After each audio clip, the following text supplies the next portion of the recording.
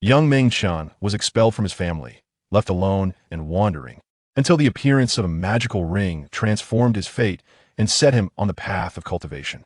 In the world of the Emperor, where strong warriors abound and summoned beasts reign supreme, strength is the only respect. Let's see how Meng Chen defies the odds to change his destiny, defeat powerful foes, trample geniuses, attract beautiful women, and laugh proudly across the vast land. Chapter 1. The Star of Misfortune in the Xuanwu Kingdom, Longtang County, at the MOC Academy. As an ancient academy with over 300 years of heritage, it has long become a place of aspiration for young spiritual martial artists, nurturing generation after generation of martial talent, much like the waves of the river pushing forward the waves ahead. At this moment, the morning sun was just rising, a ray of dawn coming from the east, illuminating the back mountain of MOC Academy.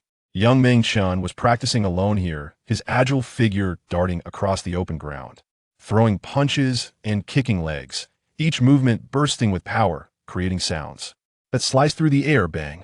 Bang! The sound was like popping beans, drops of sweat splashed down, hitting the hard ground. The young man practiced in the morning, sweat dripping onto the earth. Once, a martial poet wrote such verses, capturing this very scene. Halfway through his training, Meng Chen tilted his body, bending his right arm, elbow pointing downward, and with all his might, he slammed down heavily, his elbow striking the ground and creating a deep pit. Could it not hurt? Of course it hurt, but pain was unavoidable. The technique Meng Chen was practicing was called falling technique, and its key points were in the actions of falling and striking, which included many falling motions to temper the body, using his body to crash into the ground, into trees was trivial, crashing into stones was the real test of toughness. With each impact, not only was Meng Chen's still youthful body tempered, but so too was the mysterious energy within his dantian. This mysterious energy, indescribable, was a kind of mystical power. Spiritual martial artists must first cultivate this mysterious energy to unleash various powerful martial skills, such as splitting stones with a single hand, piercing rivers with a finger, and tearing apart tigers and leopards, all of which are within reach. MOC Academy offers various techniques for students to choose from, such as the wondrous dew gathering technique, which emphasizes drinking morning dew to refine mysterious energy. Then there's the water cloud technique, which requires soaking in water to cultivate, leaning toward a more feminine approach, making it most suitable for women. Among all the techniques, the falling technique is recognized as the hardest to practice. Out of the 300 students in Class C, only Meng Chen chose to practice the falling technique. With disadvantages come advantages. Although practicing the falling technique is grueling, the results are quite remarkable, allowing for rapid growth of mysterious energy while simultaneously tempering the body to become more robust and strong. Meng Chen desperately yearned to become stronger, which is why he chose the falling technique. As he reached the end of his practice, Meng Chen executed a leap, springing from the ground, spinning 3 times in the air, legs up, palms down, and fell towards the ground in a head-first position, slapping the ground forcefully. Boom! His palms struck the ground fiercely, leaving a handprint, and facing such a strong impact, Meng Chen stood firmly on the ground, as if rooted. The powerful shockwave surged into Meng Chen's body, crashing into a mysterious spot known as the dantian. Everyone has a dantian, but for ordinary people, it remains closed and unclear. Only spiritual martial artists can open their dantian, nurturing mysterious energy from within. A towering building rises from the ground, opening the dantian and nurturing mysterious energy is the foundation of a spiritual martial artist. Under that recent impact, Meng Chen's not-so-expansive dantian finally experienced some trivial growth. Ha! Meng Chen gasped for breath, his chest rising and falling rapidly like a blacksmith's bellows, each breath causing a sharp pain in his nostrils, as if 2 small knives were roaming inside. After a few moments, Meng Chen finally rolled over, steadied himself, and his breathing gradually calmed down. He looked at his calloused, dirty hands, squinting his eyes, revealing a look of unwillingness. I train hard every day without pause, yet it's still not enough, far from enough. Meng Chen gritted his teeth, forcing those words out. Unlike his carefree classmates, who could cultivate easily, he could not afford to be lax. He had to become strong. Only then could he change the unjust fate weighing upon him. Don't be fooled by Meng Chen being just an unknown young man. His family background is quite significant. Meng Chen is a direct descendant of the Meng family, a prestigious family in Longtang County, with a long history and deep roots. Back then, when the barbarian tribes invaded from the north, their army swept through, leaving devastation in their wake. The current head of the Meng family held a key position in the military, leading 10,000 Meng family troops to war, capturing a stronghold occupied by 30,000 barbarians with a significant disparity in forces. During the battle, an errant arrow struck the left eye of the head of the Meng family. He didn't even grunt, not even having time to pull out the arrow, and fought on with it until the last moment. That battle earned the Meng family great merit for the country, although many family members lost their lives. It also established the family's prominent status in the Xuanwu Kingdom at At, least within Longtang County. The Meng family is undoubtedly a top-tier family, with 3 imperial pardons issued by the emperor, allowing them to avoid punishment 3 times. Being born into such a large family should have been a blessing, yet fate played a cruel joke. Since Meng Chen's birth, the Meng family has faced consecutive disasters, rampant plagues, failed harvests, sudden fires, and so on, a series of misfortunes. The head of the Meng family grew suspicious and invited a fortune-teller home. It's unclear whether this fortune-teller was truly skilled or just spouting nonsense. He wandered around the family, claiming that the feng shui was fine, but the problem lay entirely with Meng Chen, saying he was a star of misfortune who would bring calamity. All those disasters occurred after Meng Chen was born, and coupled with the strange birthmark on his wrist, the family head believed the fortune-teller's words and, with a heavy heart, expelled him from the family, forbidding him from stepping foot in the family again. The year he left home, Meng Chen was only 7 years old, and since then, he has never seen his parents again. Clearly, his parents were alive, yet he couldn't even see their faces. This pain is something outsiders cannot comprehend. Countless nights, young Meng Chen would hug his pillow, imagining the blurry faces of his parents, crying alone in solitude. Would he never meet his parents again? Would he spend his life as a despised star of misfortune? Would he just accept the fate imposed upon him by others? He would not accept it. He would not accept it. He must become stronger. The cultivation levels of spiritual martial artists are divided into ranks. From low to high, they are copper, iron, steel, silver, gold, and so on. Above gold, there are even stronger existences. Meng Chen is 16 this year, having been away from home for 9 years, 3 of which were spent cultivating at immerse Academy. Despite his diligent training, his cultivation level is still low, only at the late copper level, just 1 step away from iron. Meng Chen raised his hand, looking down at the black birthmark on his right wrist, which was quite large, resembling a grinning black ghost face. He was regarded as a star of misfortune largely due to this birthmark, which seemed to give off a very ominous feeling. "It's all your fault," Meng Chen complained. If it weren't for the birthmark being located on an important bloodline, Meng Chen would have likely removed it long ago. Of all things about himself, he hated this the most. This black birthmark seemed to have a life of its own, pulsating at this moment, vibrating Meng Chen's bloodline, but the movement was slight and did not catch Meng Chen's attention. After finishing his morning training, Meng Chen walked along the mountain path toward immerse Academy. This academy is built on a mountain, with several winding paths leading up, connecting in all directions. On the way, a figure came from another mountain path and joined Meng Chen on the same road. This person was a beautiful and elegant young girl, with delicate features, clear eyes, and skin whiter than snow. Her slender eyebrows gracefully arched towards her temples. She rode a special horse under her soft hips. This horse had a body covered in emerald green fur, with its head and parts of its body adorned with shimmering green scales, and 2 sharp horns on its forehead, 1 large and 1 small. Meng Chen stopped in his tracks and focused his gaze, immediately recognizing the identity of the girl. The girl on the horse was also from the Meng family, named Meng Feishue, who had entered the immerse Academy almost at the same time as Meng Chen, and they were both students in Class C now. Although the Meng family was a prestigious family, they often sent many of their younger generation to study in external academies or the military for development, rather than training them all within the clan, and Meng Feishue was one of those sent out. Both were members of the same generation in the Meng family, but their statuses and treatment were vastly different. Meng Feishue was a key focus of the family's training, with ample resources for cultivation, and her current cultivation level had already reached the peak of the iron rank, significantly higher than Meng Chen's. And what about Meng Chen? Meng Chen was the family's outcast, ignored by the Meng family, and even if he were to die outside, no one would care, let alone provide him with resources for cultivation. Due to the lack of resources, Meng Chen's cultivation speed had been greatly slowed, and he was still stuck at the lowest copper rank. If he had sufficient resources, he wouldn't be inferior to others in cultivation. In the 3 years since they entered the academy, Meng Feishue had never looked at Meng Chen properly and had never regarded him as a distant relative of the family. Meng Chen had long since become accustomed to this cold treatment. He took a deep breath to suppress the slight displeasure in his heart. Since she didn't consider him family, he didn't need to regard her as family, either he wouldn't engage in the act of putting his warm face against the cold backside. Rather than that distant relative who looked down on him, Meng Chen was more concerned with the horse. The horse with horns was not an ordinary horse, but a battle beast. Battle beasts are a very special type of creature, which can be simply understood as beasts that transform into weapons. They have two forms, beast form and weapon form. The beast form includes shapes like rats, cows, tigers, and rabbits, while the weapon form includes shapes like swords, spears, and halberds.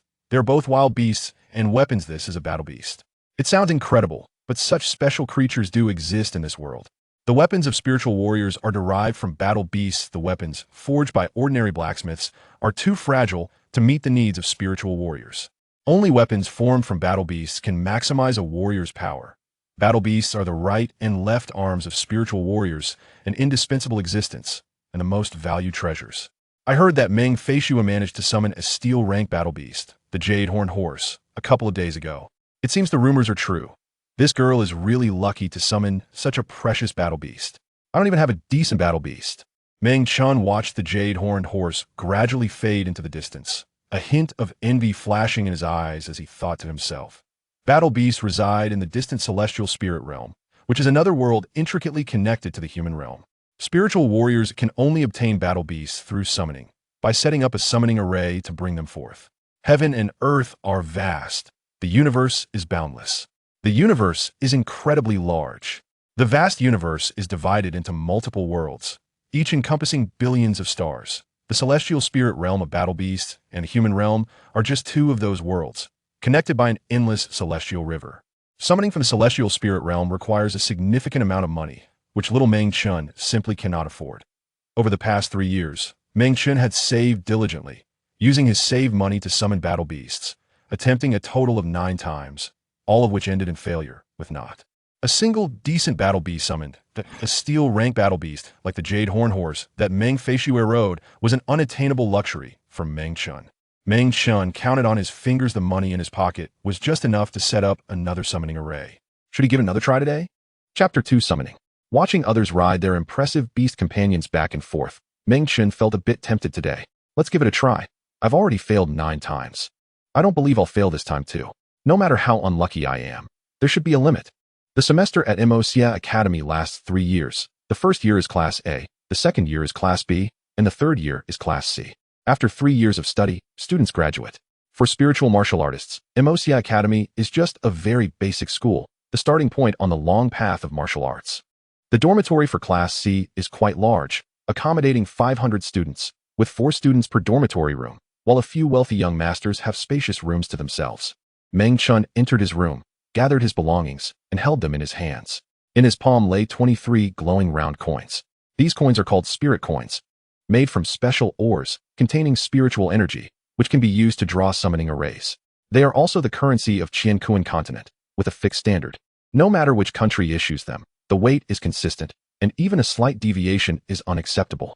These 23 spirit coins were saved by Meng Chen over 3 months of frugality, just enough to draw a summoning array. For a spiritual martial artist, beast companions are extremely important. Without them, there are no weapons, and how can one fight? Heaven help me. I must successfully summon a beast this time. Please don't let me fail again. Meng Chen gripped the precious spirit coins and silently prayed. Then, he took all his belongings and headed to the public summoning room. Summoning beast companions carries certain risks and can easily fail. To create a safe summoning environment for students, immerse Academy specially opened this public summoning room. It is concealed with a huge enhancement array that stabilizes the summoning arrays to a certain extent. Additionally, there are mentors present to assist in case of any accidents during the summoning process. Inside the public summoning room, dozens of students were gathered, some in groups, some alone. Look, this is the burrowing mouse I just summoned. I used it to transform into a dagger, one student boasted, showing off a common beast companion called a burrowing mouse. This burrowing mouse was 3 times larger than an ordinary mouse, with a sharp mouth and a body made of metal, gleaming with a silvery sheen. Beast companions are weapons in beast form. Their bodies are metallic rather than flesh and blood. Their essence of life cannot be judged by common logic. The student waved his hand, and the burrowing mouse jumped up, its body changing instantly, transforming into a dagger as if performing a magic trick. The dagger was grasped by the student, who waved it around a couple of times, leaving 2 streaks of cold light in the air, drawing cheers from others. Meng Chen looked at the dagger formed from the burrowing mouse with hidden envy. Although the burrowing mouse was merely a low-level copper beast, it made him covetous, as he did not even own a copper beast. Just like spiritual martial artists, beast companions are also ranked, with copper being the lowest, followed by iron, steel, silver, gold, and so on. The differences between each rank are vast, with a significant disparity. If Meng Chen had his own beast companion, he would be one step closer to the dream of reuniting with his family. Some students noticed Meng Chen walking in and began whispering, "Look, the stray dog kicked out by his family has come in. What does he want? Does he think he can summon a beast again? He will definitely fail again. He has summoned 9 times and failed all 9. He is a born jinx. Even heaven doesn't favor him. Stay away from him to avoid bad luck." The crowd looked at Meng Chen with disdain and distanced themselves from him. In his family, Meng Chen was treated as a jinx, and at Immerse Academy, he was equally unwelcome. He was naturally unlucky, and it could be said that misfortune clung to him. What the fortune teller said was not without basis. While others could summon beast companions successfully after 2 or 3 attempts, Meng Chen had summoned intermittently for 3 years with all 9 attempts ending in failure, not even once succeeding. This failure rate was indeed a bit strange. Meng Chen had grown up under the shadow of misfortune for 16 years. He had long since become accustomed to it, but had never submitted to it. Ignoring the hurtful words and gazes around him, Meng Chen walked straight to an empty space, bent down, took out the spirit coins, and began to draw the summoning array. Using a special triggering method, he could activate the special energy contained within the spirit coins, allowing him to communicate with the distant heavenly spirit realm where beast companions reside. The spirit coins served as ink, and Meng Chen painted in midair, drawing profound lines about an inch off the ground. Each spirit coin was consumed after drawing a few lines, gradually dimming and losing its luster. Meng Chen continuously replaced the spirit coins, and the summoning array he was creating neared completion, becoming increasingly complex and emitting dazzling white light. The surrounding students noticed Meng Chen's actions and began to gather around. Despite Meng Chen's unremarkable appearance, he was a well-known figure at Immerse Academy, infamous for his bad luck, and the story of being kicked out by his family was well known. Everyone gathered with a sense of schadenfreude. Thinking similarly, this jinx has failed 9 times. Will he succeed this time? They were filled with anticipation. Before long, a low-level copper summoning array was completed under Meng Chen's hands, consuming a full 20 spirit coins. The summoning array lit up, its brilliance surpassing 10 bright lamps, connecting with the distant heavenly spirit realm and opening an almost imperceptible passage where vague images flickered in the light, even more indistinct than a mirage. The copper summoning array was specifically for summoning copper beasts, and if lucky, one might occasionally summon a higher-level iron beast. Meng Chen knew he didn't have that luck. He would be satisfied just to summon a copper beast. He took a deep breath, suppressing his racing heartbeat, and placed his hand on a blank circular area of the summoning array, activating it. Open the universe, connect the 2 realms, countless beast companions, appear before me. Meng Chen recited the incantation, his tongue speaking like spring thunder. A beast companion was forcibly summoned, piercing through 2 worlds to this place. Its vague body outline beginning to appear. The white light gradually faded, and the outline of the beast became clearer. Copper, copper, copper. Meng Chen stared at the figure in the white light, filled with anticipation, yet also anxiety. While others could casually summon copper beasts, for Meng Chen, it had become a longed-for luxury. As the white light dissipated, the beast companion appeared before Meng Chen and the others. It was a half-meter-long worm, slimy all over, secreting mucus, resembling a shell-less snail. Upon seeing the appearance of this beast companion, Meng Chen's head buzzed, nearly causing him to faint. Failed again. This beast companion was called a slug, incredibly weak, not even qualifying as a copper beast, unable to transform into any weapon, belonging to the bottom tier of beast companions. Summoning a slug was akin to summoning a piece of trash, utterly useless. Meng Chen's 20 spirit coins were wasted, and all his expectations turned to nothing. Fate can be so cruel sometimes. Failing time and again, why does heaven treat me this way? Is it fun to torment me like this? Meng Chen gritted his teeth. Harboring endless resentment, clenched his fists, and slammed them hard on the ground, producing a loud thud. At this moment, Meng Chen was already quite pitiful, but the people around him had to add salt to his wounds. As they witnessed Meng Chen's 10th failure, waves of laughter erupted around him. Meng Chen did not disappoint expectations, setting a new record for his bad luck, once again becoming the laughingstock in everyone's eyes. Haha, just as I expected. This kid has failed again. A jinx is a jinx. Whatever he does will end in failure, and he will never have a day of success. He has summoned a slug again. He's really unlucky. I estimate he can only summon slugs in his lifetime, so he might as well marry one as a wife. They seem quite compatible. Everyone in the crowd is laughing. Even the two mentors stationed here are amused, except for Meng Chen, whose face is serious, as if buried under a dark cloud, utterly gloomy. Mockery, laughter, still more mockery, as if it will never stop. Meng Chen's pain has become the source of happiness for this group of people. The laughter feels like countless knives, even more hurtful than knives. Are you done laughing? Meng Chen suddenly turned his head, his expression extremely stern, and coldly questioned the crowd. The laughter paused, settling down. And only then did everyone realize that Meng Chen was angry. But what can anger do? A jinx who has been cast out by his family. A loser who can't even summon a copper-level beast. A mere copper-level spirit warrior. What is there to fear? What? Do you control the heavens and the earth? And also control whether others laugh or not. A young man in brocade clothes sneered and stepped forward, radiating an imposing aura. This young man, named Chu Kuang, is Meng Chen's classmate. They are in the same class. The difference is that Chu Kuang has good luck and summoned a copper-level beast, the Howling Moon Dog, a year ago, which he transformed into a handy spear. Chu Kuang is from a prominent family, backed by the Chu family. If there is any family in Longtang County that can rival the Meng family, the Chu family is definitely one of them. During the anti-barbarian war years ago, both the Chu and Meng families participated, and there were some unpleasant disputes over military merit distribution. Later, when it came time to reward and allocate territory based on achievements, both sides coveted the same piece of land, but it was ultimately given to the Meng family. The conflict between the two families intensified and has not been resolved to this day, even escalating further. In this context, the descendants of the Chu family naturally look down on the descendants of the Meng family. Chu Kuang often finds trouble with Meng Chen. Meng Chen, you jinx, are a joke in yourself. It's only right for us to laugh at you. What use are you staying in the immerse academy besides being a laughingstock? Let me tell you, I'm going to laugh at you today, and I will continue to laugh at you in the future. What can you do about it? Chu Kuang looked at Meng Chen coldly, adopting an arrogant posture, extending his thumb backward and shaking it 3 times toward the ground. Meng Chen was furious, his eyes seeming to spit fire as he gritted his teeth and said, "Today, I'm going to fight you. If you want to laugh at me, then I'll tear your filthy mouth apart.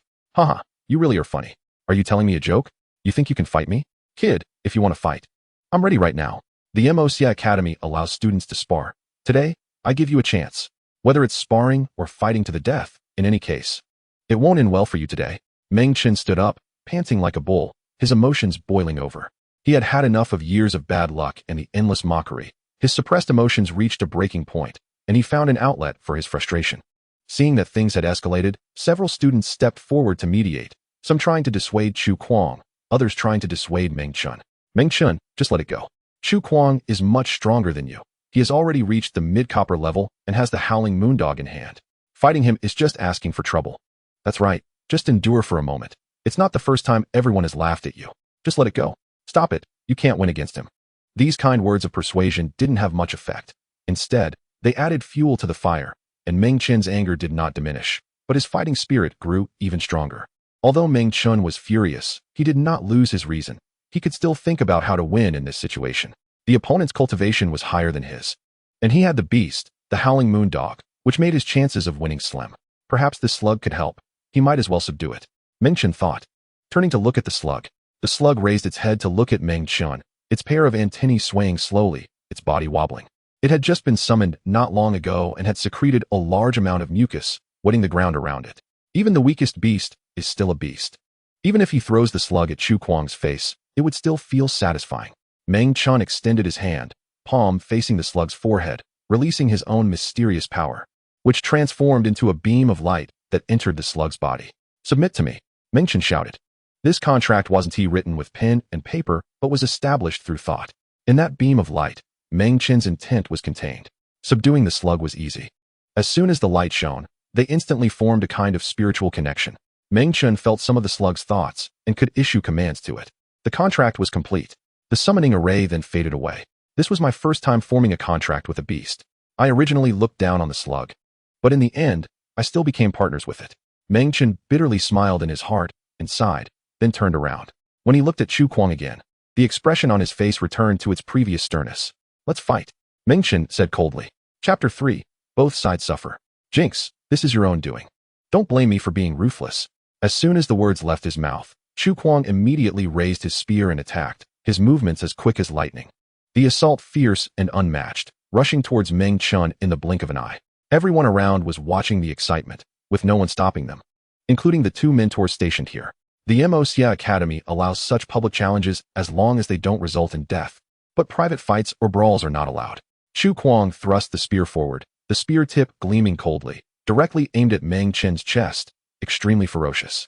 Meng Chen was not defenseless either, his eyes widened like those of a hawk, shining with intensity, and at the critical moment, he dodged this thrust. After the first thrust, a more violent assault followed, with Chu Kuang repeatedly pulling back and thrusting, and although the movements were simple, the angles were extremely precise, targeting the enemy's vital points with every strike. As the saying goes, a stick sweeps a wide area, a spear pierces a straight line. A skilled spearman can keep the enemy locked in that line. Chu Kuang's spear technique was extraordinary, and with the iron-level beast in hand, it was like adding wings to a tiger. Let me show you the power of the Howling Moon Spear. Chu Kuang shouted, thrusting his spear again. This spear was transformed from the Howling Moon Dog, entirely silver gray, shining with a metallic luster, retaining the characteristics of the Howling Moon Dog at the front end. With the dog head tightly biting the spear tip shot up into the air, utilizing the Howling Moon Dog's special ability, and the dog's mouth erupted with a deafening howl. This sound was not ordinary. It had a heart-damaging effect, and being close would instill fear. Meng Chen trembled at the roar, instinctively taking a step back. Chu Kuang seized the opportunity, running a few steps forward, thrusting the spear. The sharp tip piercing through the air, creating a visible, powerful airflow, the attack stronger than any previous thrust. Meng Chen's strength was ultimately weaker than Chu Kuang's. He couldn't dodge this thrust, and was hit squarely, hearing a puff as the spear tip pierced his shoulder, blood immediately gushing out. Logically, this should have determined the victor. But Meng Chen did not concede. Instead, he ignited a primal bloodlust that every man possesses. Gritting his teeth, Meng Chen reached out with his uninjured arm, grabbing the Howling Moon Spear that was embedded in his left shoulder with all his might. Chu Kuang suddenly increased his strength, pushing the Xiaoya spear forward, driving the spear tip deeper into Meng Chen's flesh, inflicting even more severe wounds. Meng Chen's face turned pale from the pain, yet he still refused to let go. Firmly gripping the spear in his hand, he suddenly exerted force with his feet and kicked hard at something. This object resembled a rubber ball, flying towards Chu Kuang on the opposite side. Chu Kuang's Xiaoya spear was restrained, unable to dodge, and was hit squarely in the face by this object. Chu Kuang let out a startled cry. He didn't feel much pain, just a sticky and cold sensation. He looked down at the thing that had smashed into his face and discovered it was the slug that Meng Chen had just summoned. The slug was covered in slime, and the feeling of being hit by it was unimaginable. Chu Kuang's face was covered in slime, looking utterly disheveled, which drew loud laughter from those around them. With a command, the Xiaoya dog underwent a transformation, changing from weapon form to beast form. The slender spear quickly shortened, detaching from Meng Chen's shoulder, and transformed into a large dog over a meter long, looking much fiercer than an ordinary dog, its body made of metal rather than flesh. The soldier beast had two uses, one as a weapon and the other for independent combat, each with its own merits. Roar. The Xiaoya dog let out a deterrent roar and pounced towards the injured Meng Chen. If the fight continued, it could very well result in a fatality. Meng Chen had no decent soldier beast and was no match for Chu Kuang. In a life-and-death struggle, he would only be waiting for death. Just at that critical moment, a figure descended from the sky, slamming down on the Xiaoya dog and knocking it to the ground. That's enough. Both of you stop. Sparring is about restraint, not life and death. Meng Chen was injured, and Chu Kuang had been hit in the face. Both had suffered losses. The mentor took the two of them to the Academy's medical clinic, where the doctors treated their wounds and cleaned off the slug slime. In front of the mentor, the two dared not act out, but their gazes were still filled with hostility towards each other. As they were leaving the clinic, Chu Kuang whispered in Meng Chen's ear, "Kid, this isn't over." That evening, on the back mountain of immerse Academy, the terrain was complex and steep, with towering mountains creating a natural maze, hiding many dangers in the vast wilderness. The twilight dyed the sky red. The setting sun looked like blood. Meng Chen walked alone along the path, his injured left arm hanging limp. Even with special medicine, the wound would take days to heal. Fortunately, he was a bronze-level spirit warrior with a strong physique. An ordinary person would have their shoulder completely ruined from that blow. He felt somewhat disheartened, not because he lost to Chu Kuang, but because he felt defeated by fate. After 10 consecutive failed summons, it could only be said that heaven was deliberately toying with him. The odds of that were even lower than summoning a high-level soldier beast. Without a soldier beast and insufficient cultivation, when would he become stronger? Dad, Mom, I miss you so much, but I'm too weak. I don't know when I will see you again. 5 years, 10 years, or even longer. Meng Chen murmured to himself, his heart aching like a knife. After about 10 minutes, Meng Chen arrived at a secluded forest and sat alone on a large rock, gazing at the distant sunset. The slug lay beside him, a soft, squishy lump, its appearance truly unremarkable. This place was Meng Chen's secret base. Every time he felt down, he would come here to unwind, for here was his only friend. Even though he had never seen this friend's face. Hey, are you there? Meng Chen shouted into the vast wilderness. Soon, a woman's voice floated from the mountains. Melodious and pleasant, like wind chimes. I'm here, what's up? Nothing much, just wanted to chat with you. Have you encountered troubles at the academy again? Feel free to share anything that makes you unhappy. I love hearing your unfortunate stories. I just failed my 10th soldier beast summoning today, and I ended up summoning a useless slug. Meng Chen recounted his experiences to the unseen friend. Haha, you summoned a slug again. The mysterious friend laughed a few times after hearing this, but didn't mock Meng Chen, which was better than what his classmates would do. Meng Chen asked who the girl was, but she refused to answer. From then on, she became Meng Chen's only confidant. He often came here to chat with her, sometimes encountering her, sometimes not. The number of words Meng Chen had exchanged with this girl far exceeded what he had said to his entire class combined. Who she was, what she looked like, or her name, Meng Chen had no idea. Sometimes he even doubted if this woman truly existed or if she was a figment of his imagination. If that were the case, he would have to see a doctor. You finally did something I find satisfying today. Smearing that kid's face with a slug is just right. You should not only smear his face, but also others. Whoever laughs at you, smear their face too. That's what a real man does, the mysterious girl teased. Real man, my foot. If I really did that, I'd be expelled, Meng Chen scoffed. What are you afraid of? You're not cut out to be a spirit warrior anyway. If you get expelled, it's just a relief from that humiliation.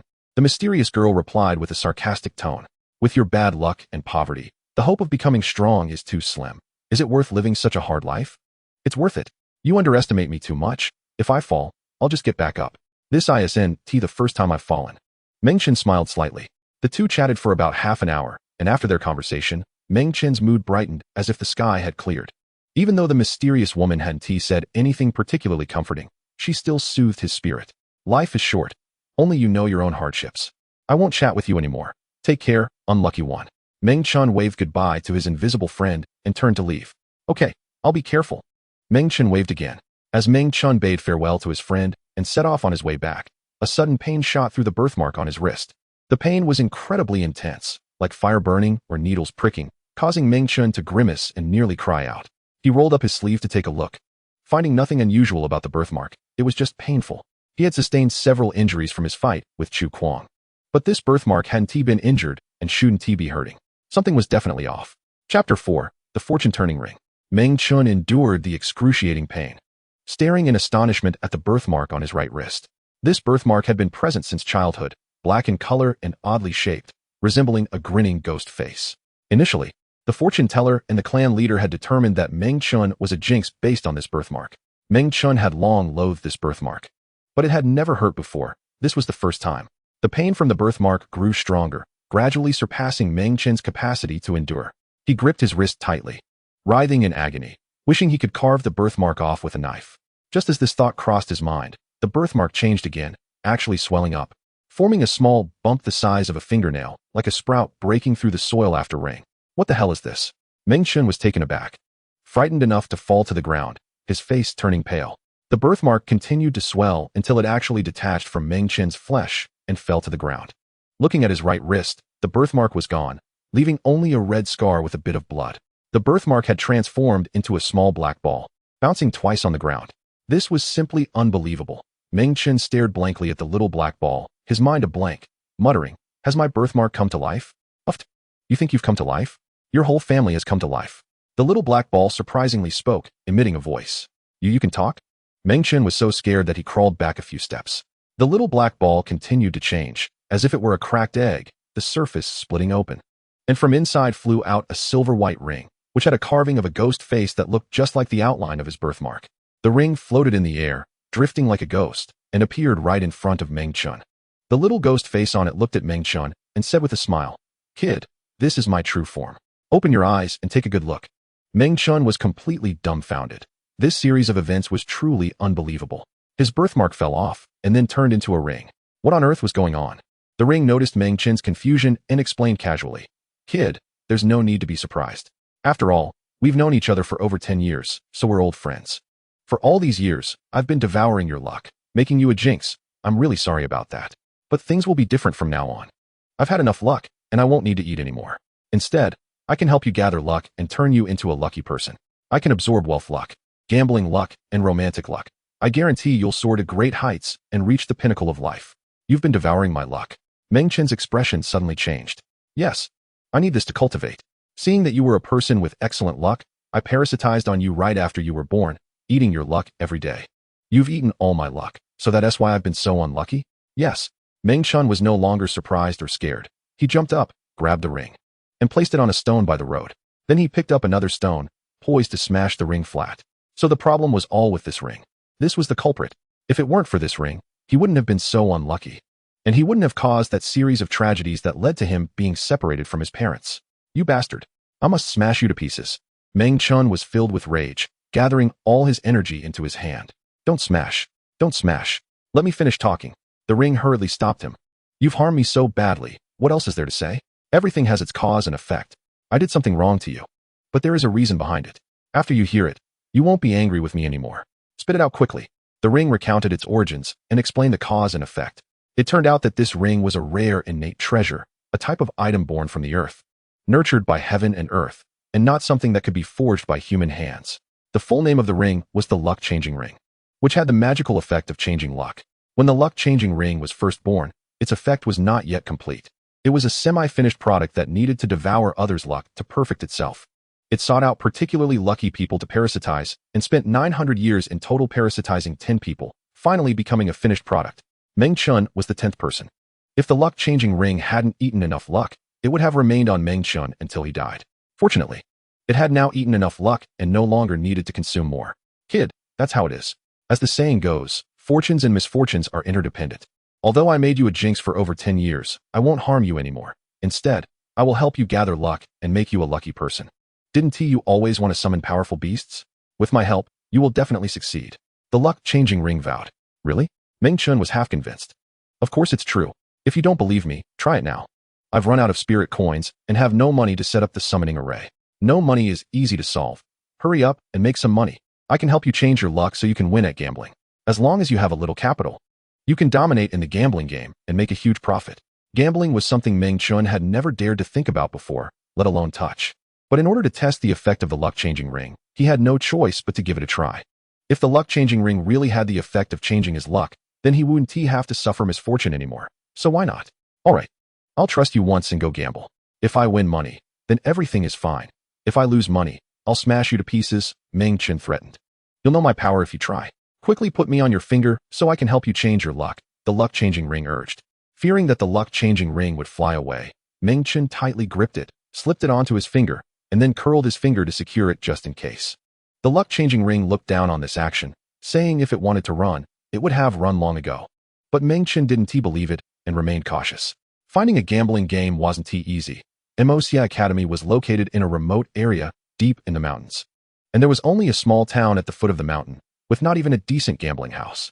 To find a gambling game, he could only go inside Immerse Academy. On the way, the luck-changing ring was not idle.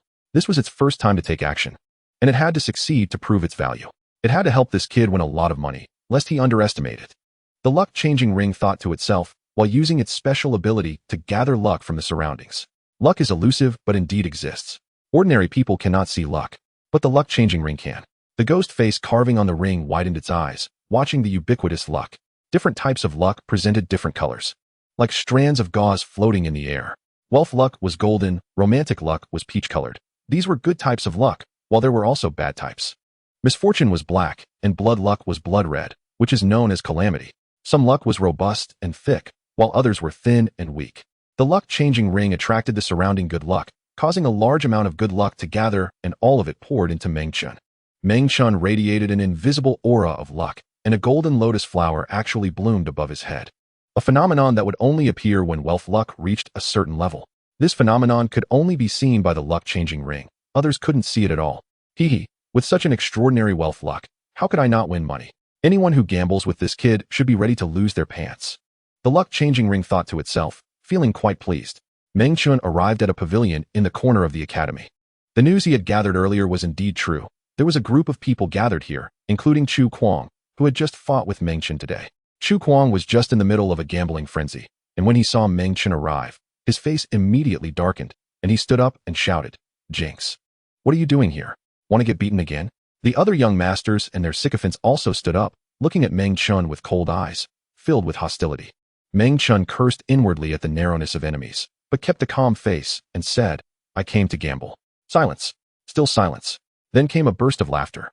Even Chu Kuang laughed out loud. "Jinx, did I knock your brain out during the day? You dare to come and gamble? Do you want to be a money-dispensing child? How much money can you possibly have to lose to us? Less nonsense. I just want to know if you dare to gamble with me. If you don't dare, then forget it. I'll just turn around and leave." Meng Chen deliberately provoked him. "Don't talk nonsense. Why would I be afraid to gamble with a jinx like you? Come on, just the two of us. I'm going to make you lose your pants tonight. Let us gamble then. Who's afraid of who?" Meng Chen steeled himself, took a deep breath, and walked into the pavilion. People moved aside, and someone even offered him a stone chair. He had never gambled before, so he didn't know the complex rules and could only bet on the simplest dice game. Betting big or small was the simplest. If the total was below 10, it was small. If above 10, it was big. If 3 of the same points appeared, the banker wins everything. Chu Kuang coldly stared at Meng Chen, grabbed a large bowl, shook the 3 dice inside until they clattered, then turned it over on the table and asked, "Bet big or small?" Meng Chen touched the fortune ring on his hand, took out 3 spirit coins, and slapped them on the table, saying, "Bet big." Is this little amount of money meant to send off a beggar? Just testing the waters for the first round. Humph. Stop flattering yourself. I can see you barely have this much money, right? Even a little money is still money. Don't be so long-winded. Fine. I'll make an exception and let you gamble this one time. 3 spirit coins it is. I'm opening the bowl now to see if it's big or small. Chu Kuang lifted the bowl, and everyone's eyes immediately focused on the inside. There lay 3 dice. 4, 4, 6, 14 points big. Chapter 5, Lucky Gambling. A dozen pairs of eyes stared at the 3 dice in the big bowl, all wide-eyed, unable to believe what they were seeing. Did that unlucky guy who gets stuck even drinking water actually bet right? This is truly unprecedented. Chu Kuang's smile froze, revealing an extremely unnatural expression. He curled his lips and said, "Win small, lose big. Let you take a small advantage. Here are 3 spirit coins. Consider it a reward." The 3 shiny round spirit coins were tossed onto the table, presenting a completely patronizing attitude. Meng Chen's eyes lit up at the sight of money, feeling overjoyed. Could it be that the fortune ring really brings good luck? If that is the case, then it's incredible. Drawing a copper-level summoning array requires at least 20 spirit coins, and 6 spirit coins are barely enough. He must continue gambling. Meng Chen ignored Chu Kuang's annoying attitude, pocketed the 3 spirit coins, and left 3 more on the table, saying, "Let us bet 3 spirit coins again." You shake the dice. 3 coins are too few. At least 5. I don't have time to keep gambling with you over 3 coins, Chu Kuang said. Meng Chen hesitated for a moment before finally deciding to go all in and put 2 more spirit coins on the table.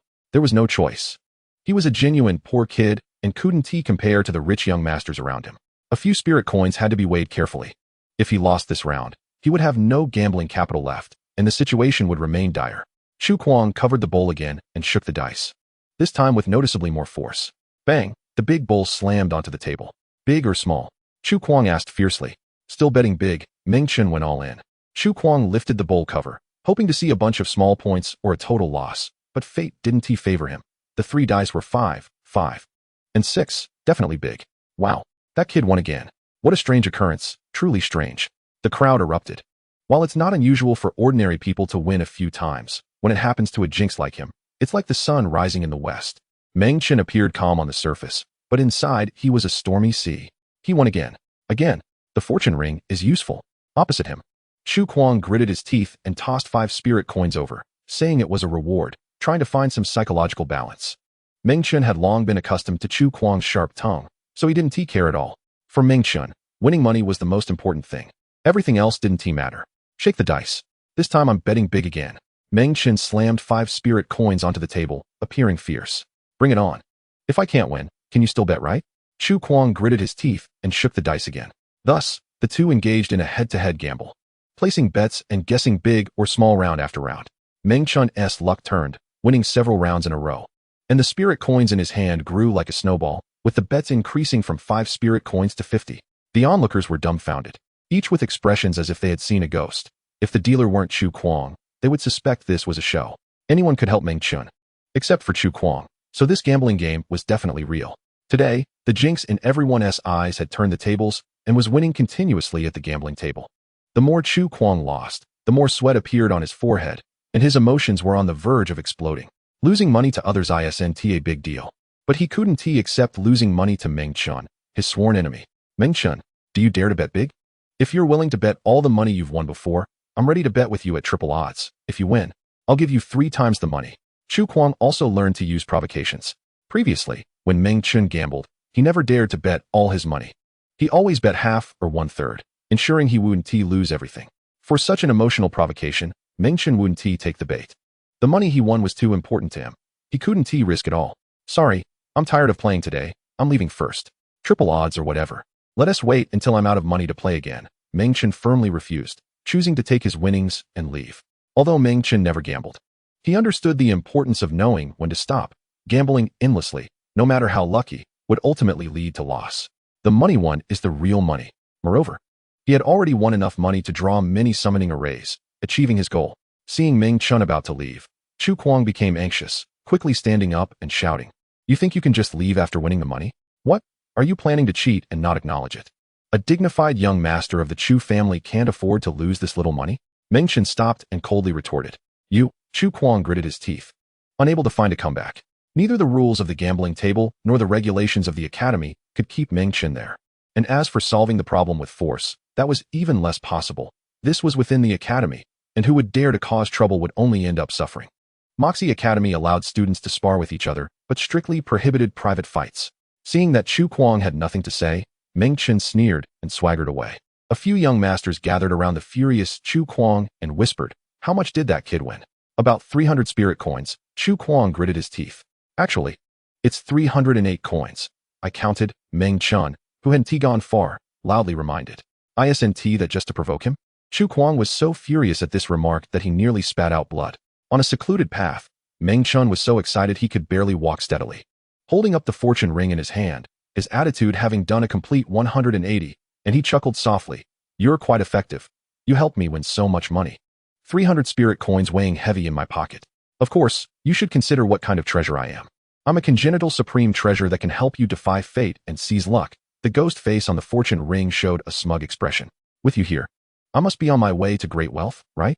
"Absolutely. Haha, that's great. I'll go gamble every day from now on. I can make your luck turn and increase your chances of winning, but I can't guarantee you'll win every day. Luck is still just luck and doesn't determine everything. If you lose one time, don't blame me. No problem, I'm not greedy. I don't expect to win every time. Just 9 wins out of 10 will do." Meng Chen chuckled. 9 wins out of 10 isn't greedy? The fortune ring rolled its eyes. In reality, Meng Chen was just saying it casually and wouldn't really become a gambler. That was not his dream. His dream was to become a powerful spirit warrior. This gambling was merely to gather enough money to draw the summoning array. Over 300 spirit coins were enough to draw several summoning arrays. Thinking of this, Meng Chen felt elated. In the past, he often had to scrimp and save for 2 months to gather enough money for a single summoning array, and every time he had saved enough, he would summon once, never having indulged in continuous summoning like others. This time, he could finally indulge a bit, summoning soldier beasts continuously. If he failed once, he would just try again. Just thinking about it made him incredibly excited. Summon a beast. It's best to go to the public summoning room at the Moi Academy. Meng Chen had summoned beasts there for the previous 10 times, but this time he didn't want to go back. What if he summoned a slug again and became the target of everyone's ridicule? That feeling was truly bitter. Even with the luck ring, he still lacked confidence in this aspect. He had been unlucky for too long.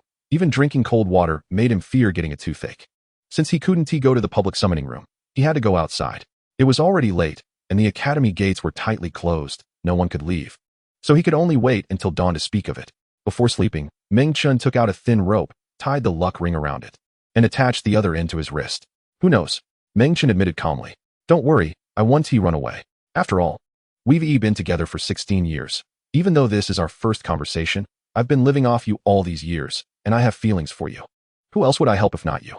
Am I supposed to help those strangers? As the old saying goes, the fat water doesn't flow to outsiders' fields. This fat water must flow to you. Go away, that sounds disgusting. What do you mean the fat water must stay with me?" Today, Meng Chen experienced a huge transformation in his life. He was exceptionally excited and couldn't sleep, tossing and turning in bed like a pancake. Every now and then, he reached out to touch the luck ring. With this treasure, there was hope for becoming stronger. Perhaps he would see his parents soon. After waiting until dawn, Meng Chen rushed out of the Moi Academy with a freshly steamed bun in his mouth, heading straight to the back mountain, choosing a quiet and deserted spot. Meng Chen took out the spirit coins from his pocket, held them tightly in his hand, and used them as a brush to draw the summoning array in midair. His movements remarkably skillful, flowing like water. He had put in a lot of effort in drawing the summoning array, and with just one attempt, he successfully completed the entire array. Kid, luck comes in different grades. Different things require different luck. Last night when you were gambling, I helped you gather wealth and gambling luck. Now the situation is different. You want to summon a beast. To ensure your success, I've gathered a lot of good luck for you. Luck is the key to determining whether the summoning is successful or not. The luck ring chattered on. There are so many intricacies to luck. Meng Chen thought this aspect was quite magical. Of course, luck is not an ordinary thing. There is a lot of knowledge behind it. Luck is not only divided into many types, but also into many levels. First grade luck is rare, ordinary. Second grade luck can produce auspicious light and help people succeed. Third grade luck can transform into auspicious lotus flowers, making wishes come true. Luck above the fourth level is even more powerful, hard to describe. What grade of luck did you help me gather? Fourth grade or fifth grade? Fourth grade? Fifth grade? You make it sound so easy. The luck ring rolled its eyes. That level of luck is comparable to royal fortune, even capable of determining the rise and fall of a nation. It's not that easy to gather. With my current ability, I can only help you gather up to third grade luck. Higher level luck can only be gathered after I become stronger. Haven't you already become a perfect treasure? Why can you still get stronger? Don't tell me you still want to keep consuming the luck on me, Meng Chen asked warily. Our innate spiritual treasures need to cultivate to become stronger, just like you spirit warriors. I'm much stronger than I was at the beginning, but I can continue to grow. However, don't worry. I won't need to consume your luck anymore. I can directly absorb the luck scattered around to cultivate, which has nothing to do with you. Hearing this, Meng Chen finally felt relieved, hoping that this small ring wouldn't lie. Meng Chen shifted his focus to the summoning. With the added luck, he should be able to succeed. He pressed his hand on the blank circle of the summoning array, officially proceeding with the summoning and reciting the summoning incantation. Open up the universe, connect the two realms, countless beasts appear before me. Buzz, bright white light surged, connecting to the celestial spirit realm, and an unknown beast was about to descend into the world. There are many types of beasts. There are thousands of known copper-level beasts, not to mention the newly discovered species. For a spirit warrior, the moment of summoning a beast is the most exciting moment. All the luck is at stake. God bless. I must summon a copper-level beast, and it better not be a slug again. Meng Chen prayed. The luck ring, firmly bound to his finger, scoffed and muttered, You don't need Goddess blessing. Having me to bless you is enough. A beast's silhouette emerged from the white light, rising up and towering over Meng Chen. With such a large size, it definitely couldn't be a slug. Chapter 6, Steel Level Descends. Seeing the enormous size of the beast, Meng Chen's heart raced, and he instantly stopped breathing. It's out. It's out. Finally, a beast that isn't a slug. So happy. For Meng Chen, as long as it wasn't a slug, summoning any copper-level beast was a huge joy, making him grin from ear to ear. As the white light faded, the beast standing in the summoning array finally revealed itself. It turned out to be a copper-level beast called the giant monkey. The giant monkey stood 2 meters tall, very muscular, with skin shining in an orange-red metallic luster. And even its tufts of hair were metallic. Its appearance was much fiercer than an ordinary monkey, with a pair of tusks extending from its upper lip, curved menacingly. It's the giant monkey. Meng Chen recognized it at a glance, overjoyed. The giant monkey is considered quite ordinary among copper-level beasts, but for Meng Chen, it was still a rare and precious find. After waiting for so long, he finally got a decent beast. Meng Chen was filled with joy, his emotions at their peak, and he quickly grabbed the slug he had next to him, hastily dissolving the contract with it. Copper-level spirit warriors can only have one beast to replace the existing beast. They must dissolve the contract. Regardless, this slug had fought alongside Meng Chen, so he was still quite grateful to it. Out with the old, in with the new. Submit to me. Meng Chen's hand pressed against the giant monkey, successfully becoming its master. Roar. The giant monkey waved its arms, pounding its chest to show its strength to its new master, making its hard chest thump loudly, producing metallic clashing sounds. Haha, great. I finally have my own beast. Meng Chen expressed his joy, hugging the giant monkey and bouncing around. The luck ring couldn't watch anymore and poured cold water on him. Look at you. Summoning a piece of scrap metal makes you this happy. You're about to burst with joy. The giant monkey is at the bottom of the copper-level beasts and isn't much stronger than your previous slug. It's just 50 steps laughing at 100 steps. As long as it can transform into a weapon, I'm satisfied. Uft. The more you say, the more useless it sounds. What is the use of such a lousy copper-level beast? The weapon it becomes is junk. Didn't you want to defeat Chu Kuang? You think you can do that with this scrap metal? If you want to beat Chu Kuang, you need to aim higher and summon a more powerful beast. The luck ring bombarded Meng Chen with a barrage of criticism, belittling the giant monkey. All right, I'll listen to you. I'll summon a few more beasts. After all, I still have over 200 spirit coins. Meng Chen nodded, deciding to splurge and try the legendary continuous summoning. He gave an order to the giant monkey, telling it to temporarily stay aside. If he summoned a better beast, he would replace the giant monkey. If he didn't have that luck, he would have to make do. One more lucky hand. Meng Chen spat into his palm, held a spirit coin, and drew the second summoning array. Meng Chen quickly finished drawing, placing his hand on it to activate the summoning effect. A flash of white light appeared, and another beast emerged in the formation. Not a slime worm, nor a giant monkey, but a soldier beast called the Blade Weasel. The Blade Weasel resembled a mongoose, with claws as sharp as knives, and its nails were like small blades. Being a copper-level beast, it was slightly stronger than the giant monkey and excelled in sharpness, with its transformed weapon being even more lethal. Haha, another copper-level beast. Not a slime worm. Not a slime worm, Meng Chen shouted, feeling very happy as long as the summoned creature was not a slime worm. Still useless, though. Let's continue summoning.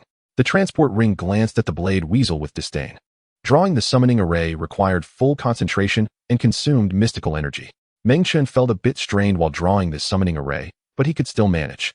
This time, he summoned a four-clawed fish, a large fish with 4 claws that could run swiftly on land, with a rarity level similar to that of the Blade Weasel. This was the 3rd time, and he still hadn't summoned a stronger beast. I guess I'll use this Blade Weasel. I'm already tired. And each summoning costs quite a bit of spirit coins, Meng Chen discussed with the transport ring. Kid, if you trust me, try one more time. I just exerted some effort to help you absorb a lot of luck, and now your luck is at its peak. You will surely summon a powerful beast. Luck fluctuates, and I can't help you gather so much good fortune every time, the transport ring insisted. All right, since you say so, I'll give it one last shot. With the remaining mystical energy I have, summoning again shouldn't be a problem. Meng Chen agreed, gritted his teeth, and gathered his spirits to draw another summoning array. This time, it truly exhausted him, draining all the mystical energy in his body. The summoning array lit up, and the 4th soldier beast he summoned today appeared. This creature was indeed quite large, even bigger than the giant monkey from before. As the white light faded, it revealed its true form, a wolf.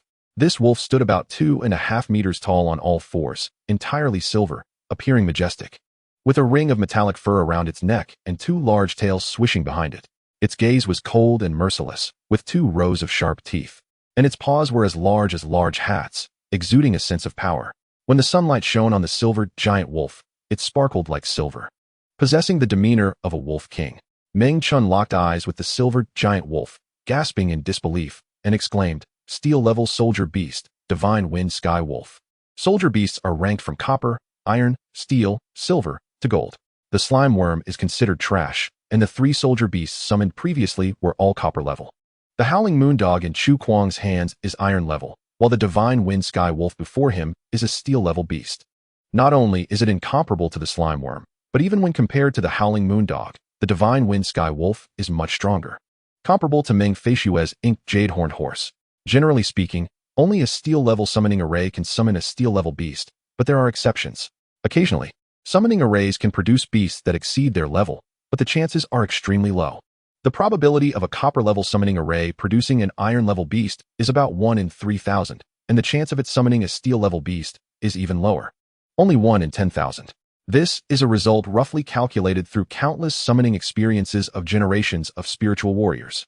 In short, only extraordinary luck can summon a beast that exceeds 2 levels. I actually summoned a steel-level beast. This can't be a dream, right? Meng Chen murmured, overwhelmed by happiness that came too suddenly and intensely, leaving him completely dazed. With a sudden realization, Meng Chen's body jolted, much like a little colt that had been whipped. He quickly dismissed the Blade Weasel to make room, and then placed his hand on the divine wind sky wolf's head. A chilling sensation and a heart-pounding aura of slaughter surged towards him, causing Meng Chen to shiver. Previously, forming a contract with copper-level beasts went smoothly. But when trying to form a contract with the divine wind sky wolf, he encountered some trouble. Meng Chen's mystical energy and intent reached out, but he couldn't subdue the divine wind sky wolf. The divine wind sky wolf displayed a look of disdain, seemingly unimpressed with this weak summoner. Resisting the bonds of the contract, Meng Chen became anxious. If he couldn't subdue the divine wind sky wolf, it would all be for nothing. Moreover, he had already dismissed the Blade Weasel, which would leave him with nothing. That wouldn't do. You're right. I am still weak and unworthy of such a great beast. But I will become very strong in the future. I will become your best master, leading you to fight bloody battles against enemies, never retreating, never bowing down. Promise me. Become my soldier beast. Meng Chen unleashed a strong will, squeezing out the last bit of his mystical energy to try to subdue the divine wind sky wolf. The divine wind sky wolf sensed the tremendous fighting spirit of this human before it, and its expression showed slight changes, reducing its resistance a little. Seizing the opportunity, the contract formed an invisible bond between Meng Chen and the divine wind sky wolf. It worked. Haha, I actually have a steel-level soldier beast. This is so exhilarating. It feels like a dream. Meng Chen was overjoyed, throwing his arms around the divine wind sky wolf's neck, nearly getting injured by its sharp metallic fur. But he didn't care. If the joy of summoning the giant monkey was rated as 1, then his current joy was 10, a complete tenfold increase. The divine wind sky wolf wasn't fond of such affectionate gestures, but it couldn't go against its master's wishes, so it could only stand there obediently, wearing a look of disdain. The connection between the human and the beast allowed Meng Chen to receive the 2 exclusive talent skills of the divine wind sky wolf in his mind. Much like a new recruit introducing themselves to their superior, these 2 skills were both powerful. Chapter 7. Shaping. One skill was called Wolf King Summon, and the other was called Divine Wind Howl. Wolf King Summon emits a wolf howl to summon surrounding wolf-type creatures, which will look up to the divine wind sky wolf and obey its commands. Shape limitation must be in beast form. Usage limit, a maximum of 2 times a day. Divine Wind Howl, the strongest attack of the divine wind sky wolf, capable of generating an astonishing wind with various transformations, creating a storm that can sweep people away or forming wind blades that can injure. Shape limitation, none, can be used in any form. Usage limit, a maximum of 2 times a day. This information rushed into Meng Chen's mind, and he was very excited and satisfied. Chu Kuang's Howling Moon Dog only had 1 skill, and its effectiveness was quite average, merely used to scare people. The Divine Wind Sky Wolf had 2 skills, and their effects were many times stronger than the Howling Moon Dog, especially the second skill, Divine Wind Howl, which was clearly a powerful combat skill. No wonder it's a steel-level beast. It's impressive, Meng Chen exclaimed. The transport ring couldn't sense the divine wind sky wolf's thoughts, but already knew everything about it. It said, it is the king of wolves, able to summon wolf packs and command them. This skill is quite average because its limitations are too great. If there are no wolf packs nearby, calling for them is pointless, and you can't exactly keep a large pack of wolves by your side. What about the other skill? Divine Wind Howl. Divine Wind Howl is much more practical and powerful. Even though it can only be used twice a day, it can be extremely helpful in critical moments. This skill is potent and versatile, applicable to any weapon. From your tone, you seem to know quite a bit. Of course, the transport ring said proudly. You should consider my age. Over 900 years have passed since my birth, and I've had 10 hosts, witnessing the ups and downs they experienced. Among these hosts, the vast majority were spiritual warriors. By residing in them, I naturally learned a lot about spiritual warriors, knowing more than you, a young novice. Anyone who becomes your host ends up being a jinx. Even if those people are spiritual warriors, they find it hard to achieve great success, right? Meng Chen couldn't help but doubt. Bad luck is still bad luck. After all, the time is there.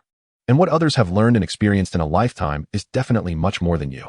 Take my third host, for example. His name is Feng Ao. Because he was parasitized by me, his luck was particularly bad, and he often encountered misfortunes. However, he had great talent and practiced diligently.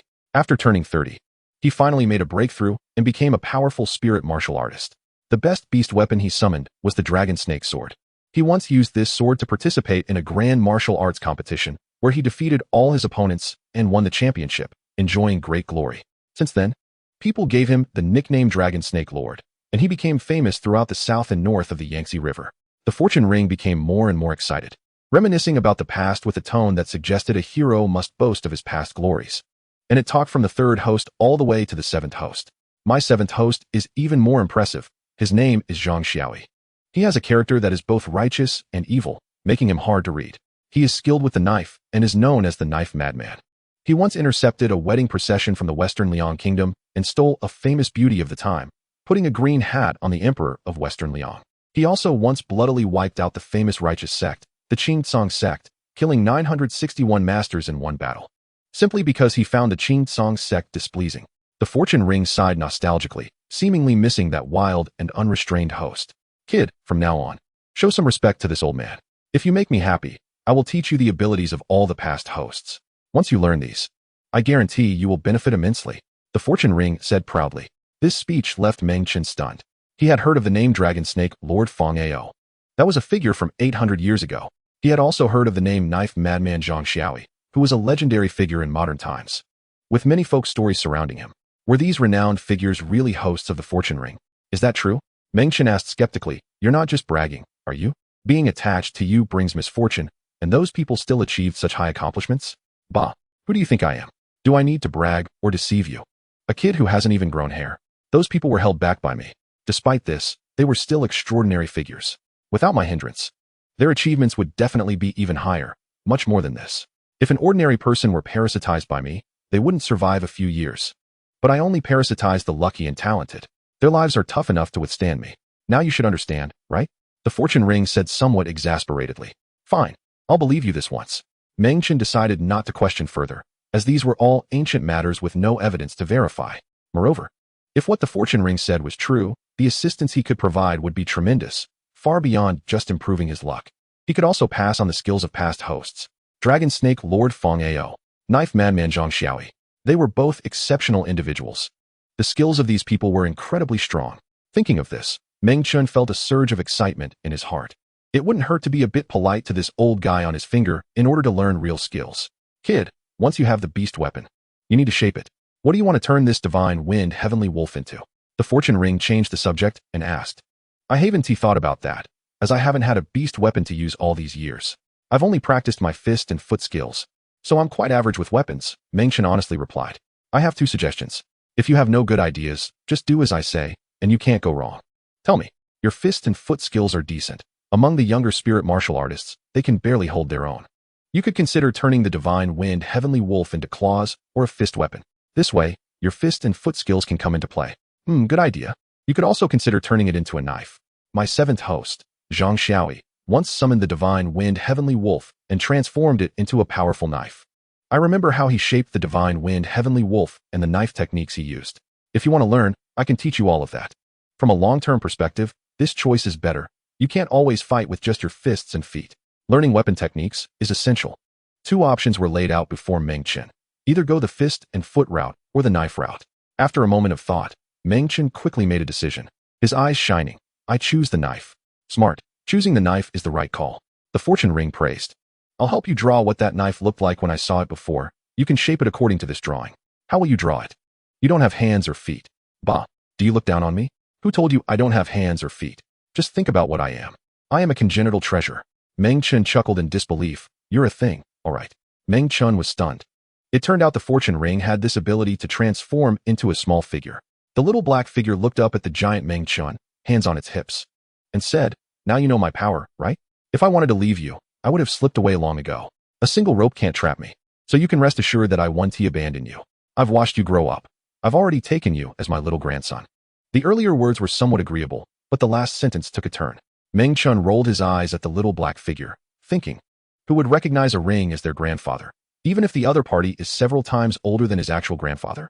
The little black figure searched around, picked up a twig, and began to draw on the ground, outlining the shape of a knife while explaining its structure. As a spirit martial artist, one must master 4 major aspects: summoning beast weapons, nurturing beast weapons, cultivating profound energy, and learning martial techniques. Shaping the beast weapon is considered the first step in nurturing it. A journey of 1,000 miles begins with a single step. This is a significant study.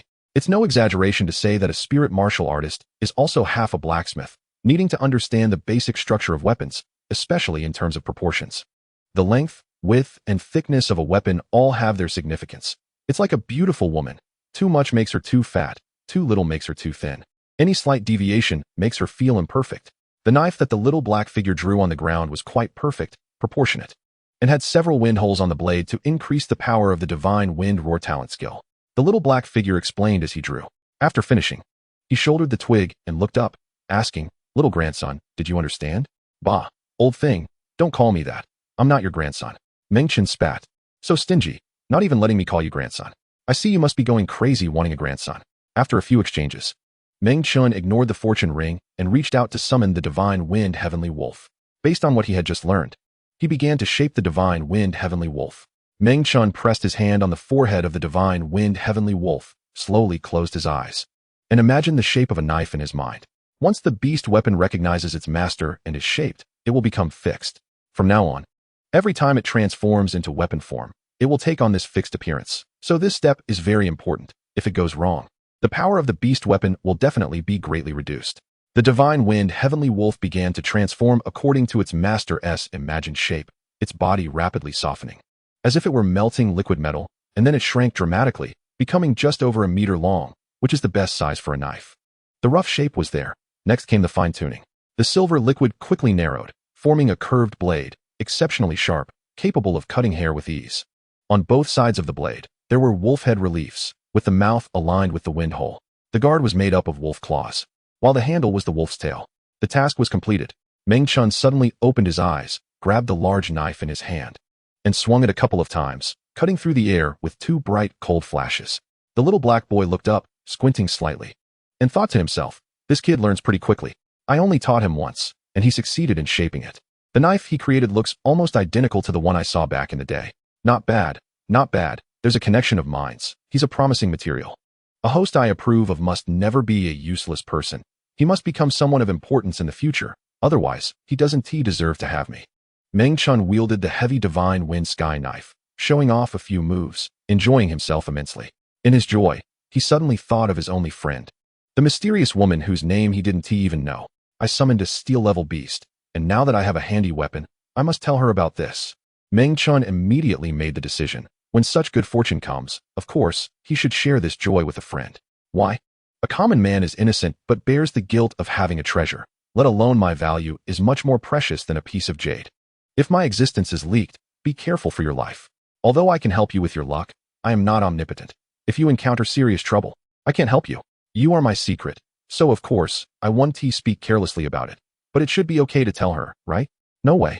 This woman is mysterious. You've known her for so long, and you haven't even seen her face, so there must be a problem. Let me tell you, when dealing with her, you must be cautious. Don't open your heart to her. Meng Chen thought for a moment, accepted this advice, and decided to conceal the existence of the luck-turning ring, only telling the mysterious woman about the divine wind sky wolf. Everyone has their own secrets and the right to protect them. Such concealment is not unreasonable and does not count as betraying a friend. Meanwhile, at the back door of the MOC Academy, Chu Kuang had a grim expression as he walked out of the academy's back door with two young members of the Chu family, heading down the mountain along a small path. Chu Kuang carried 100 weapons box on his back, a treasure for storing beast weapons, which contains its own space and can hold many weapons. Have you two found out? Chu Kuang asked coldly. The Chu family is a prestigious clan, and several juniors from the family study at MOC Academy, all sharing the same surname, naturally forming a close-knit group. Among the juniors, only Chu Kuang is of direct descent, with the highest status, destined to gain a high position in the family, so the other juniors listened to him. Chu Kuang nodded, his eyes showing a fierce expression, gritting his teeth and saying, that Jinx was too arrogant yesterday, first fighting with me, then winning my money, which really annoyed me. Today, we must teach him a good lesson so he knows how many eyes the king of horses has. The other two young members of the Chu family rolled up their sleeves, ready to act as thugs. Dealing with a loser who doesn't even have a beast is too easy. The three of them together are more than enough. They all thought so. In the mountains. At a secret meeting place. Chapter 8. Interception. Hee, you guessed wrong. My luck has turned, and I hit the jackpot today. Actually summoning a steel-level beast with the lowest level summoning array. Meng Chen said, rubbing his nose with his finger, puffed up with pride. You summoned a steel-level beast? The woman was quite surprised, her voice revealing this emotion. Yes, absolutely true. Don't believe it? Look. Meng Chen raised the shiny divine wind sky knife, shaking it 3 times. The knife transformed from the divine wind sky wolf must be called the divine wind sky knife. I can't see you. You know that. You're an honest person and wouldn't lie to me. Since you said you summoned the divine wind sky wolf, it must be true. I didn't expect you to also have a turn of fortune and manage to summon the divine wind sky wolf. This is much better than a snotty worm. 30 years in the east, 30 years in the west. Everyone has their bad times and their good times. Hee. The woman giggled, her laughter charming and enchanting, making one feel entranced. Meng Chen didn't know if this woman was beautiful or ugly. He had made many assumptions before, thinking that a woman with such a lovely voice must be beautiful, right? The two somewhat peculiar friends chatted for quite a while until they ran out of things to say, and only then did Meng Chen wave his hand to leave. The guy who won't even tell me her name? I'm leaving. I'll come back to chat with you when I have time. Meng Chen shouted. No problem. He replied readily, already walking far away. After Meng Chen left, a faint whispering sound could be heard in the dense forest, soft and almost inaudible. I will soon break the seal. When the time comes, if I suddenly appear in front of you, you will surely be startled, right? Hee. I really look forward to the expression you will show then. Looking at Class C, which has nearly 300 students, only a few have steel-level beasts. And both of these are from large families, with the steel-level beasts summoned costing nearly 10,000 spirit coins, showing how precious they are, at least among these junior students. That is quite a flashy and impressive thing. A loser summoned a steel-level beast, and it was with a low-level copper summoning array, costing only a mere 100 spirit coins. This is definitely big news. The more Meng Chen thought, the prouder he felt, unable to resist humming a little tune. The luck-turning ring that had settled on his fingers seemed to enjoy contradicting him, dousing cold water on him. Look at you. All proud just for pulling out a decent beast? Let me tell you, relying solely on a beast isn't enough for a spirit warrior. Meng Chen stopped whistling and asked, if not relying on a beast, then what should I rely on? Nonsense. Of course, you have to rely on your own strength. Having a knife, but not knowing how to use it is useless. You still need to learn a powerful knife technique to unleash the power of the divine wind sky knife. I just told you that I would teach you one of Zhang Xiaoyi's knife techniques. Once you learn this technique, you'll have something to show for it. I'll learn it. Who is afraid? It's not like I can't endure hardship. Taking leave is a troublesome matter. If you go out to experience and train, it will definitely take a long time. Meng Chen felt a bit troubled and asked, do I have to go out to learn this knife technique? You have to go out. The luck-turning ring's attitude was firm. That's right. The luck-turning ring was now satisfied. Just then, 3 figures suddenly flashed out from behind the trees across the road, with Chu Kuang leading the way. The other 2 were also from the Chu family. And all 3 had sinister expressions and vicious eyes. Chu Kuang glared at Meng Chen and said viciously, Jinx, we've been waiting for you here for a long time. You've provoked me several times yesterday, which really annoyed me. Today, I must teach you a good lesson. If I don't beat you to your knees begging for mercy, I'm not the 4th young master of the Chu family. Meng Chen frowned, stopped in his tracks, and was quite surprised that Chu Kuang would bring people to intercept him. 1, 2, 3. Just 3 people? Isn't that a bit few? If it were the old Meng Chen, he might have been intimidated, but now with the divine wind sky knife in hand, he truly felt fearless. Meng Chen snorted coldly and raised his eyebrows. Want to fight? Then come on, let us see who falls first. But don't blame me for not reminding you. Knives and swords have no eyes.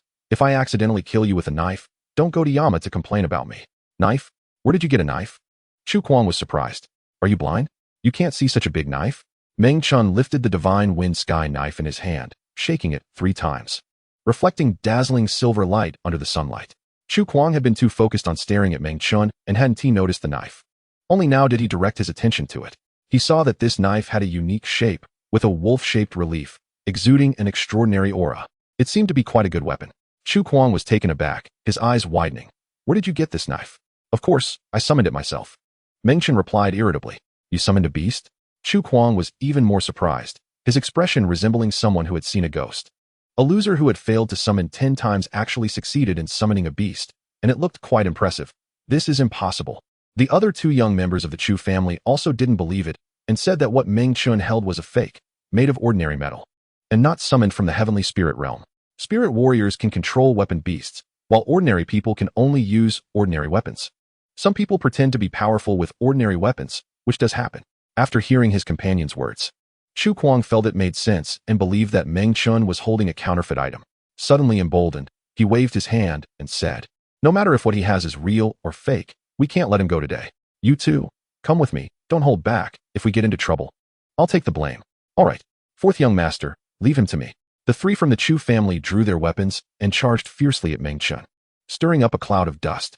Chu Kuang wielded the Howling Moon Spear, while the other 2 used ordinary copper-grade weapons, one a staff and the other a longsword. Facing 3 attackers was no small matter, so Meng Chen focused, holding his knife with one hand, standing still to counteract their movement. The 3 from the Chu family ran swiftly, and in just a few breaths, they reached Meng Chen.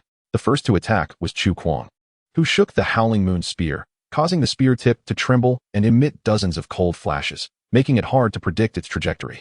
The other 2 young men from the Chu family also attacked fiercely. One swung the iron staff broadly, while the other took a nimble approach with his sword. In the face of the 3-pronged assault, Meng Chen dodged the sharp attacks, evading the storm-like onslaught, and then executed the simplest and most direct move, striking the nearest sword-wielding Chu family youth with a single blow. The clash of blade and sword resonated with a crisp sound. and the divine wind heavenly blade sliced through the sword, breaking it into 2 pieces. The broken sword fell to the ground, and the sword-wielding youth was instantly dumbfounded. His sword had actually shattered. This was a long sword transformed from a green bamboo serpent, painstakingly summoned by him, and was rarely outmatched among copper-grade weapons. Only weapons of iron grade or higher could possibly break it. The other 2 were also greatly surprised, their momentum faltering. Seizing the opportunity, Meng Chen stepped forward and slashed at the sword-wielding youth, inflicting a deep cut on his arm, and blood gushed out. "Ah, I'm bleeding." The sword-wielding youth turned pale in fright, quickly dropping the broken sword and jumping out of the combat circle. This kid is too timid. He got scared as soon as he saw blood. The broken green bamboo sword emitted a white light, and the 2 segments of the short sword vanished in an instant. The ability to cut through the green bamboo sword already said it all. "Your knife is indeed transformed from a weapon beast," Chu Kuang exclaimed. "No need to repeat such obvious things," Meng Chen retorted, flipping his wrist and pointing the blade upwards, preparing to make a diagonal slash at the nearby Chu Kuang. With a divine weapon in hand, even a feint could inflict harm. The blade glinted dangerously, heading straight for Chu Kuang's groin. He quickly crossed his spear to block, using the spear shaft to intercept the incoming blade. The Howling Moon spear and the Divine Wind heavenly blade clashed in a hard encounter. A spark flew. The difference in power was immediately apparent. In this clash, the blade of the Divine Wind heavenly blade remained unscathed, while the shaft of the Howling Moon spear was cut with a half-finger deep scar. If it had been an iron-grade weapon that took this blow, it would have surely snapped in half. "My spear." Chu Kuang was horrified, withdrawing his spear and looking down at the wound on his beloved weapon, feeling immense pain. To a spirit warrior, a weapon beast was like their left and right arms, summoned at great financial, physical, and mental cost, and its importance was self-evident. Seeing his beloved spear injured, Chu Kuang felt a sharp pang in his heart. "Fool, you should worry about yourself first, rather than that spear," Meng Chen thought coldly, raising his large knife to strike down towards Chu Kuang's shoulder. Chu Kuang, distracted by the pain of his spear, momentarily lost focus, and at that critical moment, a fellow young man from his family wielding a large stick stepped in to block. The clash of knife and stick was like chopping scallions, cutting the stick down by a large section. Meng Chen followed up with 2 more slashes, breaking the stick into several pieces, then lifted a foot and kicked hard at the stick-wielding youth, landing a solid hit to his chest. The stick-wielding youth, holding the 2 broken pieces of his stick, flew out and crashed heavily to the ground, covered in dirt. Roar! The Howling Moon spear let out a howling sound. Meng Chen swung his knife to push aside the Howling Moon spear, feeling momentarily shaken by the roar, retreating several steps and cursing. "Do you think only your weapon beast can make noise?" He was determined to compete, letting go of the Divine Wind heavenly blade, which began to transform in midair, rapidly swelling to several times its size, morphing into a beast form, standing over 2 meters tall, looking mighty and imposing. The Divine Wind heavenly wolf glared at Chu Kuang, roaring furiously, its voice echoing for miles, startling the surrounding birds and beasts into fleeing. A mere dog barking could not compare to a wolf's howl. Chu Kuang looked at the fearsome Divine Wind heavenly wolf, feeling utterly intimidated, trembling as he said, "The Divine Wind heavenly wolf, you actually summoned a steel-grade weapon beast." One could not determine anything just from the weapon form. Only the beast form could reveal the type of weapon beast. The steel-grade Divine Wind heavenly wolf was many times stronger than the Howling Moon dog. With a howl from the Wolf King, several sparse wolf howls echoed around, indicating that there were indeed wolves in this dense forest. The effect of this skill was to summon a pack of wolves. Once the howl sounded, it could attract the wolves nearby. Hearing the rising howls around him, Chu Kuang's face turned pale. He recognized the Divine Wind heavenly wolf and understood the effects of the Wolf King's summoning skill. No, we admit defeat." Chu Kuang deflated, unable to act arrogantly any longer, shaking his head like a rattle drum. He did not want to be cut by a knife. That would not feel good. Running away was also unrealistic. No matter how fast he ran, he could not outrun the Divine Wind heavenly wolf.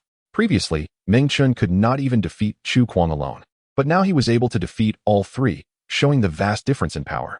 This difference was entirely due to the Divine Wind heavenly wolf.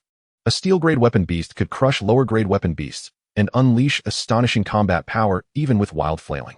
It was precisely because weapon beasts were so powerful that countless warriors sought them out. Meng Chen rested the knife on his shoulder, his fist larger than his opponent's, giving him the upper hand. He could do whatever he wanted with them. He could not kill these 3, so he might as well extort some benefits. He rubbed his chin, eyes glinting, and asked, "So what do you think we should do about this? You 3 wanted to deal with me, but instead, I dealt with you. You have to give me some explanation, right?" Chu Kuang, not foolish, immediately caught on to the implied threat of extortion in this statement. He gritted his teeth and took off a beautiful jade pendant hanging from his waist, reluctantly saying, "We can't defeat you, we admit it. As long as you let us go, I'll give you this jade pendant. Throw it here." Chu Kuang tossed the jade pendant, which Meng Chen caught, then held it under the sunlight filtered through the leaves. It was a decent item, likely worth some money, but it was not enough to calm Meng Chen's anger. Being intercepted, it was only natural to be furious. If the one who lost was Meng Chen, he did not know what methods they would use to deal with him. So he had no need to show mercy. Still not enough? Bring out something better. Meng Chen pocketed the jade pendant and continued to extort. Chu Kuang's eyes twitched, negotiating. Meng Chen, one should leave some leeway. That jade pendant cost me 500 spirit coins, which is quite valuable. Not willing to part with money to avoid disaster. Huh. Meng Chen's expression immediately darkened as he raised the divine wind heavenly blade again, making it seem as if he was about to charge. This frightened Chu Kuang, who turned pale and said, wait, don't attack. I also have a piece of 100 refined steel, which is great material for cultivating weapon beasts. And your divine wind heavenly wolf could use it. Chu Kuang took out a palm-sized piece of metal from his pocket. It was shiny silver, round, and flat, resembling a silver pebble. When Meng Chen saw this object, his eyes immediately lit up. There is a type of metal in the world called spirit gold, which can be used as food for battle beasts. After consuming it, the battle beasts can enhance their strength, making it a precious material for cultivating them. This piece of forged steel is a type of spirit gold and cannot be bought for less than a few hundred spirit coins. It really is true that when one wants to sleep, a pillow is delivered. This forged steel is a good thing. Just right for my divine wind sky wolf to eat. Meng Chen smiled broadly, snatched the forged steel, and put it away. Chu Kuang felt twice the pain. In the blink of an eye, he had lost 2 valuable items. And it wasn't over yet. Meng Chen finally seized an opportunity for extortion, relentlessly demanding several items. Even taking away the 100 beast box that Chu Kuang used to store battle beasts. With the 100 beast box, he could easily store the divine wind sky knife inside, making it very convenient to carry wherever he went, and Meng Chen happened to need this item right now. With Chu Kuang being ruthlessly taken advantage of, tears were almost falling from his eyes as he said, "Brother Meng, I really have nothing left, please spare us." Meng Chen's anger had mostly dissipated. He habitually stroked his chin, sizing up Chu Kuang from head to toe, with his gaze finally landing on his pants. Chu Kuang tightened his legs in fear. What? Does Meng Chen have this kind of interest? Is he not only losing money, but also going to lose his dignity? Less nonsense. Take them off, Meng Chen ordered. Chu Kuang and the other 2 had bitter expressions, regretting coming here to ambush Meng Chen. Otherwise, this wouldn't have happened. Reluctantly, the 3 of them took off their pants, leaving only their underwear, and Chu Kuang's underwear was still a floral pattern. Meng Chen rolled up the 3 pairs of pants, slung the knife over his shoulder, whistled, and walked away contentedly. After Meng Chen walked far away, Chu Kuang burst into tears, shouting, "My jade pendant, my forged steel, my 100 beast box, my pants, all taken by this jinx." Another young man from the Chu family tried to persuade him. But not only did he fail to calm Chu Kuang down, but he also ended up getting beaten. Chu Kuang vented his anger on his companion, and halfway through, he heard the sound of wolves howling approaching, scaring him into shivers. That howl from the Wolf King had definitely summoned all the wolves in the area. If they didn't leave soon, they would likely be attacked by a pack of wolves. With no other options, Chu Kuang could only think of a ridiculous idea. He gathered some leaves and branches nearby and temporarily wove them into grass skirts, one for each of them to cover their lower halves. The 3 of them, wearing grass skirts in this shameful and ridiculous appearance, headed to the small town at the foot of the Moe Academy, planning to buy 3 pairs of pants. Meng Chen returned with his haul, reaching the entrance of Moe Academy. Hesitating for a moment before opening the 100 beast box he was carrying and pulling out the divine wind sky knife. After finally summoning a steel-level battle beast. If he didn't show off a bit, wouldn't that be like wearing fine clothes at night without showing them off? Meng Chen grinned and tossed the divine wind sky knife onto the ground, and it immediately transformed into beast form, growing over 2 meters tall, its metallic fur spreading out.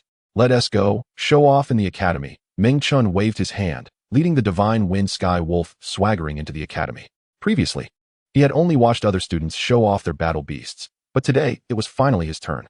Soon, people began to notice Meng Chen and the divine wind sky wolf following beside him, with reactions becoming increasingly exaggerated. Some were instantly stunned, as if turned into statues. With beetle nut they were chewing drooling down. Some widened their eyes, their eyeballs almost popping out. Some screamed as if they had seen a ghost. The infamous unlucky guy entering the academy with a steel-level battle beast was indeed shocking, almost like encountering a ghost. Did I see it wrong?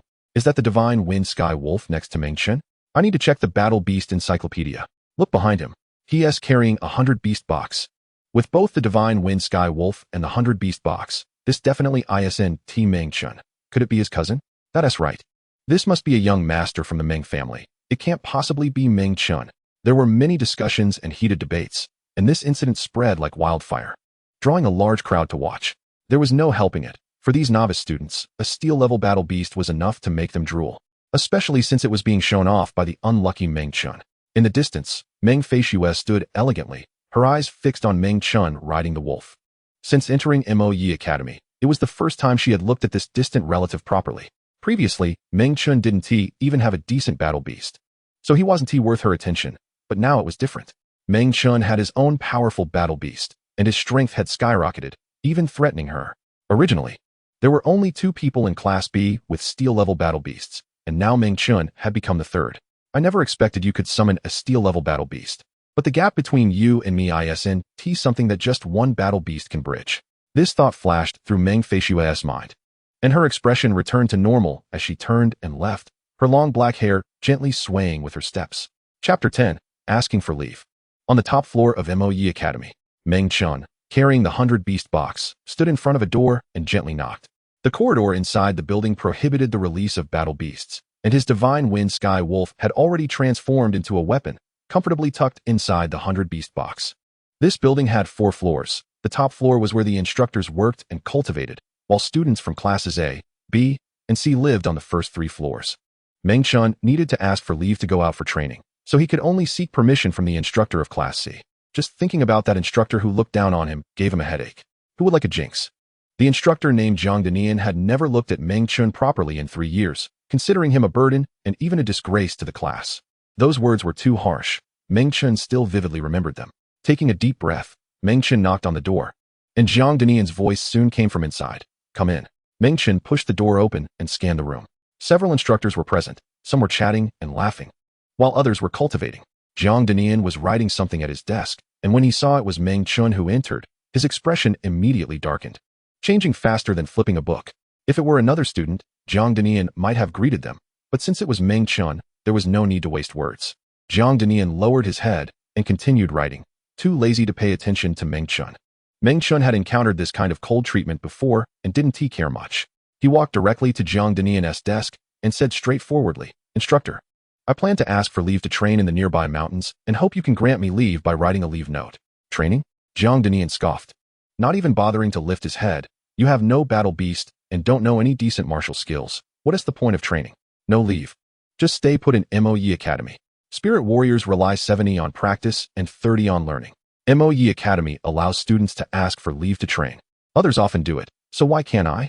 In fact, Zhang Danian would be more than happy if this jinx would just roll away. But he didn't want to let Meng Chen have things go his way and preferred to see him hit a wall instead. He slammed the table, raised his head, and said authoritatively, Are you the instructor or am I? Different students are treated differently. A student like you going out is just embarrassing for Moe Academy. If you went missing outside, it would cause trouble. It's best to stay in the academy. Why would my going out embarrass Moe Academy? Meng Chen couldn't hold back any longer, his anger surging, turning his ordinary face red. Haha, Zhang Danian squinted his narrow eyes, a sneer laced with sarcasm. A defenseless spirit warrior is not embarrassing enough? Things are different now. I didn't have a battle beast before, but now I have one, and it's a good one. So I want to train outside. With such a powerful beast weapon in hand, I believe it won't bring shame to the Magia Academy. Meng Chen, in a fit of anger, reached out and pulled out the divine wind heavenly blade that was inserted in the 100 weapon box, slamming it down on the table. The voices of the teacher and student were quite loud, already startling the other instructors in the room, and everyone's gaze fell upon the divine wind heavenly blade. In its weapon form, it was impossible to tell what kind of beast weapon it was, but one could roughly judge its quality. It was a good item, easily discernible at a glance. Could it be a steel-grade beast weapon?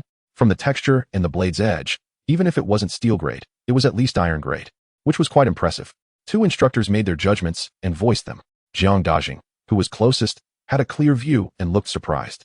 He had been teaching for many years, and while his vision wasn't particularly high, he was still quite accurate in judging beast weapons below silver grade. The large blade in front of him was indeed transformed from a steel-grade beast weapon. A steel-grade beast weapon wouldn't normally surprise Jiang Dajing. But what truly astonished him was that it was brought out by Meng Chen. Could this kid really have summoned a steel-grade beast weapon? That's impossible, right? Beast weapons in the world can only be summoned by their owners. They cannot be transferred or seized. Whoever owns it, owns it. Jiang Dajing's heart was filled with doubt. But he didn't say anything, just standing there in a daze. The so-called academy head was the person in charge of Majia Academy, with a status that was quite transcendent, towering over the other instructors. All the instructors in the room were employed by the academy head, receiving their salaries from him every month. It was that kind-hearted academy head who brought Meng Chen to Majia Academy, making him Meng Chen's benefactor. Jiang Dajing initially thought Meng Chen was still the same unlucky star as before, but unexpectedly, the other party revealed a steel-grade beast weapon, which made him feel embarrassed. And now he was also using the academy head's name to pressure him. A wave of heat spread across his cheeks, and he gritted his teeth, saying, "I said I wouldn't give you a holiday, so I won't. Stop using the academy head to scare me. The county official is not as important as the current supervisor. I am the instructor of Class C. If you dare tell the academy head about this, I'll make you leave Class C." The two were at odds, and the situation escalated. Jiang Dajing, in his anger, even disregarded the academy head. Meng Chen was equally furious and wanted to continue arguing. When Jiang Dajing heard the voice, his face changed dramatically, and he shrank his neck in fear. That was clearly the voice of the academy head. Oh no, everything I just said was overheard by the academy head. He won't deduct my salary for this month, will he? Jiang Dajing thought to himself, regretting it deeply. The door opened, and a tall middle-aged man walked in, dressed in a light blue robe, with an extraordinary appearance and demeanor that exuded authority. This middle-aged man was Li Qingtian, the academy head of Majia Academy. Upon entering the room, everyone stood up and saluted him. Academy head, academy head. Li Qingtian waved his hand, signaling everyone to return to their seats. Then turned to Jiang Dajing, slightly frowning and saying, "Instructor Jiang, it is true that the county official is not as important as the current supervisor. But Majia Academy is a place that values rules, with clear regulations. Instructors must teach and educate according to the rules and cannot act recklessly. No matter how much authority you have, you must still follow the academy's regulations. I invited you to the academy to teach students, not to bully them." Yes. The academy head is right, Jiang Dajing replied, feeling defeated like a beaten rooster, losing all his earlier bravado. "I heard everything you said to Meng Chen just now. Although Meng Chen is still young, he speaks reasonably. Majia Academy encourages students to go out for training. There is no powerful spiritual warrior in this world who became strong by staying behind closed doors. They all need to train. The sharpness of a sword comes from being honed, and that's the principle." Yes. Jiang Dajing nodded vigorously, unable to say anything else. The academy has regulations that students have 3 opportunities each year to take leave for training, with each leave lasting no longer than 2 months. If I remember correctly, Meng Chen has been at the academy this year and has never gone out. His request for leave fully complies with the academy's regulations, Li Qingtian said sternly. As the academy head, he had to consider the feelings of the instructors under him, so he chose his words carefully, not making them too heavy. But it was still enough for Jiang Dajing to swallow hard. Jiang Dajing repeatedly admitted his mistake, changed his tone, and agreed to give Meng Chen the holiday on the spot, personally writing a leave note and respectfully handing it to Meng Chen. Usually, instructors are the masters, and students are the subordinates, but this time it was completely reversed. Meng Chen took the leave note, chuckling to himself, realizing that if he had known this would happen, he wouldn't have had to go through all this trouble. If he had received the leave note earlier, there wouldn't have been all these complications. After that, Li Qingtian called Meng Chen out, and the two walked out of the room, talking as they walked along the corridor, looking at the tall, middle-aged man beside him. Meng Chen felt extremely grateful. To him, Li Qingtian was a benefactor. If it weren't for Li Qingtian, Meng Chen might still be wandering outside, living a lonely life. "Thank you, Academy Head," Meng Chen said sincerely. This thank you was for both the earlier incident and for everything before it. You have never been able to summon a decent beast weapon, and now you finally have your own after enduring hardships. Let me borrow your beast weapon to take a look. I'll examine it for you," Li Qingtian said kindly. "Please take a look, Academy Head." Meng Chen quickly drew out the Divine Wind Heavenly Blade and presented it with both hands. Li Qingtian took the blade, examined it up and down, nodding. "A good blade. A good beast weapon. For a little copper-grade fellow to use a beast weapon of this quality is quite rare. You either couldn't summon a beast weapon, or when you did, it was such a good one. Fate is indeed remarkable. I didn't believe you were an unlucky star before, but now it seems that fortune teller's words were indeed nonsense." Meng Chen smiled wryly. If it weren't for the luck from the fortune-turning ring, he would still be the same unlucky guy and wouldn't have summoned such a good beast weapon. As they walked and talked, the topic shifted to another matter. The final assessment. Hearing these 4 words, Meng Chen's eyes instantly lit up. Every year, Magia Academy holds a final assessment for Class C students, and after the final assessment, these students have to leave Magia Academy, since the Academy's term is only 3 years. If I can stand out in the final assessment and become first, perhaps my family will regard me more highly, and I might even get to see my parents. With this thought, Meng Chen's desire to win first place became even stronger, like a raging fire burning fiercely in his chest. When Meng Chen finally walked out of the gates of Magia Academy, he had a travel bag on his back, right next to the 100-weapon box. The small 100-weapon box could hold several weapons, but it wasn't meant for carrying luggage, otherwise it would be a waste. Meng Chen had been an unlucky guy since childhood, having endured countless grievances and disdain, which had long tempered him into an open-minded and cheerful person. He looked up at the azure sky and cast aside all the grievances he had just experienced. Getting angry over someone like Jiang Dajing was simply not worth it. The fortune-turning ring, however, was not so forgiving and continued to feel indignant for Meng Chen, cursing, "Damn it. It really proves that saying, a small temple has a big wind, and a shallow pond has many turtles. A mere elementary academy instructor dares to act so arrogantly. If you hadn't pulled out the divine wind heavenly blade, he definitely wouldn't have given you a holiday. I almost wanted to jump out and beat him up just now." "You think you can beat him?" Meng Chen asked curiously. "I can't beat him. If I can't beat him, what is the point of being arrogant?" The fortune-turning ring replied sulkily. "I'm not a combat treasure, so it's not embarrassing that I can't beat him." Meng Chen chuckled. Having such a treasure by his side, it would be hard to feel lonely in the future. Leaving Magia Academy, he headed to a small town at the foot of the mountain to buy some dry food to carry with him. As Meng Chen walked out of the town with his luggage, he looked around at the vast mountains and fields, asking, "Old thing, which way should I go?" "Don't call me old thing, it sounds so unpleasant. I have a name. I named myself Donghai back in the day. You can call me Mr. Donghai or Donghai Wang." The transfer ring complained. "Why Donghai? Haven't you heard the saying fortune like the East Sea? I'm the transfer ring, and that name fits perfectly. Then I'll just call you Meng Donghai from now on. Get lost. I won't take your surname." Haha. The two treasures had a good laugh. This time, leaving the Moy Academy for training, Meng Chen felt a sense of freedom, feeling quite relaxed. Anyway, he didn't have a specific goal, so he just picked a direction and ventured into the vast mountains and forests. Awaiting him would be unknown dangers. Chapter 11. Training. Of course, he couldn't idle on the way. "As you walk, I'll teach you the sword technique. If you can't remember the entire set of sword technique phrases by sunset, then you're the biggest fool in the world." The transfer ring transformed into a little black figure, sitting steadily on Meng Chen's left shoulder, shaking its head. "All right, you go ahead. I'll remember it carefully." Meng Chen wasn't afraid of this challenge. "I'm teaching you this sword technique called the Wind Control Sword Technique, which is of steel grade, created by the sword master Zhang Xiaoyi back in the day. It's just right for you to learn now. If it's too advanced, you won't be able to learn it or use it because you have too little internal energy." The Wind Control Sword Technique. Nice name. I like it. The Wind Control Sword Technique consists of 3 moves: sweeping the falling leaves, rolling the remnant clouds, and city urging. "Is that it? Too few, right?" Meng Chen complained. "You don't understand anything. Quality over quantity. These 3 moves can combine into 21 clever variations, enough for you to learn for a while. If you master this technique and improve your cultivation by a level, you'll be somewhat impressive. If all goes well, you should stand out in the final assessment."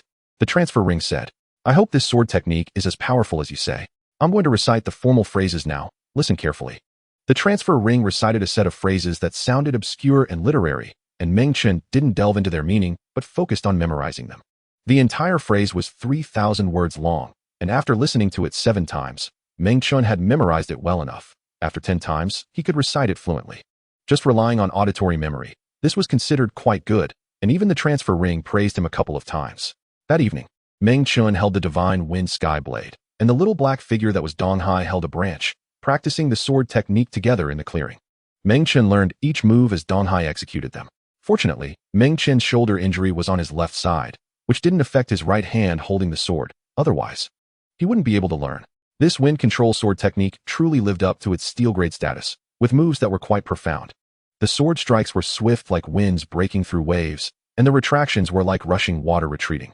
The upward movements were like a great rock spreading its wings, and the downward strikes resembled a dragon probing the sea. The balance between offense and defense in the moves was especially aligned with the essence of the Wind Way. Learning the sword was not a one-day effort. After spending most of the night, Meng Chen had merely learned the basics. As night deepened, Meng Chen laid down beside the campfire, covering himself with a thin blanket. Donghai took the initiative to take on the responsibility of keeping watch, standing on Meng Chen's body, hands on its little waist, vigilantly looking around. In the wild, The danger wasn't the usual wild beasts, but another kind of creature known as the demon race.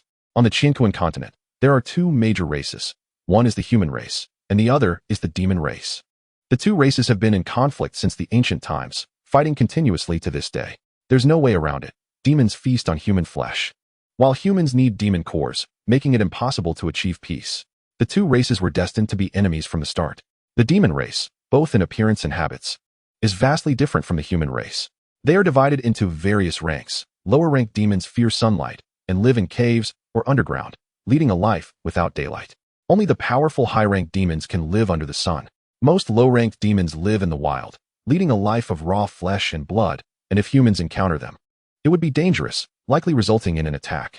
Compared to wild beasts, demons are far more dangerous and deadly. Donghai vigilantly watched the surrounding darkness, on guard against the appearance of demons, its little eyes wide open. After all, it didn't need to sleep and could stand guard all night. Rustle. From the darkness in the distance, low strange sounds emerged, as if something was moving in the woods. Donghai let out a soft sound, focusing intently on the direction of the noise, thinking it might be a demon. The rustling continued intermittently before settling into silence. It was a false alarm. Perhaps it was just some small beast passing by, Donghai muttered. The next morning, before dawn, Meng Chen got up early, having only slept for a little over 4 hours. For a spiritual warrior, that was enough sleep. The morning is the best time to practice. Cultivation is for enhancing one's cultivation level, while martial skills are for combat. The two serve entirely different purposes. Meng Chen practiced a technique called the falling strike technique, aiming to refine his body through falls. His shoulder injury had not yet healed, so he had to be careful while practicing, making his movements gentler than usual. Meng Chen executed various intricate moves, sometimes punching, sometimes kicking, sometimes bending his waist, sometimes crashing into trees, subtly channeling his internal energy. Under the refinement of the technique, he injected strands of purple haze into his dantian, allowing the internal energy within to gradually sprout and grow stronger, solidifying his foundational cultivation level. Copper-level spiritual warriors focus on opening their dantian and nurturing their internal energy. When their dantian expands to a limit, they naturally break through to the next realm, which is the iron level. Iron-level spiritual warriors have sufficiently large dantians, and the focus of their cultivation shifts to internal energy, transforming the originally sparse internal energy into a gaseous state, known as internal energy transformation. The gaseous internal energy is qualitatively different from the previous internal energy, greatly enhancing the power of martial skills. More importantly, it can be used to draw more advanced summoning arrays, summoning higher-level beast soldiers. Meng Chen had been practicing hard for 3 years and was now on the threshold of the iron level, just one step away from breaking through. And he could break through any day now. The little black figure Donghai stood on another branch, watching Meng Chen punch and kick, shaking its head and saying, "Falling strike technique, a common technique, not worth anything. Once you master the wind control sword technique, I'll teach you a more powerful technique that will ensure your cultivation skyrockets in no time. I'm your best mentor. That Jiang Dajing isn't even worthy to carry my shoes, let alone teach." Meng Chen focused on his training, ignoring Donghai, but he took note of this for future reference, as he couldn't back out later. After finishing his training, Meng Chen sat on the ground and started munching on the dried food and jerky he bought in town yesterday. Donghai, still in its little black figure form, stood on the ground looking up at Meng Chen, whose meal smelled delicious, its eyes blinking.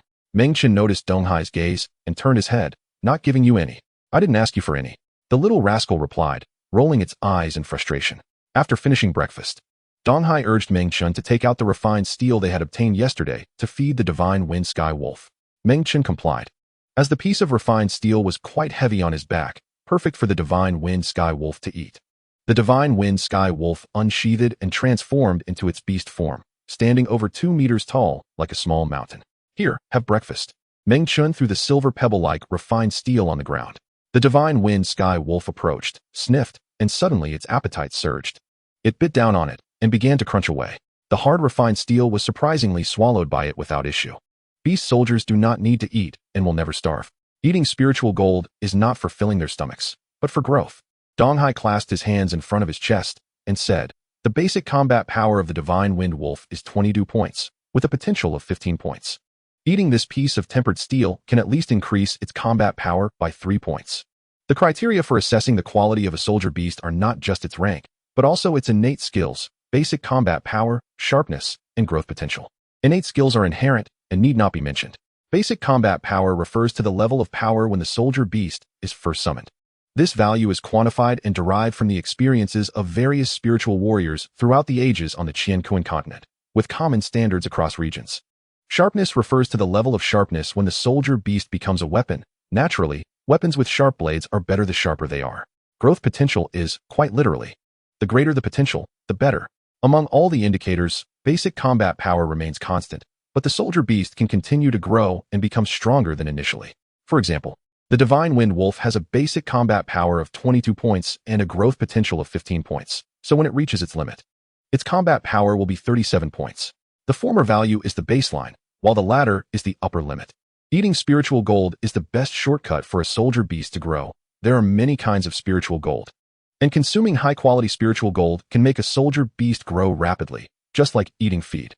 This is all basic knowledge, and Meng Chen is fully aware of it. The Divine Wind Wolf devoured the tempered steel, and a crisp popping sound came from its body. It raised its head and howled with all its might, appearing very happy. Unfortunately, there was only one piece of tempered steel. If there were a few more, it could help this Divine Wind Wolf reach its growth limit quickly, Dong Hai said regretfully. Spiritual gold is too expensive. I can't afford it, Meng Chen shrugged. No worries, I can help you with luck, if you're fortunate. You might find spiritual gold on the way. Hee, if only I were that lucky. In the past, Meng Chen wouldn't have dreamed such a dream. But now with the luck ring on him, extraordinary luck is not surprising when encountering such good fortune. During the day, Meng Chen continued his journey, wandering aimlessly in the mountains and forests like a headless fly. Thus began his journey of experience, stopping and starting each day, spending most of his time practicing when he stopped. There was a lot he needed to practice. He needed to train his techniques, practice his swordplay, and also improve his combat coordination with the Divine Wind Wolf, enhancing their mutual understanding. The first 2 days went smoothly with no dangers encountered, but starting from the third day, things changed. Meng Chen arrived deep in the mountains and forests, where he was attacked by a wild boar. Such an attack might be bad for others, but for Meng Chen, it was a good opportunity to hone his sword techniques in battle. Experience is important, without enduring hardships. How can one develop skills? The wild boar bolted, its hooves smashing the ground as it charged forward. Its head was slightly lowered, with a pair of curved tusks aimed ahead, resembling two sharp spears. Wind blade technique, scattering leaves. Meng Chen shouted loudly, not dodging but directly confronting the charging wild boar. He wielded the Divine Wind Blade, performing 3 rapid strikes, creating a bright blade light like a rolling snowball. A gust of blade energy swept up, sending the fallen leaves on the ground crashing into the wild boar's head. The wild boar's charge was obstructed, halting momentarily, its solid head pierced by the blade energy, revealing several blood streaks. Meng Chen followed the blade's path, circling to the side of the wild boar, executing the second move of the wind blade technique, whirlwind, wrapping the wild boar in a gale-like blade energy. More blood sprayed as the wild boar was sliced open. In this fierce battle, Meng Chen clearly had the upper hand. As a bronze-level spiritual warrior, he was certainly much stronger than an ordinary wild beast. For his final move to decide the outcome, he combined the wind blade technique with the Divine Wind Wolf's ultimate move, enhancing their powers and increasing their might. The bright blade sliced down, and several wind holes on the blade unleashed a fierce gust, forming a whirlwind that soared over 5 meters high, spiraling toward the wild boar, making it dizzy and disoriented while stripping away layers of flesh and blood. When the wind settled, the wild boar was already dead, ensuring lunch, dinner, and even breakfast for tomorrow. Meng Chen sheathed his blade, exhaled deeply, and looked at Dong Hai, who was watching from the side, smiling as he asked, "How did I perform with those strikes?" Chapter 12, Sword Techniques and Cultivation. The stance is there, but it's merely superficial. You haven't grasped the essence of the wind blade technique. The essence of the wind blade technique lies in controlling the wind, and you need to learn to move with the wind. You still have a long way to go in this regard. To master this technique, you must observe the wind in nature, see how it behaves when it rises and when it stops. Some things can only be understood through personal experience. You must comprehend it yourself. Take your time, young one, Dong Hai advised, ending with a hint of being senior. Get lost, trying to take advantage of me again. I don't recognize you as my grandpa. Meng Chen was not about to indulge Dong Hai, kicking the little black man away with a leg. Despite the banter, practice was still practice. After that, Meng Chen, following Dong Hai's guidance, began to carefully observe the wind in nature, pondering how to make his sword techniques as powerful as the wind, gradually gaining some insights and touching upon some profound truths. In the forest, Meng Chen sat cross-legged on the ground, holding his breath and focusing, observing the omnipresent wind around him. A gentle breeze brushed past, rustling the leaves, producing the heavenly sounds composed by nature. The fallen leaves on the ground danced gracefully in the air, lifted by the wind. A drop of morning dew clung to the tip of a leaf, rolling forward as the wind blew, the surrounding scenery encapsulated within the droplet, resembling a tiny world. The wind's intensity gradually increased, the natural melody becoming urgent, the trees shivering, as the wind swept up dust and fallen leaves fiercely, like an army of thousands. The dew droplets were blown away, shattering. The howling wind sounded like wailing ghosts, harsh, piercing, and domineering. The wind blows through everything, and everything moves with the wind. After an unknown amount of time, the wind stopped, and the forest returned to calm, as if nothing had happened. When the wind rises, the world changes colors. When the wind stops, all is peaceful. Meng Chen had an epiphany, his eyes sparkling with brilliance. Suddenly, he drew his blade and executed the wind blade technique. He circulated his dantian, infusing his profound energy into his limbs, especially his right arm, converting this power into wind energy and releasing it through the large blade in his hand. Whoosh! A fierce wind surged out, fanning out in a fan shape from the tip of the blade. The ground below was lifted by this gale as if plowed by a pickaxe, turning over more than 3 feet. The fierce wind, blade energy, dust, and leaves surged out together, crashing solidly into the surrounding trees. The thinner trees snapped immediately, while the thicker ones suffered severe damage. The wild wind flew for over 10 meters before weakening, gradually calming down, leaving a scene of devastation in its wake. Meng Chen looked at the blade strike he had just executed, filled with ecstatic joy. This kind of destructive power was unprecedented for him. It seems he is not far from mastering this wind blade technique. Donghai stood on a branch, arms crossed, watching everything unfold, nodding to himself. Thinking, the kid has good comprehension. He learns martial arts quickly and has grasped the essence of the wind blade technique. In the past, no one valued him, and no one was willing to guide him properly, causing his talents to be buried. From now on, with me personally guiding him, I will ensure he becomes a top-tier expert. Meng Chen was unaware of Donghai's internal calculations. After a slight smirk, he returned to his seated position on the ground, continuing to contemplate the wind blade technique. Days passed, and by the 12th day of Meng Chen's journey, he finally mastered the wind blade technique, reaching a level of perfection that even Donghai could not find any flaws in. Martial arts and techniques have varying depths. When one first starts, it is merely an introduction. And when one learns the basics, it is a minor achievement. Next comes a major accomplishment, followed by perfection, and finally, great perfection. Only upon reaching great perfection can one fully unleash the effects of martial arts and techniques. Not bad.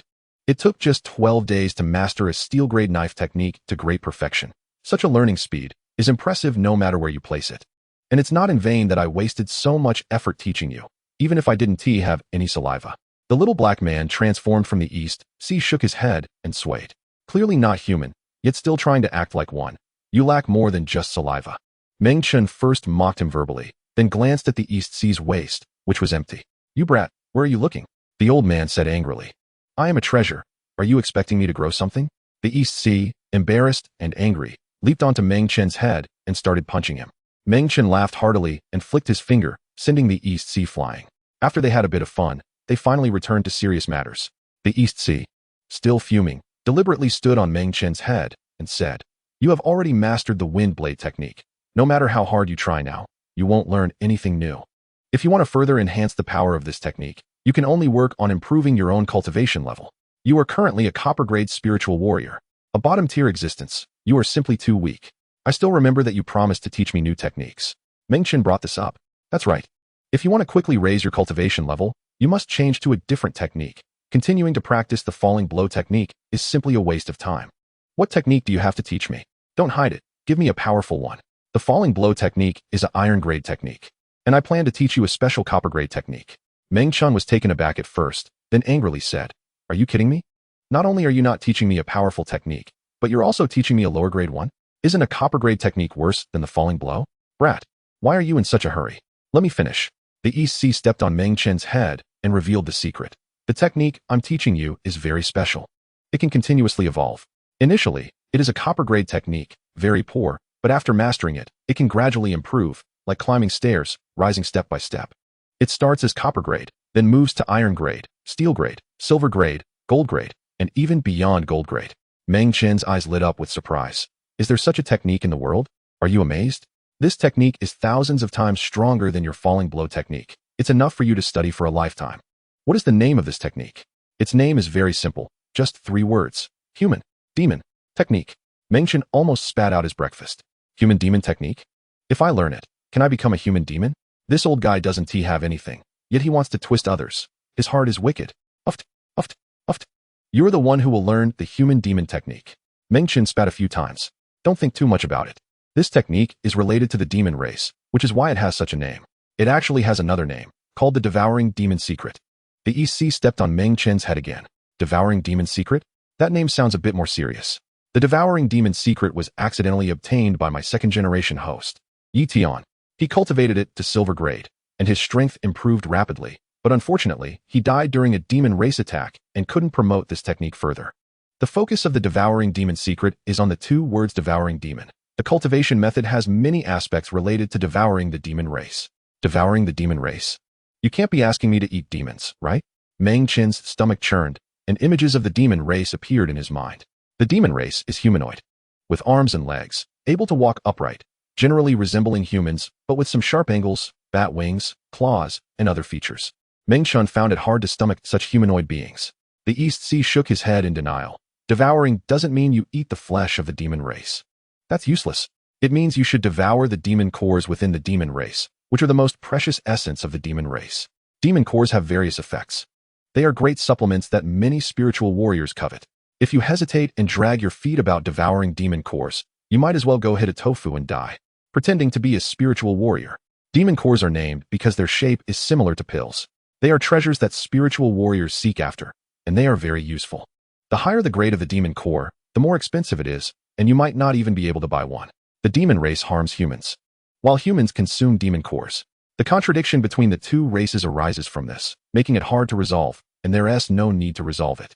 The long-standing conflict has formed a hostile symbiotic relationship. The demon race harms people, but they can also provide demon cores. Conversely, if there were no human race, the demon race would have no tears to cry. Meng Chen didn't reject the idea of demon cores and muttered, "Stop using provocation on me. I will eat the demon cores." That's good. This is the most crucial point for practicing the devouring demon secret, the EC said. But the problem is I don't have any demon cores. You don't have them now, but you will in the future. My presence beside you is related to your luck. In these days deep in the forest, you haven't encountered any demon race, only a few non-threatening wild beasts. How about this? I will gather a calamity of blood light for you, which will surely lead you to encounter threats. Calamity of blood light? You can think of that. I don't want that kind of misfortune. Meng Chen had been unlucky for a long time and didn't want to become a jinx again. Continuing to stay away from the immerse academy and venturing deep into the wilderness, encountering the demon race is just a matter of time. There is no need to rush. The East Sea didn't force him, at least not overtly. Whether he secretly did something is uncertain. Regardless of whether there are demon cores at hand, the East Sea first taught Meng Chen the devouring demon secret, urging him to remember it carefully for future use. This devouring demon secret truly deserves to be a miraculous technique that can be upgraded. Just the incantation has tens of thousands of words, much more obscure than ordinary techniques. Although Meng Chen has an extraordinary memory, it still took him nearly a day to memorize the devouring demon secret perfectly, without missing a word. During the teaching process, the East Sea patted Meng Chen's chest and guaranteed that as long as he could obtain a demon core, even if it were the lowest grade, it would allow Meng Chen to directly break through to iron grade in a short time. Meng Chen hoped this wasn't just boasting. Once he reached iron grade, his mysterious power would transform into energy, and with the addition of a second beast, his strength would surely increase dramatically. On the 15th day of the training, Meng Chen carried 100 weapon boxes, walking through a wide valley, accompanied by a gentle stream flowing beside him. Suddenly, halfway through, he heard faint cries of despair, which caught his attention. Chapter 13, Unappreciative. It's not easy to encounter living people in such a desolate place. The other party is likely a spiritual warrior. As ordinary people wouldn't venture into such danger, he decided to take a look and quickly walk toward the source of the sound. The further he went, the louder the voices became, and one voice turned into multiple voices. It turned out there was more than one person there. From a distance, he saw several figures by the stream, among which two were clearly wearing the student uniforms of immerse Academy. The uniforms were sharp-looking, with a sword embroidered on the back.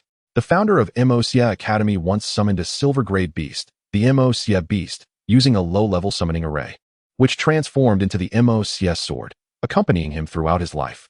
The name of immerse Academy comes from this, and the immerse sword is used as the Academy's emblem. Upon seeing the other party wearing the student uniforms of immerse Academy, Meng Chen's vigilance lowered significantly. Although he was not well liked at the Academy, He was not at the point of being hunted down by everyone. Since we've come this far, we can't leave sneakily. Meng Chen walked over confidently and greeted the group of classmates. So you guys are here too. It's not easy to run into you in this remote wilderness. There were a total of 7 people by the stream, and they turned to look at the sound, surprised to see Meng Chen. As Meng Chen approached, he recognized that all 7 were students from Class C, and at the forefront was one of the standout figures in Class C, a young man named Luo Wei. Only 3 people in Class C had Steel-tier Beastmasters. Besides Meng Chen and Meng Feishue, there was only this Luo Wei left. In Class C, Luo Wei's strength was consistently ranked in the top 5, with only Meng Feishue being significantly stronger than him. Luo Wei came from a well-off family. Although he wasn't from a big family like Chu Kuang, he wasn't far off. His family was a business clan, with generations engaged in trade, accumulating a substantial fortune through their sharp minds, and hiring many formidable spirit warriors as bodyguards, paving their way in the court with money, making them quite influential. Many students in Immerse Academy looked up to Luo Wei, hoping to earn some pocket money through his connections. Luo Wei was dressed in fine clothes and armor, carrying a 100 weapons box on his back, with an air of arrogance cultivated over the years. The other 6 students stood by, most of them injured, with the one who was hurt the most having lost his right hand, groaning in pain. The sound Meng Chen had just heard was from him. The 7 were cleaning their wounds by the stream, clearly having just gone through a bloody battle. Upon seeing Meng Chen, Luo Wei frowned slightly and said in a deep voice, "What are you doing here alone? This place is so dangerous. How could you come here?" This statement was a somewhat kind warning, but it was not very pleasant to hear. It's no wonder Luo Wei would say such things. He and his companions had left Immerse Academy for training a month ago, and were unaware that Meng Chen had summoned a steel-tier Beastmaster. Still thinking of him as the weakling who couldn't even summon a beast, unqualified to roam outside. Meng Chen felt a bit displeased and frowned slightly. A man should aim for the world. Where can I go? If you can come here, so can I. How ungrateful. Can't even understand kind words. Luo Wei snorted coldly, pointing at the injured beside him. Did you not see they are all injured? Which of these people is not stronger than you? So many people gathered here and are injured. It shows how dangerous this place is. Coming here alone is no different than looking for death. I'm reminding you as a classmate, just hurry and scram. Otherwise, your life or death has nothing to do with me. Scram. Is this for my own good? Meng Chen's right fist clenched tightly. Why should I be polite when talking to someone like you? Telling you to scram is already elevating you. Stop wasting words, just go. Don't be a nuisance here. I'm quite annoyed right now and don't want to see you. Luo Wei looked at Meng Chen with a superior gaze, coldly issuing orders as if Meng Chen were merely his servant, free to command, as if this were his territory and he had the final say. Crack. Meng Chen's fist made a crisp sound. The young man, full of vigor, couldn't stand such words. The transmutation ring was equally indignant and transmitted a thought. This guy is too arrogant. The old man can't stand him. Meng Chen, draw your sword and teach him a lesson. Leave him a few marks. Meng Chen's chest heaved, breathing with a hint of anger, almost succumbing to the encouragement of the transmutation ring. But after a few breaths, he abandoned that thought. Forget it. We are all classmates. Why fight over a few unpleasant words? Seeing that Meng Chen was determined to move forward, the others felt both surprised and disdainful. Knowing there are tigers in the mountain, yet heading towards the mountain, isn't that looking for death? The dangers ahead are not something Meng Chen can handle alone. A self-destructive fool. Luo Wei snorted coldly. A lightly injured student, out of kindness, ran to catch up with Meng Chen and said anxiously, Meng Chen, don't go any further. Luo Gongzi's words are not without reason. It's too dangerous ahead. Going there is equivalent to sending yourself to death. Just stop. Meng Chen paused, feeling a bit curious, and turned his head to ask, what exactly is the danger you speak of? The injured student answered honestly. We were training in the mountains, and when we reached the valley ahead, we accidentally discovered a monster lair. It was pitch black inside. We, relying on our numbers, bravely went in, but were attacked by the monsters. We fought with them, killed several, but there were too many monsters, at least a dozen, and we were all injured. Forced to retreat to here. Monsters ahead. Absolutely true. Can't you see the wounds we have? Upon hearing this, Meng Chen not only did not retreat, but felt a surge of excitement. Monsters? That's exactly what he was looking for. Without monsters, he couldn't cultivate the devouring demon art. He had been hoping to encounter monsters these days, and now he finally had the chance. Although there were many monsters, he wasn't afraid. After mastering the wind blade technique, his strength had greatly increased, and he felt full of confidence.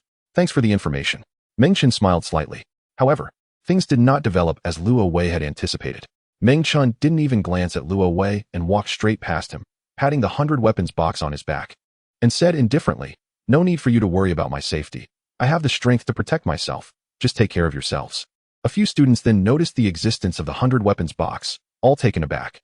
The 100 weapons box is specifically for storing Beastmasters. Meng Chen carrying one. Could he already have his own Beastmaster? This was quite a rare and fresh occurrence.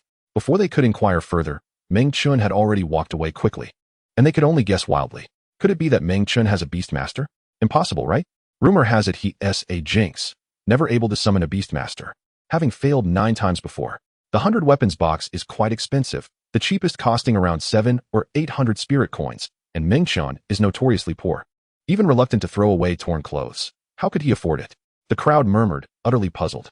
Luo Wei couldn't take it anymore and interrupted. Don't bother with this ungrateful person, someone like him. Even if he manages to summon a Beastmaster, it must be a trashy copper-tier Beastmaster, definitely not a high-level one. If he wants to seek death, let him go. We'll just pretend he never appeared. These people were still hoping to make money from Luo Wei, so they dared not say a word, falling silent. Meng Chen, under their watchful eyes, walked further away, heading into the dangerous deep mountains and forests. However, before Meng Chen could disappear from their sight, they suddenly heard a few piercing, eerie cries from afar, the sound akin to ghostly wails, as unpleasant as it could be. Upon hearing this sound, everyone felt a chill run down their spines. This was clearly the call of monsters. Low-level monsters, resembling human-like beasts, are cruel and bloodthirsty, and their cries are very unpleasant. Even a tiger hearing the call of monsters would be frightened and retreat. Previously, Luo Wei and others had been defeated by the monsters, retreating in fear to this place, and now hearing the monster cries, how could they not be terrified? Everyone, grab your weapons and stay alert, Luo Wei shouted, drawing a 2-meter-long sword from the 100 weapons box on his back. Usually, swords are about a meter long, not too long. But this 2-meter-long sword is quite rare, belonging to an exception. This great sword was transformed from a steel-tier Beastmaster, the Azure Water Serpent, and was Luo Wei's trump card, having been wielded for over 2 years, possessing a special effect. The rest of the people also revealed their weapons, which were significantly inferior. Only 2 of them had iron-grade weapons, while the rest were all at the bottom copper-grade. The 7 were on high alert, gazing toward the direction of the sound, fearing that it was the troublesome demon tribe again. From a distance, several swift and agile figures dashed out from the hillside, moving faster than cheetahs and more nimbly than monkeys. They were indeed the legendary demon tribe. 1, 2, 3, 4. There were as many as 9. Previously, Luo Wei and the others had killed a few demons, and the remaining number of demons was just right at 9, matching the ones appearing before them. It seemed they were all from the same group. This was bad. They had chased us down. These relentless beings, we had escaped several miles. Yet they still wouldn't let us go. Luo Wei gritted his teeth and tightened his grip. The others were weaker and felt even more anxious, especially those who were severely injured. The 9 demons charged straight towards the small creek. Meng Chen happened to be caught between Luo Wei and the demons. And if the demons came rushing over, they would surely meet him halfway. At that moment, everyone had the same thought. Meng Chen was done for. Chapter 14. A joke. He deserves it. Who told him not to know his place, refusing to leave when told to? Suddenly, so many demons appeared. He would definitely be scared out of his wits and run towards us. Let's see how he embarrasses himself later. Luo Wei scoffed. The others agreed, thinking Meng Chen would run over, and if he ran slowly, he might even die at the hands of the demons. The 7 of them might not even be a match for this group of demons, let alone Meng Chen alone. However, what happened next was different from their expectations. Meng Chen was not scared away by the suddenly appearing demons. Instead, he stood his ground and slowly drew a shiny large knife. Under the sunlight, the blade flickered with a chilling silver light. The 9 demons were running with their bodies bent, using all fours, kicking up dust as they got closer to Meng Chen. However, Meng Chen remained motionless, exuding confidence. Everyone was puzzled. Was Meng Chen scared silly, or was he simply not afraid of the demons? The answer soon became clear. After a few breaths, the 9 demons charged right up to Meng Chen, with only about 10 meters separating them. Standing still, Meng Chen could clearly see the appearance of the demons. The demons had bodies similar to humans, with all limbs intact, possessing noses and eyes, looking much like humans, but with many subtle differences. The demons had larger frames, longer nails, and sharper teeth, resembling humanoid beasts. Demons were classified into ranks. Low-level demons looked quite ugly, while high-level demons were different, with some high-ranking female demons even more enchanting than human beauties. The 9 demons were all low-level, consisting of 1 demon leader and 8 demon soldiers. Like spiritual martial artists, demons had a clear hierarchical division, from demon soldiers, demon leaders, demon generals, demon commanders, to demon kings, and above the demon king, there were even more powerful beings. The leading demon leader was clearly taller than the others, wearing human clothing and carrying a storage bag at his waist. The storage bag functioned similarly to a 100-weapon box, both being treasures for storing items, with its own spacious space. The difference was that the storage bag was used to hold miscellaneous items, while the 100-weapon box was specifically for storing beast weapons. With the intelligence of low-level demons, it was naturally impossible for them to create such treasures as storage bags. This must have been a trophy taken from humans. There might be some good items inside that storage bag. Roar! Roar! The demons shouted loudly, intimidatingly approaching Meng Chen. What a joke! Soon enough, you'll be crying. Meng Chen shouted, trying to bolster his own momentum, suddenly stepping forward, his figure transforming into a blurred shadow, like an arrow released from a bow, charging towards the 9 demons. In the blink of an eye, Meng Chen leaped into the air, landing deliberately among the group of demons. He landed on one foot, using that as a pivot to spin around, and with his Godwind Skyblade in hand, he unleashed a combination of the Wind Blade technique and Godwind Howl, amplifying the power significantly. A gust of wind howled through the blade's wind holes, drowning out the demons' roars.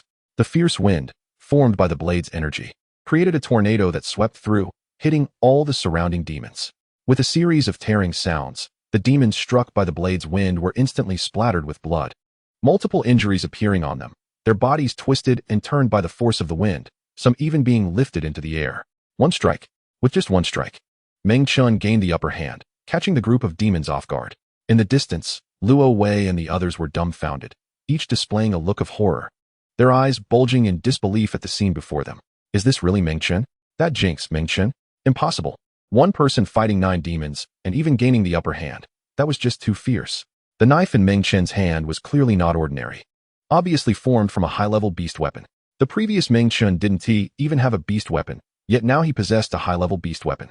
The former Meng Chen didn't know powerful martial skills, yet now he unleashed a ferocious wind, clearly having learned some formidable wind-type martial skills. The contrast was so great that Luo Wei and the others found it hard to accept, feeling as if a beggar by the roadside had suddenly pulled out a massive gold ingot. What was even more shocking was yet to come. Meng Chen rode the wind, moving with the knife following his movements, attacking the unsteady demons and taking advantage of their vulnerability.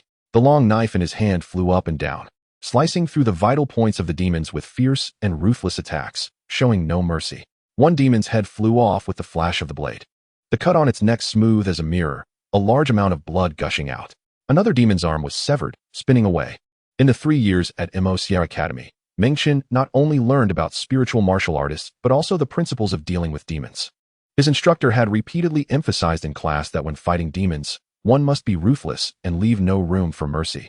This was Meng Chen's first direct confrontation with demons, but he immediately implemented the principles he had learned over the past 3 years.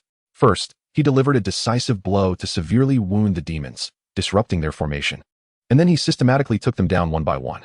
Meng Chen's tactics proved effective, killing 3 demons and severely wounding 6 in a short time. Only when the fierce wind dissipated did the demons gain a moment to catch their breath and began a strong counterattack. Roar! The leading demon leader swung its sharp claws, viciously aiming for Meng Chen's face. Although demons could not use beast weapons, their bodies were powerful weapons. A strong wind rushed towards Meng Chen, the demon leader's claws moving as fast as lightning, indistinctly. Meng Chen did not randomly dodge. Instead, he responded according to the knife techniques, placing the Godwind Sky blade in front of him, using one hand to push against the blade's back, countering with stillness against movement. The demon leader's claws struck the blade, instantly causing deep wounds, blood gushing forth.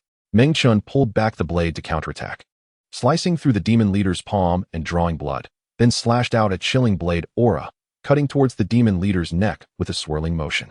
With a thud, the demon leader's neck was cut open, severely injured but not dead yet. The demon leader howled in rage, swinging its claws to try and crush Meng Chen.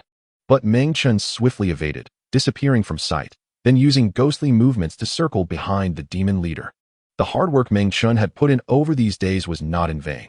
The wind blade technique he had mastered played a significant role in battle, both in power and finesse, making it commendable.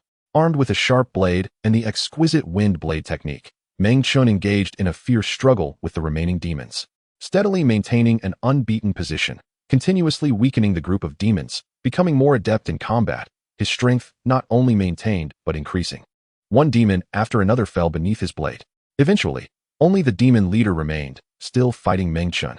The astonishing scenes fell into the eyes of Luo Wei and others, completely overturning their perception of Meng Chen. The Meng Chen before them was no longer the same Meng Chen from before. He had undergone a transformation, as if he were another person. The beast soldiers in his hands were powerful, and the martial skills he used were formidable. The knife in his hand was so sharp, far surpassing iron-level beast soldiers. It was probably a steel-level beast soldier. No way. How can a shooting star summon a steel-level beast soldier? This beast soldier is so strong. If it were mine, how great would that be? With Meng Chen blocking in front, we've saved ourselves some trouble. It seems he can single-handedly wipe out all the demon tribes. No wonder Meng Chen had the courage to come here alone. It turns out he had something to rely on. Everyone spoke at once, some in surprise, some in envy, some self-deprecating. Luo Wei remained silent, his expression fluctuating, feeling a burning sensation on his cheeks, as if someone had slapped him. He had previously said Meng Chen was too weak to come to such a place, and even claimed that kneeling to plead wouldn't protect Meng Chen. Yet here he was, so powerful that he single-handedly blocked so many demon tribes. With Meng Chen's strength, he didn't need Luo Wei as protection at all. What Luo Wei had said before was nothing but a joke. What on earth happened to this kid? Why has his strength increased so much? He probably has surpassed me. Luo Wei's face twisted, feeling very uncomfortable. In the distance, the battle continued. Your demon core is mine. Meng Chen gripped his knife with both hands and struck down fiercely, executing the strongest move of the wind blade technique, City Desire Urges. The blade whirled with a violent wind, as if it aimed to destroy a fortress. And the raging wind pressed down, forcing the battered demon leader to kneel. The ground around was blown clean, as if it had shed a layer of skin. Puff! The long knife sliced through the wind and struck the demon leader's ugly head, causing the demon leader to scream and die on the spot. The battle came to an end. Meng Chen landed steadily, withdrew his knife, and casually flicked it to shake off the blood drops. Dong Hai stared wide-eyed at the corpse on the ground, his eyes crescent-shaped with joy. Well done. Your wind blade technique is becoming increasingly exquisite. Killing these demon tribes will allow you to obtain demon cores to help you cultivate the devoured demon secret art, especially that demon leader's demon core. It must be the best, far superior to those mediocre demon soldiers. Meng Chen felt secretly delighted. With the demon core, he could cultivate the devoured demon secret art. And once he cultivated it, he could break through to iron level. Breaking through to iron level would give him even stronger strength, bringing him one step closer to his parents, and the day he could reunite with his family would no longer be so distant. The demon corpses lying haphazardly on the ground began to show signs of movement, their chests glowing, and small light orbs floated out, suspended in midair, emitting an eerie red light. The red light varied in intensity, with the orb above the demon leader's corpse emitting the strongest glow. These glowing orbs were demon cores. Once a demon tribe died, the demon core would automatically leave the body. If these demon cores were not collected for a long time, they would slowly dissipate, unless they were particularly powerful demon cores that could exist eternally. Meng Chen looked at the demon cores in midair, feeling extremely excited. Not only could the demon cores assist him in cultivation, but they could also be sold for a considerable sum. Moreover, the storage bag on the demon leader was also a valuable item. Even if it was empty, it was worth a fortune, at least 1,000 spirit coins. And even more expensive than 100 soldier boxes. Meng Chen turned his knife around, bent down, and was about to collect his spoils. Stop! Don't touch those things! Luo Wei suddenly shouted loudly. Meng Chen's hand froze in midair, and his brows slightly furrowed. He had killed the demon tribe alone, so these spoils naturally belonged to him. On what grounds did Luo Wei have the right to stop him? Did this young master have some ulterior motive? Meng Chen turned around, coldly staring at Luo Wei in the distance, waiting for him to continue. Luo Wei waved his hand, leading a few followers closer. Meng Chen, you can't monopolize these spoils. You must share them equally with us. Everyone deserves a share, Luo Wei said with an arrogant expression, speaking in a commanding tone. Meng Chen's already poor expression turned even darker. He had endured some unpleasant words before, but he could tolerate it. He never expected that the other party would get more and more outrageous, even wanting to split the spoils with him. This was intolerable. Meng Chen had a good temper. But that didn't mean he was easy to bully. On what basis do you say that? Meng Chen asked coldly. Just because we fought against this group of demon tribes before, killed several of them, and even got injured. We engaged in a fierce battle with the demon tribes, exhausting their strength, which is why you could pick up the pieces and kill these demons. Without us, you wouldn't have been able to kill these demons. Instead, you would have been killed by them. So, not only do you have to share the spoils with us, but you also need to thank us and call us benefactors. Luo Wei spoke confidently. A storage bag plus 9 demon cores could be worth at least 3,000 spirit coins. If there were other good items in the storage bag, the value would be even higher. With such a high value, even if Luo Wei was a young master, he would be tempted. Having money at home was one thing, but his usual pocket money was limited, and his family was very strict. If he could get a share of the spoils, Luo Wei could make a small fortune. More importantly, Luo Wei wanted to use this opportunity to find fault and annoy Meng Chen. Meng Chen had just displayed his might and taken all the attention, which made him very uncomfortable. When Luo Wei was halfway through his words, Meng Chen's body trembled with anger. He had seen shamelessness, but never such shamelessness. You fought against the demon tribes before, so you have the right to share the spoils with me? Meng Chen gritted his teeth and asked. Exactly. Luo Wei replied confidently. Pooh, how can you say that? Aren't you afraid the wind will blow your tongue? By your logic, if you fart in the imperial palace, should the emperor give you half of the palace? You wish. One thing should be treated as one thing. Don't spout nonsense. The one spouting nonsense is you. This is the first time I've seen someone as unreasonable as you. All these demons on the ground were killed by me, so the spoils naturally belong to me. You were all just watching the fun. None of you helped me. On what basis do you want to share the spoils? When it was time to fight, you weren't there. Now that the battle is over, you jump out. Your face is really thick. Meng Chen spoke with reason and conviction, determined to keep these spoils, not giving a single cent to Luo Wei and his group. The two sides argued, becoming more and more stubborn, their faces flushed. Luo Wei was indeed in the wrong and could not argue against Meng Chen, so he simply decided to resolve the issue with action. He waved his hand and said, Don't listen to him shouting nonsense. You all go collect those demon cores, one for each person, and that storage bag belongs to me. This was outright robbery. Taking the demon cores and the storage bag would leave nothing behind. Meng Chen risked his life to fight against these demon tribes. After the battle, he had to hand over these rewards. Luo Wei, you are going too far. Meng Chen's anger surged, his eyes wide open, and he shouted like thunder breaking through the air. He could tolerate them speaking ill of him, but he could not tolerate them stealing his things. Having endured enough, he no longer needed to hold back. What brotherhood? It was all nonsense. Meng Chen treated them as classmates, but they did not treat him as such, only seeing him as a soft persimmon to squeeze. Did these people not think about it? How could someone who had just killed 9 demon tribes be easy to bully? With the knife in hand, Meng Chen stood tall and resolute, shouting, Get the hell away from me. Whoever dares to touch these things, I will take their life. Those who are not afraid of death can come forward. The previous youths, who were still eager to act and intended to take the demon cores following Luo Wei's words, were all frightened when they saw Meng Chen's imposing demeanor. They all remembered clearly how Meng Chen looked during the battle just now. One by one, even when combined, they might not be able to match Meng Chen. The crowd was intimidated by Meng Chen's imposing fighting spirit and began to retreat. Only Luo Wei remained unmoved, squinting his eyes and sneering, all show and no substance. I can see clearly that you have exhausted your strength in the fight against the demon clan. Your current power is less than half of what it was before. We have all rested, and combined, our strength is definitely above yours. If it comes to a fight, you will surely be the one at a disadvantage. If you know what is good for you, hand over the spoils, or don't blame us for being rude.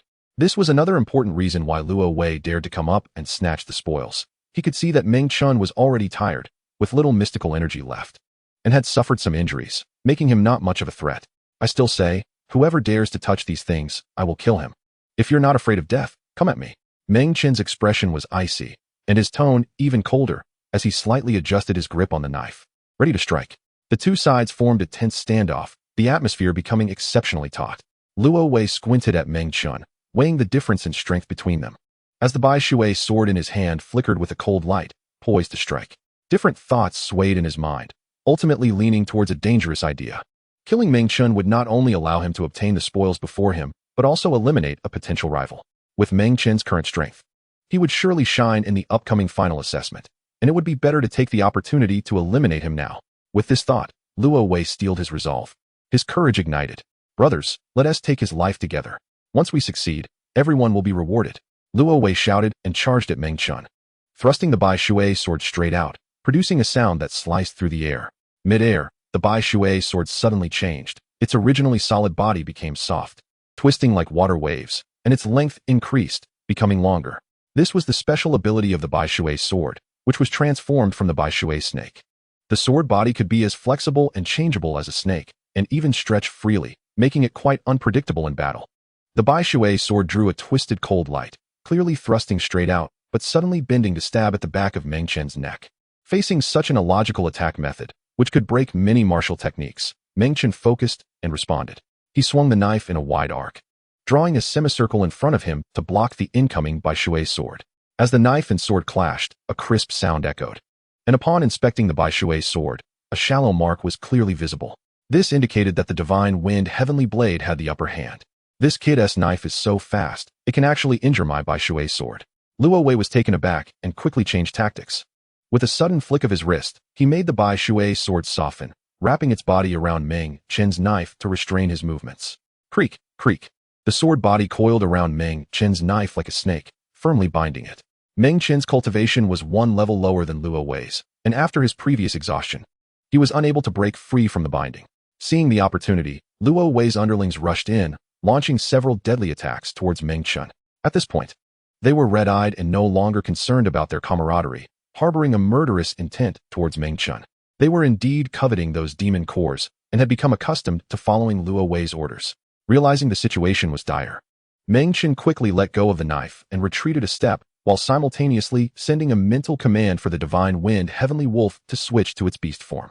The knife bound by the sword suddenly expanded, transforming into a majestic silver giant wolf, breaking free from the sword's bindings. The divine wind heavenly wolf howled, unleashing another signature ability, the Wolf King's summon. Awoo, awoo, awoo, awoo. Nearby wolves, hearing the howls of the divine wind heavenly wolf, immediately echoed back with their own howls. Previously, Luo Wei and the others only knew that the knife in Meng Chen's hand was powerful, but they did not know what kind of beast it had transformed from. Now they finally saw the true form of the divine wind heavenly wolf, all in shock. It's the divine wind heavenly wolf. It's really a steel-level beast. Several of Luo Wei's subordinates changed their expressions. The divine wind heavenly wolf ranked among the top of steel-level beasts, much stronger than the Bai Shui sword. With its transformed weapon, it could easily cut through iron and copper-level weapons. If they swung their weapons to clash with the divine wind heavenly wolf, it would be pure folly, and their weapons would surely be destroyed. With a fierce howl, the divine wind heavenly wolf opened its eyes wide, ready to protect its master, and fiercely pounced towards Luo Wei. Luo Wei was forced to retreat in a panic, and the others also stepped back a few paces, intimidated by the divine wind heavenly wolf. The divine wind heavenly wolf was powerful, but it couldn't fight alone. It immediately turned and leaped to stand in front of Meng Chen, transforming back into weapon form in midair, which Meng Chen grasped in his hand. Kid, handling these little brats by yourself is a bit tough. I'll lend you a hand and help you gather your battle luck. The voice of the East Sea resonated in Meng Chen's mind. The so-called battle luck refers to a special kind of luck in warfare. Battle luck can influence the outcome of a war or battle to some extent. Those with strong battle luck are more likely to win, while those with poor battle luck tend to fail. For instance, when two armies face off, if one side uses strategies to launch a fire attack, strong battle luck might summon strong winds to fan the flames, while poor battle luck could bring rain to douse the fire, rendering the attack useless. Luck is elusive, but who dares to say it doesn't exist? If luck didn't exist at all, this term wouldn't have been coined. Luck not only exists but also tangibly influences all aspects of life, as fate seems to have its own design. The East Sea helped Meng Chen condense his battle luck, which burned a fiery red, resembling blazing flames, igniting fiercely above Meng Chen's head. Knowing this was a life-and-death battle, the East Sea exerted all his effort, upgrading the battle luck to a third-tier luck, transforming it into flame refinement, which was the utmost limit of what he could do. The blazing battle luck quickly began to take effect. Suddenly, a strong wind whipped up around them, growing stronger and causing the surrounding trees to rustle and the ground to kick up dust and stones. The wind rises, the clouds fly high.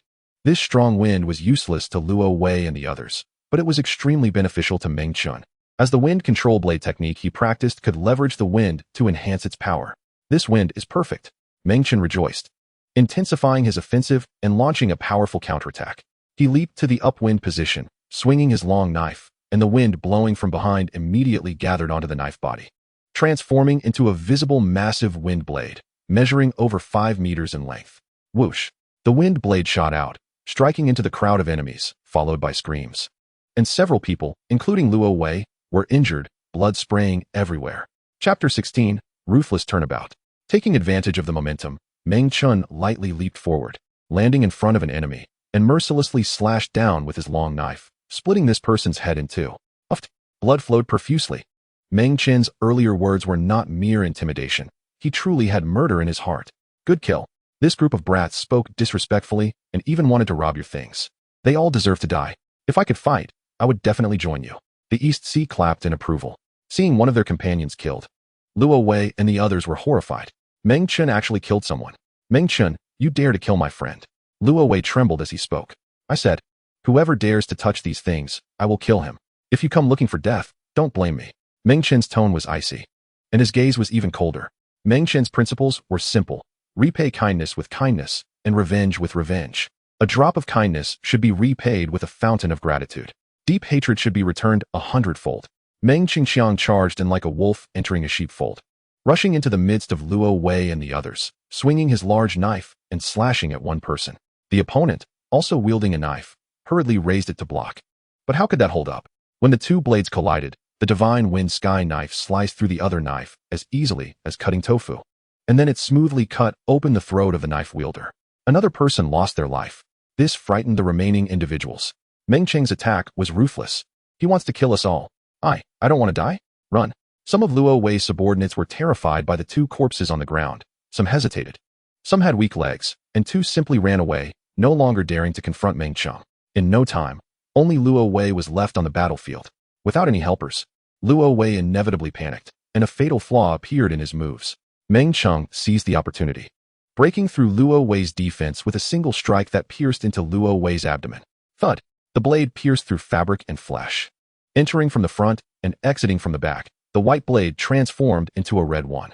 Luo Wei's expression instantly froze, his eyes bulging in disbelief as he looked at the knife embedded in his abdomen, blood spilling from his mouth. An unprecedented wave of pain surged from his belly.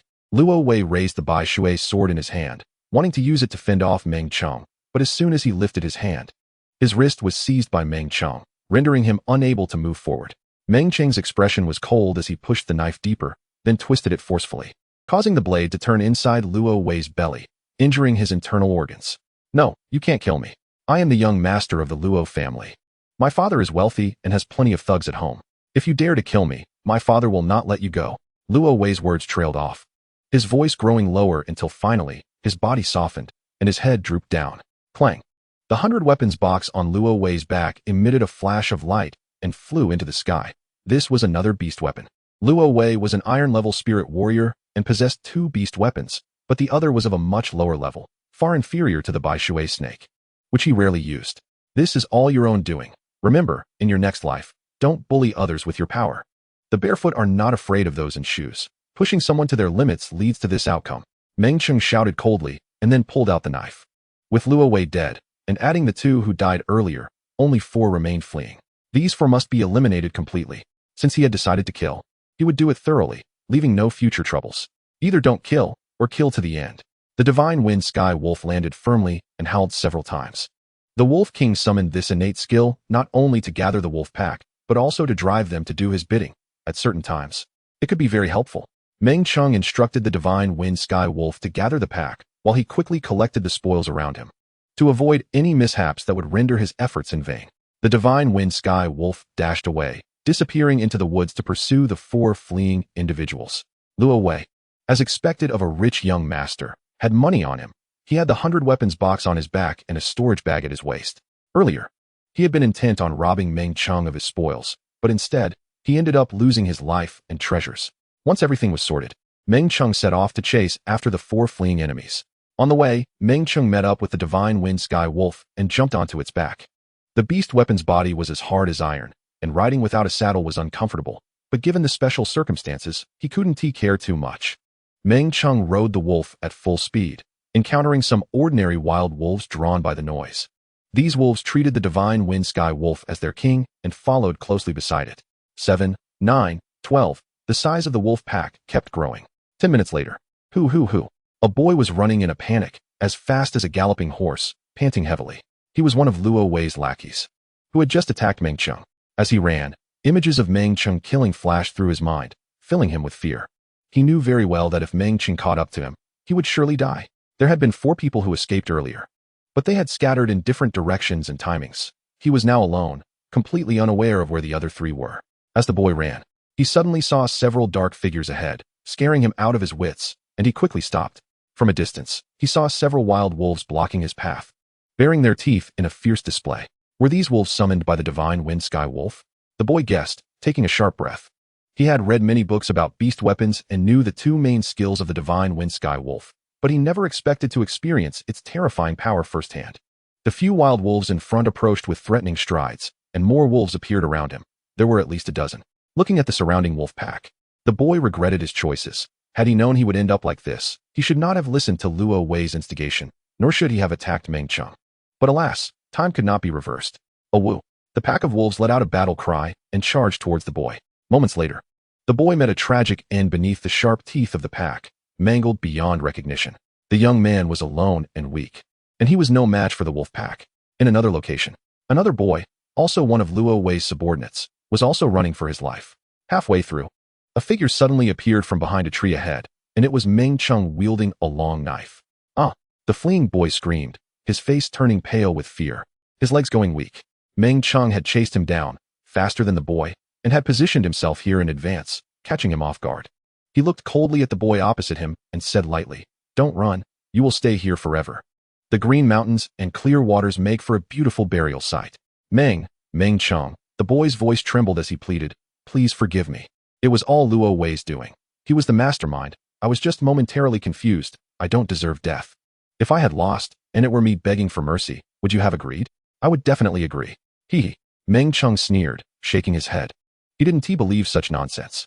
If he were the defeated one, he couldn't imagine how miserable it would be. His earlier question was just casual talk. Meng Chen had no intention of letting the other go. It was too late for anything now. Go continue being Luo Wei's lackey on the road to the underworld. Alive, you are his person. Dead, you are his ghost. That is true loyalty. Meng Chen mocked, his eyes suddenly sharp as he charged at the boy opposite him.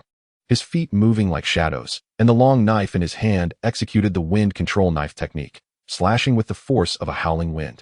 The boy resisted desperately, raising his weapon to defend, but the incredibly sharp divine wind sky knife sliced through it, and he died beneath the cold blade. Meng Chen wiped the knife, not lingering, and continued pursuing the remaining enemies. Time passed, and the sun sank in the west. Before night fell, Meng Chen had killed a total of 6 people, including Luo Wei. But one fish had slipped through the net, which made him somewhat anxious. Although Meng Chen was acting in self-defense, it would still bring trouble afterward. Luo Wei's family wouldn't care about right or wrong. They would only seek revenge for Luo Wei. As for the rules of the MOC Academy, there was no need to worry, as they mainly restricted behavior within the academy. Once students were outside, they were not bound by those rules. Even if Meng Chen killed a classmate, as long as he insisted it was self-defense, he would not face punishment. The only thing to worry about was the Luo family. Not being able to eliminate them completely would lead to trouble. Meng Chen said solemnly, "What are you afraid of?" Donghai was indifferent and said, "They're just a few ants. If they're killed, they're killed. If you're scared, then don't act. If you act, then don't be afraid. As long as you quickly improve your strength and become stronger. Even if those ants' friends and family come to take revenge, they won't be able to do anything to you. By then, you can kill one if they come. Or kill a pair if they come in twos. Just treat it as cultivation. You make it sound easy. It's really not a big deal." Meng Chen ignored Donghai and continued to chase after the fish that had slipped through his fingers. He chased all night under the stars, but still couldn't catch up to that person. The world was so vast. Where could he find that person? Even with a pack of wolves helping, it would be useless. Meng Chen had no choice but to give up. Donghai transformed into a small black figure, jumped onto Meng Chen's head, and knocked him a couple of times, advising, "Don't look for that person anymore. Consider it luck on his part. Let him run. Continuing to search is just a waste of time. It's better to spend that time on something productive. Quickly check what's in those 2 storage bags and see if there's anything good." Chapter 17, Counting the Gains. Alright, I won't look anymore. Just like you said, searching is pointless. Following Donghai's words, Meng Chen sat cross-legged on the ground and took out the 2 storage bags he hadn't had time to open yesterday. One was old, obtained from the demon leader, and the other was embroidered with auspicious beasts, originally belonging to Luo Wei. Storage bags belonging to spirit warriors often contain things of immense value, essentially a portable treasure trove. As for Luo Wei's few followers, they couldn't afford storage bags, and he wouldn't obtain any valuable loot from them, which could almost be ignored. Meng Chen was full of anticipation as he first held the old storage bag, closed his eyes, and spread his consciousness into it. Using a storage bag required first refining it and claiming it as one's own through consciousness. Only after that could it be opened. This was also the main reason Meng Chen hadn't opened it yesterday. He was too busy chasing someone. The primary power of a spirit warrior is Xuanli, which is fundamental to everything, whether casting martial skills or drawing summoning arrays. In addition to that, spirit warriors have another important power, consciousness. The uses of consciousness are numerous and just as significant as Xuanli. To sign a contract with a beast, to issue commands to a beast, and to refine some treasures all require consciousness. Some spirit warriors with powerful consciousness can even harm others with it. Meng Chen was merely a peak copper-level spirit warrior, and his consciousness was still weak, akin to a flickering glow. Refining the storage bag in his hand would take at least 15 minutes. Those 15 minutes seemed longer than half an hour. After waiting for a long time, Meng Chen finally completed the refinement and became the new owner of the storage bag. Let us see what's inside. Excitedly, Meng Chen opened the storage bag, pointed the opening towards the ground, and shook it vigorously. Several streams of light flew out from the opening, landing on the ground and transforming into a few items. Meng Chen focused and saw a martial skill book, 2 pieces of spirit gold, and many useless trinkets. His eyes lit up as he picked up the martial skill book, noticing 3 bold characters on the cover: Shattering Leg Technique. Shattering Leg Technique? I haven't heard of it. Old guy, do you know this martial skill? Meng Chen grabbed the little black figure stuck on his head and placed it near the martial skill book.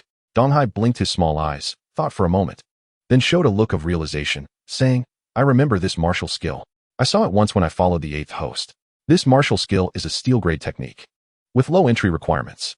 It's very practical. When executed, it can shake the ground and send a hidden force through the earth to explode beneath the enemy's feet. If you're interested in this martial skill, you can learn it. It's quite good for a steel grade technique. With your high standards, if you say it's good, then it must be reliable. Good stuff, I'll keep it. Meng Chen temporarily set the martial skill book aside and picked up the 2 pieces of spirit gold. He recognized one. It was round and smooth, with flowing patterns on its surface. The other was slightly larger, entirely black like ink, with spiral cracks on the surface. And a faint wind flowed from the cracks. Quite incredible. I know this piece of spirit gold. It's water-patterned stone, suitable for water-type beasts. Other types can eat it too, but the effect will be diminished. I don't recognize the other piece. Old guy, help me take a look. Meng Chen pointed at the black spirit gold. Don't be so ignorant. Always calling me old guy or old thing. It sounds terrible. Can't you sweeten your words a bit and call me grandpa? Donghai shook his head. Call you grandpa? Only if the sun rises in the west. Don't dream. If you don't call me grandpa, I want to tell you what this piece of spirit gold is. If you don't say it, then so be it. Spirit gold is all good stuff anyway. I can just feed it to the divine wind wolf. Meng Chen rolled his eyes and called over the divine wind wolf, tossing the black spirit gold directly to it. The divine wind wolf sniffed a few times and, as if it had been starving for 3 days, immediately devoured it with delight. The hard spirit gold was crushed in its mouth with a crunch, and it slowly chewed and savored it before swallowing it. Feeding spirit gold is the fastest way to enhance a beast's combat power. There's nothing more convenient than this. Seeing Meng Chen not taking the bait, Donghai felt a bit disgruntled and muttered, Humph, if you want to call me, then I'm not even interested. To tell you the truth, this black spirit gold is called Wind Charm Stone, a wind-type spirit gold, perfectly suitable for wind-type beasts. You've struck gold this time. The divine wind wolf's attributes align perfectly with this Wind Charm Stone. After eating it, its combat power will increase by at least 8 points. Increase by that much.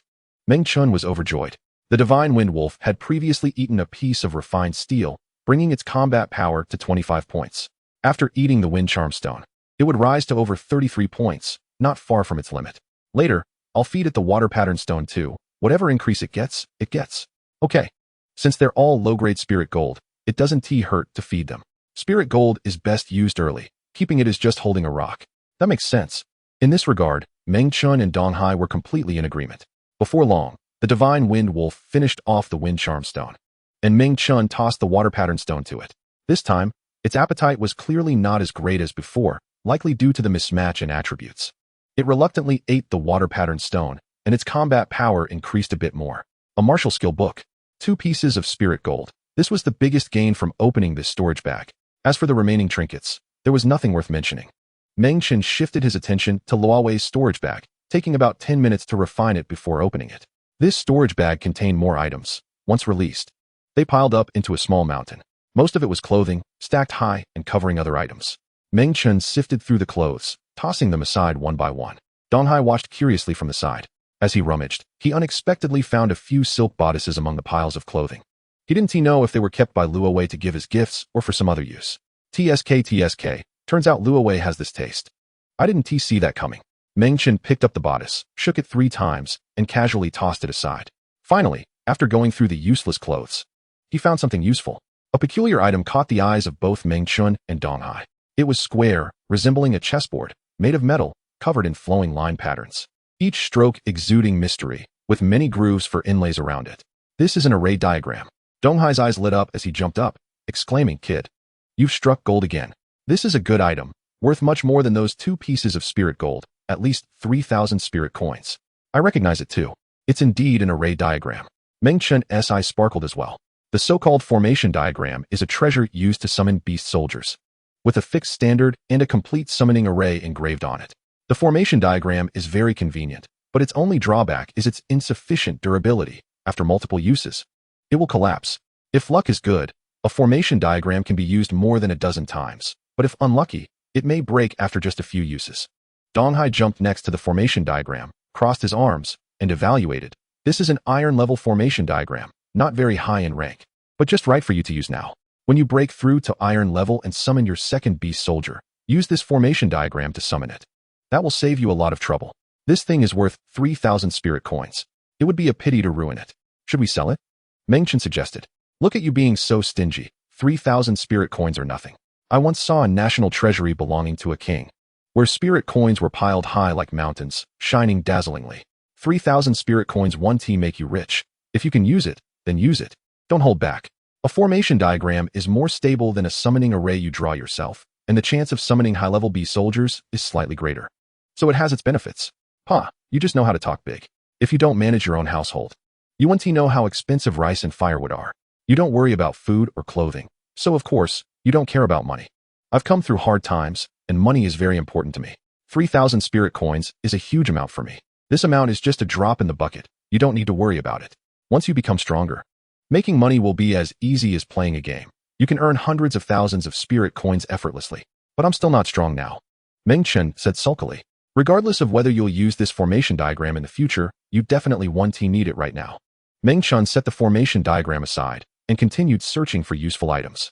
He found 2 ordinary manuals and 1,000 spirit coins. This Luo Wei is really wealthy, carrying so many spirit coins with him. Among all the items, the most precious is the iron-level formation diagram. Meng Chen counted on his fingers and calculated that all his gains added up to about 10,000 spirit coins. This result surprised him, and he counted it again 2 more times, and it was still the same. It was the first time in his life he had accumulated so much wealth. Wow, this time I really hit the jackpot, Meng Chen chuckled to himself. All right, stop basking in your own glory. Pack up the items. Then take out the demon core from that demon leader and quickly cultivate the demon devouring secret art. That is the most important thing. All those external possessions are secondary. Donghai urged. Meng Chen followed his advice, tidied up, and then took out the red demon core. As soon as the demon core appeared, it emitted a strange red light, containing abundant energy. The energy of human spirit martial artists is Xuanli, while the energy of demon races is Yaoli. The 2 forces are completely different, yet both are powerful. The power of the demon devouring secret art lies in its ability to allow humans to store the demon core within their dantian, thereby gaining the Yaoli of the demon race. The stronger the devoured demon core, the stronger the Yaoli obtained. When Xuanli and Yaoli are combined, the power will multiply. This is not a simple addition, but a qualitative leap. Kid, start devouring the demon core. I've waited for this moment for a long time, Donghai said excitedly. Meng Chen had also waited for this moment for a long time. He had been in school for 3 years, always hoping to break through to iron level. But due to a lack of cultivation resources, he could never improve. Now, he had learned the demon devouring secret art and obtained a demon core of the demon leader level, finally giving him hope to break through to iron level. God bless. May I succeed, Meng Chen prayed. I've said it so many times, you don't need to rely on God. Just rely on me, Donghai said proudly. Meng Chen ignored Donghai and began to formally devour the demon core. He took out the demon core, opened his mouth, and swallowed it whole, sending it into his abdomen. Devouring the demon core is not as simple as just eating it. It also requires transferring it to the dantian, which is the difficult part. Meng Chen sat cross-legged on the ground, with his palms facing up on his legs. On the surface, he appeared completely normal, but inside him, changes were happening like a raging sea. The movements in the dantian were even more significant. This place does not count as the 5 internal organs or even within the flesh, but is stored in the human body in a very special state, like microdust. Infinitely small, yet like the starry sky, vast and boundless. Xuanli filled the dantian, rapidly rotating like taiji, emitting brilliant light. During the rotation, a strong suction force formed, penetrating through the dantian and flesh, attaching to the outer demon core. The demon core was drawn in, slowly permeating the flesh. This process was very painful. Meng Chen frowned, and cold sweat gradually appeared on his face. Donghai couldn't help. He could only stand by and watch, worrying for Meng Chen. Cultivating the demon-devouring secret art is very dangerous, and the success rate is not 100%. If he fails, he could be injured or even lose his life. Even with the danger, he still had to cultivate this technique, as it was the most powerful technique Dong Hai knew. And only this technique could help Meng Chen rapidly improve his strength. Kid, you must succeed. There can't be any mistakes, otherwise it will be dangerous. I can help you gather luck, bringing you good fortune, but many things still depend on you. Dong Hai thought to himself. Time slowly passed. The red demon core gradually permeated Meng Chen's flesh, with half squeezing into the dantian and the other half remaining outside. Meng Chen endured immense suffering. Feeling like he was dying, clearly in pain, he couldn't cry out, as opening his mouth would cause the energy within him to dissipate, ruining everything. He also couldn't lose focus. If he made a mistake in the cultivation, it would be disastrous. Meng Chen gritted his teeth, enduring the pain, staying fully concentrated, and desperately circulating his Xuanli to slowly draw the demon core into his dantian. He didn't know how much time passed, but the demon core finally entered the dantian. The first step was a great success. The next step was actually simpler than the first. He just needed to stabilize the demon core within the dantian. Meng Chen activated his Xuanli, wrapped around the demon core, and began to refine it, making it his own. The demon core was filled with energy and was a great supplement for spirit martial artists. In fact, any spirit martial artist could consume a demon core and digest the energy within, but no one could integrate the demon core with themselves. Only by practicing the special technique of the demon devouring secret art could one achieve such a miraculous feat. Using ordinary methods to absorb the demon core is not only slow but also requires converting the Yaoli into Xuanli. The method recorded in the demon devouring secret art is different. It directly stores the demon core intact, which is completely different from ordinary absorption. And the enhancement gained is also different. Assuming that the enhancement gained through ordinary methods is 3, then the enhancement gained through the demon devouring secret art is 10. The difference is that significant. Meng Chen's Xuanli flowed endlessly, finally refining the demon core and marking it with his own brand. From now on, the demon core would remain in his body, unless he obtained a higher level demon core to replace it. Next is the third step. This step requires him to stimulate the energy within the demon core, using that energy as a catalyst to help Meng Chen break through to iron level and turn Xuanli into a gaseous state. With his thoughts focused, the demon core in the dantian immediately reacted, emitting a strange red light, and a wave of energy different from Xuanli exploded, impacting the entire dantian. Qualitative change arises from quantitative change. The surging energy impact allowed Meng Chen to break through ahead of time. The Xuanli in his dantian expanded and contracted repeatedly with his breath, expanding to the limit during inhalation, then retracting to the limit during exhalation, repeating this process 81 times. The originally ethereal Xuanli finally transformed into a gaseous state, gaining substance. Xuanli turned into airflow, with a hint of Yaoli mixed in, swirling like a soaring dragon in the dantian. It succeeded. Meng Chen was overjoyed. He had finally broken through to iron level, taking a significant leap on the path of spirit martial artists. Copper level spirit martial artists are too weak. Starting from iron level, it finally feels like something. The gaseous profound energy is much stronger than before, at least double the difference. In Meng Chen's previous battles, he mainly relied on the advantage of his weapons, while his profound energy was a weakness. Now he has finally compensated for this disadvantage. With powerful strength, he can achieve his long-standing goal of reuniting with his family as soon as possible. Meng Chen opened his eyes, stood up, and activated the gaseous profound energy, channeling this power through his veins into his fists, and then he unleashed it fiercely in front of him. Bang! A loud explosion echoed, and the violent power erupted from Meng Chen's fist, forming visible air currents.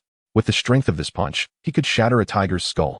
This is the power of an iron-level spirit warrior. This power is incredible. Meng Chen's eyes sparkled, feeling that he had improved significantly. Haha, you did it. Dong Hai jumped up and down with joy. Now he understands the power of the demon-devouring profound art, right? If it weren't for this technique, you wouldn't know when you could break through to iron level. Yes, the demon-devouring profound art is indeed powerful. It has helped me a lot. Meng Chen replied with a smile. The rank of the demon-devouring profound art is directly related to the demon core you consume. The demon core you just consumed is from a demon leader, which has raised the rank of this technique to iron level. In the future, if you consume even stronger demon cores, its rank will continue to increase. The stronger you become, the stronger it becomes. To cultivate the demon-devouring profound art, it seems I will have to kill more demons in the future. The human race and the demon race are inherently oppositional, so these opportunities will not be scarce. Yes. Meng Chen nodded in agreement. Then, Meng Chen picked up the divine wind heavenly blade and practiced a set of sword techniques. Discovering that the power of this sword technique had significantly increased, especially the sword energy that he unleashed, which was fiercer, with greatly increased length and attack range. If he were to fight against Luo Wei and the others again with his current strength, he wouldn't let so many escape. All enemies would fall under his blade. Not a single one would get away. Now that I have reached iron level, I can finally have a second weapon beast. I should seize the opportunity and summon a new weapon beast now. Just thinking about summoning a weapon beast made Meng Chen's heart race. For spirit warriors, summoning weapon beasts is undoubtedly the most exciting thing. The quality of the summoned weapon beast directly affects the spirit warrior's strength. Having one more weapon beast is equivalent to having one more weapon, one more option. Some spirit warriors are skilled with dual swords or dual blades, requiring 2 weapon beasts, while others adept at throwing darts and concealed weapons need even more weapon beasts. The iron level formation map obtained before has come in handy so quickly. Meng Chen followed Dong Hai's advice and decided to use the formation map freely instead of selling it. He laid the formation map on the ground and took out 100 spirit coins, embedding them one by one into the gaps on the formation map. The formation map absorbed the energy contained in the spirit coins, emitting a bright light. The more it absorbed, the more intense the glow became. The number of spirit coins needed to set up the summoning formation would increase exponentially. Setting up a copper-level summoning formation only required 20 spirit coins, while setting up an iron-level summoning formation required a full 100 spirit coins. Meng Chen had at most a little over 1,000 spirit coins in cash, which meant he could only summon about 11 times. If he couldn't summon a satisfactory weapon beast in those 11 attempts, he would be heartbroken. Fortunately, with Dong Hai's help, he could gather luck to increase the chance of summoning a high-level weapon beast. Dong Hai, without asking the heavens for help, I can only rely on you. Meng Chen smiled at the little black figure standing not far away. Meng Chen kept adding spirit coins until the formation map finally gathered enough energy. He placed his hand on a blank circle on the formation map, activating the summoning effect. The summoning formation glowed brightly and emitted strange sounds, connecting to the distant celestial spirit realm. Meng Chen's heartbeat quickened as he eagerly watched the formation map across from him, the light illuminating his face and eyes. Under his eager gaze, a large crab's silhouette flashed in the light. Weapon beasts have various forms, and there are quite a few crab-shaped weapon beasts. Just by looking at the outline, Meng Chen couldn't judge the result and couldn't guess what it was. Chapter 19, Summoning the Formation. The light gradually faded, and the large crab finally revealed its true form. It was over 2 meters wide, many times larger than an ordinary crab, displaying a silvery gray color, with round, bulging eyes, its mouth opening and closing, releasing small bubbles, and its pincers as sharp as blades. Gleaming coldly, Meng Chen recognized it immediately and exclaimed, "Iron-level weapon beast, blade pincer crab." Yes, it's the blade pincer crab. Among iron-level weapon beasts, it's considered average and quite common, suitable for transforming into a weapon with sharp blades. The ghostly face on the transport ring spoke. Several people in class use blade pincer crabs, and they seem pretty good. Pretty good, my foot. Compared to your divine wind wolf, it's trash. Hurry up and dismiss it. Try summoning again. Even if I can help you gather luck, I can't guarantee you'll summon good weapon beasts every time. You need to try several times. Alright, let's try again. Meng Chen didn't get discouraged. He had previously failed 9 times in summoning and tasted the bitterness of failure. At least this time he had successfully summoned, just that the summoned weapon beast was a bit ordinary. The formation map, like a greedy diner, absorbed the energy from the spirit coins and shone again. Another figure appeared in the light. Last time, only 1 figure was summoned, but this time, 2 figures emerged. Meng Chen was shocked, his eyes wide open. This is a rare double summoning. Summoning weapon beasts is a very random affair, with various possible outcomes. Normally, summoning can only produce 1 weapon beast, but occasionally, 2 weapon beasts may appear simultaneously, which is a double summoning. Spending just 1 set of spirit coins to summon 2 weapon beasts is undoubtedly a very lucky occurrence. The chances are quite low, and some people may never encounter it in their lifetime. Haha, this time the summoning was exhilarating. 2 appeared at once. Meng Chen laughed. This is all thanks to me. Old man, Dong Hai boasted. Yes, it's all your credit. Don't you want to call me Grandpa? Get lost. While the 2 were talking, the light on the opposite side dimmed, and both weapon beasts simultaneously revealed their forms. The left weapon beast was extraordinarily tall, over 5 meters high, a silver giant elephant. But its teeth were different from those of ordinary elephants, having 3 tusks extending from both sides of its mouth. The right weapon beast was vine-like, about the thickness of a wrist, tangled messily on the ground, slowly twisting, resembling a cluster of intertwined snakes, displaying a light green sheen. Upon seeing the giant elephant, Meng Chen immediately gasped, "Steel-level weapon beast, 6-tusked elephant." Meng Chen had once again summoned a steel-level weapon beast. The last time it was summoned using a copper-level formation. This time it was summoned using an iron-level map, which is a higher-level summoning method, but the chance of summoning a steel-level weapon beast is still very low. It's a stroke of luck. Dong Hai, who had seen a lot, remained calm and commented. The six-tusked elephant has slightly higher combat power than the divine wind wolf, but it lacks innate skills and its sharpness is insufficient. It is suitable for transforming into heavy blunt instruments like hammers, so it can only be considered average. Average? Come on. This is a steel-level weapon beast. If any of my classmates summoned it, they would probably be overjoyed. Meng Chen retorted. In fact, he didn't need anyone else. His own mouth was already a bit crooked. Having two steel-level weapon beasts at the same time was exciting to think about. Hearing this, it was clear you were a novice. Weapon beasts are not always better just because they're higher in rank. Some lower-level weapon beasts are even superior to higher-level ones in certain aspects. The weapon beast next to the six-tusked elephant is a typical example. Just look at what it is. The one next to it? Meng Chen turned his head to look at the green metal vine coiled on the ground. Although the term beast soldier contains the character for beast, not all of them are actually beasts. There are also flowers, birds, fish, and insects. And a small portion of beast soldiers take on plant forms, which is not surprising. Meng Chen scrutinized this vine-like beast soldier for a while and recognized its type by its appearance. This is a beast soldier known as tough vine, which is said to be very resilient and can be used to transform into a whip or armor, making it one of the outstanding examples among iron-level beast soldiers. This is tough vine, right? I recognize it. I saw it once in a book called Complete Record of Iron-Level Beast Soldiers, and I have a bit of an impression. Meng Chen said, That's right, this is tough vine. Within the category of iron-level beast soldiers, it is quite rare, and the chance of summoning it is extremely low. In my opinion, this tough vine is more suitable for you than that six-tusked elephant beside it, Dong Hai said. Why do you say that? It's still the same saying. The level of a beast soldier does not represent everything. It's just a reference. There are some extremely special beast soldiers in the world that, despite their low levels, have values that surpass those of high-level beast soldiers. This tough vine is one of them. Is tough vine really that good? Meng Chen felt quite puzzled. The introduction he had seen in the book was merely a brief overview, just a few dozen words along with a picture, and he didn't know the extent of tough vine's capabilities. Dong Hai transformed into a small black figure, jumped out from the ring, and landed on the ground. Explaining, the toughness of tough vine is immense. Even if you use the divine wind skyblade to slash at it, you cannot cut it.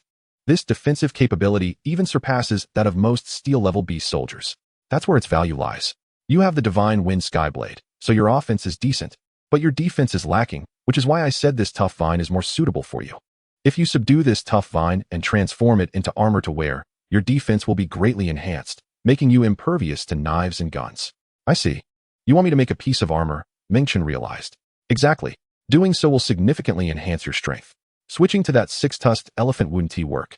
It is more suitable for transforming into a weapon, but you don't need weapons right now, and besides, a weapon suitable for transformation wouldn't be right for you. You wouldn't be able to use a big hammer effectively. That makes some sense. Meng Chen nodded, agreeing with this viewpoint. Although steel-level beast soldiers were tempting, that iron-level tough vine was more useful to him. Practicality was what mattered most. Unfortunately, he could only choose one from the two. It would be perfect if he could have both. Only stronger spiritual warriors could possess 3 or more beast soldiers at the same time. And he definitely couldn't do that now. The contract between a spiritual warrior and a beast soldier is stored within the Dantian, and establishing a contract requires corresponding capacity. An iron-level spiritual warrior can only bear 2 contracts. Meng Chen's mystical energy enveloped his intention and infused it into tough vine, connecting with its consciousness. The contract was successfully established, transforming into a rune pattern that hovered within Meng Chen's Dantian, coexisting with his demon core. From now on, Meng Chen had a second beast soldier. I don't understand why there are cases where lower-level beast soldiers are superior to higher-level ones. Aren't beast soldiers supposed to be better the higher their level? Meng Chen asked in surprise. The reason is actually quite simple. Once I explain it, you'll understand. Beast soldiers live in the celestial spirit realm, which is divided into many territories, such as copper-level territory, iron-level territory, and so on. The beast soldiers living in copper-level territory are copper-level beast soldiers, while those in iron-level territory are iron-level beast soldiers.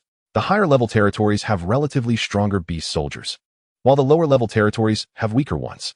This refers to the overall strength difference, but among a group of short individuals, there will always be a tall one. There are also some uniquely powerful existences in lower-level territories, Dong Hai explained. So the celestial spirit realm is divided into many territories. I thought it was just one whole. Meng Chen said, What you learned at Immerse Academy is very basic knowledge and doesn't cover much about the celestial spirit realm because it's too far removed for you. Teaching it to you would be of no use. In the future, when there is an opportunity, I will slowly explain it to you. It's definitely beneficial to know more. I'm willing to learn. You have already become the master of defying. It will tell you about its abilities. So take some time to study it. Meng Chen closed his eyes, and a stream of intention surged into his mind, revealing defying's innate ability. Deathbind. Use the vines to wrap around the enemy, choking them to death without mercy. Form limitation. Must be in vine form. Usage frequency. A maximum of 5 times a day. Meng Chen noted down this innate skill, as it might come in handy in the future. It was evident that this was a simple and practical offensive skill that also had a binding effect. Wrapping up the enemy would limit their movement, making it a great opportunity to strike. Old man, I want to transform it now. Teach me, Meng Chen said. It was time for the old man to step in again. I'll draw the pattern on the ground, and you just need to follow it, Don Hai said.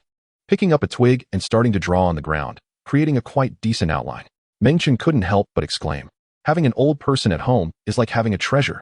The transmutation ring had been immensely helpful to Meng Chen, not only assisting him in fortune, but also teaching him many things. This was the benefit earned from more than a decade of misfortune, and when calculated, it was worth it. Following Don Hai's guidance, Meng Chen manipulated defying to climb onto his body, tailoring it to fit his physique and forming a chest armor. While the defensive capability of the armor was impressive, the issue of flexibility also needed to be considered. If it were full-body armor, movement would definitely be affected. Therefore, it was better to transform it into a lighter piece of armor. The defying transformed into a chest armor with a collar, covering everything from below the mouth to the abdomen, with extra thickness at the vital area around the heart. The shoulders were left open, allowing the arms to extend freely.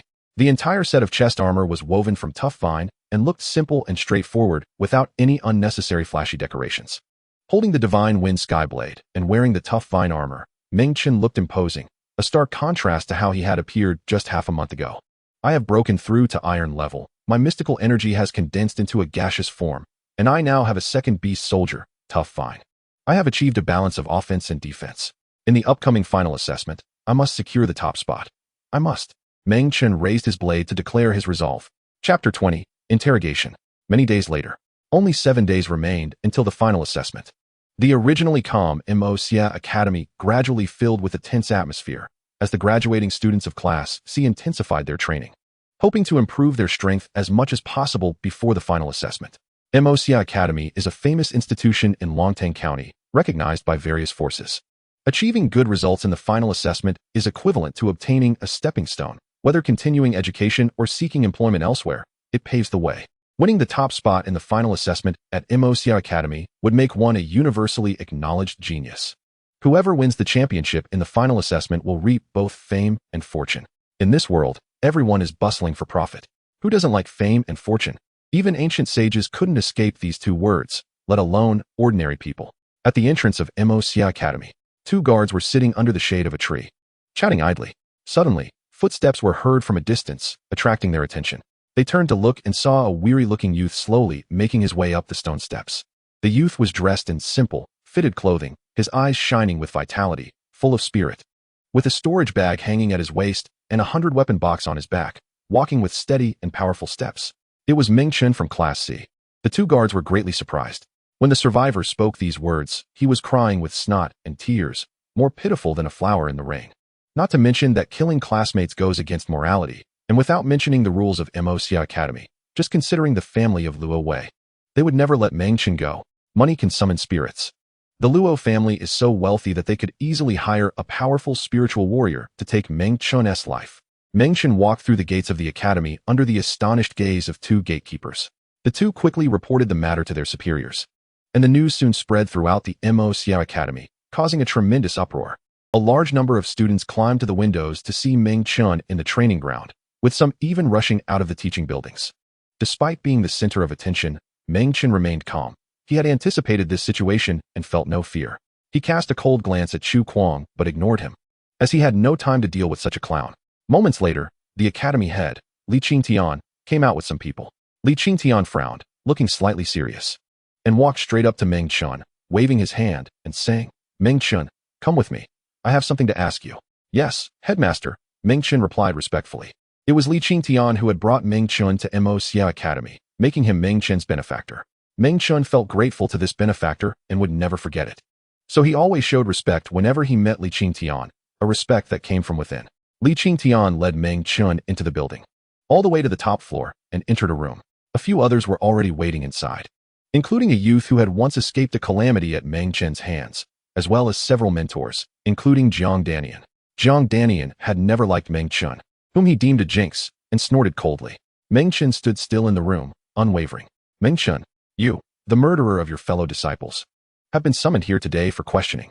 Hurry up and kneel to admit your guilt and confess your crimes. Jiang Danian shouted angrily, stepping forward and raising his hand to strike down at Meng Chen. Meng Chen was not one to suffer such an injustice. His eyes narrowed, and he immediately raised his arm to block. Bang! Jiang Danian's hand struck Meng Chen's arm, but failed to move him. The youth merely swayed slightly. Although Jiang Danian's slap was casual and not full force, it still contained tremendous power that was not easily blocked. This kid didn't even budge. Jiang Danian's expression changed, surprised at the youth's strength. The others around also found it unexpected. Meng Chen had effortlessly neutralized a mentor's strike. His speed and strength were extraordinary. The other mentors exchanged looks, all thinking the same thing.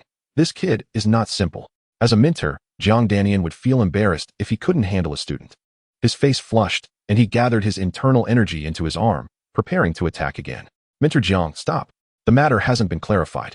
Whether Meng Chen is the murderer is still unknown. You cannot be rough with him.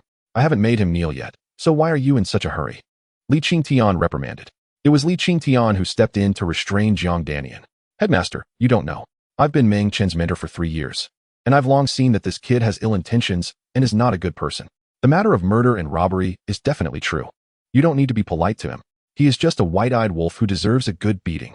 Jiang Danian insisted. Meng Chen was brought into the academy by me, and I know his character better than you do. However, if it weren't for Li Qingtian's intervention, Jiang Danian would have certainly punished Meng Chen without distinction. Meng Chen cast a deep glance at Jiang Danian, feeling no goodwill towards this mentor, and mentally noted the incident. He would remember those who treated him well and those who did not. Li Qingtian turned to Meng Chen and said seriously, Meng Chen, I've called you here to discuss the matter with Luo Wei and his companions. Ku Yichuan says you attacked their 7 members in the wild and even killed someone. Is this true? Ku Yichuan's words were sharp and rapid, but the content was not true. It was a complete reversal of black and white. He spoke this way simply to stand on the moral high ground to cover up the misdeeds of their group and portrayed Meng Chen as a heinous criminal. Hearing this nonsense, Meng Chen's anger flared, and he raised his brows, scolding, Nonsense. Stop gilding your own image. It was clearly you who made the first move. I only retaliated out of desperation and killed Luo Wei and the others. In that situation, it was either you die or I die. If I didn't act, I'd be a corpse in the wilderness by now. How could we, the 7 of us, randomly attack you? You were clearly coveting young Master Luo's wealth and attacked us out of greed. Ku Yichuan retorted, insisting that Meng Chen struck first. I, Meng Chen, act righteously and walk uprightly. I would never kill or rob, nor act like a bandit. Stop twisting the truth and making false claims. Meng Chen, you are just a bandit who seeks wealth and causes death. It is you who twist the truth. Ku Yichuan spat, his face turning red from the argument. Enough.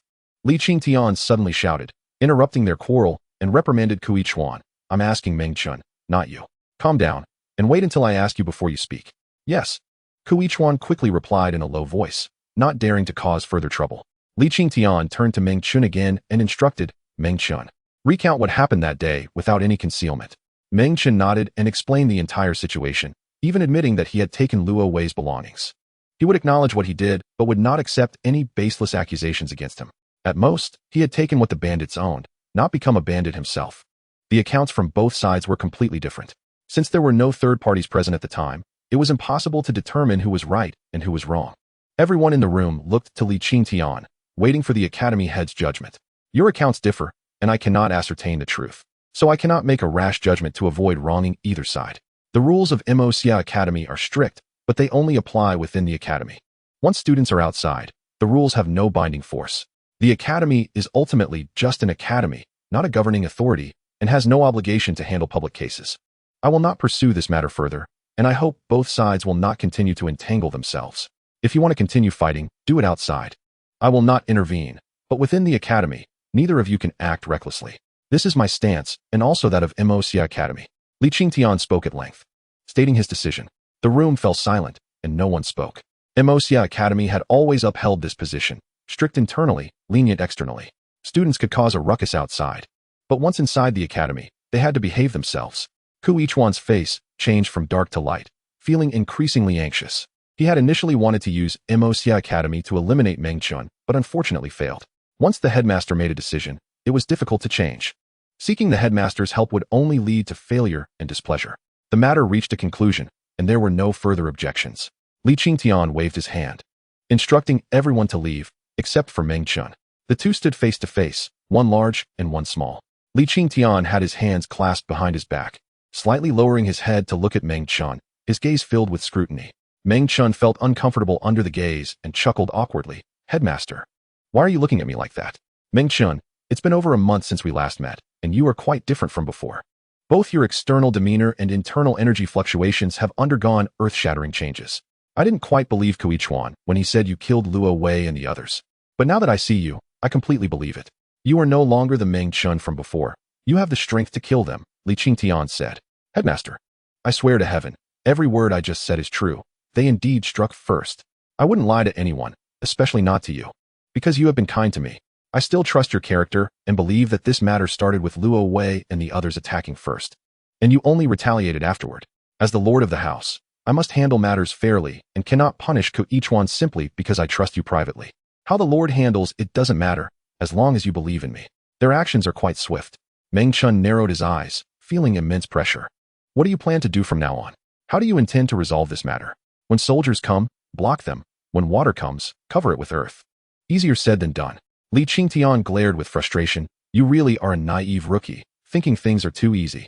The number of assassins sent by the Luo family is substantial, and many are skilled. Judging by your current aura, you are at best at the early stage of the iron rank. How can you compete against them? You can't compete. So why don't you give me a suggestion, Lord? Meng Chen asked sweetly. Chapter 21, Gravity Array. Li Qingtian spoke privately with Meng Chen, reiterating the heartfelt words from earlier, so there must be further implications, otherwise he wouldn't have said them. Li Qingtian glared at Meng Chen, somewhat reproachfully, took a deep breath to suppress his rising anger, and said, I can plead with the Luo family on your behalf, asking them to go easy on you, but it won't be effective. Even if the Luo family agrees on the surface to let you go, they will still act against you in secret. You killed Luo Wei. This is a deep-rooted hatred that cannot be resolved with just a few words. If you want to survive, there is only one way. What way? Meng Chen pressed further. In 7 days, there will be the final assessment, during which various forces will send people to observe. They are just there to join the fun. But they will also select some outstanding students to recruit. If you can shine in the final assessment, you will gain recognition from various forces. Once you join a larger force, you will have backing, and the Luo family will naturally be unable to act against you. It's like a big tree providing shade. That's how it works. Good idea. Of course, the ideas I come up with are good ones. Li Qingtian relaxed his brows and smiled slightly. This is indeed a clear path. Relying on the Mo Xiao Academy or the Meng family to get through this crisis is impossible. You can only rely on other forces. The Luo family is merely a merchant family with average power. Any slightly decent force can contend with them. In fact, Meng Chen only needs a temporary shelter. Once his strength increases, he won't have to fear retaliation anymore. When soldiers come, block them. When water comes, cover it with earth. Easier said than done. But it still requires sufficient strength. The two chatted a bit more in the room. Then Meng Chen took his leave. As he reached the door, he suddenly remembered something. Stopped, turned around, and smiled. Lord, you guessed I was at the early stage of the iron rank, but in fact, you were mistaken. I have already reached the peak of the iron rank, just not fully releasing my aura. Saying this, Meng Chen circulated the mysterious power in his dantian. And the aura he emitted suddenly surged, full of vitality, blood surging like a ferocious beast. Peak of the iron rank. Each major realm for martial artists is subdivided into early, mid, late, and peak stages. The differences between major realms are significant, and the differences between minor realms are also considerable. Aside from the influence of beasts and martial skills, a peak iron rank can easily defeat someone at the mid-iron rank, let alone the early stage. In the entire Class B, there are fewer than 10 people who have reached the peak of the iron rank. And now Meng Chen has also joined their ranks. Li Qingtian felt Meng Chen's aura and was taken aback. He had guessed wrong. Now Meng Chen possesses peak iron rank strength. No wonder he could withstand Jiang Daniu's strike. Meng Chen showed off a bit, and then pushed the door to leave. Li Qingtian shook his head with a smile and murmured, This little brat is showing off in front of me, but his growth during this trial is indeed astonishing. Having soared from copper rank all the way to peak iron rank, this speed of progress is really fast. His previous training speed wasn't this quick. It only recently surged dramatically, probably due to some opportunity. The former Jinx is about to turn his luck around. I wonder how the Meng family will feel when they hear this news. Everything has its cause and effect. Meng Chen's rapid progress must have come at a corresponding cost. After killing Luo Wei and others and summoning the tough vine, Meng Chen continued forward. On Donghai's suggestion, he found the lair of that group of demon tribes and obtained more demon cores and spoils of war. Demon cores are a great supplement for martial artists, and even more so for those who have practiced the demon-devouring secret art. Practicing the demon-devouring secret art allows one not only to devour a demon core into their body, but also to slowly absorb other demon cores in a relatively gentle manner, converting their energy for their own use to strengthen their own demon core. In the following days, Meng Chen set aside time each day to absorb the demon cores in hand, averaging 1 core a day, rapidly enhancing his strength using these cores. His cultivation soared, rising from the early iron rank to the peak in just a month, killing demon tribes, devouring demon cores, and learning new martial skills. This is how Meng Chen has been struggling through these days. As for his beasts, there hasn't been much change. The two main beasts accompanying him are still the God Wind Wolf and the Tough Vine, only slightly stronger than before. In the short term, Meng Chen cannot seek out that friend again. He can only wait until after the final assessment to visit the secret meeting place. With 7 days until the final assessment, I can't afford to be idle. I must seize the time to train. Meng Chen clenched his fists and thought to himself. The training room of Mo Xiao Academy is located underground, quite spacious, with many training facilities such as gravity arrays, plum blossom stakes, humanoid targets, and so on. As soon as Meng Chen arrived at the training room, he attracted a lot of attention, with numerous gazes directed at him. Some whispers also followed. Meng Chen is here. I heard that the matter of him killing Luo Wei has been settled, and the Lord doesn't plan to investigate further. I still can't believe someone as strong as Luo Wei would die at Meng Chen's hands. Luo Wei's strength could rank in the top 10 of Class B, and he had a steel rank beast at his disposal, plus several companions. How could Meng Chen possibly kill him? I heard that Meng Chen is now vastly different. He has summoned a top steel rank beast called the God Wind Wolf, which can easily cut through others' weapons. I wonder who is better between Meng Chen and Meng Feishue. Of course, it's Meng Feishue. She is recognized as the #1 genius in Class B, and she just broke through to steel rank, possessing 2 steel rank beasts. Meng Chen can kill Luo Wei, but compared to Meng Feishue, he still falls far behind, completely not on the same level. By your reasoning, the first place in this final assessment is definitely Meng Feishue. Of course, Meng Chen became the center of public opinion, yet he remained quite calm. As a martial artist, maintaining a good mindset is crucial. One must learn to remain unmoved. Meng Chen walked straight towards a door at the end of the training room. Passing through it leads to the gravity array, which is an excellent training place. Once the gravity array is activated, a tremendous force will be applied to the martial artist, let alone punching and kicking. Even taking a step will be quite strenuous. Training in the gravity array has a remarkable effect, as long as one can endure. It can lead to considerable growth and cultivation. The only downside of the gravity array is its high consumption. Activating the formation requires injecting spirit coins, and these spirit coins must be paid for by the students themselves, as the academy will not cover this expense. Therefore, those who can enter the gravity array for training are often wealthy offspring, while commoners rarely do. Meng Chen pushed open the door and glanced inside, where a slender and graceful figure caught his eye. There stood the universally acknowledged genius girl Meng Feishue on the gravity array, dressed in a pure white training outfit. The fabric of her clothing clung to her skin due to the influence of the gravity array, accentuating her curvaceous figure. It was evident that the girl was already beginning to mature into a woman, her figure taking shape, like a flower about to bloom. Meng Feishue is not only the top genius of Class B, but also the most beautiful girl in the class, with looks that can be described as outstanding. She has many admirers within the academy, and even more people secretly in love with her. However, she has long been promised to someone in a betrothal, leaving those young men only able to envy her from afar. No one can pluck this flower that is yet to bloom. Originally, there was only Meng Feishue practicing in the room, but now there was also Meng Chen. The two exchanged a glance, but said nothing. The same surname did not bring them any closer. Meng Chen ignored Meng Feishue and walked straight to another corner. There are a total of 8 gravity arrays, allowing up to 8 people to practice simultaneously. At this moment, there were only Meng Chen and Meng Feishue in the room, and the surrounding gravity arrays were more than enough. Meng Chen took out 30 spirit coins, embedded them into the gravity array, and activated the array's effect. These 30 spirit coins could power the gravity array for 1 hour. Once activated, the gravity on Meng Chen suddenly intensified, as if a small mountain was pressing down on him, so heavy that even breathing became laborious. Meng Chen was secretly astonished. The gravity effect of the gravity array can be adjusted, with a minimum of 10 times gravity and a maximum of 100 times. Meng Chen started with a trial, first adjusting the gravity to 10 times, then gradually increasing it. 10 times, 15 times, 20 times, 50 times. He kept increasing it until it reached 50 times before stopping. At this point, the gravity could only be described as terrifying. If an ordinary person entered the gravity array, they would die on the spot.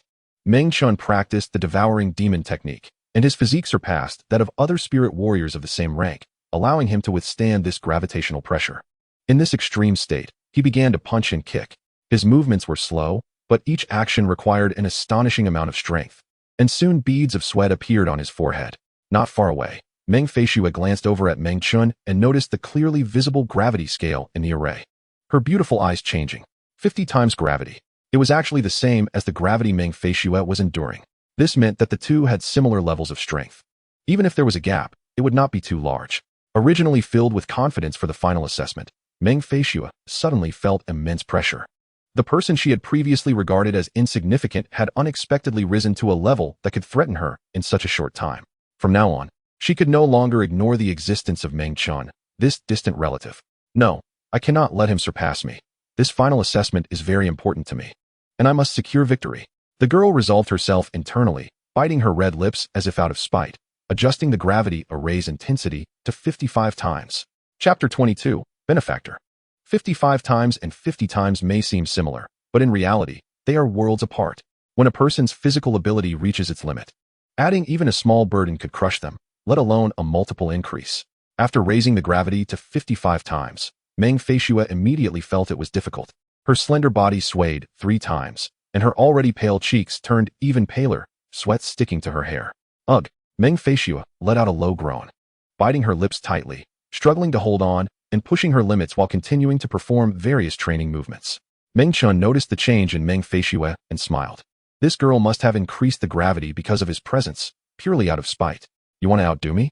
I won't let you have your way. If you increase the gravity, then I will too, and let's see who can last longer.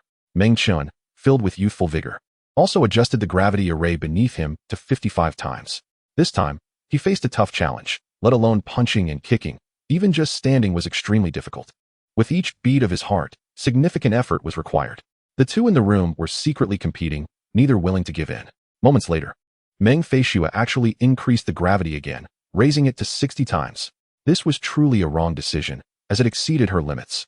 In such an extreme state, there are only two outcomes: either break through the limit and become stronger, or be crushed by the difficulty and be unable to rise again.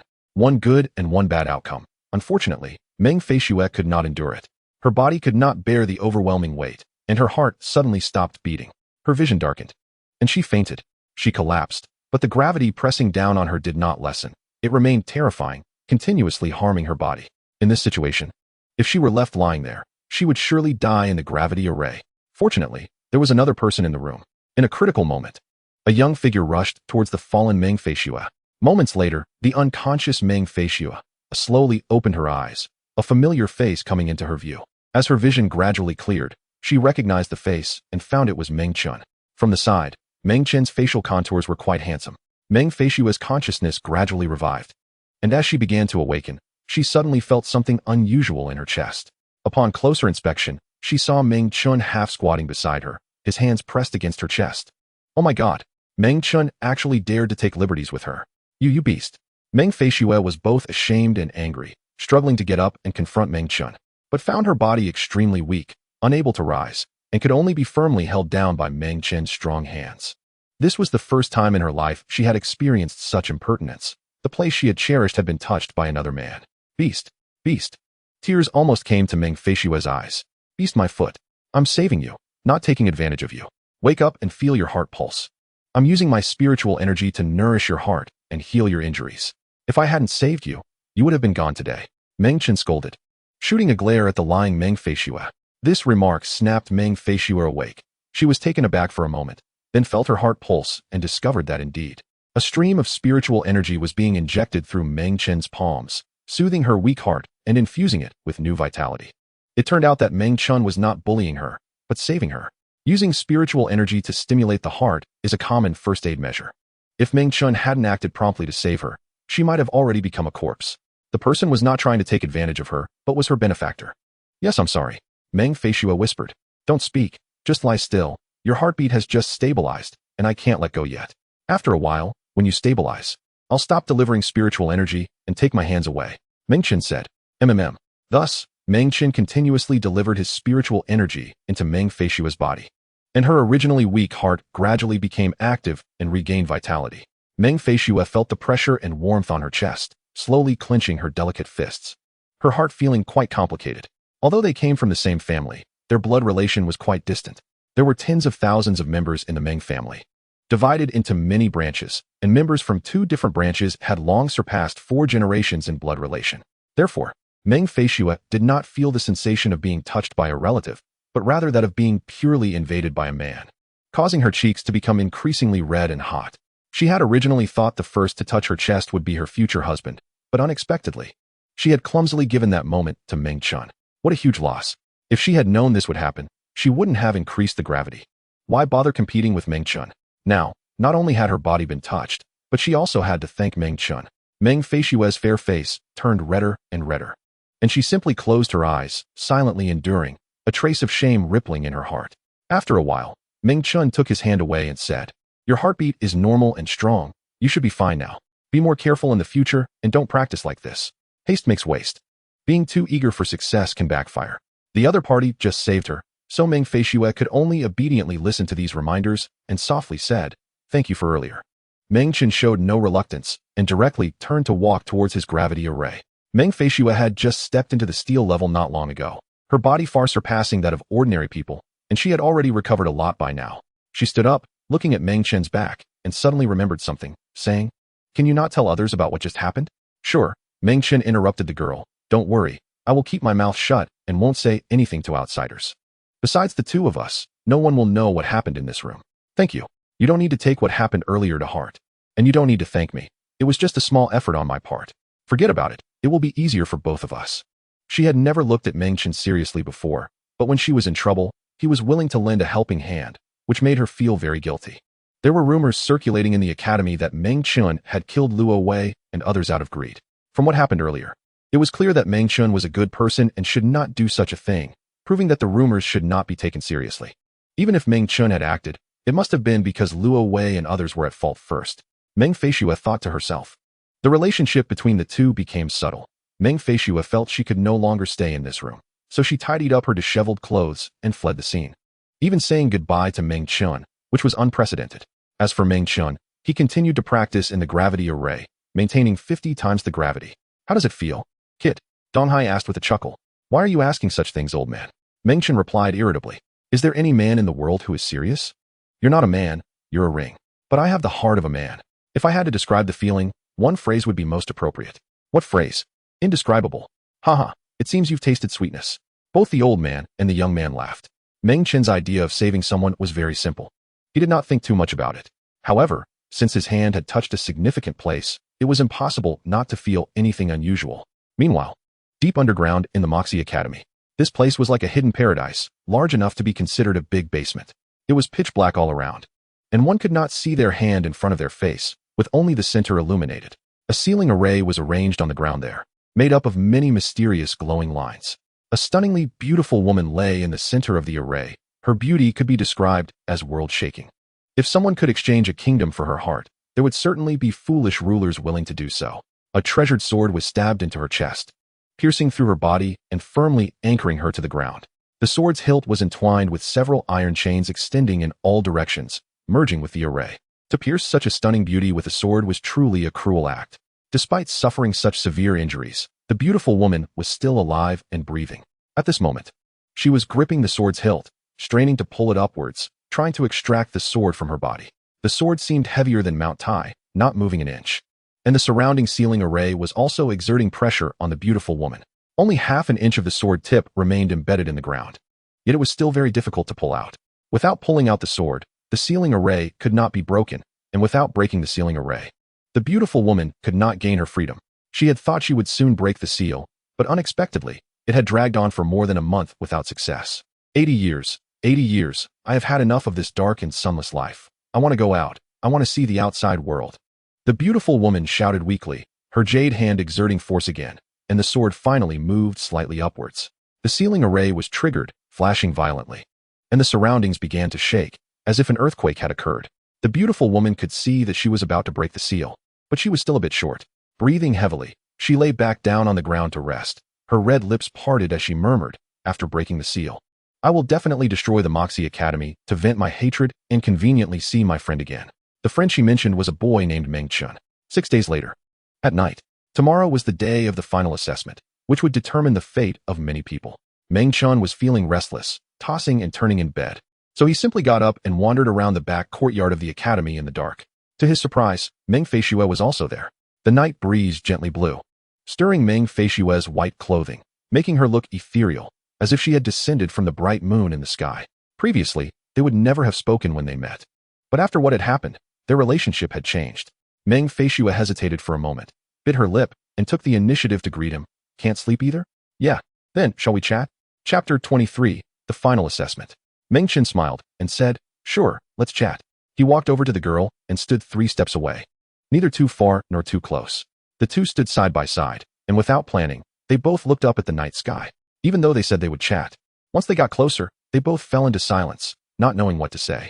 After a moment, Meng Feishue broke the silence and said, If nothing unexpected happens, the first place in tomorrow's final assessment will be decided between the two of us. Yeah, Meng Chen replied. I want to take first place. I want that too. Why do you want to take first place? Meng Feishue's expression changed slightly as she murmured, So you have such ambitions. It's not that big of an ambition. I just really want to reunite with my family. I miss them very much. You have your reasons, and I have mine. I want to take first place too. Why do you want to take first place? Is there a special reason like mine? Meng Chen turned to look at the girl's profile. Her facial features were incredibly beautiful, and her skin was smooth and fair. Meng Feishue lowered her eyelids, a hint of sadness flashing in her beautiful eyes. After a moment, she replied, I don't know if you've heard, but when I was young, I was betrothed to another prominent family in Longtang County, the Yi family, and my fiancé is Yi Xianming.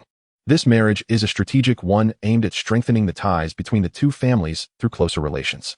I am a direct descendant, and Yi Xianming is also a direct descendant. Marrying him would have significant implications. I've certainly heard of that. And then, both of them had their reasons for wanting to take first place, and both were equally determined. Meng Chen wanted to see his parents, while Meng Feishue wanted to overturn the engagement imposed on her. But there could only be one first place, and neither would back down.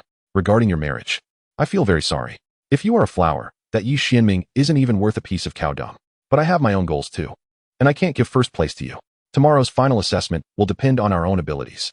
Meng Chen said calmly. I'm just casually chatting with you to relieve my frustration. I don't expect you to give way to me, because, Meng Feishue smiled. You don't seem like the kind of person who would let me win. Hee. If those men who admire you heard what you just said, they would definitely yield to you, but I can't. You don't have to yield. I will take that first place with my own hands. You can't take it. I can take it. You can't take it. Why don't we compete right now? It's too early for that. The two almost started fighting right then and there. Meng Feishue seemed gentle and weak, but her competitive spirit was no less than that of a man. The next day, the final assessment of Moxie Academy finally took place as scheduled. A battle that would determine their fates was imminent, with participants ready to show their skills and onlookers eager to see the spectacle. Various forces gathered at the Magia Academy, many of whom had arrived ahead of time. About half a month ago. Naturally, not everyone could enter the academy. Only representatives from various factions and prominent figures were allowed in to witness the final assessment. Most of those who came were there to scout for promising talents to add to their own ranks. Many powerful factions attended, with a majority from Longtang County, totaling 11, including a first-rate faction known as the Longdan Escort Agency. The Magia Academy, located in the Xuanyu Kingdom, was at best a third-rate faction, merely nurturing some younger generations in a remote corner.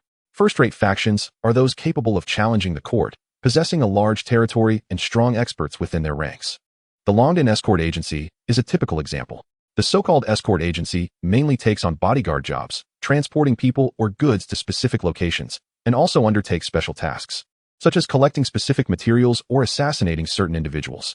In short, as long as one can afford the price, the agency can fulfill various requests, regardless of the difficulty. The Longdan Escort Agency is one of the largest in the Xuanyu Kingdom, with branches spread across half the country's counties. Wherever the Longdan banner appears, passage is unobstructed, and petty thieves flee at the sight of it. A first-rate faction like the Longdan Escort Agency would not regard the Magia Academy highly, nor would they send people specifically to scout for new talents. The escort head named Zheng Shua happened to pass by, having made a casual acquaintance with Li Qingtian years ago, and decided to stop by without expecting to recruit anyone unless he encountered particularly outstanding young talents. As the head of the academy, Li Qingtian naturally had to personally receive guests from all directions.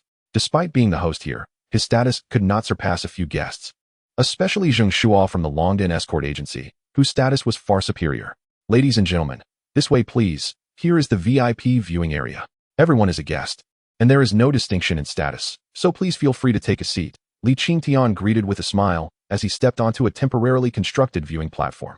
The important figures led by Zheng Shuo ascended the platform, spreading out to take their places. Zheng Shuo was tall, even taller than Li Qingtian, with a slender frame that made him look like a stick. He wore the escort uniform of the Longdan agency, with Longdan embroidered prominently on his back.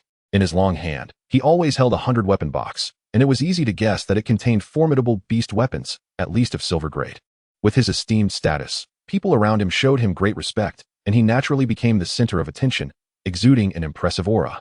Below the platform, the crowd was bustling, with the students of Class C already lined up, waiting for their assessment. The lower-ranked classes A and B were also gathered on the sides, eager to watch the spectacle. Zheng Shuo squinted down at the students, nodding with a smile. These kids are quite spirited. The younger generation is formidable. Being around these kids all day makes me feel much younger. Li Qingtian responded with a smile. Directorly, may I ask who among these children stands out the most?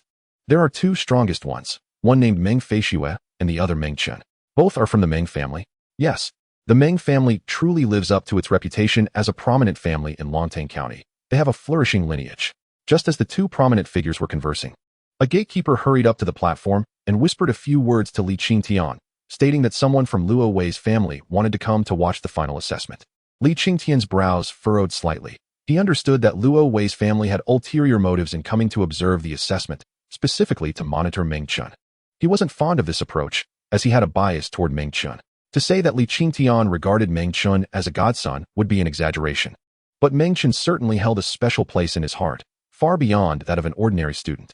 Considering Meng Chen's position, Li Qingtian made a decision in his heart and waved his hand, saying, "Send them away. Do not let them enter the Majia Academy.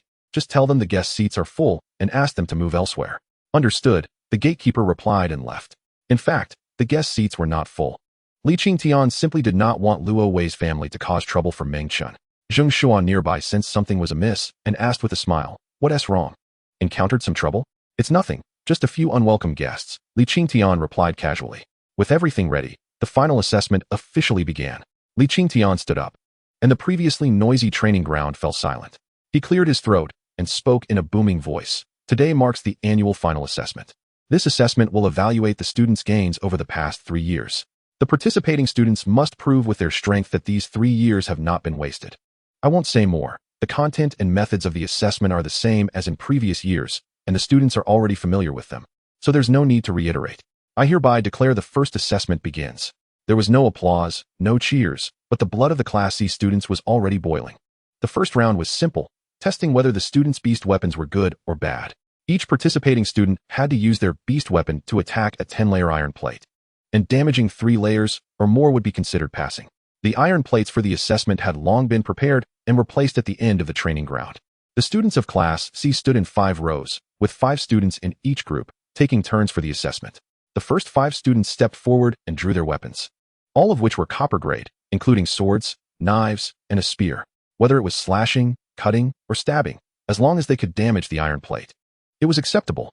The 5 took their turns, exerting all their strength, and 4 of them passed the assessment by damaging 3 layers or more of the iron plate, while 1 failed, having damaged only 2 layers, thus being eliminated. The first assessment proceeded rapidly, with winners advancing and losers being eliminated. Meng Chen, mixed among the group, soon found himself on stage. He stood before the 10-layer iron plate and drew the Xinfeng Tian Dao. On the platform, Zheng Shuo noticed the knife in Meng Chen's hand, his eyes brightening as he immediately recognized it as a steel-grade beast weapon, unable to help but exclaim, "Good knife." Chapter 24, Second Round. Haha, Brother Zheng. You have a good eye.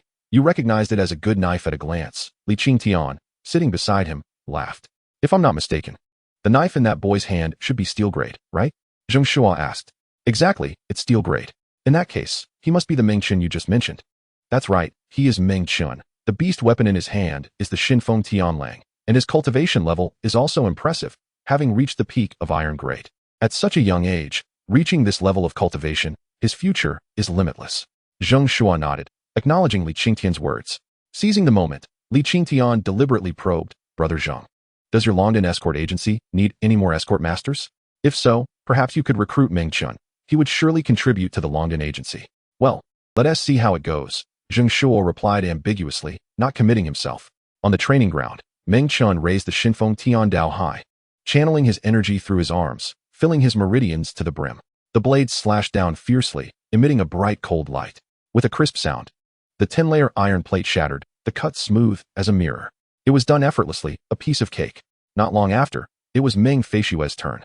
She drew a sharp sword made from the ink jade horned horse and lightly slashed at the 10-layer iron plate, which also shattered in response. Thus, Meng Feishue also caught everyone's attention. 5 mentors were lined up on 5 spacious arenas. Among them was Jiang Danian, who had always looked down on Meng Chen.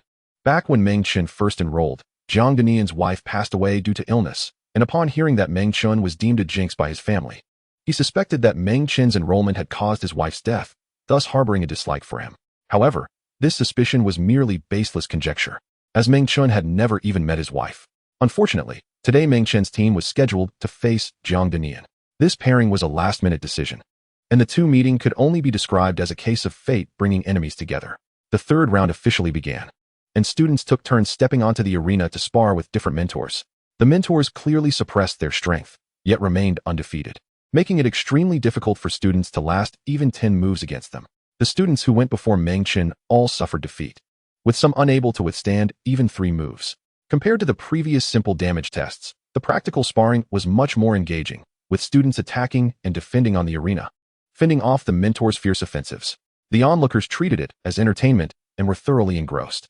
Gradually, some students began to succeed, some managed to last through 10 moves, while even more outstanding ones lasted through several more, up to 20 moves. As the number of students ahead of Meng Chen dwindled, it finally became his turn to step onto the stage. He leaped onto the arena and politely nodded in greeting to Jiang Danian across from him. Jiang Danian sneered coldly, his lips moving as he wrapped his voice in spiritual energy, sending a message directly to Meng Chen's ears. You little brat. Don't expect to last 10 moves against me. Just wait and see how I deal with you. This statement was audible only to Meng Chen, and no one else could hear it. Meng Chen's expression changed, his brows furrowing in anger. Jiang Danian had actually threatened him, clearly intending to take personal revenge and sabotage him during the assessment. What kind of mentor was this? Meng Chen gritted his teeth, wanting to report the incident. But since Jiang Danian had spoken through spiritual transmission, outsiders couldn't hear it, making any report baseless. Other students were undergoing the assessment normally. If he alone requested to switch to another mentor, it would certainly draw attention and lead to misunderstandings. Just as Meng Chen hesitated about whether to switch mentors, Jiang Danian suddenly launched an attack. What are you dawdling for? The assessment has already begun. Jiang Danian shouted, raising his weapon, the radiant sword, and thrusting it toward Meng Chen's heart. On the surface, it appeared Jiang Danian was not using much spiritual power, not even activating sword energy. But the internal force behind this strike was at full strength, without the slightest concession. In any assessment, absolute fairness is impossible. There are always loopholes. As the sword came at him, Meng Chen had no time to think further. He had to abandon any extraneous thoughts and respond with all his focus. He raised his divine wind blade to block, while simultaneously executing the shattering earth leg to dodge to the side.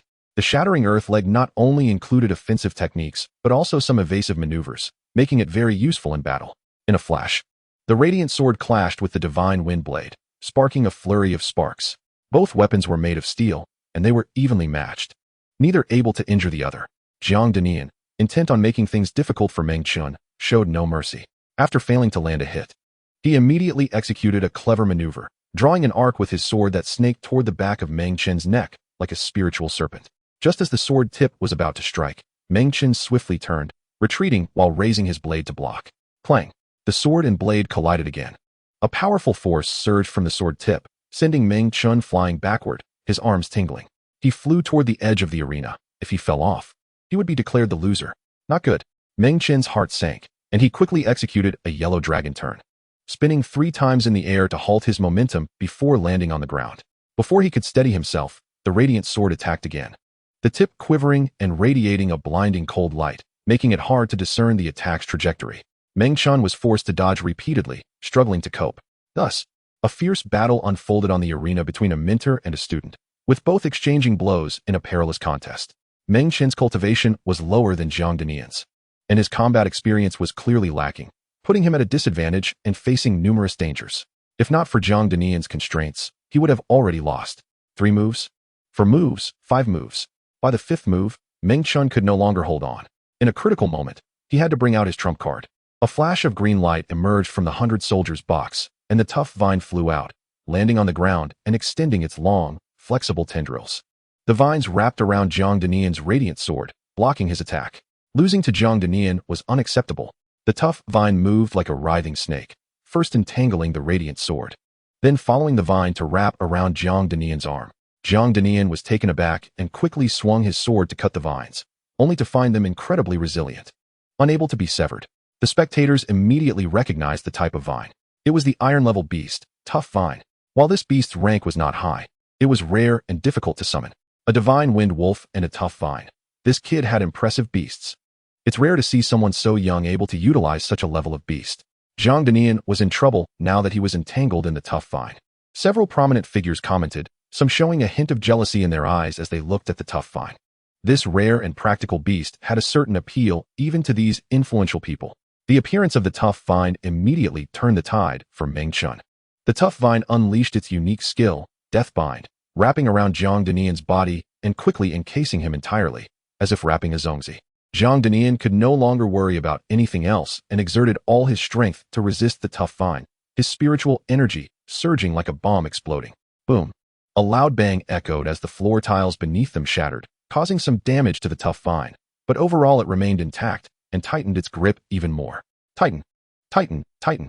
Jiang Danian found it hard to breathe, his whole body in pain, and he fell to the ground. He struggled several times, but all ended in failure. Once ensnared by the tough vine, this was the inevitable outcome. Meng Chen coldly watched Jiang Danian, now wrapped like a zongzi, walking over with his blade drawn. A corner of the tough vine revealed Jiang Danian's head. Meng Chen pointed the tip of his long knife at Jiang Danian's face, which had turned the color of pig liver. Mentor Jiang, you lost. Chapter 25, The Battle for Supremacy. The tough vine was truly formidable. Its sudden appearance reversed the situation, helping Meng Chen turn the tide and even trapping Jiang Danian. In less than 10 exchanges, Meng Chen defeated Jiang Danian using the tough vine, achieving an astonishing record. Defeating a mentor within 10 moves was far more impressive than merely lasting 10 moves against one. Holding his long knife, Meng Chen stood tall and imposing. In contrast, Jiang Danian looked pale, utterly humiliated. In all the years of final assessments, such a situation had never occurred, a mentor losing to a student on the arena. The outcome was surprising. The tough vine caught Jiang Danian off guard, and he was also constrained by certain rules, leading to his public disgrace. The humiliation, the shame, the anger. I will kill you. Jiang Dajing gritted his teeth and tried once again to break free from the tough vines. His internal energy erupted, causing the entire arena to tremble slightly. If you want to kill me, then I can't let you go, Meng Chen said leisurely. You dare. I'm your mentor. Let me go? Jiang Dajing shouted angrily. I don't care who you are. I know you want to kill me. I was just angry earlier. Let me go. I can't breathe. Jiang Dajing's voice lowered, and his face grew increasingly ugly. All right, Meng Chen, let him go. Mentor Jiang was just a bit too excited and said things he shouldn't have. After all, you are his student. You can't go too far. A loud voice came from afar. Meng Chen looked towards the spectator stand and found that Master Li was watching him. He could ignore others' words, but he had to listen to Li Qingtian's words. He was one of the few elders he respected deeply. Damn it, Jiang Dajing glared at Meng Chen's back, his dislike for Meng Chen turning into hatred. Li Qingtian announced on the spot that Jiang Dajing should leave to rest and be replaced by another mentor. Jiang Dajing rubbed his injured neck and left in frustration. The second round continued, with students taking turns to compete, and in the end, 22 students stood out. The battle arena remained the same 5 platforms, and the selection of opponents and order was decided by drawing lots. The 22 students gathered together to draw their lots from a tube held by a mentor, with different colors representing different lots. Meng Chen glanced at his lot, which was red. Another student who drew a red lot twitched his eye. He had to compete against Meng Chen. Wasn't that like an egg crashing against a stone? Even a formal mentor had been defeated by Meng Chen, let alone him. Competing with Meng Chen was practically handing over victory. Meng Chen's first battle was won effortlessly, with no suspense. The second match was again determined by drawing lots, and this time, Meng Chen drew a yellow lot, while the other person who drew a yellow lot turned out to be his old rival, Chu Kuang. Chu Kuang looked at the yellow lot in his hand, then at Meng Chen, swallowing hard. Meng Chen sneered. Old grudges were to be settled, and this was a perfect opportunity. Meng Chen looked at Chu Kuang like a butcher sizing up livestock. making Chu Kuang feel uneasy. Should I cut off an arm? Or remove a thigh? Or perhaps castrate the third leg? One knife to send him into the palace to serve the emperor. Meng Chen muttered to himself. This statement scared Chu Kuang into a cold sweat. I forfeit. I'm not fighting him. Let him win. Chu Kuang said anxiously. Now's not the time to forfeit. If he really fought Meng Chen, it would be no different than falling into the hands of a cruel stepmother. How could there be a good outcome?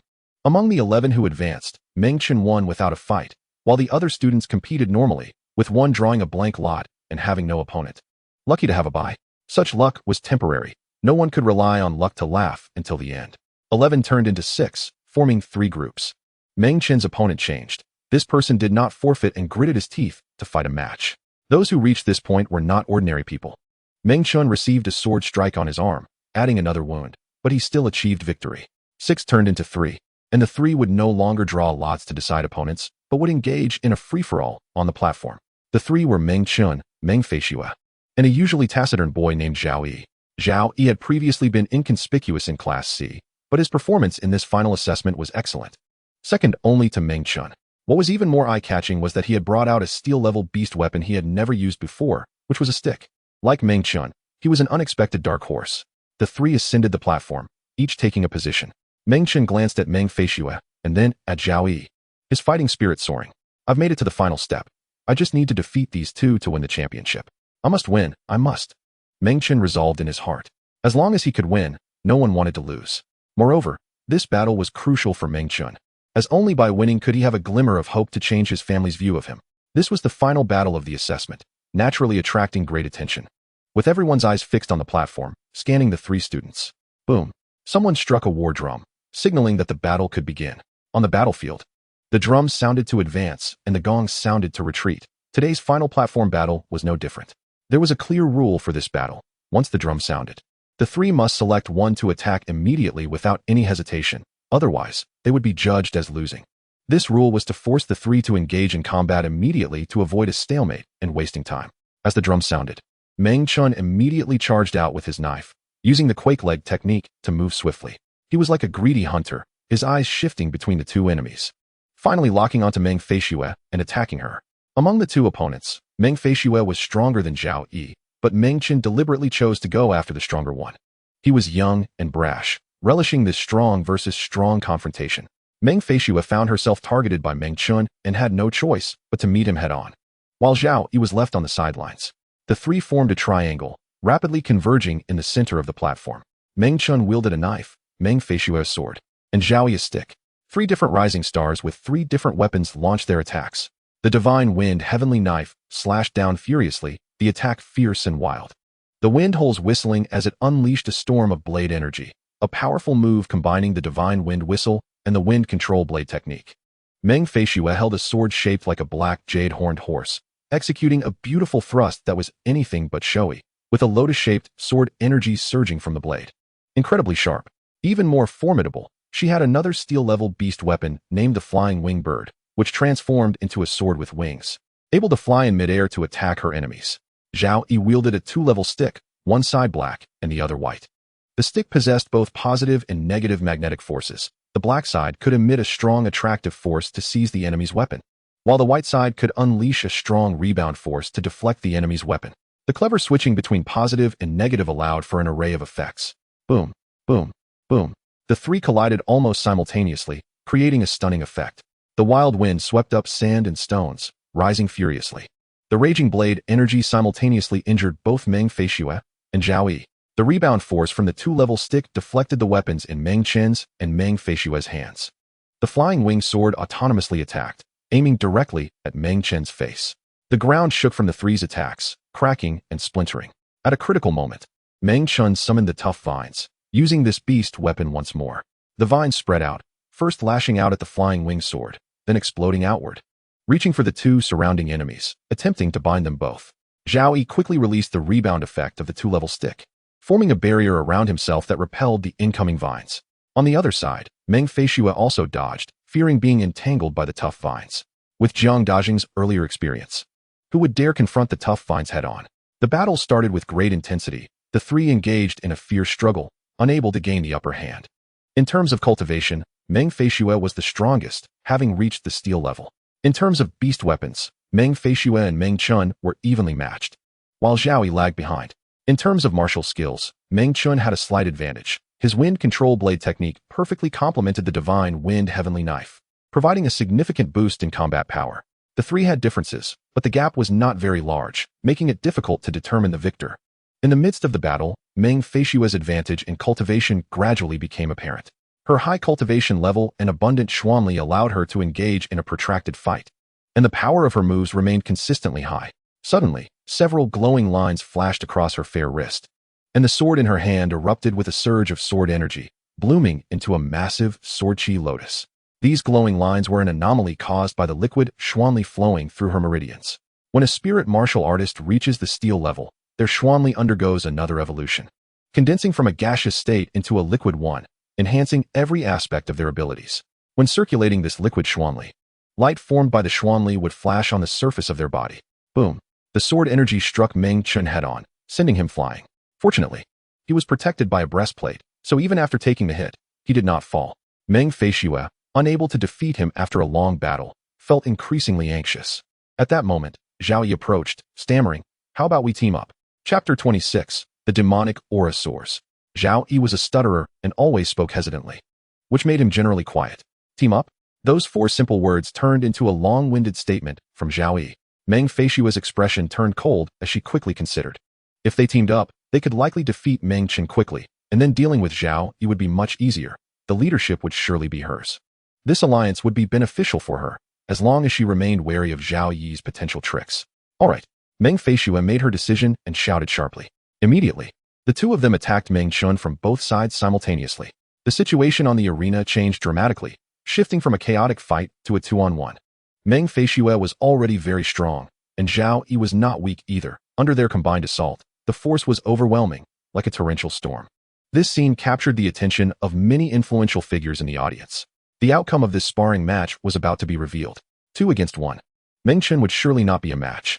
In a one-on-one scenario, he might have had a bit of hope, speculated Jing Shua, one of the heads of the Dragon's Gallbladder Escort Agency. The palm is flesh, and the back of the hand is also flesh. I like all 3 kids. It doesn't matter who wins, Li Qingtian said, his gaze still fixed on the arena. All 3 kids are quite good. Moxia Academy is indeed a century-old institution with strong capabilities in nurturing the next generation. Flattery. Just as the two were speaking, an unexpected change occurred on the arena. Cornered, Meng Chen suddenly counterattacked, his strength inexplicably surging significantly, greatly enhancing his combat power, speed, and techniques. The divine wind heavenly blade in his hand became wildly violent, slicing out large, long waves of blade energy that forced back both opponents and even severely injured Zhao Yi. Even more perplexing was that at that moment, Meng Chen emanated a chilling demonic aura. The demonic aura, which is a manifestation of the demon race's presence, gives off an extremely dangerous feeling. When the aura becomes dense enough, it can even become visible to the naked eye, burning like a crimson flame. At this moment, Meng Chen radiated this demonic flame, appearing incredibly otherworldly, almost like a demon. The audience erupted in shock. No, he is definitely not of the demon race. I know this child's background well. He is truly a descendant of the Meng family, a human and not a demon, Li Qingtian declared resolutely. Then where does this soaring demonic aura come from? I don't know. Perhaps it's because he has absorbed too many demon cores, or maybe he used some kind of treasure, or even practiced a technique related to the demon race. Li Qingtian guessed correctly by chance. The demonic aura that suddenly erupted from Meng Chen indeed came from his cultivation technique. He practiced the demon-devouring secret art, which involved storing a demon core at the level of a demon leader in his dantian, remaining dormant most of the time, slowly supplying demonic energy into his Xuanli. However, in critical moments, he could activate this demon core, fully extracting the stored demonic energy to significantly enhance his combat power in a short time.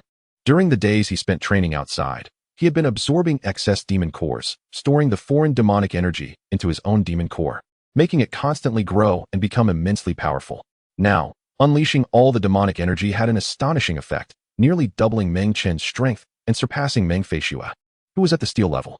This technique for activating demonic energy is named Demonic Energy Rampage. Meng Chen's demonic energy surged, forming a fierce airflow that erupted from the acupoints all over his body, causing his clothes to flap violently and his hair to rise.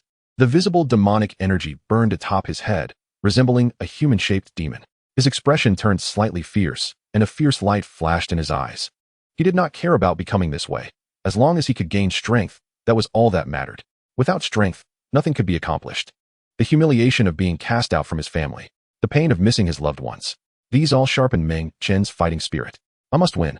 Meng Chen lifted his leg, pouring all of his Xuanli and demonic energy into it, then stomped heavily down toward the ground. Shattering leg. Boom. The entire arena shattered as two hidden forces shot through the ground, exploding beneath Meng Feishue and Zhao Yi's feet, sending both flying off the arena. Puff. Puff. Both of them flew out, spitting blood. Their combined attack not only failed to bring victory, but instead forced Meng Chen to use an ultimate move he was reluctant to reveal. As demonic energy was a highly taboo power for humans. As the dust of battle settled, Meng Feishue landed outside the arena on one knee, breathing heavily, blood dripping from the corner of her lips. She had actually lost. Zhao Yi fared worse, having already fainted. On the shattered arena, only Meng Chen remained, standing alone against the wind. The onlookers were stunned, completely awed by that earth-shattering kick. Many students were relieved that they were not the ones who faced Meng Chen, or the consequences would have been unimaginable. Not only the students, but even several instructors were shocked. The power of Meng Chen's previous strike was already close to that of an instructor. This kid is only 16 years old. At such a young age, he has already nearly matched us.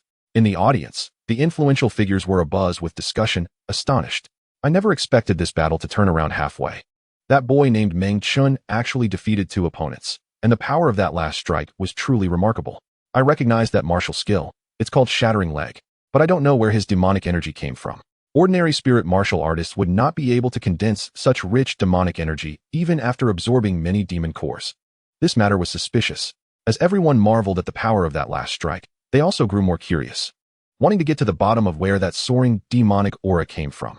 Some people inquired with Li Qingtian for answers, but even he, the head of the academy, was unclear.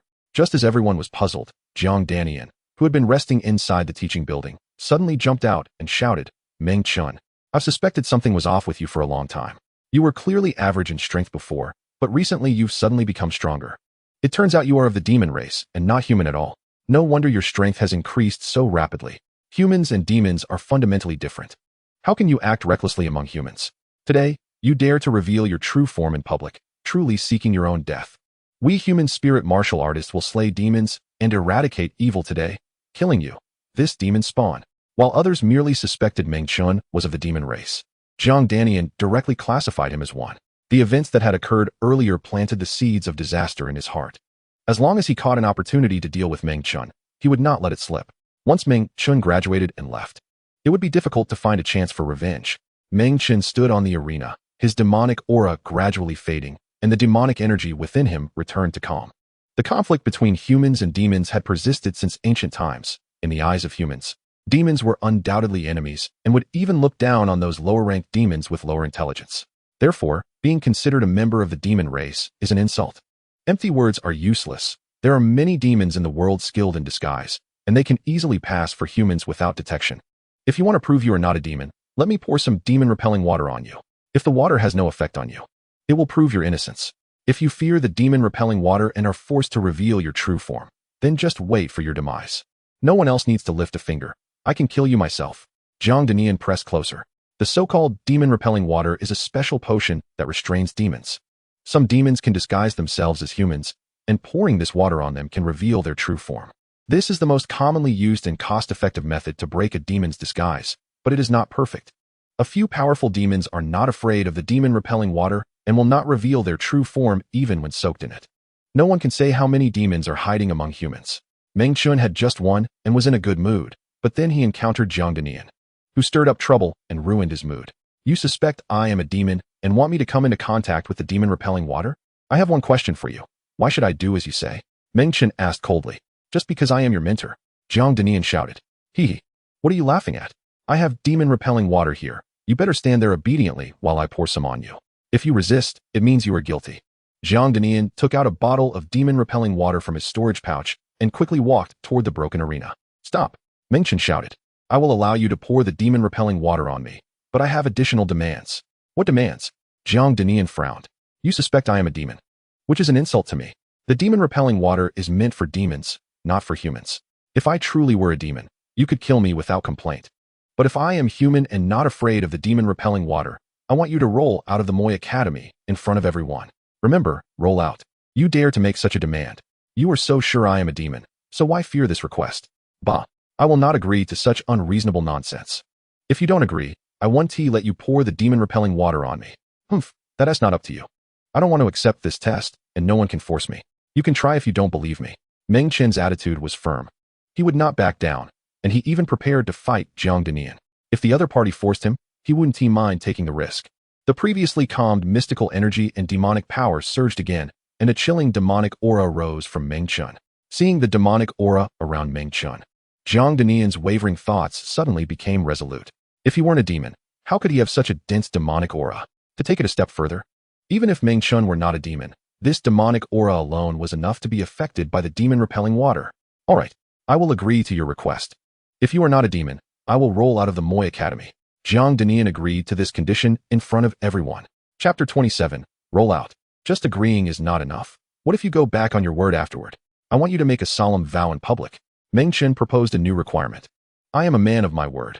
Once I say it, I want to go back on it. Jiang Danian retorted angrily. If I, Meng Chen, am a demon, I will commit suicide in public today as an apology, and I will never be reborn, never escape this fate. Meng Chen made his solemn vow first, then looked at Jiang Danian with a provocative gaze. Now it's your turn. Meng Chen made his vow first to force Jiang Danian. Jiang Danian's expression changed repeatedly, and finally he gritted his teeth and said, All right, I, Jiang Danian, also vow that if Meng Chen is not a demon, I will roll out of the Moi Academy. And if I go back on my word, let me die without a burial place. Not enough of a curse. If I go back on my word, let my male descendants be slaves for generations, and my female descendants be prostitutes for generations. Is that harsh enough? That is more like it. Jiang Danian walked over, his face serious. Although he firmly believed Meng Chen was a demon, he still felt a bit troubled. He stood beside Meng Chen and raised the small bottle of demon-repelling water in his hand. Everyone present was nervously watching this scene, waiting for the final result. On the spectator's stand, Li Qingtian couldn't help but stand up, his eyes shining, his brows tightly furrowed. The suspicion that Meng Chen was a demon was a tricky matter. If it wasn't proven on the spot, the doubts of the crowd couldn't be dispelled. So he tacitly allowed this test. If Meng Chen truly was a demon, he would undoubtedly die here, with no way out. If Meng Chen was not a demon, then Jiang Danian would be in big trouble. Being publicly rolled out of the Moi Academy would be 100 times more embarrassing than losing to his own student in the arena. Under the burning gaze of everyone, Jiang Danian poured the demon-repelling water over Meng Chen's head. The strange silver potion flowed down Meng Chen's hard hair, running from his head down to his cheeks, then down to his neck. If a demon touches the demon-repelling water, they would immediately be burned. The water would heat up suddenly and start steaming. However, the demon-repelling water that fell on Meng Chen's head showed no reaction and simply flowed down quietly. Cold sweat appeared on Jiang Danian's forehead as he shook the bottle and poured more demon-repelling water on Meng Chen. If it were effective, it would have already taken effect. The lack of reaction from the demon-repelling water already indicated everything. Those around saw this scene and got the answer to the question. Their doubts completely dissipated. It seems this child is not a demon. We were overly worried before. Some people in the stand said, prompting several to nod in agreement. However, Jiang Danian was still not convinced, unwilling to accept the obvious truth, and continued to pour more demon-repelling water. Are you giving me a bath? Meng Chen asked with a cold smile. Why isn't it working? Is my demon-repelling water defective? Jiang Danian said in a panic. Stop deceiving yourself. Your demon-repelling water isn't defective. It just has no effect because I am not a demon, that is all. Impossible. You must be a demon. There is nothing certain in this world. If I were a demon, would I come here to study?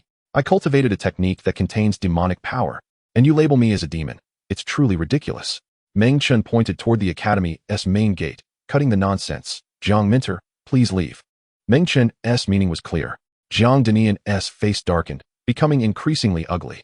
Could it really be that he would have to roll out of the academy in front of everyone? That would be too humiliating. But going back on his word was not an option. He had just made a solemn vow, and if he reneged, he would die without a burial place. And his descendants would be slaves and prostitutes for generations. If he hadn't made the vow, Jiang Danian would likely have gone back on his word. But under the constraint of the vow, he truly didn't dare to do so. What if the vow came true? Moreover, so many people were around, and everyone heard his agreement with Meng Chen. After hesitating for a while, Jiang Danian steeled his heart. Meng Chen, I will remember this humiliation today.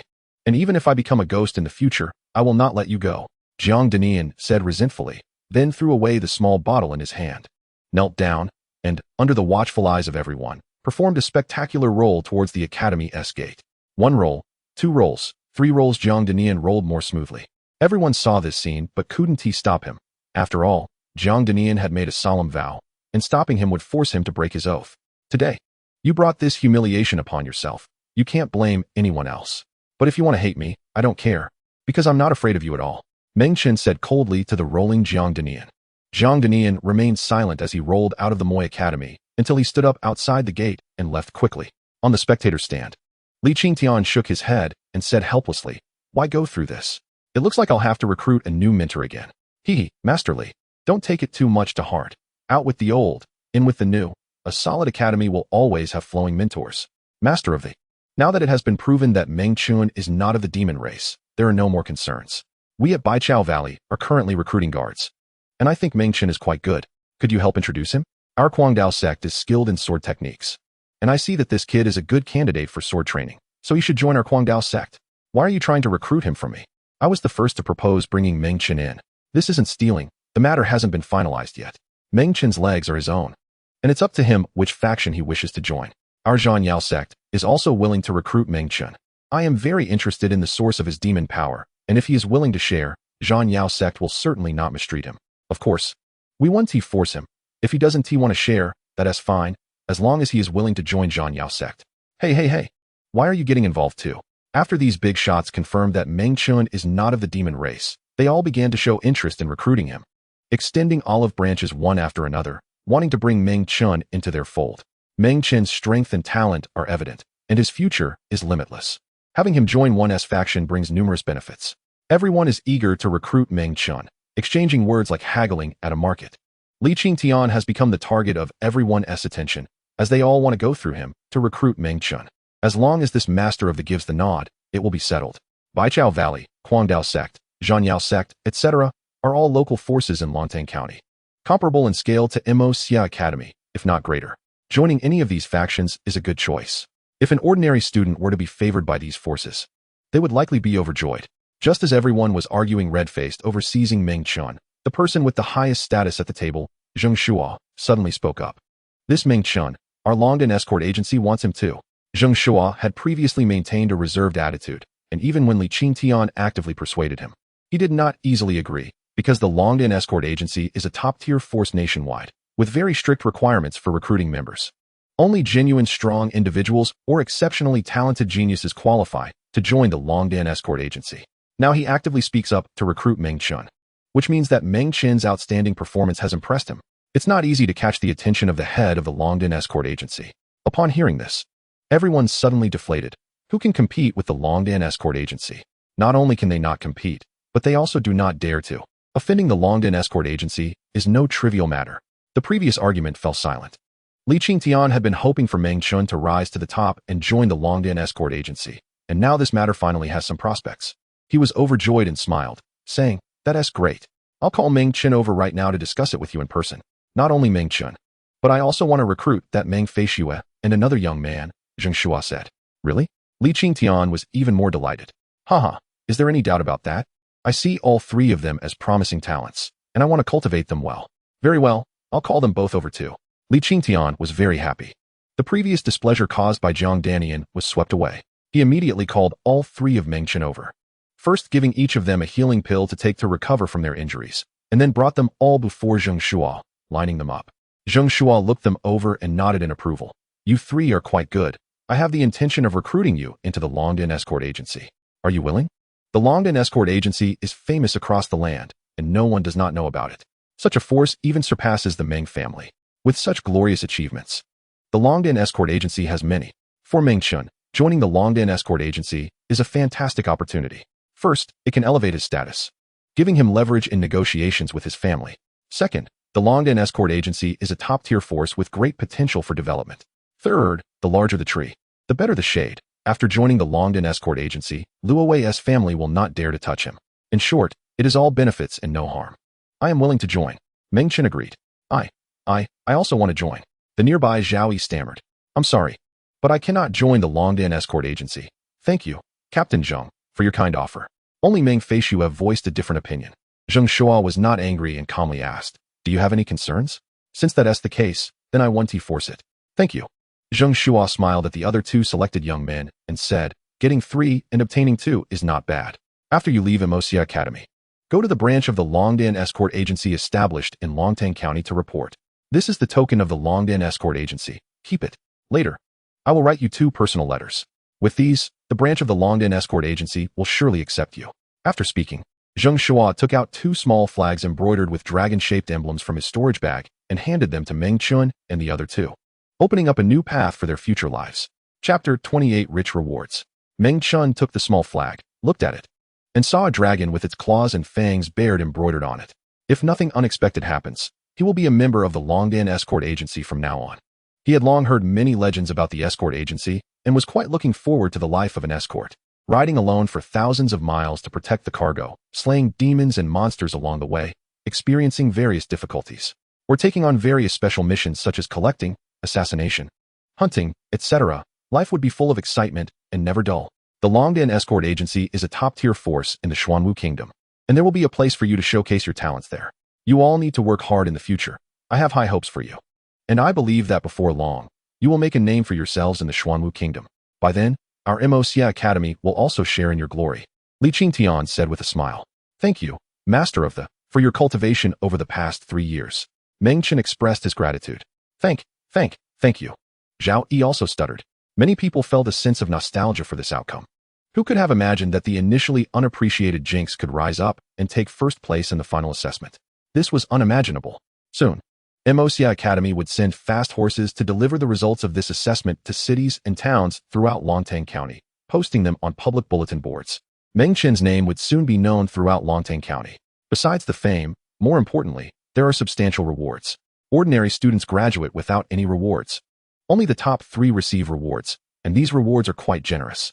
Li Qingtian walked over to Meng Chen and the other 2 with a smile, taking out 3 small boxes from his storage bag and handing them to the 3. First place, Meng Chen, rewarded with 1,000 spirit coins and a piece of breakthrough jade. Second place, Meng Feishue, rewarded with 500 spirit coins and a piece of spirit gold. Third place, Zhao Yi, rewarded with 200 spirit coins and a piece of spirit gold. This is your reward, a little token of appreciation from Immerse Academy. Please accept it. In addition, you can also select your favorite secret manuals from the library later. The first place can take 3, the second place can take 2, and the third place can take 1. Meng Chen and the other 2 each took their respective small boxes, unable to resist opening them. The spirit coins in the small boxes emitted a soft white light, illuminating the faces of the 3. In the small box in Meng Chen's hand, besides the neatly arranged 1,000 spirit coins, there was also a hexagonal jade bar with edges and corners, which is the so-called breakthrough jade. This breakthrough jade is more valuable than the 1,000 spirit coins below. It is a very precious and rare treasure. The breakthrough jade is meant for beast soldiers. It allows beast soldiers to break through their original growth limits and become even stronger. Beast soldiers have growth limits. After reaching a certain point, they can no longer become stronger. This is a difficult bottleneck to break through, and only by consuming breakthrough jade can they break through it. The first breakthrough requires 1 piece of breakthrough gem, the second breakthrough needs 2 pieces, and so on. The more breakthroughs you have, the more gems you need. And there will be corresponding risks and failure rates. Success is not guaranteed. 1 piece of breakthrough gem is already very expensive, let alone needing many pieces. So the expenses in this regard are a bottomless pit, troubling many spirit martial artists. Meng Chen's Divine Wind Celestial Wolf currently has a combat power of 35 points, and is not far from its limit. At that time, this breakthrough gem will come in handy, allowing it to advance further. If the gem is not given to the Divine Wind Celestial Wolf and is saved for another beast later, it will still be very useful. Hee, you rascal. Li Qingtian chuckled and shook his head. The 3 of them had been injured earlier, but under the conditioning of medicinal pills, their injuries were already stable. And they then went to the library to select martial arts manuals, which was also part of the rewards. Normally, students who want to take martial skills from the library have to pay, and they cannot learn them casually. On the way, Meng Feishue frowned and sighed softly. I thought I could secure first place this time, but unexpectedly, you emerged as a dark horse and took my first place. Without this first place, whether I can persuade the elders in my family to change their minds is uncertain. Meng Chen leaned over and asked, are you still worried about the marriage contract? Of course. In fact, there are many solutions to a problem where there is a will. There is a way, no need to worry. You make it sound easy. If the elders in the family are willing to break this marriage contract, that would be best. If they are stubborn and insist on pushing you into the fire pit, you can use other methods to deal with them. What methods? Meng Feishua's beautiful eyes lit up. There's always a clever plan from the mountain man. Come closer, and I'll tell you in a low voice. Meng Chen said mysteriously. Meng Feishua stopped and, half in doubt, leaned closer to Meng Chen, their bodies almost touching, looking exceptionally intimate. She reached out to tuck a strand of hair behind her ear, presenting her fair face forward, eager to hear what good idea Meng Chen might have. Meng Chen's lips almost brushed against her pearl-like smooth earlobe. Exhaling a breath of warm air, and whispered, one word, run, run. This single word already made it clear how to deal with the family. Simply running away from the marriage. If you flee to the ends of the earth, you naturally have to marry that debauched young master. Your life is given by your parents, but your destiny is your own. Why let the family dictate it? Some things can be fought for by yourself. If you don't fight, nothing will change. If you do fight, you can reverse your fate. Meng Chen patted Meng Feishua's fragrant shoulder casually, and then stepped away. I hope the family won't force me. Meng Feishua bit her lip pitifully and murmured. Moments later, Meng Chen dived into the library and began to scour for the manuals he needed. He possessed the Demon Slayer's secret art, which is very powerful and doesn't need to be exchanged. The immerse Academy cannot have a better art than this, so he only needed to select martial skills. Old man, can you help me out? Your eyes are sharp. Help me pick a few powerful martial skills. Meng Chen communicated with the transmutation ring using his thoughts. No problem, leave it to me. You can wander around and pick whatever you like. If you come across good martial skills, I'll naturally remind you. But I don't think you'll find anything decent in a place like this. As for martial skills, you can learn them from me in the future. In the East Sea. If it's free, take it. Regardless of its quality, just pick a few first. Yes, taking advantage is the king's way. In this regard, the old and the young are surprisingly in agreement. The library was well organized, divided into 4 areas: copper level, iron level, steel level, and miscellaneous books. Different areas stored manuals of different levels, with the miscellaneous books area being quite special, containing various mixed books, some of which were unclear in grade, and even some fake books. After a long time in the East Sea, Meng Chen's vision had improved significantly. He no longer regarded iron level and below manuals with any importance and went straight to the steel level area to search. Steel level manuals were already the limit that immerse Academy could publicly offer. Meng Chen carefully searched through the shelves, and the other 2 winners did the same. While searching, he communicated with the East Sea. How about this one? Trash. What about this one? Still trash. This one must be good, right? The trash of trash. I don't accept that. This starry fist is on par with my land-shattering leg. How is it trash? Didn't you say the land-shattering leg was quite good? Since they are martial skills of the same level, it should be good too. People strive for higher achievements. The martial skills you learn should be better each time, not stagnate. Learning another martial skill of the same level as the land-shattering leg 1T significantly enhance your strength. Only by learning better martial skills can you make progress. It's such a simple principle. Do I have to teach you? The East Sea explained in exasperation. That makes sense. Meng Chen felt it was reasonable and didn't argue back. All right, stop rambling. Go find your martial skills. If you come across something good, I'll naturally remind you. Okay. Meng Chen stopped talking and focused on searching. He gradually saw some decent martial skills, but the East Sea didn't react. No reaction meant it wasn't worth its attention. Until Meng Chen finished searching the steel level area, the East Sea still didn't speak. On the other side, Meng Feishua and Zhao Yi had already selected their favorite manuals and gained a lot, since you didn't find anything worthwhile. I'll pick a few based on my own judgment. I can't leave empty-handed. Meng Chen said helplessly. Don't rush. Go check out other areas. In a small place like immerse Academy, people's knowledge is shallow, and some good books might be overlooked. Go flip through them, and you might find a gem. The East Sea suggested. All right, I'll try my luck. Kid, with me around, you'll never lack luck. Meng Chen put down the steel level manual in his hand and went straight to the miscellaneous books area. Meng Feishua and Zhao Yi were quite puzzled. With so many steel level manuals, could this guy not have chosen a single one? Going to the miscellaneous books area to search for books has a very low chance of finding anything good. Meng Chen arrived at the miscellaneous books area and began to search. The quality of the books here was clearly inferior, mixed, and uneven. He even found a cookbook inside, which left him speechless. Some books in the miscellaneous books area were placed on shelves, while others were simply piled into large boxes. Meng Chen rummaged through the box a bit, but didn't find anything he liked. Just then, the normally quiet East Sea suddenly screamed. Kid, you've hit the jackpot. Quickly pick up that book. Chapter 29, Treasure Hunting. The so-called screaming only echoed in Meng Chen's mind. Others couldn't hear it. Hearing East Sea so excited, Meng Chen also became excited. A book that could make this ring thrilled must be extraordinary. Which book? Tell me the title. The one with the tadpole script. Pick up whatever book you can understand. Following East Sea's instruction, Meng Chen quickly dug out a book he couldn't comprehend from the box. This book looked somewhat old, the pages yellowed and curled, and it was filled with characters that Meng Chen couldn't understand. This is the script of the Prairie Tribe. I had a previous host who traveled in the western grasslands for several years, and I learned the script there with him. So I can recognize about 80 to 90% of it.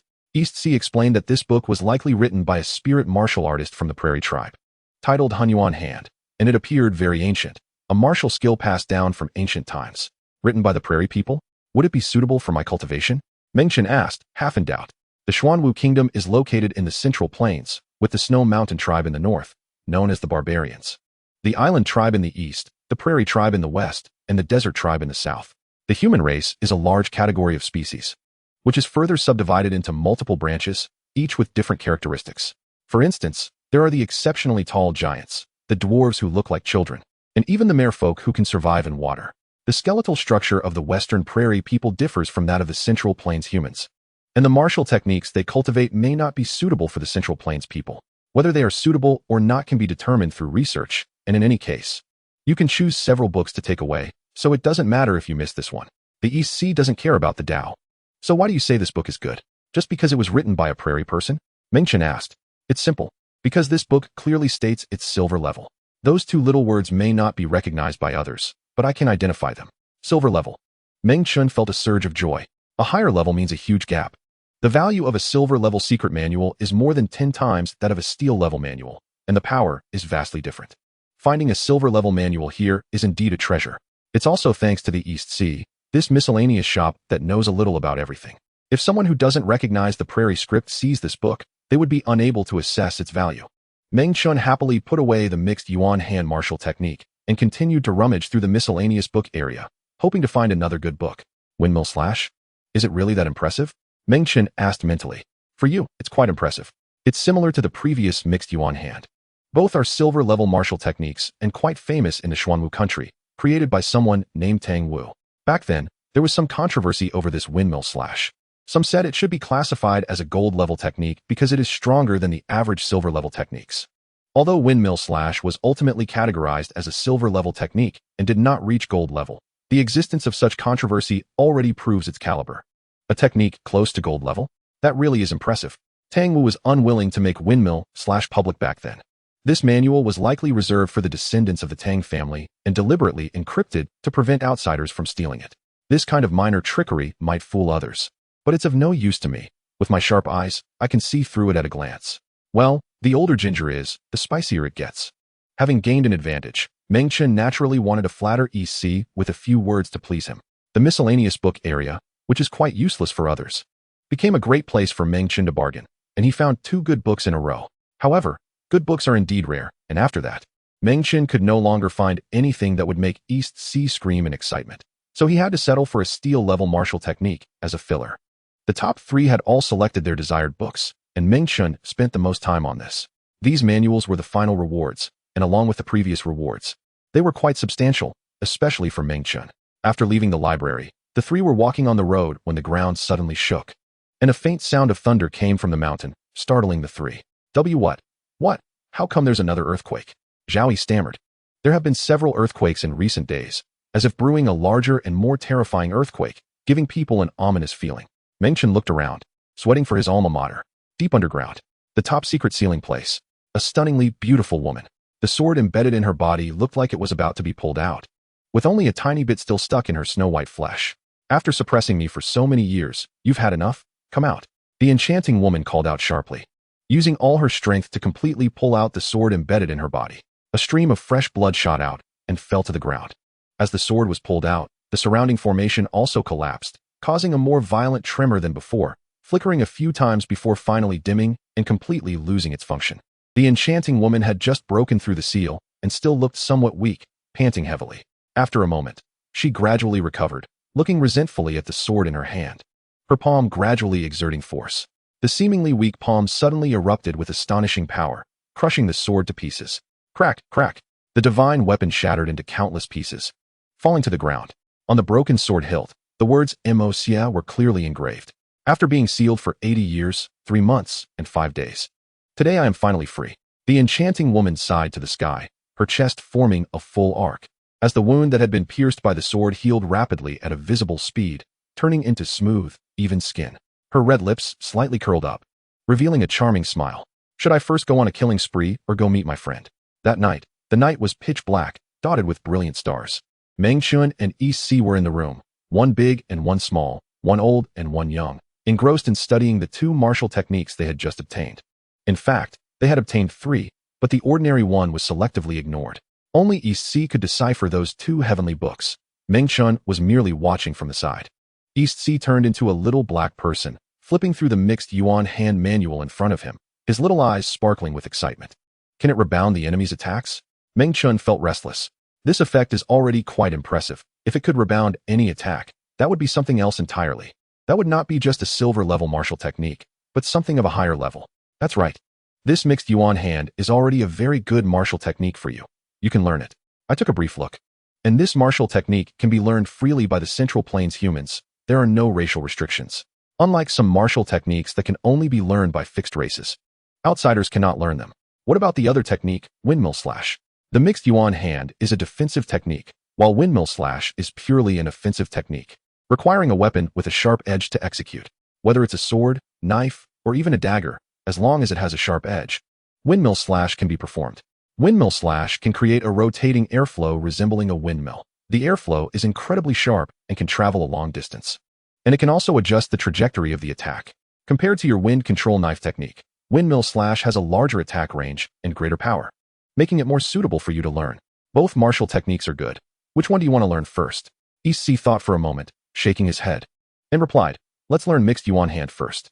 Once you master it, it will give you some special abilities. As for windmill slash, a purely offensive technique, it's okay to learn it later. All right, I'll go with what you say. Meng Chen said excitedly. Mixed yuan hand sounds really impressive. Meng Chen secretly made up his mind to master it. You can't rush things. It's impossible to learn mixed yuan hand today.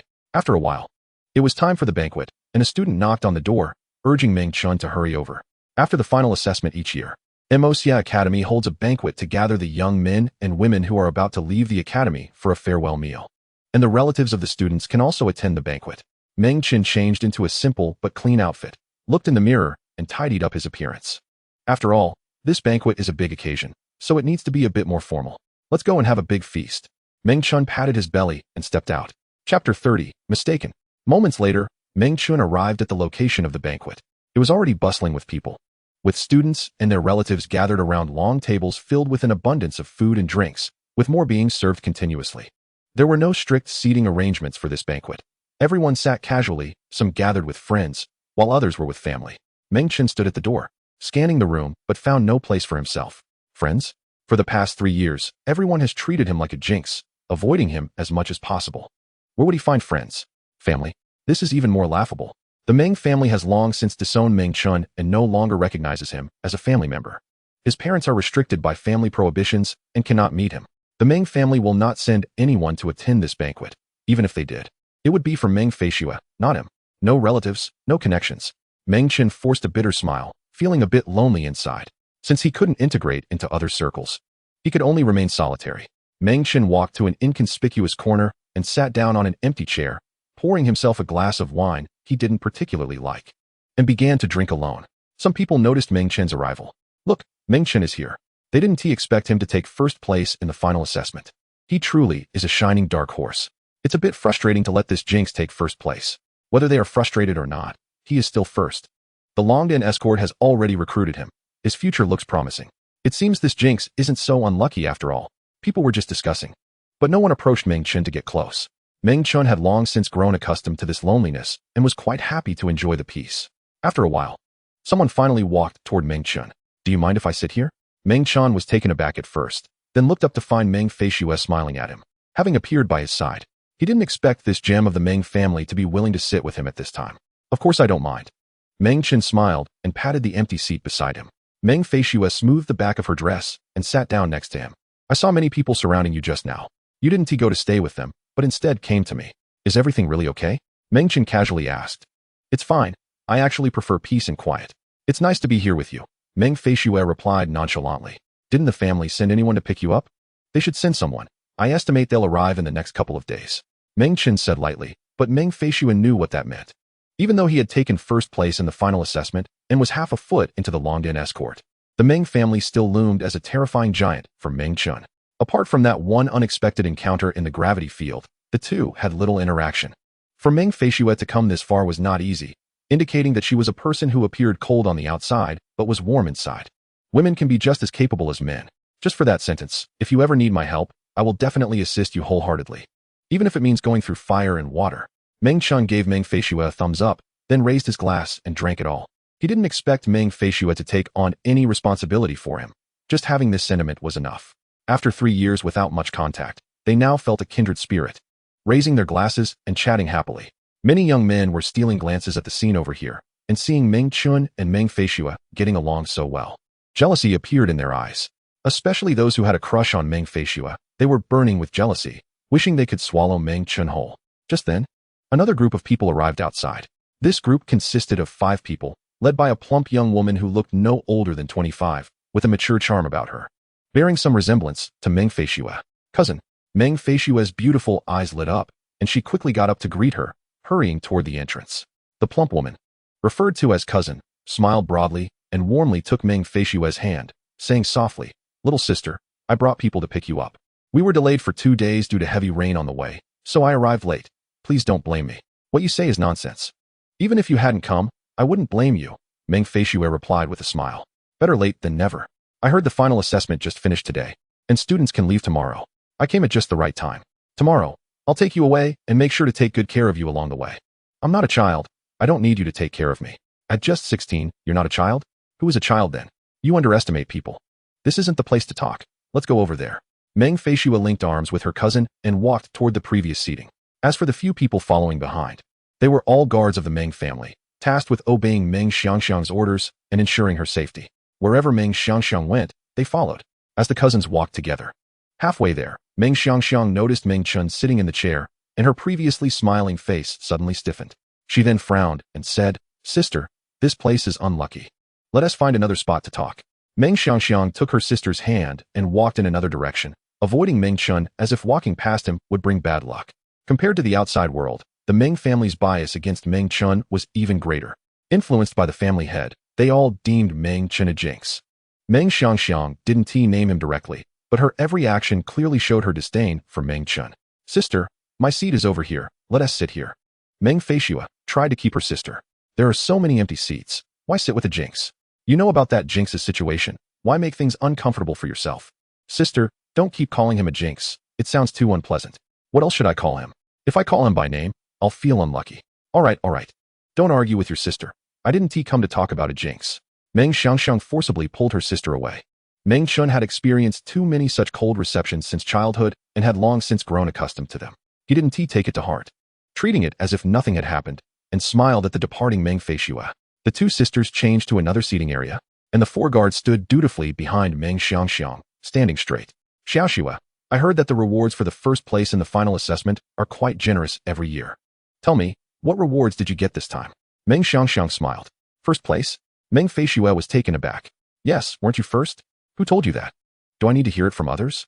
Your cultivation is the highest in Class C, and you have 2 steel-grade beast soldiers in hand. Who in the class could be your opponent?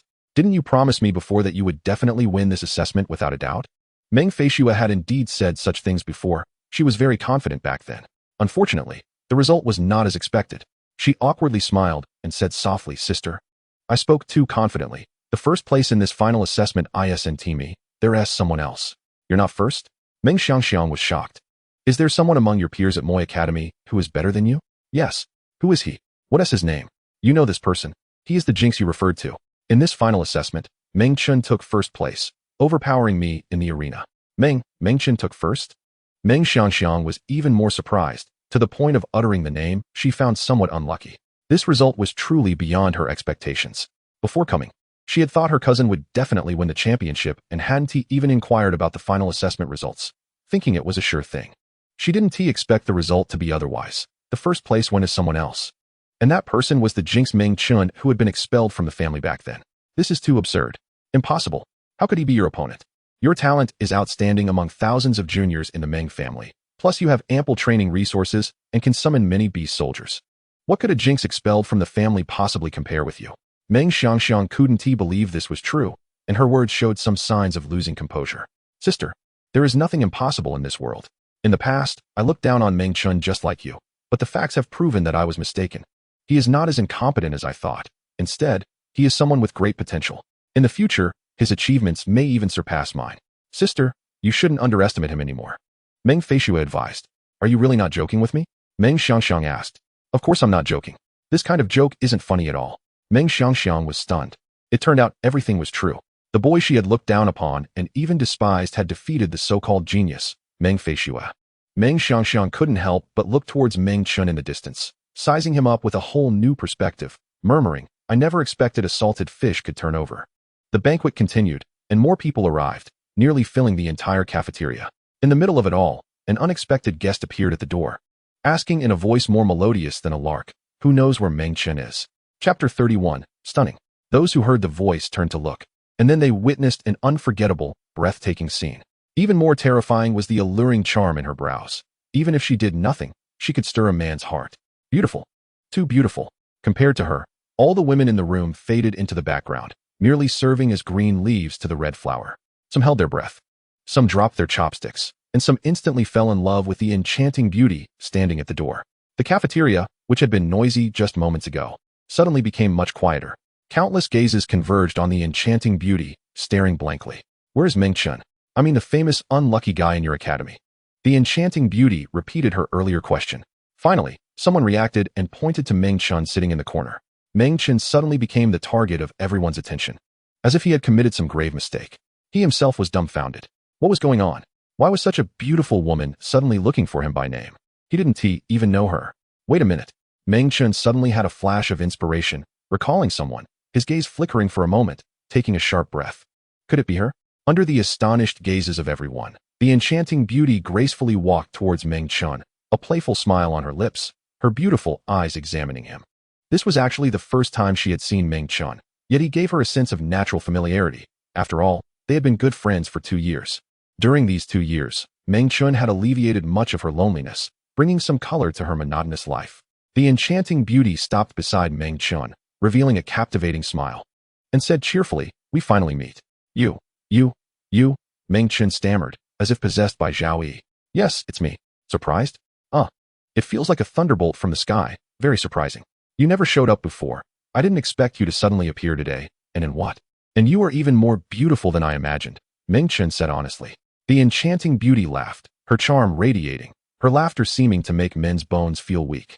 Meng Chen looked at the beauty so close to him and couldn't help but feel his heart race, experiencing a wonderful sensation for the first time in his life. As if something was tickling his heart, making him anxious yet filled with sweet joy.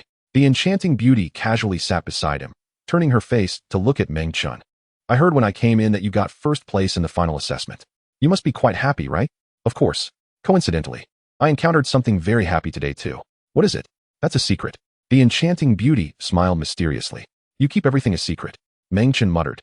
Some things are better left unknown, and I don't want to deceive you, so I won't tell you anything. Not telling anything. What kind of friend is that? If you're unhappy, just break off the friendship with me, the enchanting beauty said with a wicked smile. Meng Chen could only smile wryly. What man would be willing to sever ties with such a beautiful confidant? Forget it. It's normal for women to have a few secrets. There's no need to dig too deep.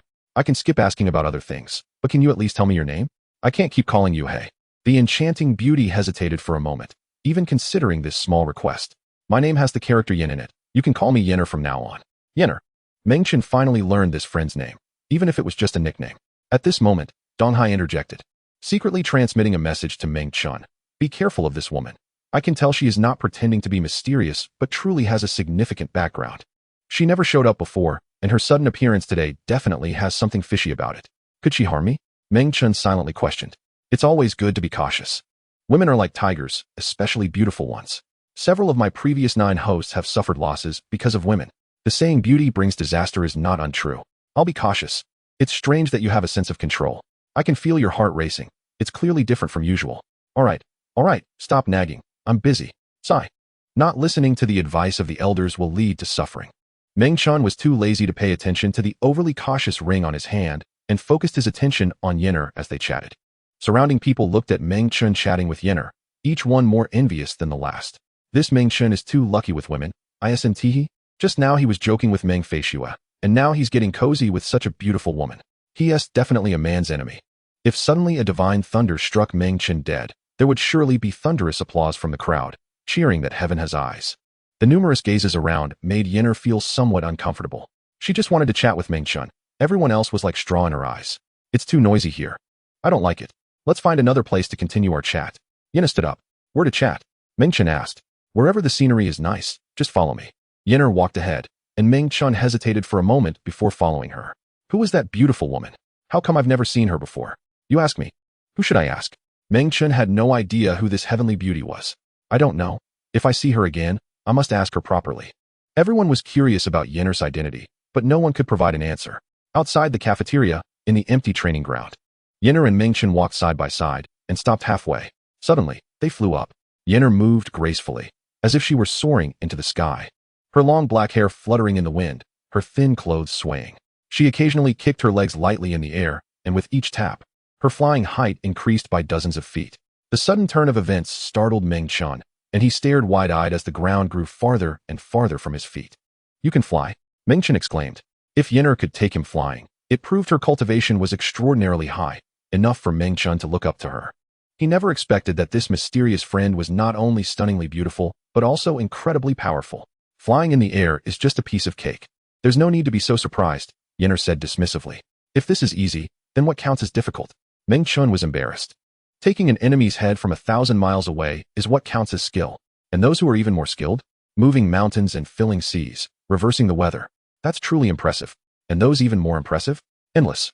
A good phrase, endless, sparked infinite imagination in Meng Chen. Donghai observed everything and secretly transmitted a message. I told you this woman is extraordinary. Now do you believe me? My 9 hosts. Only 5 have cultivated to the level of being able to traverse the void, which is not something an ordinary spiritual warrior can achieve. The power of this woman is just a glimpse of the iceberg and is already so formidable. Her true strength is unfathomable. Kid, you've made an incredible friend. Fortunately, she sees you as a friend. If she regarded you as an enemy, she could crush you with just a finger. Don't be timid. You may be just a small fry now, but your future achievements are limitless. Who knows? You might cultivate to be even stronger than her and make her look up to you. That's reasonable. What you said has given me confidence again. No matter who she is or how powerful she is, since I call her a friend, I must have the courage to stand on equal footing with her and not be too self-deprecating. Yes, that's the attitude we need, neither servile nor arrogant. Weren't you worried she would harm me before? Why are you encouraging me now? Different times call for different reactions. I was worried because I couldn't gauge her background. Now that I've seen her strength and know she's a powerful person, there's no need to worry. A person like her, if she wanted to harm you, wouldn't need to beat around the bush. You're overthinking it. I never thought she would harm me at all. Yenner held Meng Chen and flew away quickly, soon leaving Immerse Academy behind, soaring above the mountains. Her delicate jade-like feet occasionally tapped in the air, creating ripples like waves in the night sky with each step. The moon tonight is very round.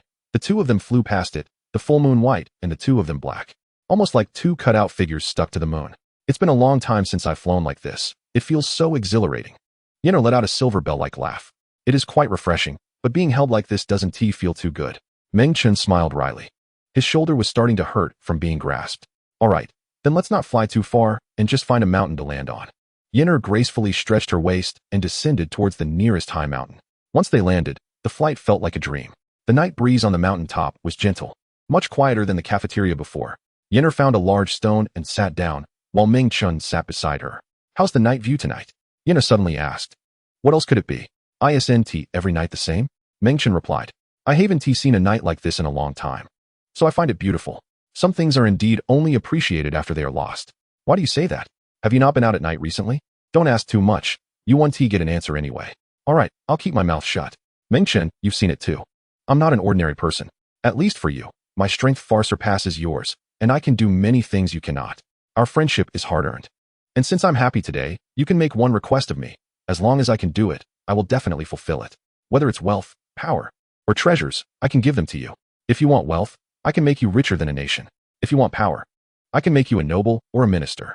If you want treasures, no matter how precious they are, I can send someone to get them for you. Yenner said earnestly.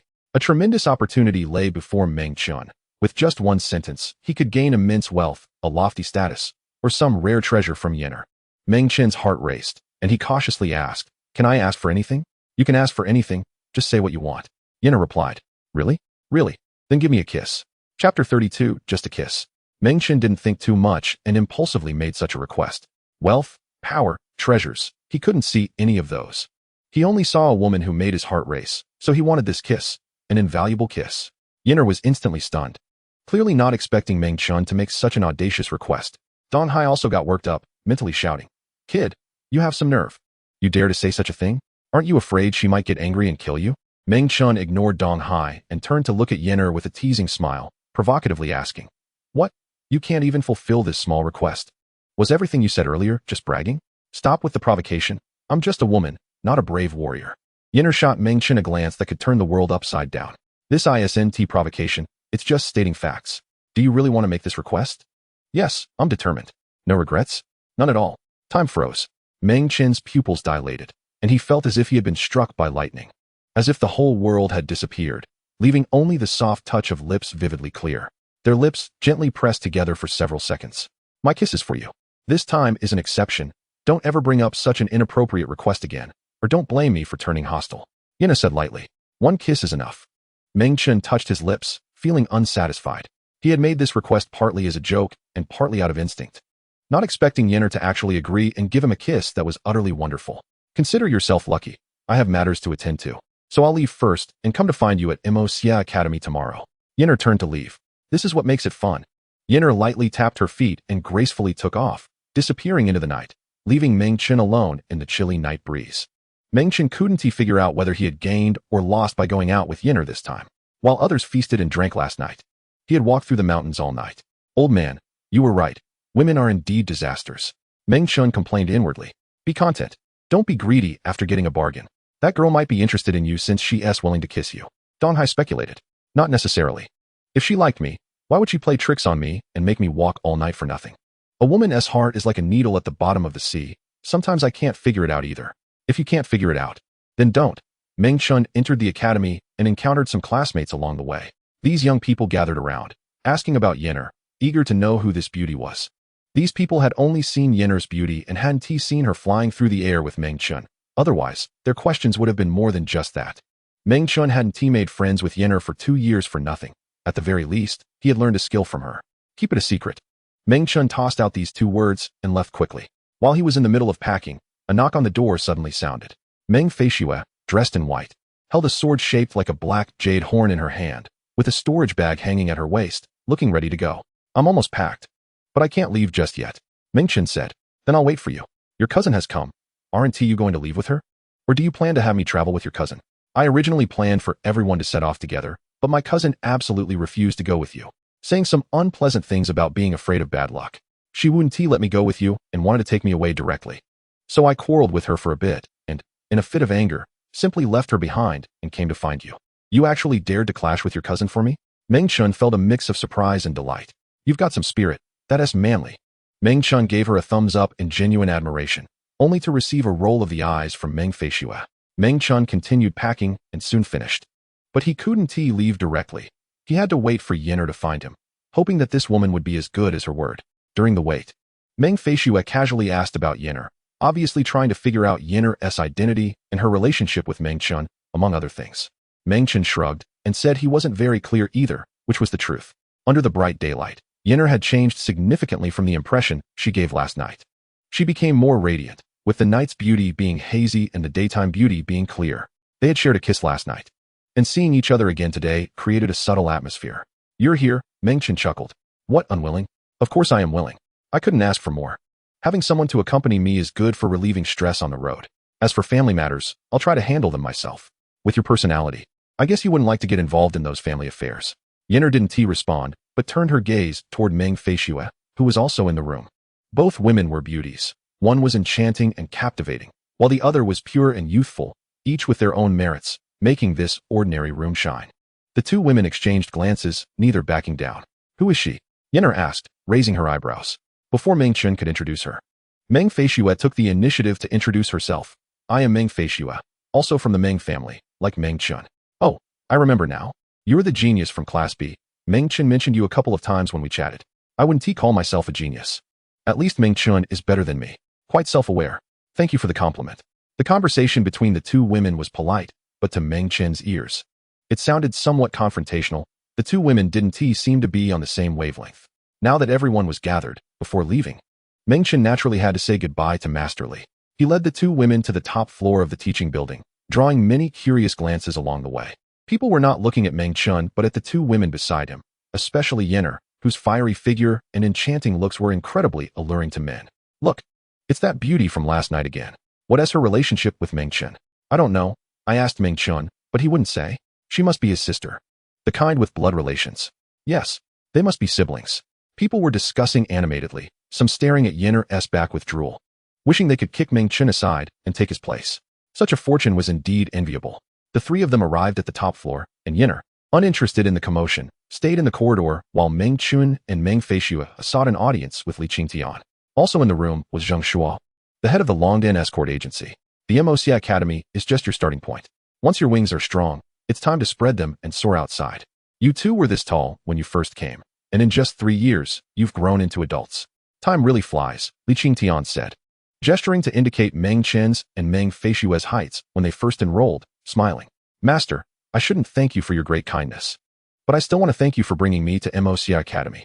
I was very unlucky in my youth, and meeting you was the luckiest thing that happened to me, Meng Chen said sincerely. No need for thanks. As long as you live well in the future, that will be your repayment. Before you leave, I'll give you a piece of advice. What advice? Live to the end, so you can laugh last. What does that mean? You'll understand it slowly in the future. It's best to travel with Hezhong, Meng Chen said happily. Of course. After bidding farewell to Li Qingtian, the four of them set off, walking out of the MOC Academy's gate. Some other students were leaving in small groups as well. Halfway, Meng Chen's keen eyes spotted Ke-Chuan right in front of him, and his brows furrowed slightly. Back then, it was clearly Luo Wei and others who first attacked Meng Chen, but Ke-Chuan twisted the truth, insisting that Meng Chen was the one who struck first out of greed for wealth, trying to pin all the blame on him. Meng Chen remembered this clearly. Thinking of this, Meng Chen's anger flared up, and he shouted, Ke-Chuan, stop right there. I have something to say to you. Chapter 33, Getting Tough. Ke-Chuan was walking ahead with a few friends when he suddenly heard Meng Chen's thunderous shout and shrank back in fright. He stopped in his tracks, turned around, and saw Meng Chen glaring at him like a furious deity. Meng Chen, what do you want? Ke-Chuan asked, trembling. I just have a few questions to ask you. That's all, Meng Chen said with a stern face, striding up to Ke-Chuan and asking point blank. I want to know, back in the wilderness, when I encountered you and your group, who struck first? Who shouted first that they wanted to kill me? Speak quickly. I've already explained that incident in front of Master Li. Why are you still holding me accountable now? Bullshit. If you don't tell the truth, of course, I'll hold you accountable. Let me tell you, you've stepped out of MOC Academy and are no longer under its protection. I can deal with you however I want. It's up to you whether you continue to lie or come clean. I. Ke-Chuan was at a disadvantage, his face turning pale with cold sweat. He thought the matter was over, but unexpectedly, Meng Chen was relentless and sought him out for trouble again. What to do? Should he stick to his original statement or confess? Ke-Chuan didn't want to tell the truth, but he was no match for Meng Chen, especially with the Longdan Escort Agency backing him. It was better to tell the truth and shift the blame onto the deceased Luo Wei. Perhaps he could escape unscathed. Speak louder so everyone can hear. Okay. Ke-Chuan obediently agreed, raising his voice a bit to recount what had happened, explaining how Luo Wei coveted Meng Chen's spoils and how they surrounded Meng Chen. This time, he didn't lie and spoke only the truth. The surrounding people finally understood the truth. The real bandits were Luo Wei and his group, not Meng Chen. Even if Meng Chen had killed Luo Wei and the others, it was their own fault for their deaths. It was the end they deserved. The truth was out. But it wasn't over. You once teamed up with Luo Wei to attack me, right? Meng Chen asked coldly. Yes, Ke-Chuan nodded vigorously. Do you think you were wrong? Of course I was wrong. Good, as long as you admit your mistake. Thank you for your magnanimity. I promise I won't dare again. I never said I would forgive you. Since you were wrong, you should be punished. I'll spare your life. But that tongue that wronged me must be taken. Without warning, Meng Chen sprang into action, rushing in front of Ke-Chuan and grabbing his tongue, yanking it out forcefully. Uffed. Ke-Chuan spat blood and let out a miserable scream. It is often said that biting one's tongue to commit suicide leads one to believe that losing their tongue would result in death. However, that is not the case. As long as it is dealt with in time, a person who has their tongue cut off will not die. This time, Meng Chen spared Ke-Chuan's life. Drip, drip, drip. Meng Chen held the severed tongue, blood staining his hand and flowing down to the ground. Most people around were dumbfounded, never expecting Meng Chen to suddenly act and rip out Ke-Chuan's tongue. Bloody, decisive, ruthless, and unrestrained. Although Koichuan had previously wronged Meng Chen, not everyone had the guts to act so brutally by ripping someone's tongue out. Moreover, this was still the entrance of immerse Academy, part of its territory. Was the Meng Chen before them really the same Meng Chen who had been low-key for 3 years in the academy? The youths around looked at Meng Chen with a hint of fear in their eyes. On the surface, anyone would think Meng Chen was an honest person, but in reality, he had a wild side. He could say anything as long as he wasn't bullied, but once someone crossed him, they shouldn't blame him for being ruthless. In the past, he had no strength and had to endure everywhere. Now that he had power, why should he endure anymore? A true man can bend and stretch, which means that he only compromises when absolutely necessary. If he has the strength but still belittles himself, that does not count as a true man. That is called a coward. Meng Chen wanted to deal with Koichuan, so he acted accordingly. He wanted to do something, so he did it beautifully. That is the essence of true understanding. Zheng Shuo watched the scenes unfold before him.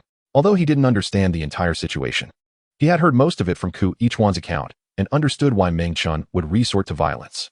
Zheng Shuo narrowed his eyes slightly, thinking to himself, this kid has a bit of aggression and spirit. That is not a bad thing. Timid and fearful people are not worthy of being our Dragon's Courage escort agency's escorts. Meng Feishue was also quite surprised. In her previous interactions with Meng Chen, she always thought he was a very kind young man, but she didn't expect him to have such a ruthless side. However, thinking about it, it made sense. Meng Chen had killed Luo Wei and 5 others in the wild before. How could he be someone easy to deal with? The group continued on their way, leaving Koichuan, who was still covering his mouth and screaming in agony, behind. Koichuan had lost his tongue, but what could he do? If he continued to cause trouble, it would be courting death. This matter could only end in silence. Moments later, on the mountain road, the 4 of them had already forgotten the earlier events, as if nothing had happened. Meng Chen, you seem to be very grateful to the head of the Immerse Academy. Yenner suddenly brought up the topic. Of course, I am a person who distinguishes between gratitude and resentment. I will remember who treats me well and who does not. Headley brought me into the Immerse Academy back then. Without him, I don't know what kind of life I would be living now. And I definitely wouldn't have met you. Meng Chen replied matter-of-factly. He is very important to you? Very important. Well then, I will give you a favor. Give me a favor? What does that mean? It means nothing. You are saying some confusing things again, Meng Chen said with a wry smile. Yenner did not respond, not revealing her true feelings. No one knew that because of Meng Chen alone, the lives of thousands of people in the Immerse Academy were saved. Without him, this place would have turned into a mountain of corpses and a sea of blood last night. A hell on earth. Yenner had been sealed for decades, living a dark life without seeing daylight, harboring a deep hatred for the Immerse Academy. If it weren't for Meng Chen, she would have washed the Immerse Academy in blood last night. The questions she had just asked Meng Chen were to gauge Li Qingtian's importance in Meng Chen's heart. And now she had her answer. Li Qingtian cannot be killed. Since even this head cannot be killed, the rest of the insignificant people are even less worthy of being killed. Well, although the people who sealed me are related to the Immerse Academy, they are not Li Qingtian and his group. For Meng Chen's sake, I will let them go. Death penalties can be avoided, but lesser crimes are hard to forgive. I can choose not to kill the people, but I really hate this place, and it must be destroyed. Thinking of this, Yenner secretly exerted strength under her feet, injecting a terrifyingly powerful force into the ground. This force moved underground, causing a noticeable earthquake around, and eventually extended to the bottom of the mountain where the Immerse Academy was located, lying in wait. The Immerse Academy would be fine for now, but in 3 days, the mountain where the Immerse Academy was located would completely collapse. This was Yenner's limit of patience. After the mountain collapsed, the buildings of the Immerse Academy would surely be destroyed, but the people inside would not suffer much. Spiritual warriors have strong bodies. A few rocks falling wouldn't harm them. As for experts like Li Qingtian, they would be even safer, suffering at most minor injuries in the disaster. At the foot of the mountain, in a tavern, a middle-aged man with a bit of resemblance to Luo Wei was sitting at a table, staring out the window with a serious expression. Despite the table being filled with delicacies, he had no appetite to eat a single bite. This middle-aged man was named Luo Shannon, and he was Luo Wei's father. Although he was not a spiritual warrior, he had a keen business mind. Relying on some family savings, he traveled and expanded his business, accumulating a substantial family fortune. Not to mention, the cash flow he had on hand could amount to over 100,000 spirit coins. Money can make even ghosts push mills, let alone spiritual warriors. Money is power, and it can make many spiritual warriors work for him. Luo Shannon had brought over 30 spiritual warrior experts to this place. Some stayed by his side while others were sent elsewhere to control the entire town at the foot of the mountain. His only purpose for coming here was to avenge his son. Although Luo Wei was not very promising, had many flaws, liked to provoke trouble, and spent money lavishly. He was still his son. His son was dead. How could he not seek revenge? Even if it cost him a fortune. Luo Shannon would capture Meng Chen and then imprison him, torturing him slowly until he wished he were dead. Only then could he quell the hatred in his heart. Luo Shannon had already thought of many ways to torture Meng Chen, each one more vicious than the last. But that was still far from enough, far from enough. Report. A guard hurried into the room, bowing to Luo Shannon. Speak, what news do you have? Luo Shannon said in a deep voice. I have investigated and learned some information about Meng Chen. In yesterday's final assessment, Meng Chen won consecutive victories and took first place, thus gaining the favor of a head of the Dragon's Courage Escort Agency, who recruited him into the agency. By official standards, he is now considered part of the Dragon's Courage Escort Agency. What? Luo Shannon's body trembled. Chapter 34. Ambush on the road. In yesterday's final assessment, Luo Shannon had planned to send someone into the immerse Academy to keep an eye on Meng Chen, but was turned away at the door. He was angry but dared not confront the immerse Academy, so he could only have people guard the area around the immerse Academy, preparing to wait for the hare. Therefore, Luo Shannon didn't understand the events of the final assessment and could only send someone out to investigate. News about the final assessment only began to circulate this morning. He never expected that Meng Chen would actually take first place and join the Dragon's Courage Escort Agency. This was very unfavorable for Luo Shannon's revenge plan. Luo Shannon dared to capture people near the immerse Academy, but he did not dare to openly confront the Dragon's Courage Escort Agency. That would be ridiculous. After all, that is a top force in the Xuanwu Kingdom. And even the court and the royal family hold some fear of the Dragon's Courage Escort Agency. If there were conflicts or disputes, they would have to negotiate to resolve them. With the strength of the Dragon's Courage Escort Agency, crushing a businessman like Luo Shannon would be as easy as crushing an ant. If Meng Chen became a part of the Dragon's Courage Escort Agency, taking action against him would be openly provoking the agency, and the consequences could be imagined. What was originally a simple matter had become severe. Luo Shannon's shiny round face became even gloomier. Sir, the Dragon's Courage Escort Agency is not to be trifled with. If we capture someone from the agency, it will probably be difficult to settle. Please think twice. The guard advised. Of course, I will think carefully, Luo Shannon replied in a deep voice. The guard fell silent, waiting for his employer's decision. After careful consideration, Luo Shannon finally spoke. Notify everyone that whoever kills Meng Chen will receive 50,000 spirit coins. And if he is captured alive, I will double the reward.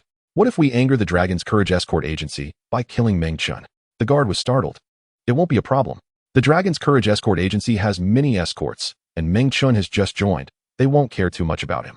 After you kill him, leave immediately without lingering. I will visit the local branch of the Dragon's Courage Escort Agency afterward and make arrangements with a large sum of money.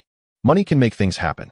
Once the Dragon's Courage Escort Agency receives the money, they naturally won't pursue the life and death of a newcomer escort. This is very risky. Fortune favors the bold. If you want money, go ahead and do it. Once successful, you will not be treated unfairly. Luo Shannon stood up, adjusted his luxurious clothes, and said, I leave this to you. I will go first. Sir, are you leaving now? Did you not want to see Meng Chen being captured with your own eyes? The guard asked in surprise. Meng Chen has gotten involved with the Longdan Escort Agency. Once things escalate, the variables become too great. I don't want to stand under a dangerous wall, Luo Shannon said lightly. The guard's eyelid twitched, cursing the old fox under his breath. He left the risky business to them and escaped early. The saying that money makes the boss was indeed true. Luo Shannon left everything to his subordinates to handle. With a reward of 50,000 spirit coins, it was enough to tempt people to take risks. A dangerous net was spread out in the foot of the mountain town, waiting for the prey to throw itself into the trap. However, there was a rather formidable guy following that prey. It was 1,000 miles away from the Meng family's stronghold. Walking would take too long and was impractical.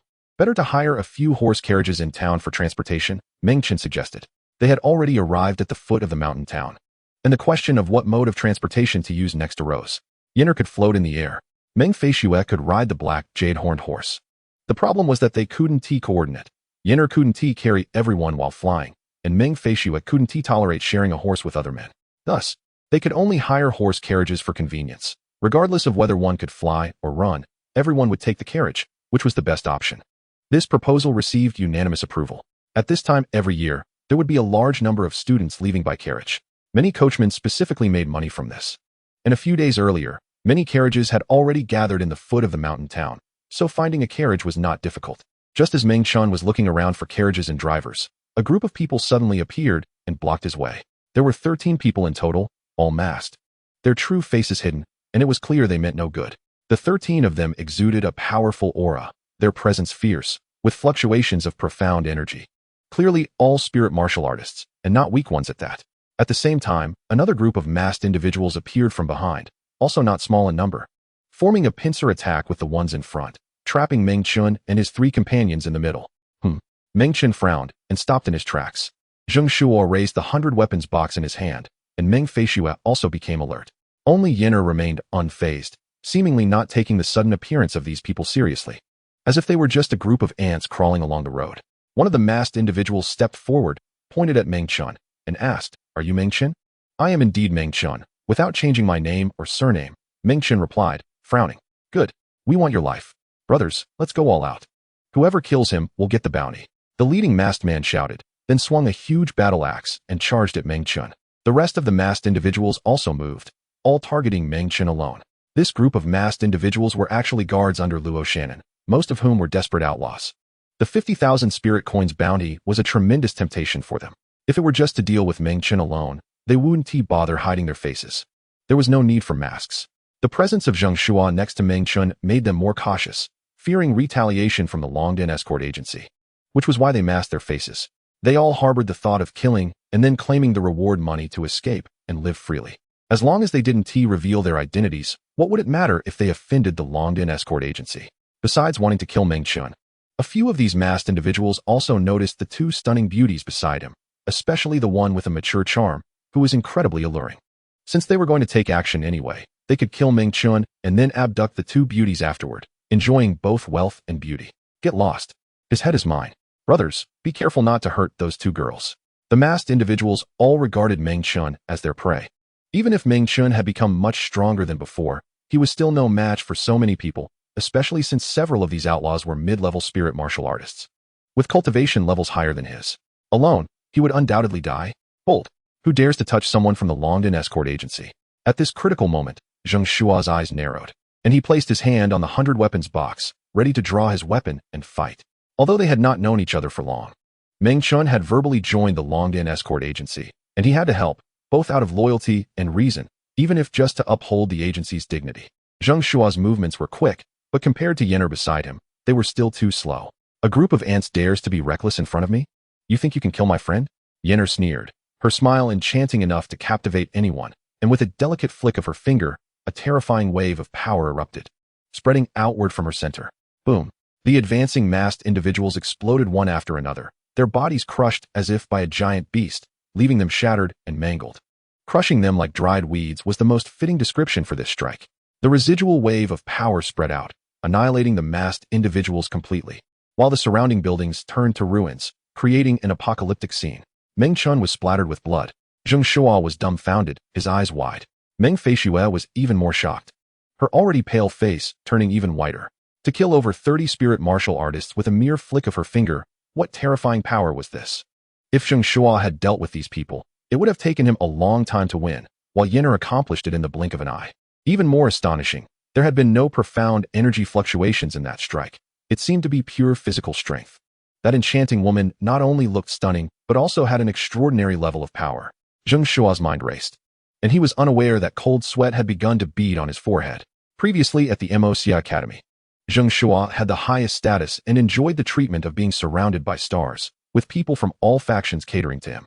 But now, in the presence of this true powerhouse, he was so scared that he didn't even dare to breathe, not because he was timid, but because he instinctively felt immense pressure, as if an ant had encountered a phoenix soaring above all birds. If Zheng Shuo was this frightened, one could imagine Meng Feishue's state of mind beside him. Meng Feishue's heart sank, and she began to worry for her family. What kind of blood and gore would Meng Chen's return to his family stir up? Meng Chen looked at the purgatory-like scene before him, his eyelids twitching, secretly thinking, compared to her, dealing with Kuichuan was simply child's play. A single stone stirred up 1,000 waves. Yenner's casual strike brought tremendous shock to everyone around. However, this attack did not end with that casual flick. You think I can't see you hiding there? Yenner narrowed her phoenix eyes and looked toward the rooftop of a nearby building. There, another masked person was hiding, holding a beast-transformed bow and arrow, prepared to shoot an ambush. The explosive scene had already stunned him, and upon seeing Yenner's cold gaze, he was even more terrified. Run, the masked individual thought, turning to flee, but suddenly felt a strong pulling force from behind, sending him flying backward and crashing heavily in front of Yenner. The beautiful woman who had seemed alluring before now looked like a female killer. Speak. Who sent you? Why do you want to kill Meng Chen? I'll give you 3 seconds. After 3 seconds, you die? Yena said coldly. Chapter 35. Reaping the benefits of a fisherman. 3 seconds have passed. Uft. A bloody hole appeared in the masked man's head, dead beyond revival. I told you you'd die after 3 seconds, didn't I? I wasn't lying to you. Yenner said with a chilling smile. Zheng Shuo and Meng Feishue both instinctively moved aside, not daring to get too close to the female killing god. Meng Chen, however, stood still, wiped the blood from his face, and murmured, if I remember correctly, Luo Wei's father is named Luo Shannon. It seems he wants to take revenge for his son, but instead of avenging him, he ended up getting so many people involved. Ants may be insignificant, but since they gathered at my feet, I don't mind stepping on them hard. You are my friend. Whoever wants to kill you, I will kill them. You all continue on your way. Leave this Luo Shannon to me, and I guarantee he won't see the sun tomorrow. Yena said calmly. The world is vast. How can you find him? I have my methods. Well then, I will trouble you with it. I'm really sorry to have caused this trouble for you, and still need you to clean up after me. Meng Chen chuckled. This joke scared Zheng Shuo and Meng Feishue beside him.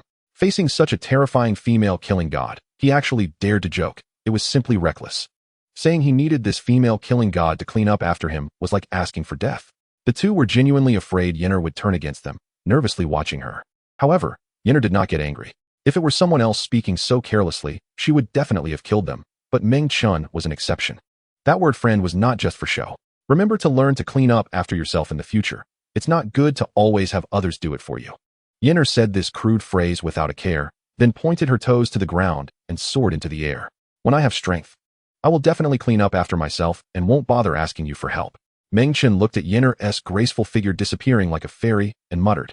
Once Yenner vanished from sight, Zheng Shuo and Meng Feishue dared to speak up loudly, gathering the courage to approach Meng Chen. Meng Chen, can you reveal who exactly your friend is? Zheng Shuo asked, sweating. Zheng Biao, it's not that I don't want to tell you, but I really don't know.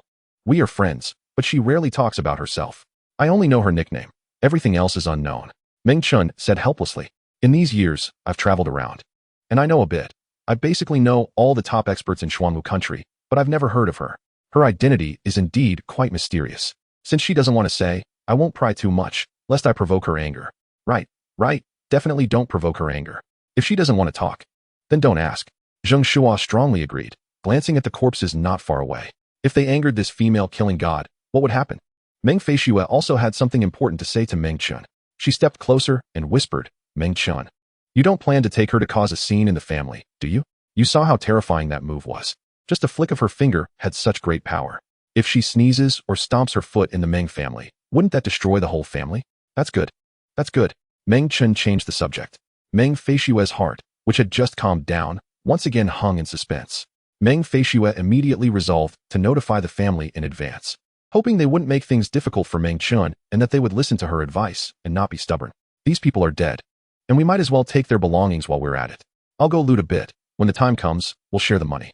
Meng Chen set his sights on the corpses scattered on the ground, showing a greedy expression, not at all afraid of the gruesome sight, and began to scavenge the valuables on the ground. Yenner's earlier strike had killed these masked men and destroyed treasures like weapon boxes and storage bags, but some items had survived. According to Meng Chen's principle of taking advantage of every opportunity, he would not let these valuables slip away, as he couldn't just leave them here for others. After rummaging, Meng Chen obtained 3 storage bags, 6 weapon boxes, several spirit coins, and miscellaneous items, all adding up to quite a sum. The unopened storage bags he couldn't access, and he had no idea what was inside. She won't want it, and I won't either. You can keep it. Meng Feishue looked at the bloodstains on the valuables and frowned slightly. Being a cleanliness freak is just being pretentious. Meng Chen turned to Zheng Shuo and said, Zheng Biao, take half. Keep it for buying some tea to drink. No need. Since you worked hard to collect it, just keep everything for yourself. You don't need to share with us. Zheng Shuo waved his hand, not wanting it either. Meng Chen genuinely didn't want to hog these benefits, but since the other two didn't want it, it would just go to him. This time's harvest was considerable and essentially free. Hee. I hope to encounter such good fortune more often in the future. Meng Chen smiled and packed all the spoils, carrying them on his back. Spatial treasures repel each other. Storage bags cannot hold other storage bags, and the same goes for weapon boxes. Meng Chen could only carry all these spoils on his back and sort them out later when he had time. Afterward, Meng Chen compensated for the damages of several destroyed houses around and hired 4 spacious carriages, leaving the foot of the mountain town along the road. There was no need to wait for Yinner at the spot. With her abilities, she could easily catch up to them. The battle just now would surely cause a stir in the foot of the mountain town and become a hot topic for discussion in the near future. Inside the carriage, Meng Chen sat alone. Zheng Shuo and Meng Feishue were in the other two carriages, and there was an empty carriage left for Yinner. Old fellow, with your eyesight, how high do you think Yinner's cultivation is? It should be above the gold level, right? Meng Chen asked, looking at the ring in his hand. In Xuanwu country, the gold level already belonged to the ranks of top experts, but Yinner seemed to be above that. Dong Hai blinked and speculated. I could tell she still had strength left after making her move. The specifics of her cultivation are truly unfathomable, but she must be well above the gold level, at least at the dazzling gold level. That's terrifying. A dazzling gold level expert is like a legendary figure to me. I can't believe I can be friends with someone like that. Fate is truly wonderful. Meng Chen sighed. Out of my previous 9 hosts, only 3 surpassed the dazzling gold level and could compare with Yinner. The rest were limited by my influence and achieved much less than her. I don't know when I'll be able to become a top expert myself. Meals must be eaten bite by bite, and so is cultivation. It can't be rushed. That makes sense. No need to think too much. Steady cultivation is the way to go, instead of wasting time on idle thoughts. I might as well absorb more demon power. Meng Chen gathered his spirits, took out the remaining demon cores on him, sat cross-legged, and began to absorb the demon power contained within the cores. Previously, he had unleashed a surge of demon power on the arena, which had drained his main body's demon core significantly, and he needed more demon power to replenish it. The demon core within his body was like a water jug, and the demon power inside was like water. When the water is gone, it needs to be refilled. Doing such cultivation while on the road was the best way to avoid wasting time. Threads of demon power flowed into Meng Chen's meridians through his palm, circulating around, and finally infused into his main body's demon core, replenishing it somewhat. This main body demon core was Meng Chen's trump card, and it would definitely come in handy in the future. He needed to enhance his own cultivation, and this main body demon core also needed to be improved. On the other hand, time had passed for a while. Those people should have succeeded by now, right? I wonder if they could catch one alive. It would be great if they did. I will definitely make Meng Chen suffer through all kinds of human pain. Luo Shannon sat in the carriage, pondering about sending someone to ambush Meng Chen, thinking the matter was already settled. The carriage he was riding in was heading back to his family's residence. He rode this same carriage when coming to the foot of the mountain town and was returning in it as well. He just didn't expect that he would also be riding this carriage on his way to the underworld. The coachman suddenly pulled the reins, shouted, and hurriedly stopped the carriage, causing it to jolt several times and interrupting Luo Shannon's thoughts. What's wrong? Why stop? Luo Shannon asked unhappily. Sir, there's a woman blocking the road ahead, the coachman replied. A woman blocking the road? Let me see. Luo Shannon leaned forward, lifted the curtain, and looked ahead. He saw a stunning beauty standing gracefully in the middle of the road, captivating in both appearance and figure. Luo Shannon had seen countless people and had his share of women, but it was the first time he encountered such a beauty. Even the thousands of beauties in the palace would find it hard to match her level. Meeting such a woman in the wilderness, how could he let this opportunity slip away? Go, invite her into the carriage for a chat, and try not to be rough, Luo Shannon said with a narrowed-eyed smile. Chapter 36, Hunyuan Hand. This carriage had 2 drivers and 2 bodyguards. Following their employer's orders, the 2 bodyguards exchanged smiles and jumped off the carriage. The 2 bodyguards walked towards the enchanting beauty, and one of them smiled and said, Miss, our master invites you to sit in the carriage with us. It's fate that we meet in this wilderness. Get closer to our master, and you will surely enjoy endless wealth and glory in the future, hee. This is your second time courting death, the enchanting beauty said calmly, her voice exceptionally pleasant. Courting death? What do you mean? With a flick of her finger, she snapped. Boom. Once again, it was the simple yet devastating attack method, and in the blink of an eye, the carriage, the people, and even the ground beneath them shattered, sending shockwaves for miles. Since I didn't get to unleash a massacre at the Immerse Academy, I'll use you to vent a bit. It's a pity there's too few of you. I'm left wanting more. Yinner licked her red lips, like a cat that had tasted fish but hadn't had enough. If it weren't seen with their own eyes, no one would associate this stunning beauty with such a hellish scene. At dusk, by the ancient road, the twilight painted the green leaves red. For carriages stopped together, and the horses that had traveled all day were bowing their heads to graze. With 2 piles of bonfires nearby, several drivers were gathered around one bonfire, while Meng Feishue and Zheng Shuo surrounded another. Almost everyone was sitting there, either chatting or eating, except for Meng Chen, who was the only one not resting, practicing martial arts not far away. Silver-level martial art, Hunyuan Hand. Meng Chen stepped fiercely, stirring up a whirlwind with each step, his palms spread wide as he pushed forcefully against the front. Profound energy surged from his palms. forming a swirling light that flashed by. He had just begun to learn this martial art, so it was naturally impossible to master it in one go. This was merely a facade, not seeking power, just hoping for a glimpse into its essence. As he practiced, Donghai secretly taught him the intricacies. Knowing is easy, doing is hard. Martial arts are easy to talk about, but hard to execute. The 4 techniques of receiving, transforming, moving, and launching are all difficult to master, let alone integrating all 4. What Meng Chen could do now was to try his best and face the challenges. Under the twilight and bonfire's glow, the young man displayed the same movements tirelessly, refining himself again and again, striving for perfection. By the bonfire, Meng Feishue rested her chin on her hand. Watching the sweating youth, suddenly finding his diligent and ambitious demeanor very likable, and unconsciously gazing intently. Zheng Shuo, who was nearby, was also watching Meng Chen. With his extensive experience, he faintly sensed something. This kid seemed to be practicing a very special martial art, not an offensive technique, but rather a defensive technique designed to counter enemy attacks, which was quite rare. Zheng Shuo pondered quietly. Meng Chen was full of energy, practicing until the first half of the night before stopping. Hard work pays off. Nearly 2 hours of practice had allowed him to grasp the basics of Hunyuan hand and step into the threshold. Seeing Meng Chen had finally taken a break, Zheng Shuo approached and handed him a letter. This letter I just wrote is a recommendation letter. Keep it. If you go to the Longdan Escort Agency's branch, just present this letter. Haven't you already given me a recommendation letter? Meng Chen was taken aback. Indeed, Zheng Shuo had written one before leaving MOCI Academy, and this was the second. Zheng Shuo smiled wryly. He wasn't being redundant. That letter is different from this one. You could destroy that one and use this one instead. I didn't know you well before, so I just wrote a casual letter. Now that I understand your situation, how could I dare to treat you lightly? With this letter, you can directly become a bodyguard at the Longdan Escort Agency, skipping the lower positions. This was the difference between the 2 letters. Having this letter meant he could directly become a bodyguard. The positions within the Longdan Escort Agency were clearly defined, with the highest being the chief escort, also known as the head honcho, followed by several escort heads, and then bodyguards, who were considered minor leaders within the agency.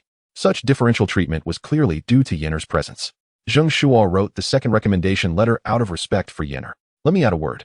With such a powerful friend, you could completely take her path and not have to be under anyone. Of course, I'm just saying this. The Longdan Escort Agency still welcomes you. I'm not trying to drive you away, Zheng Shuo said cautiously. Meng Chen was startled. Right? Yenner was so powerful. Why not follow her? But then he thought again and felt it wasn't realistic. Yenner was mysterious, clearly showing that she didn't want Meng Chen to know too much about her. How could she let him stay by her side for long? It was even less likely she would let him come into contact with the forces behind her. Mixing with her? Forget it. She couldn't point out any clear path for him. The future path still had to be forged by himself. Meng Chen stretched widely, his eyes shining brightly, resembling bright stars. Zheng Shuo looked at the spirited youth, shaking his head with a wry smile, secretly thinking he was still young.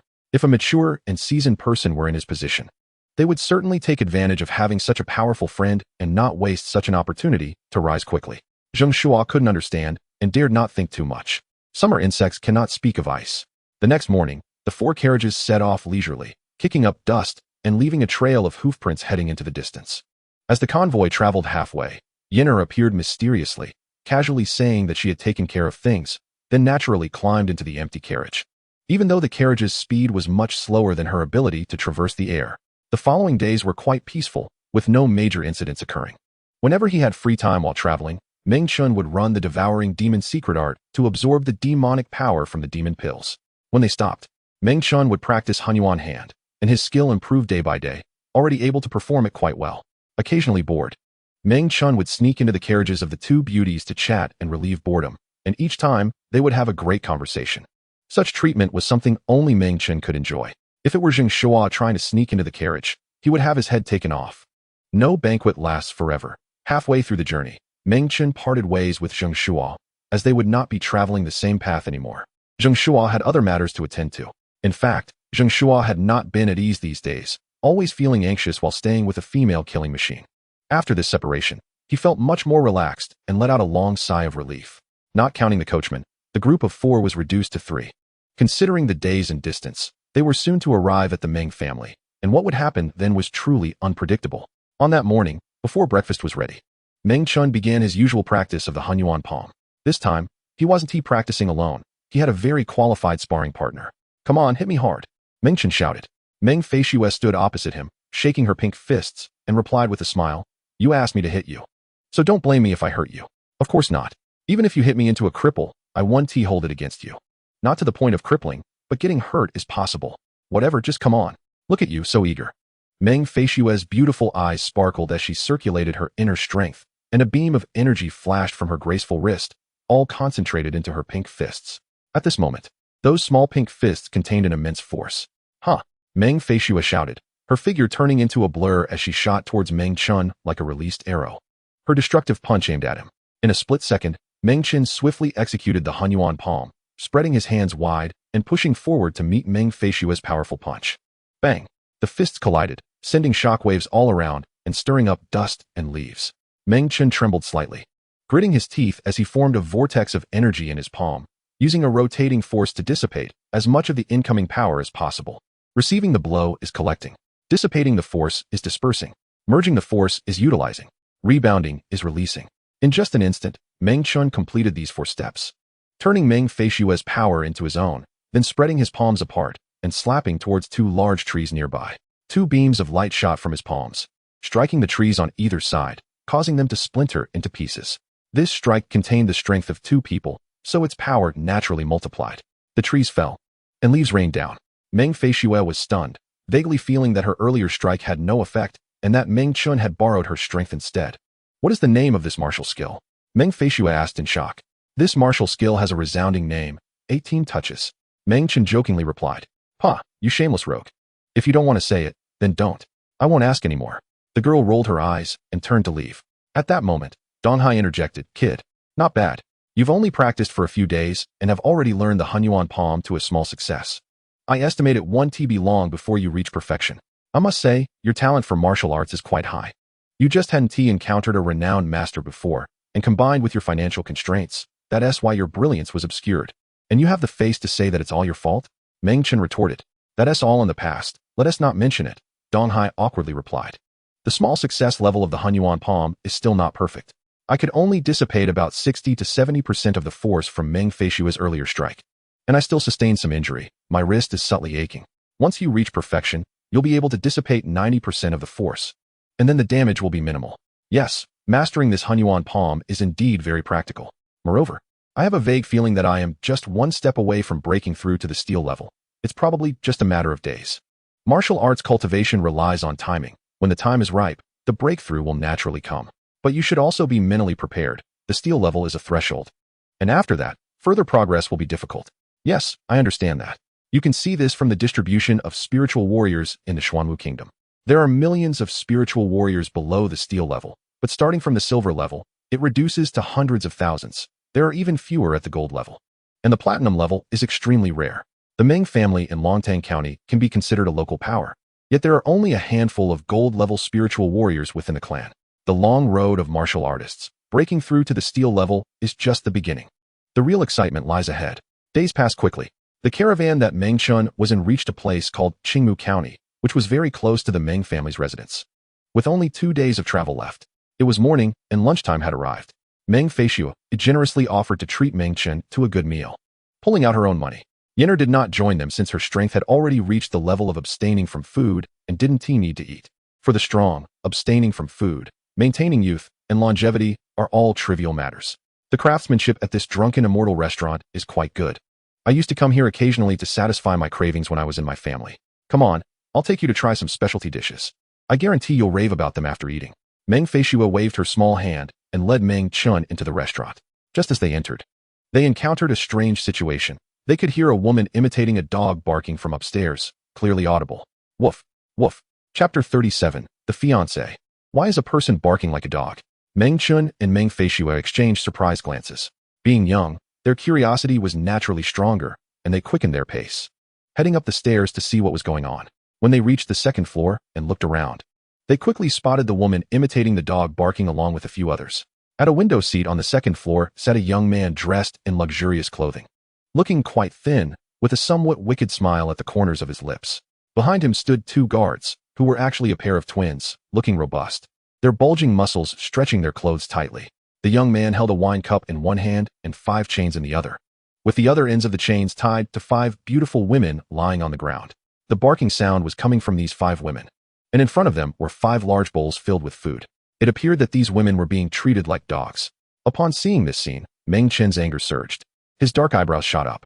This was too insulting. A man can be killed but not humiliated, and isn't the same true for women? A man with integrity would rather die than submit. Does that mean women lack integrity? Treating people like dogs is a complete trampling of dignity. It would be more merciful to kill them. Moreover, bullying a few weak women is nothing to boast about. Crack. Beside him, Meng Feishue was even more shocked because she recognized the young man bullying the women and couldn't help but exclaim, "It's him." The young man turned his head upon hearing the voice and glanced over at Meng Feishue. After seeing her face, he was momentarily stunned, then burst into laughter. "Haha, Xiaoxue. What a coincidence to meet you here. Come, join me at my table and dine with your future fiancé," the young man teased. Upon hearing the words future fiancé, Meng Feishue's expression changed instantly, as if she had been dealt a heavy blow. The Meng family had long arranged a marriage for her, betrothing her to a direct descendant of the Yi family, Yi Xianming. The young man before her, calling himself her future fiancé, was undoubtedly that Yi Xianming. They were merely engaged, not yet officially married, but Yi Xianming had already taken several concubines years ago, and if he treated her like this before marriage, one could only imagine what would happen after. Previously, Meng Feishue had only heard that Yi Xianming liked to toy with women, but she never expected it to escalate to such a degree, treating women like dogs. This despicable behavior was simply outrageous. Just thinking about the fact that her fiancé was such a person filled Meng Feishue with despair and extreme disgust. If it weren't for the fear of the Yi family, which could stand against the Meng family, Meng Feishue would have truly wanted to kill Yi Xianming with a sword. "Meng Chen, let us go, ignore him." Meng Feishue tugged at Meng Chen's sleeve, ready to leave. The two twin guards immediately followed closely, like two black iron towers, never leaving Yi Xianming's side. Hearing the mention of the wedding date, Meng Feishue felt as if struck by lightning and wanted to leave even more, pulling at Meng Chen's sleeve with all her might. "I don't want to stay here. Let us go." "You can't go anywhere." Yi Xianming's figure flashed as he pretended to grab Meng Feishue. "You always dodge and avoid me whenever you see me, and it's been really annoying. If you provoke me again, be careful that after you cross the threshold, I'll treat you like a female dog. If you don't want to end up like these 5 women, come over here obediently." Before Yi Xianming could touch Meng Feishue's clothing, another hand suddenly swung down from the air, knocking Yi Xianming's hand away. "You're worse than a beast. Keep your dirty hands off her." A cold voice clearly pierced Yi Xianming's ears, sounding especially harsh. "Kid, where did you come from? How dare you get so close to my woman? Do you want to die?" Yi Xianming shouted. "Now I understand why Meng Feishue doesn't want to marry you. It would be better to die than to marry someone like you. As long as I draw breath, I will do everything I can to ruin your marriage. And those women you have abused, I will rescue them too." Meng Chen stepped forward, his posture imposing, causing the floor beneath him to slightly sag. "You dare to speak such big words? What do you think you are? State your name." "You don't deserve to know my name." Meng Chen's bold words startled Yi Xianming. In Longtang County, there were indeed some wealthy young masters who could overshadow Yi Xianming. Yi Xianming glanced at Meng Chen a few times. Noticing that Meng Chen's attire was quite ordinary, and the storage bag and weapon box he carried were not high-end items, so his status couldn't be too noble, which made Yi Xianming feel relieved. "Humph, look at your poor appearance. You obviously aren't someone of significance. I see you're just trying to scare people." Yi Xianming sneered and waved his hand. "You too, go on and beat him to death. Stop when he begs for mercy." "Yes, yes." The two evil slaves responded in deep voices and charged at Meng Chen with the speed of a gale. From the fluctuations of their profound energy, it was clear that their cultivation was above the steel level, and they might even be close to the silver level. It was already impressive for such people to willingly serve as evil slaves. True experts would never allow someone like Yi Xianming to command them like this, as it would be too degrading. The two evil slaves wielded different weapons. One held a melon-shaped hammer, while the other used dual cudgels, both leaning towards heavy weaponry. In the blink of an eye, they closed in on Meng Chen. Meng Chen didn't dare to be overly arrogant. He utilized the ground-shaking leg technique, skillfully avoiding one of the evil slave's attacks to prevent being surrounded, then circled behind the hammer-wielding slave. "Where do you think you're hiding?" the evil slave bellowed, swinging the melon-shaped hammer in a full rotation, fiercely smashing down towards Meng Chen's back. This time, Meng Chen did not dodge. He directly took it head-on. He activated the demon-slaying profound art, drawing on the demon power within his demon core, using that strength to offset the gap in cultivation, and then raised his hands to meet the melon-shaped hammer head-on. Not far away, Yi Xianming sneered, thinking Meng Chen's hands would be smashed to pieces. But his smile quickly froze. Boom. With a muffled sound, Meng Chen's figure jolted, but he was not seriously harmed. A profound energy vortex formed between his palms, completely converting the force of the blow then mixing it with his own strength. 1+1, and the power exploded. Mixed elemental hands. Meng Chen pushed hard, slamming his palms against the hammer-wielding slave's chest. Under the overwhelming force, the evil slave was severely injured and flew backward, spitting out a mouthful of blood, with several ribs likely broken. In just one exchange, Meng Chen defeated an opponent with a higher cultivation level than his own. There was a bit of luck involved. The enemy was a brute force type spirit martial artist, whose simple attacks provided Meng Chen with the opportunity to use the mixed elemental hands. Half of the damage the hammer-wielding slave suffered came from himself. Puff! The evil slave's half-body was embedded in the shattered wall, and he spat out more blood. Brother! The other evil slave, seeing this, became furious, wielding his dual cudgels and attacking Meng Chen. He raised the cudgels high and then slammed them down. The dual cudgels in his hands were transformed from the same type of beast, called the Heavy Jun Beast, which could adjust its own weight. Light as a feather at times, heavy as a mountain at others. Another pure and violent attack. Meng Chen was overjoyed at the sight, and, disregarding the soreness in his arms, once again used the mixed elemental hands to firmly catch the descending cudgels. A mountain-like force pressed down, causing Meng Chen to penetrate through the floor, along with the attacking evil slave, plunging down to the first floor. The violent residual power surged like a tidal wave, causing Meng Chen's legs to sink further, burying him more than half a meter into the ground. A fine restaurant was instantly damaged by a small portion. Meng Chen supported the dual cudgels with his palms, enduring the crushing force, his arms faintly aching as he continuously converted the enemy's attack, trying to minimize the damage to himself. Despite this, he still sustained light injuries. The two sides were at a stalemate. The evil slave's right hand continued to press down with the Heavy Jun cudgel, suddenly pulling out the Heavy Jun cudgel in his left hand. Seizing the opportunity while Meng Chen was immobilized, he thrust towards Meng Chen's chest. This attack evidently used some martial technique. After being thrust out, it formed a beast head-shaped stream of profound energy. The evil slave learned from his brother's lesson, and his attack was no longer so simple. First, he used the Heavy Jun cudgel's effect to restrain Meng Chen's movements, then freed his hand to launch a sneak attack. Seeing the situation was dire, Meng Chen quickly exploded all the converted power. Boom! Meng Chen regained his freedom, his figure flashing as he dodged the incoming beast head-like energy, escaping a disaster. As his toes landed, he found himself wearing a tough vine armor and holding a divine wind heavenly blade in his hand. The evil slave's attack missed, and he suffered from the recoil force from earlier, roaring in anger like a raging bull, again charging at Meng Chen with his dual cudgels. Look at the blade, Meng Chen shouted, raising the long blade in his hand, pretending to slash. Chapter 38, Breaking Through in a Crisis. The evil slave believed him, hurriedly preparing to receive the attack from above, but unexpectedly, this was just Meng Chen's bluff. Raising the blade was merely a feint. The real move was the ground-shaking leg, suddenly exerting force and stomping down heavily. A wave of profound energy injected into the ground, burrowing beneath the evil slave's feet like a pangolin, then erupting. The evil slave was caught off guard, shaken by the blow and nearly falling. In life-and-death combat, a small mistake could be fatal. This time, Meng Chen's divine wind heavenly blade became a real strike, slashing down from above and releasing a sharp wind blade. Puff! The evil slave's neck was cut open, first revealing a red line, then gushing out a large amount of blood. Meng Chen stepped forward to deliver the final blow, slaying the evil slave with his blade. Both evil slaves were defeated, one severely injured, the other dead. Seeing this scene, Yi Xuanming's expression darkened to the extreme, his squinted eyes flashing with cold light. Two useless fools. You can't even kill a wild kid that jumped out from a corner. I have to do it myself. Yi Xuanming snorted, dropping the dog leash in his hand. You 5 dogs listen up, stay upstairs, and don't move. Wait for your master to finish his business before I continue to feed you. Woof, woof, woof. Yi Xuanming jumped down from the large hole created during the previous battle, landing on the first floor. Meng Feishue also arrived on the first floor, standing beside Meng Chen. The fierce battle earlier had already alarmed Yenner, who was still in the carriage, but this female-killing god did not rush to intervene. Instead, she leisurely stayed in the carriage, watching the commotion through the window. If you want to show off in front of the girl, then go ahead and do it until the end, unless it's absolutely necessary. I won't step in to help you. Yenner slightly curled her lips, showing no intention of intervening. In front of the broken drunken immortal pavilion, the two sides faced off.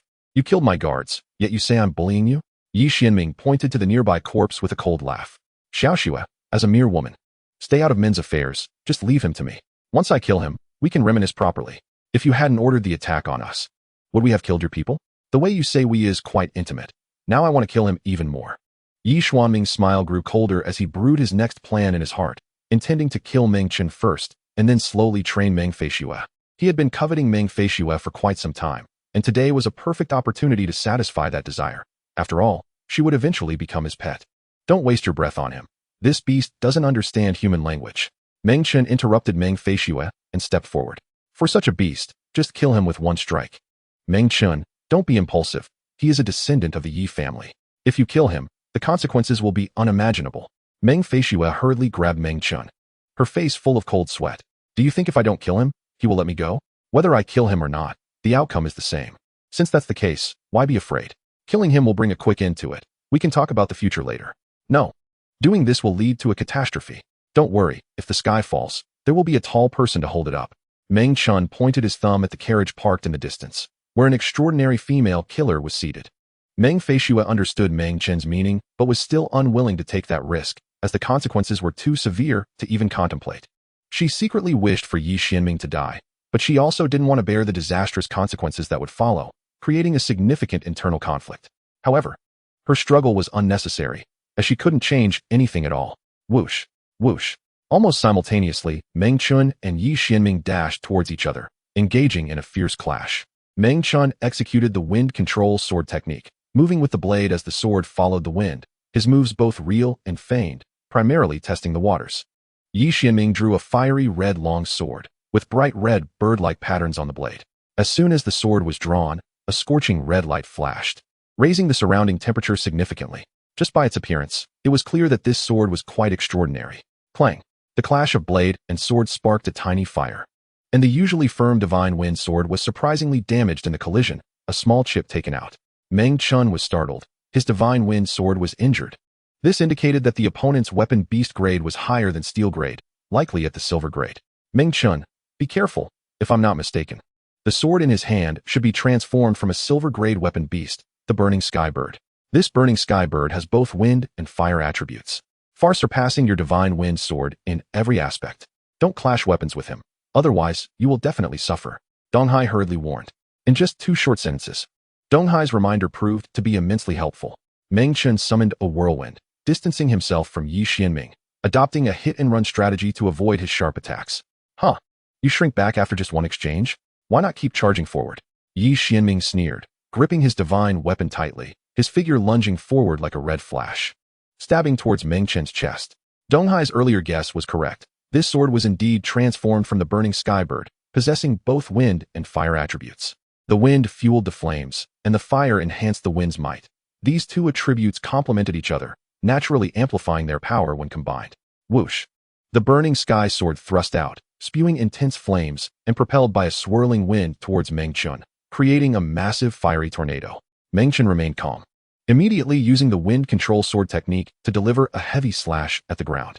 A fierce wind burst forth from the sword's wind hole, meeting the incoming fiery tornado. The 2 winds collided violently, entangling each other and causing flames to dance wildly. Fortunately, Meng Chen's wind-based sword technique provided some defensive capability against the similarly wind attribute Burning Sky Sword, but that was the extent of it. Although Yi Xianming was reckless, he was no ordinary opponent. His strength was even greater than the 2 previous thugs combined. The 2 thugs were at the mid-steel level, while Yi Xianming had already reached the peak of the steel level. Coupled with the Burning Sky Sword in his hand, he held all the advantages. If it weren't for Meng Chen's demon power, which significantly raised his strength, he would have likely been defeated long ago. Despite this, Meng Chen was already showing signs of defeat, sustaining injuries one after another. In the distance, Meng Feishue watched this scene, anxious like a cat on a hot tin roof. But she couldn't intervene at all. She couldn't even defeat Meng Chen, let alone Yi Xianming. Stepping in would only make things worse. The only thing she could rely on was the female killer sitting in the carriage. Meng Feishue glanced at the carriage, noticing it remained completely still, and her heart sank with anxiety. Wasn't this person a friend of Meng Chen? Why wasn't she stepping in this time? Truly patient.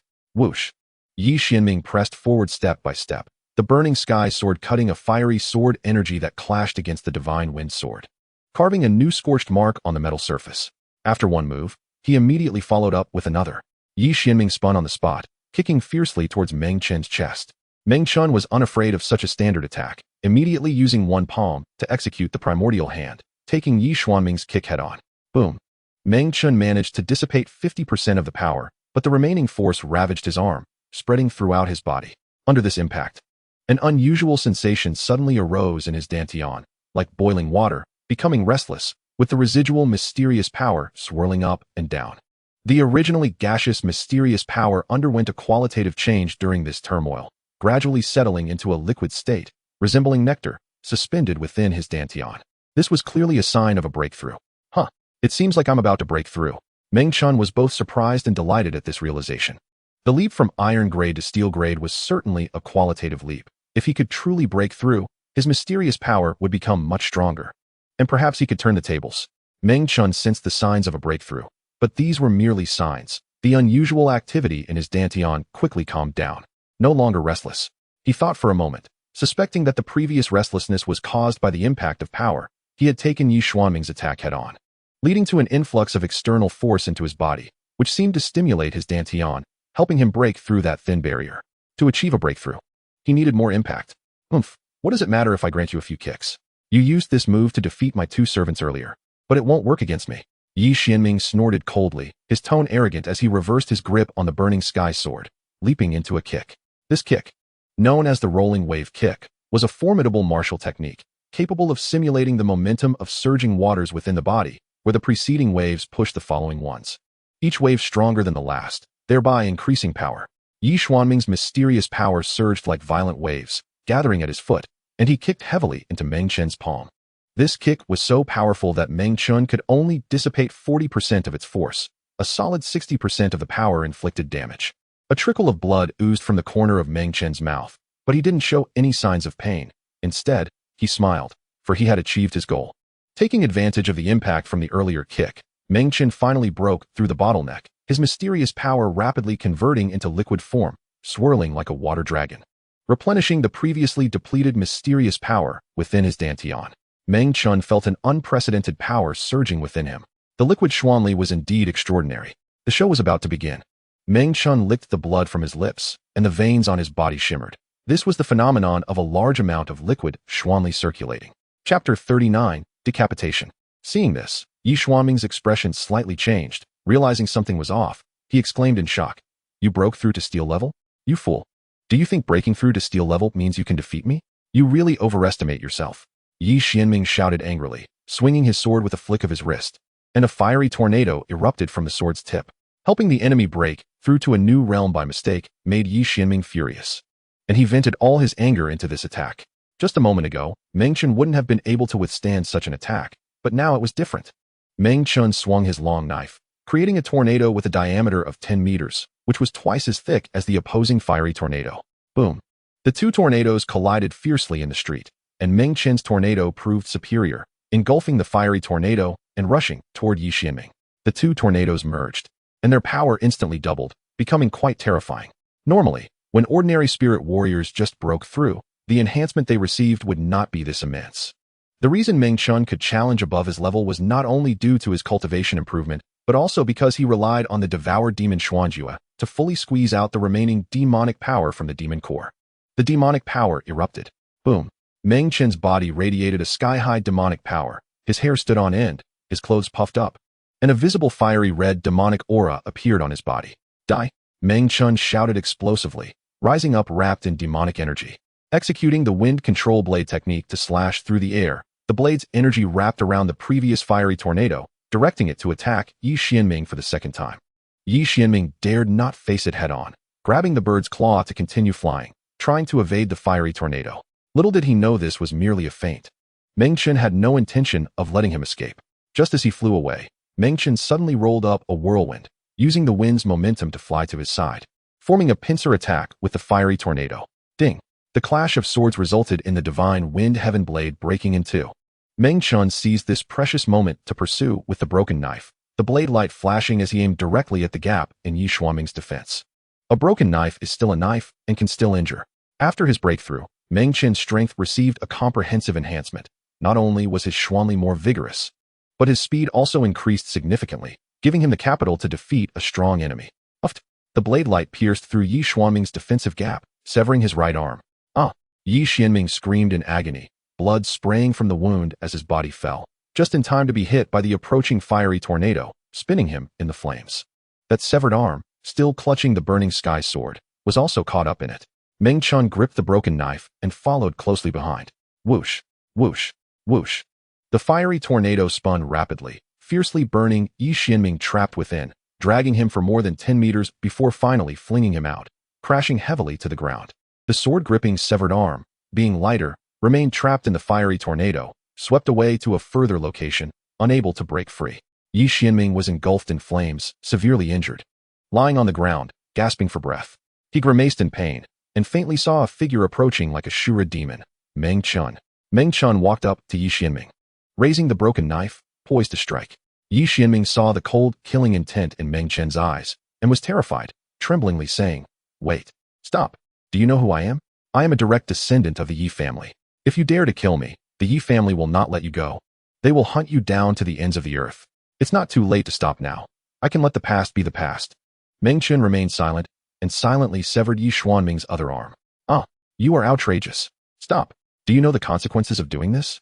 This is something you cannot bear. If you kill me, you won't be able to live either, and even your friends and family will suffer." Meng Chen struck again, this time severing his thigh. "Stop. I beg you. I don't want to die. Just let me go, and I will agree to anything. I have a lot of money in my storage bag. It's all yours." Another strike fell, this time severing his other thigh. "I beg you. I beg you. I beg you, spare me."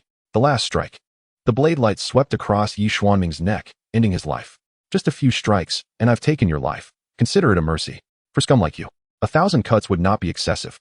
Meng Chen snorted coldly, the chilling demonic energy on his body gradually subsiding.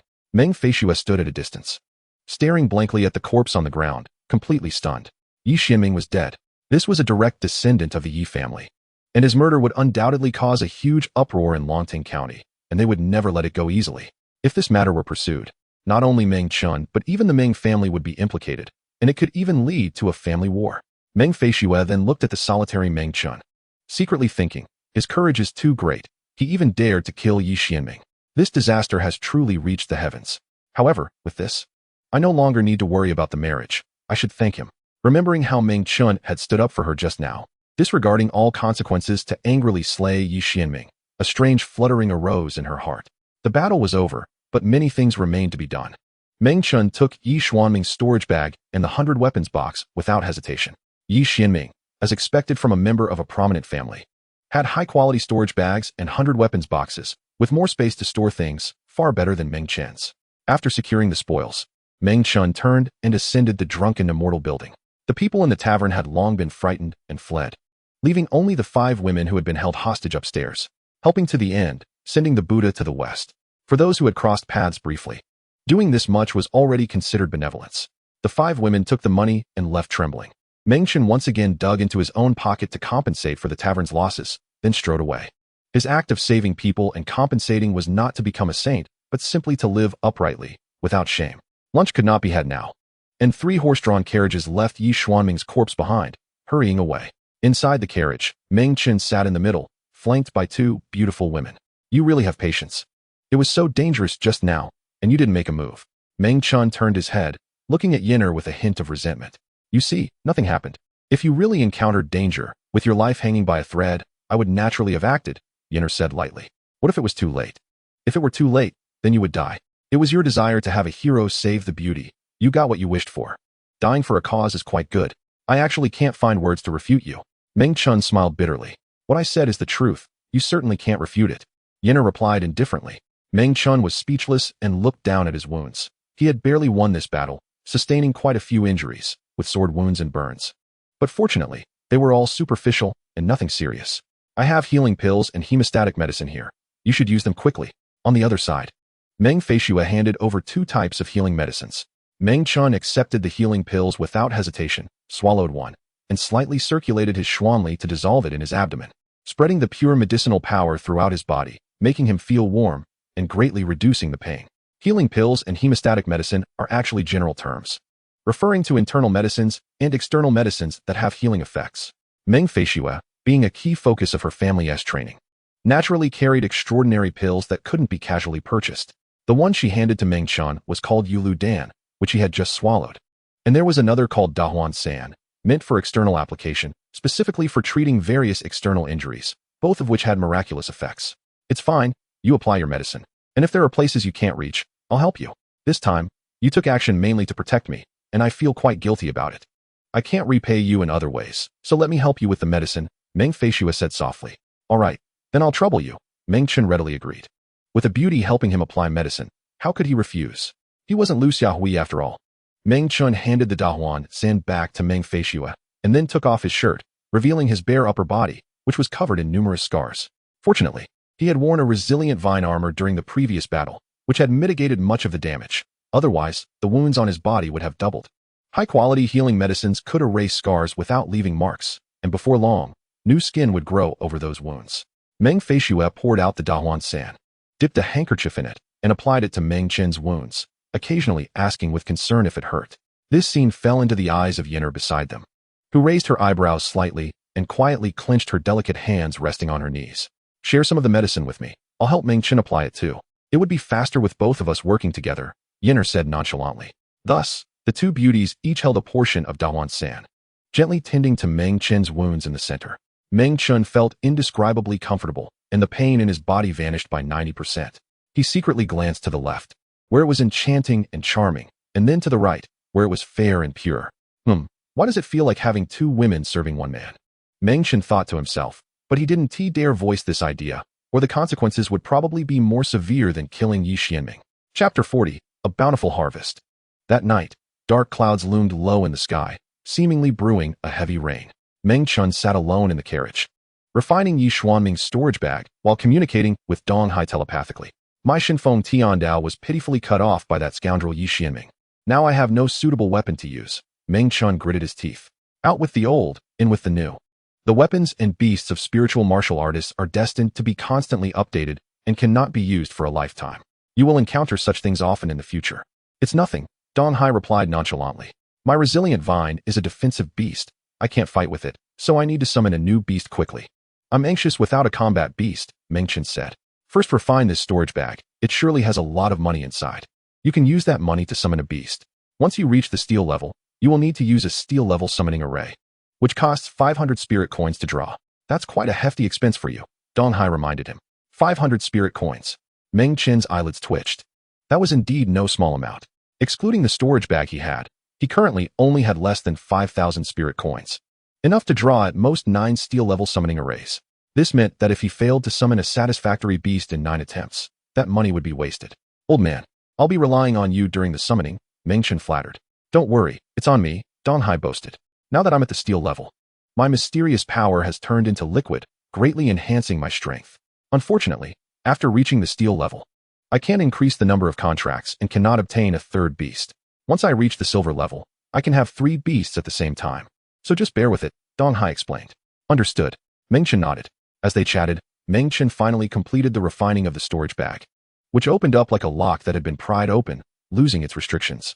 Meng Chen was overjoyed and quickly opened the bag, pouring his consciousness inside to check what was there. It was a good thing he looked. After seeing the contents, he gasped in surprise. I'm rich. I'm rich. Meng Chen laughed out loud. What's wrong? How many spirit coins are inside? Dong Hai hurriedly asked. At least 10,000 spirit coins. Meng Chen replied. Nice. Now you have the funds to summon beasts. With my help to turn your luck around, this money is enough to summon powerful beasts, Dong Hai said. In addition to spirit coins, there were plenty of other items inside. Let me take a look, maybe I can find something else. Meng Chen eagerly began to investigate. Pills, spirit gold, manuals, treasures, and monster cores. When Meng Chen discovered the monster cores, he was immediately excited and took them out, laying them in his palm. There were 3 monster cores in total, each a different color, all exuding abundant demonic power, and their quality was far superior to the monster cores he had previously. Dong Hai, excited, turned into a little black man, jumping onto Meng Chen's wrist and looking down at the 3 monster cores, joyfully saying, good stuff. It's like someone brought a pillow when you want to sleep. These 3 are all at the monster general level. If you devour one to replace your original monster core, your strength will surely soar, and the grade of the devouring demon secret art will also rise. This Yi Xianming really didn't die in vain. He actually gave me such good things. These 3 monster cores are of the same grade. Can you help me pick the best one? Meng Chen asked excitedly. Let me see. The little black man walked forward a couple of steps, hugged a monster core larger than his head, inspected each one, and finally concluded, I think this purple monster core is the best, with the most abundant demonic power. You should devour it. All right, I'll devour it. I'll keep the other 2 for replenishing demonic power later. Meng Chen happily put away the 3 monster cores and continued to count his gains. The storage bag contained a wide variety of pills, some for healing, some for cultivation, and even some for enhancing vitality. Naturally, Yi Xianming, that kind of lecher, wouldn't miss out on taking such pills. There was also a lot of spirit gold, with over 20 pieces of various sizes, containing various attributes, mostly wind and fire attributes. There were also quite a few manuals, all of good quality, above the steel level, with several at the silver level. As for treasures, there weren't many, just 3 in total. One was a night pearl that could emit light on its own. Another was a dust-absorbing stone. When attached to the body, it would absorb all the dust, ensuring cleanliness while out. The last one was a white flower furnace that emitted a pleasant fragrance, but it was of little practical use, being more of a luxury item. Not every treasure in the world is as outrageous as the luck ring. Most treasures have only minor effects. When all these assorted items were added up, both in terms of practicality and value, they were quite substantial. This battle was indeed a bountiful harvest for Meng Chen, earning him a hefty profit. When it comes to slaughtering sheep, it's crucial to choose the fat ones first. Meng Chen happily counted everything and found a special manual among the dozens, titled Heaven Burning Summoning Record, which recorded 3 specific summoning arrays capable of summoning specific beasts. Typically, with ordinary summoning arrays, the summoned beasts are random, but with specific summoning arrays, the summoned beasts are fixed and can only be that type, with no other beasts appearing. The advantage of such specific summoning arrays is that they can directly summon the desired beast, avoiding detours, but they also have some drawbacks, as the failure rate is much higher than that of ordinary summoning arrays. Successfully, one can summon a specific beast. If unsuccessful, nothing will happen. Meng Chen developed a strong interest in this book, Burning Sky Summoning Record. After carefully flipping through it, he discovered that among the 3 summoning arrays recorded inside, there was a summoning array for the Burning Sky Bird. No wonder the prefix of this book has the words Burning Sky. The Burning Sky Bird is a silver-level beast, significantly stronger than the Godwind Wolf. If he could summon it, that would be fantastic. What is even more exciting is that the requirements for setting up this summoning array are relatively low. Even a steel-level spiritual warrior can set it up. I must summon this Burning Sky Bird. Meng Chen slapped the chair, determined. Once he made up his mind, Meng Chen immediately pushed the door open and began setting up the summoning array according to the book's instructions. Yin'er and Meng Feishue were outside, one admiring the scenery and the other grilling wild game. When they saw Meng Chen suddenly run out to set up the summoning array, they both turned their attention to him. For spiritual warriors, summoning beasts is a very important event. They are naturally excited when summoning their own beasts and like to join in when others are summoning as well. Meng Chen held a spiritual coin and drew a specific summoning array in the air on the ground, outlining complex lines. This was his first time setting up this summoning array, so he was very careful, afraid of making a mistake midway. The complexity of this specific summoning array far exceeds that of ordinary summoning arrays, requiring more materials. It's not as simple as just spiritual coins, but also needs 2 special materials. Yi Xuanming's storage bag had those 2 materials, which must have been left over from before, so Meng Chen could use them directly, saving him the trouble of collecting materials. Oh, the summoning array he was drawing seemed unusual. It was not an ordinary summoning array. Meng Feishue noticed something was off, her beautiful eyes brightening slightly. Unable to disturb Meng Chen, she could only watch patiently, filled with curiosity. After half an hour, Meng Chen finally completed the specific summoning array. During this time, Donghai had been helping Meng Chen gather luck, and a luck lotus had blossomed above his head. Kid, without me, your chance of success for this summoning would only be about 10%. With me, it's boosted to 70%. Hurry up and summon. You might succeed on the first try. Donghai shouted. Okay, I'll give it a try. Meng Chen eagerly pressed his hand on a circular vacant spot within the summoning array while reciting the specific summoning incantation. Heavenly Spirit above, the Emperor of Humanity requests. Spread your wings and descend to the realm. Burning sky, boil the sea. Boom. The summoning array erupted with brilliance, connecting to the distant Heavenly Spirit realm and opening a passage between 2 planes. A bird-shaped figure appeared within the summoning array, its wings spanning over 5 meters, resembling a crane, with red feathers all over its body and flames burning atop its head, looking majestic and proud. It was indeed the Burning Sky Bird. Meng Chen's eyes gleamed with joy. Beside him, Meng Feishue was taken aback and exclaimed, "You actually summoned the Burning Sky Bird that Yi Xianming used before. Oh my, this is a silver-level beast." Summoning beasts of a higher level is very difficult. Only a few spiritual warriors can use higher-level beasts. The Burning Sky Bird ranks in the middle among silver-level beasts and is stronger than most of its peers, making it even more precious. While Meng Feishue was surprised, she also felt a twinge of envy. She was also a steel-level spiritual warrior, but her beast was only at the steel level. Haha, I succeeded on the first try. This feels amazing. Meng Chen laughed heartily, reaching out to touch the burning sky bird to begin forming a contract. The burning sky bird looked down at the much shorter human, let out 3 sharp cries, and flapped its wings vigorously, creating a gust of wind. Clearly disliking the idea of being bound by a contract, Meng Chen focused his energy, a surge of profound power erupting within him, and declared, "Submit to me obediently." The sudden spike in power seemed to crush the burning sky bird's will to resist, and in that instant, the contract was completed. One portion remained with the burning sky bird, and the other was stored in Meng Chen's dantian. Contract completed. Meng Chen obtained a new silver-level beast. The burning sky bird. Chapter 41, Against the Odds. At the moment the contract was completed, information about the 3 skills of the burning sky bird flooded into Meng Chen's mind. 1. Burning Sky Tornado, a dual attack combining fire and wind attributes, injecting flames into a tornado and then blowing it toward the enemy. It has great power and a large attack range, but its downside is that it is relatively slow and can be dodged by enemies. Shape restriction, none. Maximum uses per day, 3 times. 2.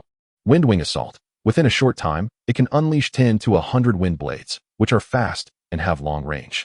The weapon form can be used freely, but the beast form is more powerful, with a power difference of about double between the two. Shape restriction, none. Maximum uses per day, 8 times. 3.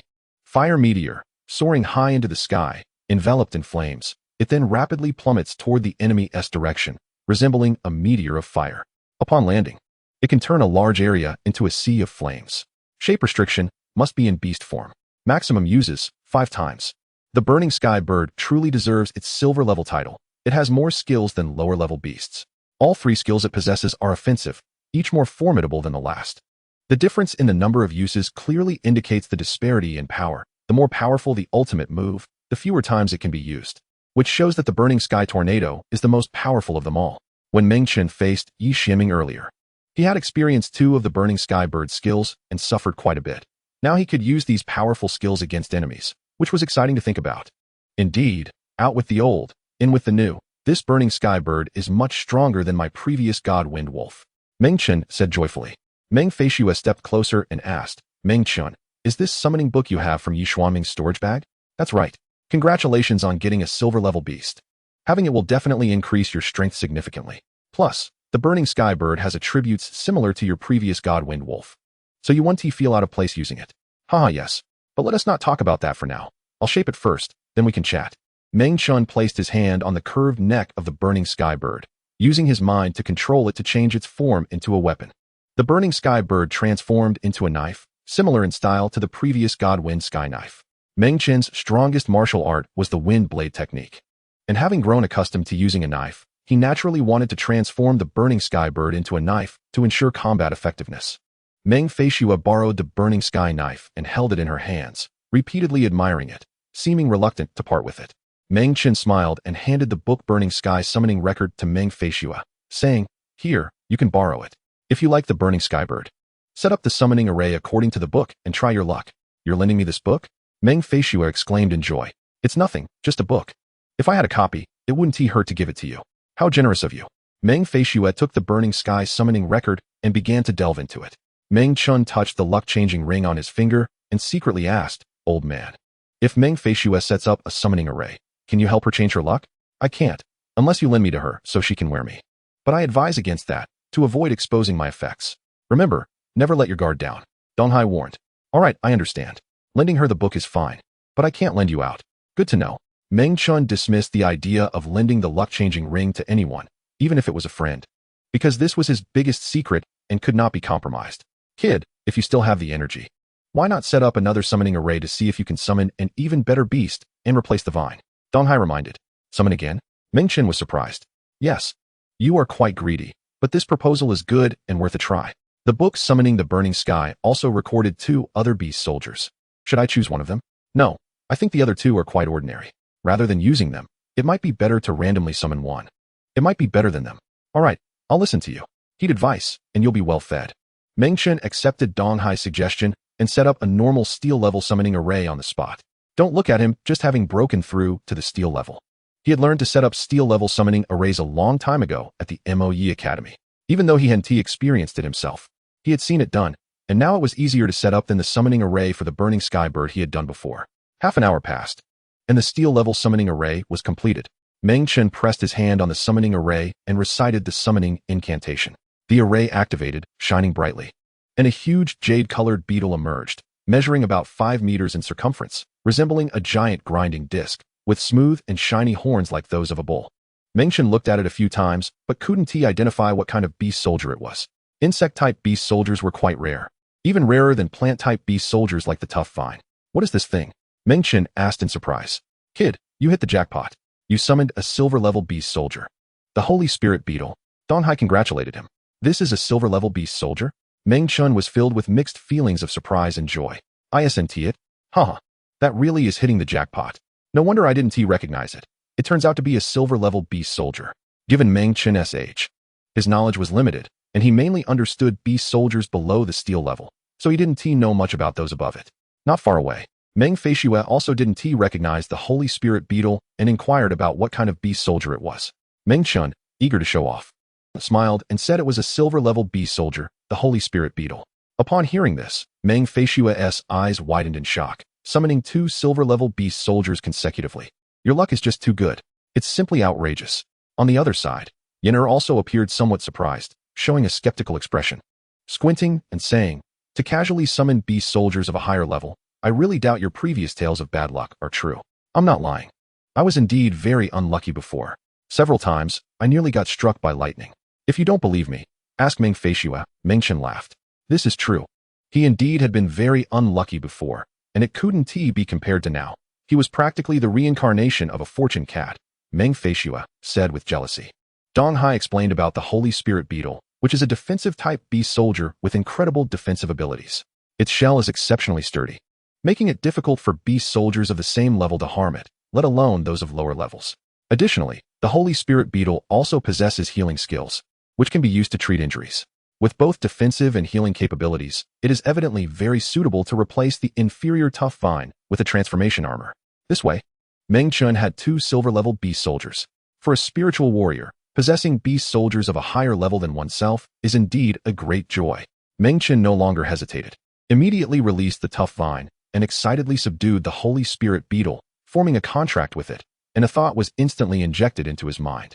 This is the Holy Spirit Beetle's only ability. At first glance, its healing effect seems ordinary, and the number of uses is not many. But Meng Chen understood that it was already very powerful and enough to turn the tide in life and death battles. Next, Meng Chen controlled the Holy Spirit Beetle to transform into a fitting armor, which included a helmet, shoulder guards, and chest armor, covering a larger area than the previous tough vine. The Burning Sky Blade focuses on offense, while the Holy Spirit Beetle focuses on defense, along with a certain healing effect. One is for attack, and the other for defense. Both are stronger than Meng Chen's original 2 beast soldiers. With these 2 beast soldiers, Meng Chen's strength would undoubtedly rise to a new level. If he were to use these 2 beast soldiers to fight Yi Xianming again, he would definitely win easily, without so much effort. Let us test the effectiveness of these 2 new beast soldiers. Dressed in the imposing Holy Spirit armor, holding the Burning Sky Blade, Meng Chen began practicing his sword techniques on the spot. The blade light flashed, wind and fire erupted, and the power was extraordinary. Meng Feishue looked at Meng Chen, her eyes filled with intense jealousy. How could she not be jealous? Watching Meng Chen summon 2 higher-level beast soldiers in a row, it was unreasonable not to feel jealous. So what if they are silver-level beast soldiers? What is so impressive about that? I can summon them too. Meng Feishue stomped her foot and ran off to draw a summoning array. This little girl, burning with jealousy, set up a specific summoning array according to the descriptions in the book, also wanting to summon a burning skybird, but ended up hitting a snag. Boom. The summoning array exploded, not summoning even a feather. Meng Feishue was unwilling to give up, and drew 2 more ordinary steel-level summoning arrays. But the beast soldiers summoned were all quite ordinary, even worse than the one she already had. After 3 failed summoning attempts, she wasted so many spirit coins. While Meng Chen summoned 2 silver-level beast soldiers in a row, Meng Feishue couldn't summon anything, and the little girl was almost in tears, looking at Meng Chen with increasingly unnatural eyes, filled with resentment. Can we discuss something? Could you not look at me with that kind of resentful gaze? It's a bit creepy. I'm getting goosebumps. Meng Chen chuckled awkwardly. I will keep looking at you like this for the next few days. Unless I also summon a silver-level beast soldier, Meng Feishue said with deep resentment, as if she had just been abandoned by Meng Chen. Meanwhile, in the Meng family, in a living room, Meng Xiangxiang was sitting across from another young man. The young man was tall and handsome, dressed in a fitted outfit with shining eyes, exuding a strong wave of power. He was a significant figure in the family, named Meng Hu, possessing the cultivation of a silver-level early stage, serving as the head of the guards, responsible for maintaining the security of the family's residence, commanding nearly 1,000 Meng family disciples. Meng Xiangxiang and Meng Hu were both from the same lineage, closely related, being cousins. Chapter 42, The Roadblock Tiger. Cousin, what do you mean? I don't quite understand what you mean by bad luck star, Meng Hu asked with a smile. Yes, it's this Meng Chen. I didn't expect him to enter the Moe Academy and become a spiritual warrior. There's even more shocking news. This Meng Chen not only became a spiritual warrior, but he also ranked first in this final assessment of the Moe Academy, even surpassing Meng Feishue. Is there such a thing? Meng Hu was quite surprised. Just breaking his legs might not be enough, right? Meng Xiangxiang asked with a smile. Then what do you suggest we do to deal with him? He has become a spiritual warrior, although his strength is not high now. It is hard to say about the future. The family drove him away. He will surely harbor resentment and might seek revenge on the family in the future. With such potential threats, it's better to eliminate him since he is just a bad luck star. Leaving him in the world is also a disaster. The clan leader was too kind to him back then, only driving him away instead of killing him. You mean to take his life? Meng Hu's eyes narrowed, a cold glint flashing within. All right, leave this matter to me. Meng Hu readily agreed. Killing someone is trivial for Meng Hu, the head of the guards. He is confident that he can take Meng Chen's life with a single blow. In the wilderness, 3 horse-drawn carriages traveled along the road, raising a faint cloud of dust as the wheels rolled. Meng Chen sat alone in the carriage, closing his eyes to practice, when he suddenly opened his mouth, and a red demon core floated out and hovered in the air. This was his previous demon core, and since he now had a better one, it was naturally time to replace it. He put away the red demon core and took out a purple demon core, swallowing it in one bite and sending it down his throat. A surge of pure demonic power immediately erupted in his abdomen, causing a dull pain in his internal organs. He quickly circulated the demon-devouring secret art, allowing the mystical energy to flow through his meridians, protecting the vital areas and controlling the demonic power. This demon core of the demon general level gradually seeped into his flesh, heading towards the profound area where his dantian was located. The process is still painful. Meng Chen furrowed his brows, enduring the pain. One must endure hardship to become exceptional. If he wants to grow stronger, he must persevere. After a long time, the demon pill finally sank into his dantian, suspended within it, releasing demonic energy that mixed with the surrounding profound energy. If one were to measure the demonic energy and profound energy within the dantian, they would find little difference between the two, indicating that Meng Chen had gained nearly double the power. It was as if Meng Chen had fused with a demon race member of similar strength. Truly worthy of a demon general level pill, I feel a powerful force surging from within me. Meng Chen opened his eyes, his face filled with ecstatic joy. The grade of the devouring demon secret art will continue to rise. You have now devoured a higher grade demon pill, and its grade has already risen to steel level, matching your current cultivation. With this additional demonic energy to assist you, you can now easily sweep through spirit martial artists of the same level, and can even battle against silver-level spirit martial artists. Dong Hai said excitedly. The devouring demon secret art is indeed impressive. No wonder you wanted me to cultivate it. Of course, if it weren't something good, why would I let you cultivate it? I really hope to get higher-level demon pills in the future. Demon general level is still not high enough. Take it slow. There are still many ways to obtain demon pills. Either slay powerful demon races yourself, buy them with money, or wait for others to gift them. Gift? Who would give me a demon pill? Meng Chen asked in surprise. Isn't this demon pill you got a gift from someone else? Dong Hai said meaningfully. Meng Chen understood Dong Hai's implication. There are not just living people who can give gifts, but the dead can too. For those worthless scum, Meng Chen wouldn't mind killing more in the future. Then he would naturally reap many rewards, perhaps even obtain better demon pills. One cannot become rich without external wealth. Horses cannot become fat without night feed. The ancients did not deceive me. Meng Chen smiled. On another carriage, Yenner sat in the cabin, crossing her legs, her figure curving beautifully beneath her. She faintly sensed a powerful wave of demonic energy coming from Meng Chen's carriage, which was quite unusual. Did this kid hide some secret? Why is he able to unleash such strong demonic energy? This strength of demonic energy is likely comparable to that of a demon general. If I didn't know his background, I would really suspect he is of the demon race. Yenner narrowed her phoenix eyes and muttered. The 3 carriages continued to advance, and 2 days later in the afternoon, they finally arrived at the Meng family's residence.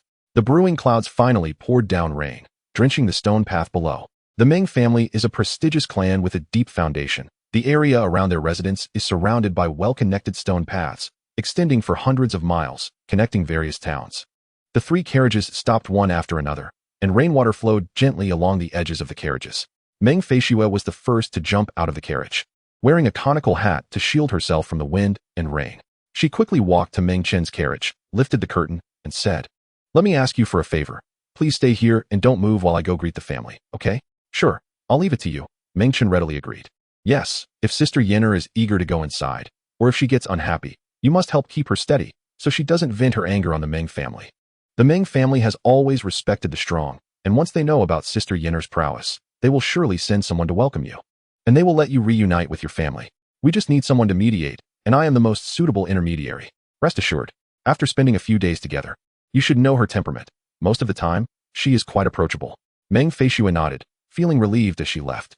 She summoned her inked jade-horned horse, leaped onto its back, and swiftly rushed toward the entrance of the family residence, splashing water along the way. Meng Chen watched Meng Feishue leave through the curtain, his heart racing inexplicably. If all goes well, he would soon see his parents. Before Meng Feishue rode her inked jade-horned horse to the entrance of the family residence, she stopped halfway.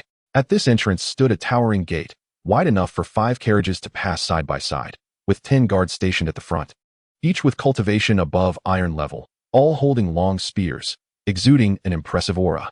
The important people are in those carriages, so don't interfere, just let them park there. After I report to the clan leader, the family will naturally send a team to welcome them. All right, you go in. We will wait here. The direct descendants of the clan are considered upper-class members within the family, their status higher than that of these guards, who dared not stop them and readily allowed passage. Meng Feishue squeezed her horse's belly and hurriedly rode through the gate, entering the family residence. "Yes," a guard called Xiao Wu responded. Moments later, a formidable young man riding a tiger-like beast came galloping over. It was the head of the guards, Meng Hu. Following Meng Hu were 100 Meng family disciples. Meng Hu was in charge of the guard work. All the guards must obey his orders. And the patrolling soldiers and courtyard guards within the residence also fell under his jurisdiction, holding considerable power. "Greetings, head of guards. Greetings, head of guards. Greetings, head of guards." The many guards saluted respectfully. Meng Hu waved his hand, leading the 100-man guard team toward the 3 carriages, the whole team exuding a fierce aura. Chapter 43. Burning Sky Tornado. The 100-man team advanced rapidly, indeed making quite an impression. Meng Chen heard the commotion and focused his gaze, seeing a familiar figure through the countless raindrops. It was Meng Hu. Meng Hu had said such words at that time, and then casually kicked Meng Chen's leg, breaking it. That day, like today, it was raining, and the rain was even colder than today. Meng Chen dragged his broken leg, limping away. Later, he could no longer walk and had to use his hands and feet, crawling through the mud. When he came, Meng Chen had cried, tears of longing for family. When he left, however, not a single tear was shed. He repeatedly murmured one phrase: "Remember this leg. Remember this leg. Remember this leg." If it weren't for the miraculous effects of the pills in this world, helping Meng Chen heal his broken leg, he would have become a cripple. Such a deep-seated hatred. How could it be forgotten? Crack. The past thoughts ignited a surge of anger. Meng Chen's blood surged to his eyes, his gaze filled with fierce light. If it were other clansmen, I would prioritize the bigger picture and try to endure, but if it's you, I truly cannot hold back. Meng Chen gritted his teeth, pushed open the carriage door, stepped through the puddles along the way, and slowly walked toward the approaching team. Meng Hu led the team to Meng Chen's side, and with a wave of his hand, the entire team immediately stopped in an orderly manner. Looking at the formation of the team, they were perfectly aligned.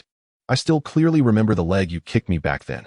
Today, I will return it 100-fold. Meng Chen squeezed out this sentence filled with hatred through his teeth. "I didn't mishear, did I? What did you just say?" "I said I want revenge." "Haha, don't make me laugh. That's truly the biggest joke. Do you think that by being the top 2 at Immerse Academy, you are invincible in the world?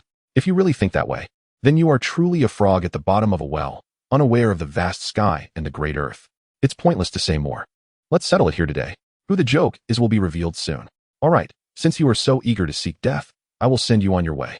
Meng Hu sneered, his aura suddenly rising, a powerful and domineering energy emanating from him, shaking the surroundings and causing the 100-man team behind him to tremble 3 times.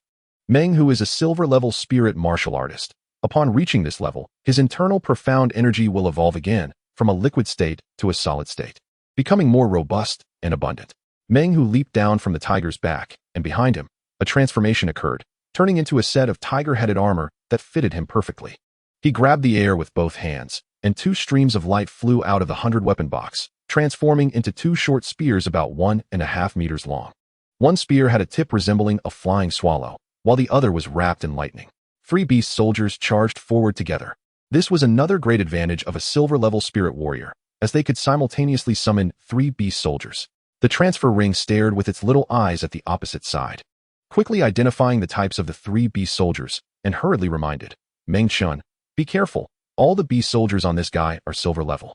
His armor is a tyrant tiger, the spear in his left hand is a cloud-piercing swallow, and the spear in his right hand is a thunder beast. Among the 3 beast soldiers, the thunder beast is the strongest, comparable to your sky-burning bird. It was difficult to distinguish the beast soldiers in their weapon forms, which tested one's eyesight. Even if an ordinary person was familiar with the appearances of various beast soldiers, they might not be able to recognize them due to the huge difference between their weapon forms and their true forms. Thanks to Dong Hai's extensive experience, he was able to identify them. Knowing oneself and knowing the enemy leads to victory in every battle.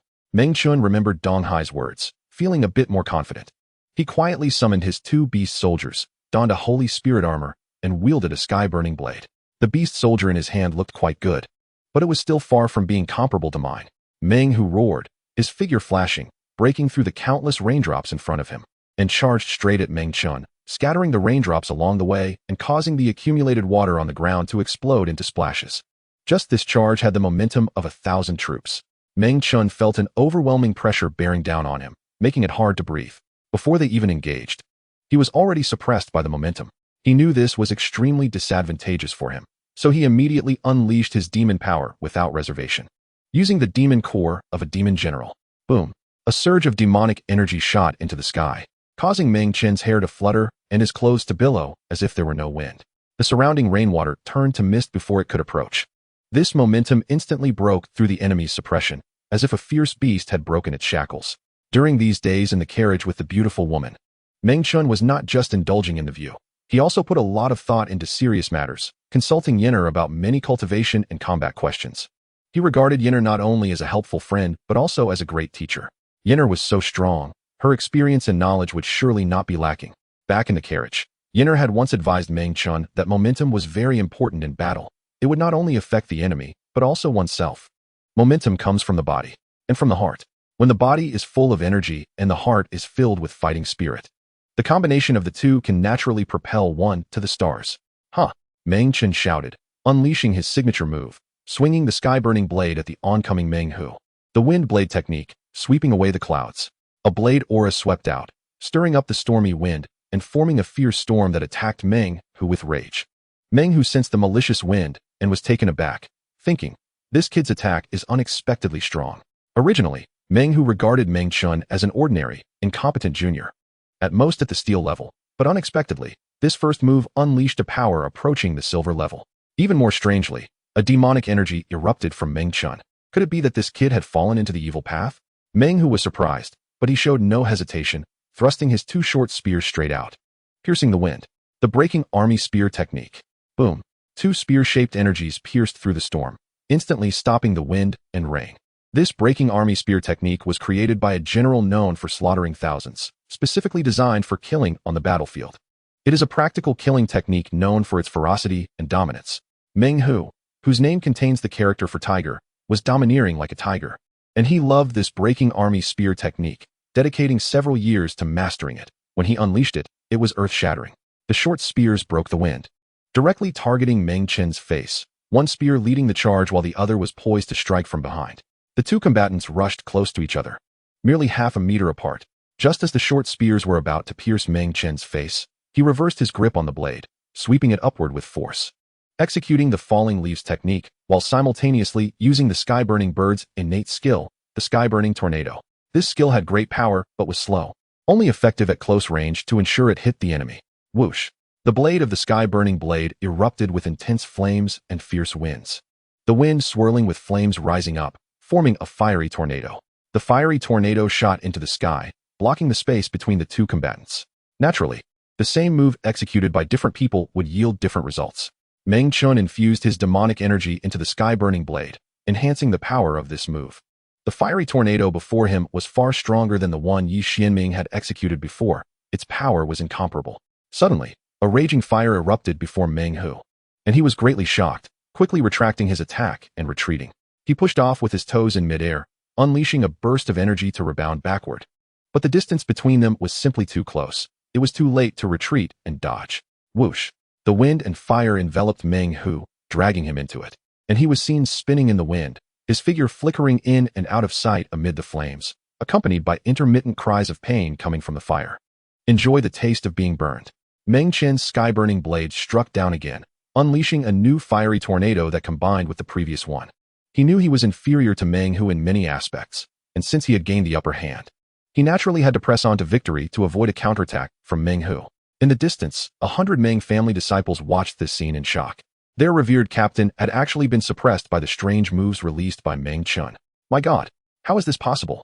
Meng Hu was a standout among the younger generation, and his strength was widely recognized. Otherwise, he wouldn't have been able to serve as the captain. And what about Meng Chen? He was a jinx who had been cast out by the family, and many had even forgotten about his existence. After several years, Meng Chen suddenly returned, and his strength had actually reached a level where he could compete with Meng Hu. The 100-member team was restless, wanting to help, but hesitated. Usually, Meng Hu was very strict with them, and without his orders, they did not dare to act rashly. The battle in the storm changed in an instant. Suddenly, Meng Hu, trapped in the fiery tornado, counterattacked, launching his two short spears with all his might. Ding! Ding! The two short spears pierced into the stone-paved road, shimmering with light, and transformed back into their beast forms, one a small swallow, and the other a thunderous beast. The two beast soldiers charged at Meng Chen, loyally coming to their master's aid. The cloud-piercing swallow flashed in the air, its wings sharp as blades, aiming directly for Meng Chen's neck. The thunder beast roared with power, discharging bolts of lightning towards Meng Chen. Chapter 44. A blade-breaking armor. Facing the double assault, Meng Chen decisively executed the ground-shaking leg, forcefully stomping the ground to propel himself upward into the sky. The two incoming attacks missed entirely, not even grazing Meng Chen. This leap was not just about dodging the attack. That ground-shaking leg stored a hidden force beneath his feet, and as the cloud-piercing swallow approached, this hidden force erupted. Boom! The ground exploded, impacting the airborne cloud-piercing swallow and sending it flying. Meng Chen loosened his grip, the sky-burning blade transformed into beast form, and he unleashed the skill fire meteor, first soaring high into the sky before diving down towards the thunder beast. The thunder beast breathed out lightning to strike the sky-burning bird, but failed to stop its momentum, and the sky-burning bird landed at its feet, instantly igniting a raging sea of flames that fiercely burned the thunder beast. The sky-burning bird soared out of the sea of flames, transforming back into a weapon and flying into Meng Chen's hands. After a delay, Meng Hu, trapped in the flames, finally escaped, landing on the ground in a somewhat disheveled state, with a large patch of his hair singed. Thanks to the set of armor he wore, he managed to survive the ordeal. Otherwise, his injuries would have been far more severe. I, Meng Chen, stand tall and proud, never submissive, and certainly not a harbinger of doom. Meng Chen shouted angrily, fearlessly confronting an enemy stronger than himself. Almost simultaneously, both sides charged at each other. This time, Meng Hu had learned his lesson. He restrained his contempt and dared not get too close to Meng Chen, fearing being trapped by that fiery whirlwind again. He leaped into the air, thrusting his thunder spear forward, a flash of lightning illuminating it as it shot towards Meng Chen. Before the lightning struck, he immediately withdrew the spear and thrust again, unleashing more bolts of lightning. The crackling lightning flew towards Meng Chen in waves, continuously striking his body, but was blocked by the Holy Spirit armor. Still, some electric currents penetrated, causing his flesh to tingle and ache. Meng Chen sprinted to dodge the subsequent bolts of lightning while swinging his long knife, employing the wind wing slash, each slash creating dozens of wind blades. These wind blades shot towards Meng Hu, forcing him to evade and flee like Meng Chen. Meng Chen, this kid has armor to protect him. If you want to defeat him, you must first break his armor, otherwise, victory will be nearly impossible, Dong Hai reminded. But his armor is too sturdy. Even the burning sky whirlwind cannot break it, Meng Chen said anxiously. To break the armor, you need to rely on the burning sky blade in your hand. Your blade must be of slightly higher quality than his armor, and with a full force strike, it will definitely break through. So, I have to find a way to get close to him? Yes, if you want to win, you must take the risk and engage him in close combat. Going in circles like this is useless. He is at a higher cultivation level than you, with abundant and powerful energy. Dragging this out will only exhaust you. Alright, if you don't enter the tiger's den, how can you catch the tiger cub? Meng Chen accepted Dong Hai's advice, gritted his teeth, his eyes fierce, and suddenly lifted his foot, stomping forcefully on the ground. Boom. The ground exploded, and Meng Chen shot towards Meng Hu like a cannonball, leaping over 10 meters in a single bound. The moment he landed, he stomped again, creating a crack in the ground. This repeated several times, allowing Meng Chen to close the distance to Meng Hu in a very short time. Seeking death, Meng Hu roared, swinging his thunder spear, thrusting it into the ground. Violent lightning surged underground, splitting into 10, transforming into arcs of electricity that erupted from the ground, forming a layer of electric netting that protected Meng Hu. Meng Chen crashed into the electric net, instantly taking damage. Gritting his teeth against the pain, he broke through the electric barrier, leaping above Meng Hu. Wind blade technique. City desires to urge. Meng Chen slashed down, and a fierce wind howled beneath the blade, sending out gusts of wind blades. The terrifying pressure of the storm caused the ground below to sink. Meng Hu wielded his spear, thrusting repeatedly, knocking down all the wind blades, showcasing his remarkable spear skills.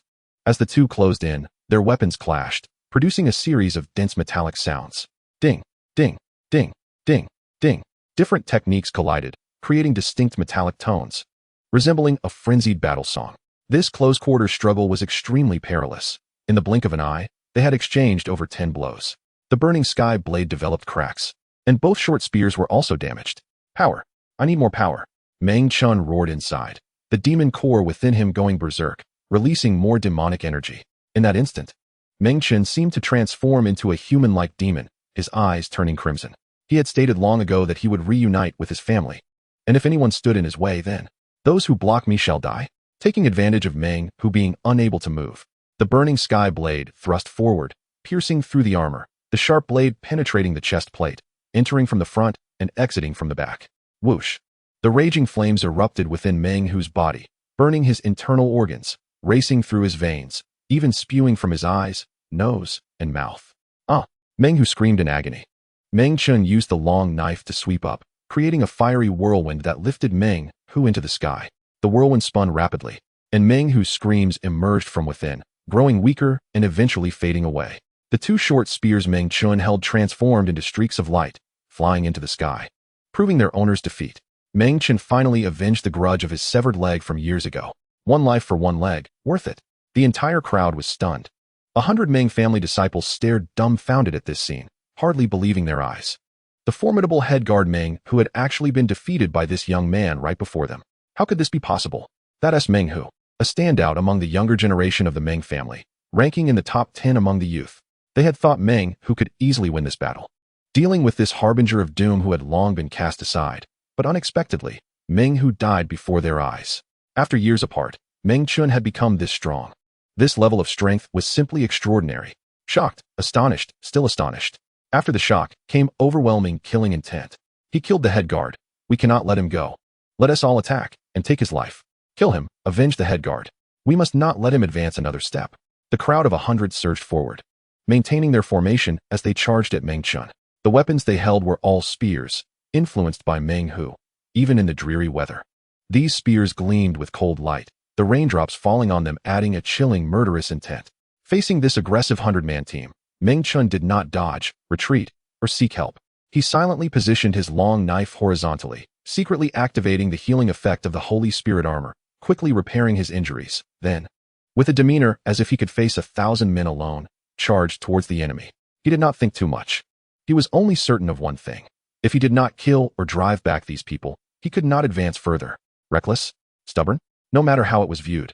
At least Meng Chen's bravery was undeniable. Within that fiery chest was a heart of a dragon and the courage of a tiger. I admire you more and more. Go. Kill with abandon. Vent all your grievances against the family from these years. They can be unkind, so you can be unprincipled. With me here.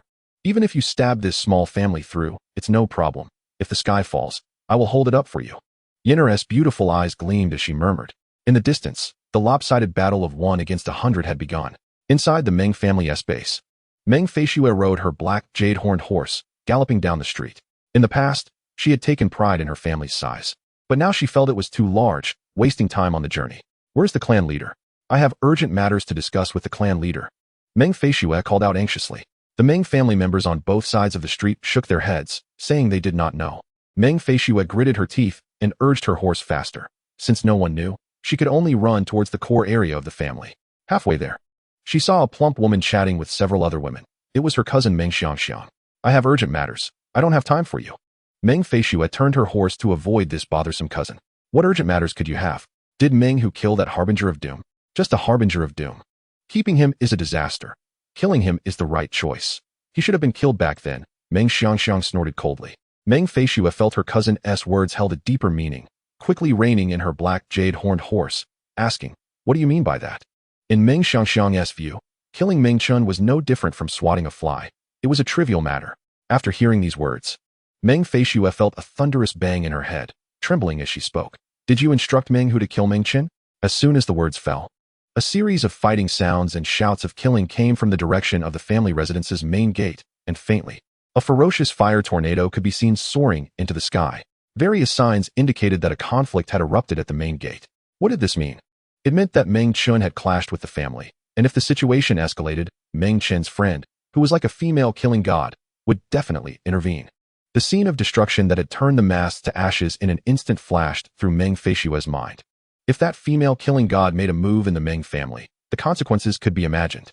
Plans often fall short of reality. Meng Feishue had thought she could prevent disaster, but unexpectedly, her cousin had messed things up. "You bitch. Idiot. Fool. You're going to ruin the family." In a fit of rage, Meng Feishue scolded her and slapped Meng Xiangxiang hard. Slap. That slap was crisp and loud. Chapter 45. A snap that shakes the heavens. Meng Xiangxiang was stunned, completely dazed, as if she were dreaming. Her cousin slapped her? The cousin she had grown up with? Meng Xiangxiang couldn't believe it until the fiery pain in her cheek became clearer, confirming that she wasn't dreaming. You dare to hit me. Even my parents wouldn't dare to hit me, and you actually dared to hit me? Offending authority, hitting an elder, Meng Feishue, do you want to rebel? Meng Xiangxiang trembled with anger, scolding loudly, but Meng Feishue completely ignored her and rode off. After hitting her cousin, Meng Feishue immediately galloped away, leaving her red and swollen-cheeked cousin behind. If it weren't for the urgency, she really wanted to slap her cousin's face a few more times, causing such a big disaster. A few slaps weren't too much. Meng Feishue rode her black jade horn horse straight to the core area of the family residence. Here, there were tall buildings, including the family treasure vault, library, assembly hall, ancestral hall, and the patriarch's residence. A tall courtyard wall separated the surroundings, leaving only a large gate for entry and exit, with watchtowers built at the corners, resembling a walled city. Meng Feishue identified herself, claiming she had an urgent matter to see the patriarch. The guards didn't dare to be negligent and immediately went inside to report. After several twists and turns, Meng Feishue finally met the patriarch as she wished. The patriarch of the Meng family, Meng Buoquang. This patriarch was over 90 years old, wearing a gray robe. His long hair had turned grayish-white with age, casually tied with a golden hairband. His left eye had been injured by an arrow during the chaos of war, but had later healed after taking an excellent elixir, resulting in the growth of a new eye. Generally, when older people see their younger descendants, they are filled with joy, but at this moment, there was not a trace of joy on Meng Buoquang's face. The family had branched out and flourished, with too many descendants for him to dote on them like an ordinary elder. Meng Feishue bowed to the patriarch. "I heard you have urgent matters to discuss with me," Meng Buoquang said in a hoarse voice. "Patriarch, let's not talk about Meng Chen for now. That high-level expert is the most troublesome," Meng Feishue hurriedly said. "High-level expert? How high can she be? I saw her snap her fingers and kill 30 spiritual warriors." Hearing this, Meng Buoquang's old face changed slightly. Even if those killed were the weakest spiritual warriors, being able to kill so many with just a snap was certainly not an ordinary feat and deserved attention. "Is this true?" Meng Buoquang asked, half believing. "I swear on my life, this is absolutely true," Meng Feishue declared earnestly. "All right, I'll trust you this once. Let us go meet this high-level expert. What is her name?" "I don't know her full name. I only know her nickname is Yenner." "Yenner? I haven't heard of such a person in the Xuanwu Kingdom." "Forget it. No matter who she is, I have to meet her to find out. If she is as you say, she should be treated with the utmost courtesy." Meng Buoquang stood up, took a step forward, and then his figure blurred, turning into a shadow and rushing out of the room. Meng Feishue felt a gust of wind brush past her face, and when she opened her eyes again, the patriarch had already disappeared from her sight. So fast, Meng Feishue was secretly astonished.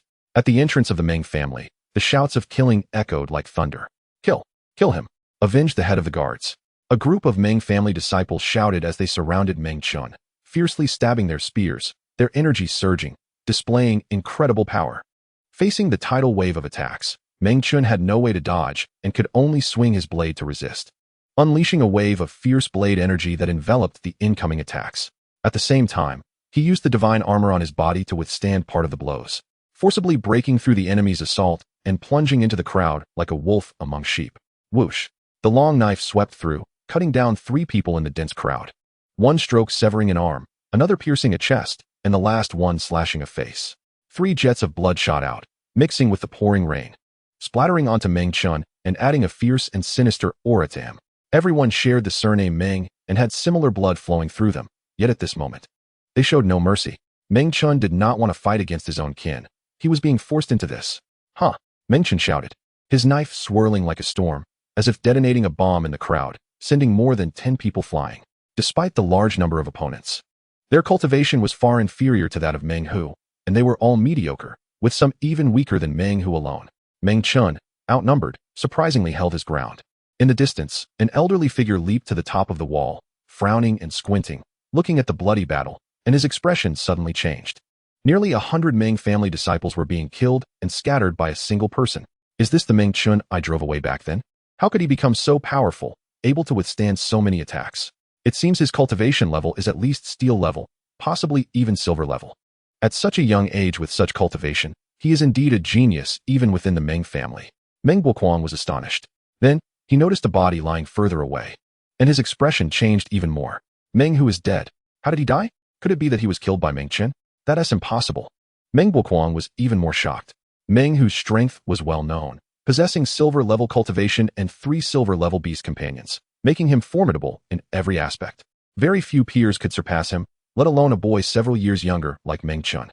If he hadn't seen Meng Hu's corpse with his own eyes, the old patriarch would never have connected Meng Hu's death with Meng Chen. Meng Chen's performance surprised Meng Buoquan, but he was more concerned about that so-called expert from outside the world. After watching for a while, he shifted his gaze to the several horse-drawn carriages. He vaguely sensed that an unusual aura was concealed within those carriages. Decades of accumulated sharp judgment gave Meng Buoquan a bad premonition. It was precisely due to this intuition that he had managed to avoid life-and-death crises on the battlefield time and again. Taking a deep breath, Meng Buoquan shouted, "All Meng family members below, stop immediately. No more fighting." This shout was like thunder, echoing in the wind and rain. The 100 Meng family disciples were startled by the patriarch's order, and after a brief moment of confusion and panic, they all retreated defensively and stopped their attacks. Meng Chen heard that familiar voice and also ceased his actions, panting heavily, holding the burning heaven blade, coldly looking towards the old man standing on the wall. A myriad of thoughts surged in his mind. Back then, it was this old man who had ordered him, still young, to be expelled from the family. The once high and mighty elder still looked lofty and untouchable. Meng Chen felt that his fate was still in the hands of the old man, and an overwhelming sense of unwillingness surged in his heart. He did not want to be manipulated. The old man and the young boy, one old and one young, one tall and one short, stared at each other across the space, the old man's gaze indifferent, while the boy's eyes were burning with intensity. "Before you meet my friend, don't you think you should say something to me first?" Meng Chen gritted his teeth. "We'll talk about your matters later. I want to talk now." "What do you want to talk about?"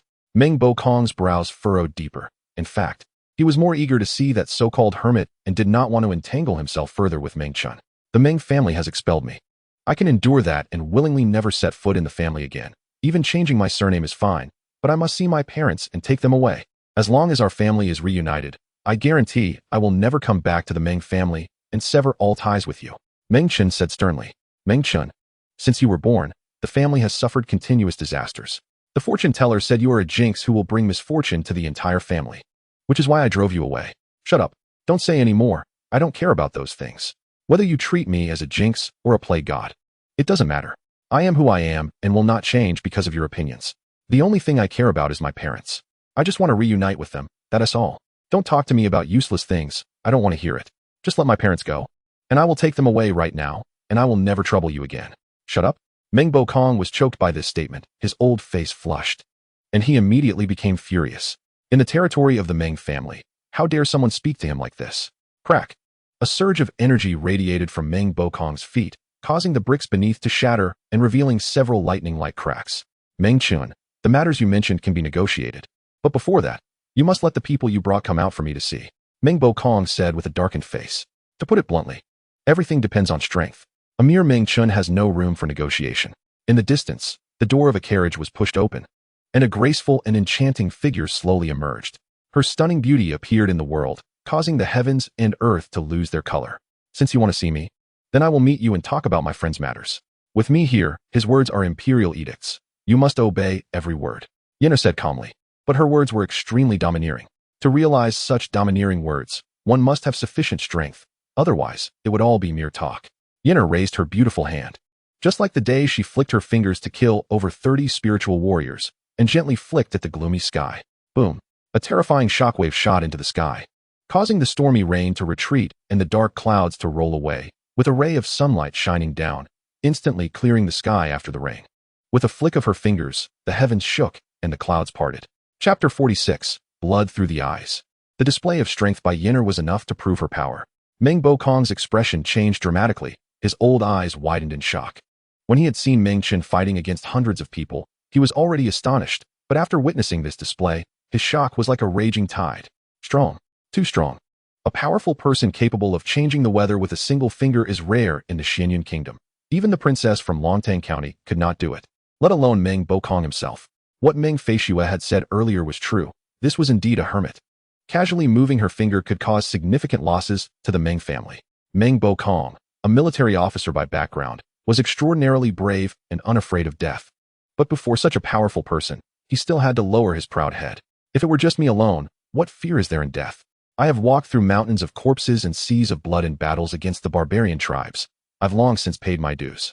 But dragging my family along, I have to endure, concerned that my old face might bring disaster to the family and be unworthy of both the living and the deceased ancestors. Alas, I must endure. He never expected that the jinx he had casually expelled back then would be able to befriend such a hermit, forcing him, the head of the Meng family, to bow his head in submission. Meng Bokong struggled internally and finally sighed, reluctantly choosing to yield. He leaped down and walked quickly toward Yennefer, stopping halfway to respectfully bow. I am the head of the Meng family. I did not know a distinguished guest had arrived, and I failed to welcome you properly. Please forgive me. The dignified head of the Meng family, a person of high status, actually had to bow. The 100 Meng family disciples in the distance were already dumbfounded. Now they were even more like wooden statues, stunned. Humph, that is more like it. Yennefer snorted and stepped forward. Meng Chen, come with me. We will go in together. If you haven't killed enough, you can continue once we get inside. Don't hold back. Meng Chen revealed a bitter smile. In the end, I still have to trouble you. It's just a small matter, no need to be polite. You handle the small ones, and I will handle the old ones. It's just right. All right. The two walked side by side, passing by Meng Bokong and leaving the old man behind. Meng Bokong's eyelids twitched. He, the family head, was treated as if he were nothing. Endure, I must endure. To protect the entire Meng family, even if I have to grit my teeth, I must swallow it down. Meng Bokong secretly urged himself, silently turning around to follow Meng Chen and the others, looking just like a follower. The three entered the Meng family residence together. Some family members who were unaware of the truth saw the three walking together and were puzzled. What was going on? Who was that beautiful girl? Who was that boy? Why was the dignified family head following behind this man and woman? What was going on? The three of them walked away under the astonished gazes of the crowd. In the vast Meng family, the only ones Meng Chen cared about were just a few people. Your parents. Meng Bokong's face changed, dragging out his words. Hesitant. What happened to my parents? Meng Chen sensed something was wrong and quickly asked. They are doing well, very well, don't worry. Where are they? Quickly take me to see them. Yes, you two follow me. Meng Bokong hurried a few steps to the front, becoming increasingly anxious.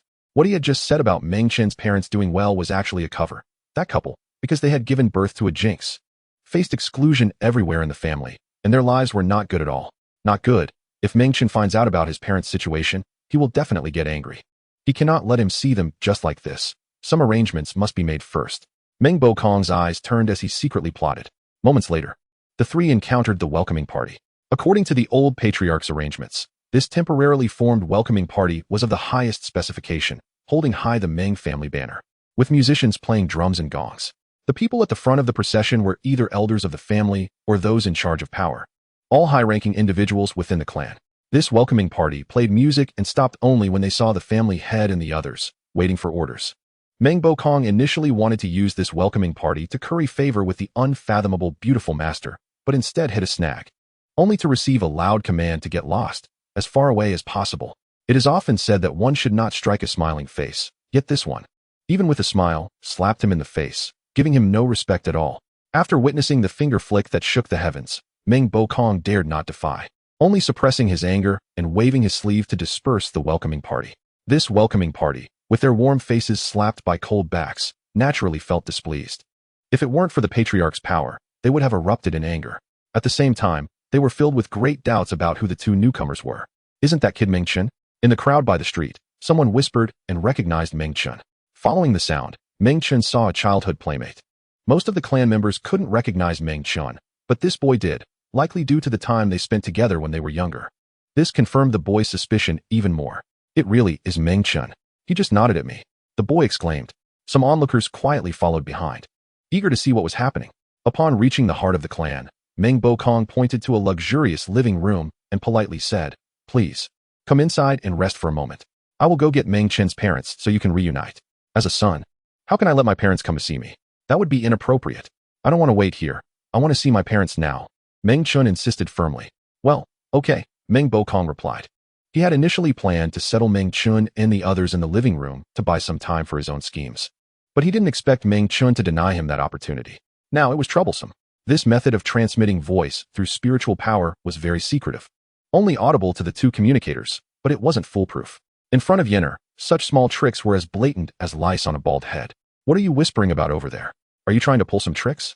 Yenner raised her delicate brows, her tone icy, and with a wave of her hand, she dispersed what Meng Bokong had just said, not allowing a single word to escape. Meng Bokong's expression changed, and he quickly smiled.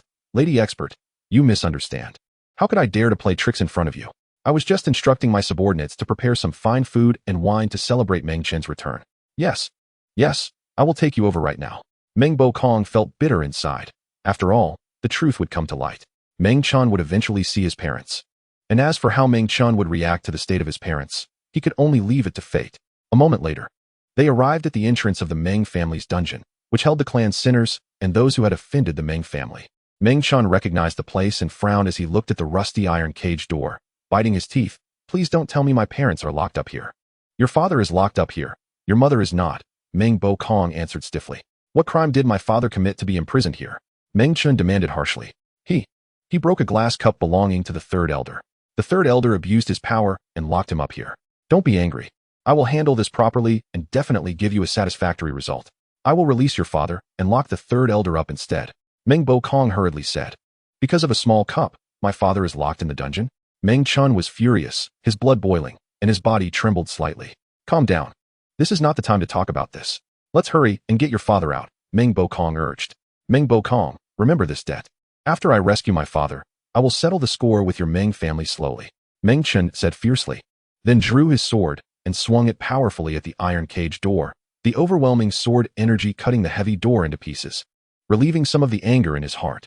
Meng Bokong clearly felt the boy's rage, his heart heavy, and cold sweat broke out on his forehead. As for the fact that the boy called him by name, he no longer had the energy to care. Forget calling him by name. Even if he called him an old bastard, he would have to endure it. Chapter 47, Family Reunion. In the dim dungeon. People often say that a mother worries for her child traveling 1,000 miles, but in reality, fathers worry for their wandering children too. They just rarely express such longing. Thousands of words are all in the hearts of parents. Outside the cell, a guard urged, the plate contains some spoiled food. Just smelling it is enough to make one nauseous, let alone eating it. The guard continued to chatter endlessly, laughing. "I am kind-hearted and can be accommodating. If you want better food, kneel down and beg me. If I am happy, I might just get you something better. What do you think?" Kneeling down to beg for a meal? The guard was startled by the aura and pressure, revealing his weak nature, and he took 2 steps back, pretending to be strong. "Humph, ungrateful wretch, you deserve to eat this garbage." "Shut up." A figure flew in and kicked the guard squarely in the face, sending him flying against the wall.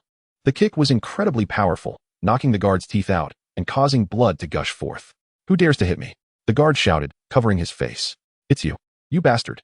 A thunderous roar followed by 2 more kicks sent the guard into severe injury, nearly costing him his life. "Meng Chen, my son, is that really you? Am I dreaming?" The sudden assailant was indeed Meng Chen. He had come to find his father and happened to overhear the guard's disrespectful remarks, which he could not tolerate, causing him to explode in anger. And this was just the precursor to the storm. "Come here," Meng Chen shouted angrily, extending his iron-like hand and grabbing the guard, forcefully throwing him in front of the spoiled food. "If you don't want to die, eat all of this. Not a single grain should be left." The guard was stunned. To save his life, he could only obediently eat the garbage. He realized how terrible the food was as soon as he tasted it. "Hurry up and eat." Meng Chen stomped down, breaking the guard's calf. The guard screamed in pain and hurriedly swallowed the food. "Don't kill me. I've done what you said. You insulted my father and expect me not to kill you? Dream on. Today, I will kill you." Meng Chen grabbed the guard and slammed him against the wall, drawing the flame blade and aiming it at the guard's heart. Previously, forcing the guard to eat the garbage was just a minor punishment. Taking his life was the ultimate punishment. From the start, Meng Chen never intended to let him go. The blade struck the guard's vital spot, and in his moment of death, he finally noticed the clan leader standing nearby and reached out, trembling. "Clan leader, save me." Meng Bokong's expression was as cold as water, and he remained silent. If sacrificing an outsider's life could quell the anger of the young man before him, Meng Bokong would be more than grateful and would certainly not intervene in this matter. A big clan cannot only have one surname. Many outsiders exist within the clan, such as the relatives of the women who married into the Meng family. These outsiders held a lower status in the clan, and the dead guard was one of them. "Father, I am unfilial. I have caused you suffering," Meng Chen said, trembling. "It's me. I arrived late." "Oh my God, it's really you." Now was not the time for reminiscing. Meng Chen struck down, breaking the cell door, and reached out to grab his father's hand, leading him out. For 7 years, Meng Chen had longed to reunite with his parents, and now this wish was finally realized. His emotions were mixed, like a flood breaking through a dam, seeking an outlet. Meng Chen embraced his father tightly, repeatedly saying he was an unfilial son. Father and son reunited, with so much to say, yet all words were stuck in their throats. After a long while, their emotions finally stabilized. Meng Chen held his father's large hand and led him outside, smiling through tears. "Father, this is not the place to talk. Let us go outside first. After we go out, let us find my mother. Our family of 3 will reunite. It's been many years. And I don't know how my mother is doing." "What happened to your mother?" Meng Chen sensed something off in his father's tone, and his heart sank. "What happened to my mother?" Meng Chen was taken aback. "Yes. What illness does she have?" "It is a strange disease that even the best doctors in the Meng family cannot diagnose, saying it is a rare illness that is not recorded in medical books. The doctor named the condition 5 elements disorder based on the symptoms your mother exhibits. The doctors in the Meng family are all mediocre. Their inability to treat my mother does not mean that others cannot help. I know you are eager to save your mother, but her illness is indeed unusual and not easy to cure." Meng Chen's mother, Su Xiao, suffers from this strange illness, which causes the 5 elements in her body to be in disorder, leading to various effects. The human body is divided into 5 elements. Metal corresponds to the lungs. Wood corresponds to the liver, water corresponds to the kidneys, fire corresponds to the heart, and earth corresponds to the spleen. Under normal circumstances, the 5 elements in the body harmonize and support each other, but Su Xiao is different. The 5 elements in her body are in a state of chaos, with one element occasionally overpowering the others, causing various symptoms. Based on years of observation, when metal is dominant in Su Xiao's body, her flesh and blood suffer. When wood is dominant, her body becomes numb. When water is dominant, she feels cold and fearful of the chill. When fire is dominant, she has a persistent high fever. And when earth is dominant, it leads to the formation of stones. Su Xiao has been tormented by the disorder of the 5 elements to the point of unbearable suffering. To stabilize her condition, the doctor later gave her a pill called winter sleep pill. This pill can induce a deep sleep, slowing down all bodily functions, even her breathing, which occurs infrequently, as if she has entered hibernation. Thanks to the effect of the winter sleep pill, Su Xiao's condition has stabilized somewhat. But this is only a temporary measure that can only prolong her life, not cure her illness. Su Xiao lies there, extraordinarily emaciated. Her once delicate face now haggard and devoid of its former beauty. A normal person breathes over 100 times, but she only breathes once. And her heartbeat is almost non-existent, as if she is a dead person. Meng Chen walks to his mother's bedside, gently takes her thin hand, and feels heartbroken. "Mother!" The returning wanderer cries out in anguish. Chapter 48, A New Goal. "I remember when I was little, no matter what good dishes were cooked at home, my mother would always save the best for me. If we had chicken, the drumstick would definitely be mine. If we had fish, the best meat would also be mine." When the family expelled Meng Chen from the house, Su Xiao cried out to leave with him. If it weren't for the various obstacles, she would have certainly left the Meng family with her son. "As a son, I would trade anything to keep my mother youthful. You can ask me to kill someone, but saving a person is impossible. I know nothing about medicine." Yenner shook her head. Meng Chen felt quite disappointed. If even Yenner couldn't help, it would be difficult to save his mother. He remained hopeful and secretly asked Dong Hai, who usually knows everything, but even Dong Hai had no solutions for this. Both Yenner and Dong Hai did not understand this strange disease, which shows how rare it truly is. Nearby, Meng Bakong cleared his throat and interjected, "Old as I am, I do know a way to save Su Xiao." "What way?" Meng Chen's eyes brightened. "The Xianming rebirth flower? This flower can save my mother." After a person consumes the petals of the Xianming rebirth flower, their body transforms into a pure essence and then regenerates, rapidly growing from a small infant into an adult, essentially undergoing rebirth. No matter what injuries, illnesses, or poisons they had before consuming it, all will disappear, and their body will become healthy and new inside and out. So this flower can give my mother a new body? That's right, that's the meaning of it. It is precisely because of this effect that the flower has rebirth in its name. Alright, I will set off now to find the Xianming rebirth flower. You quickly prepare a map for me. Meng Chen said hurriedly. It will take 3 years to grow? Yes.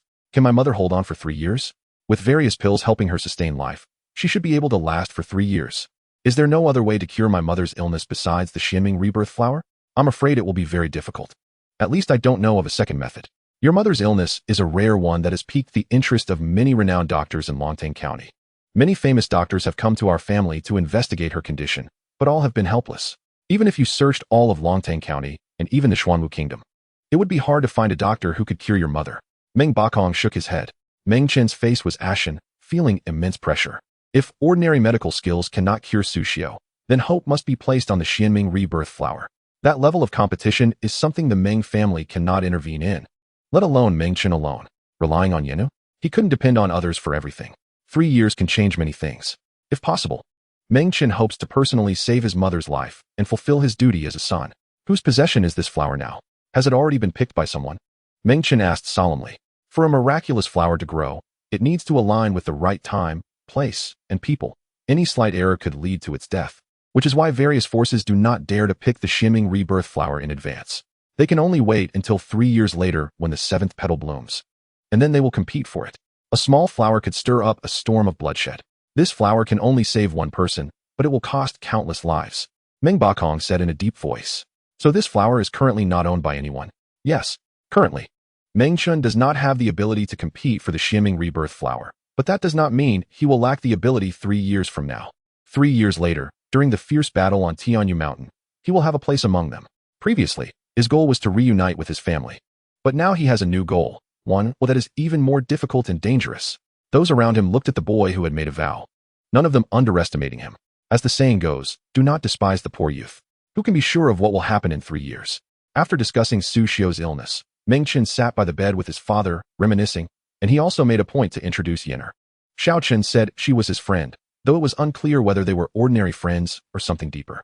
If she were just an ordinary friend, she wouldn't have been able to help Meng Chen so much, right? Midway through their conversation, a Meng family member came to report that the third elder had been imprisoned, awaiting punishment. This was naturally arranged by Meng Bakong. Meng Chen, this third elder has abused his power, caused trouble, and imprisoned your father, making him suffer so much. It is truly detestable. I have locked him up. What do you think should be done to him? Meng Bakong asked tentatively.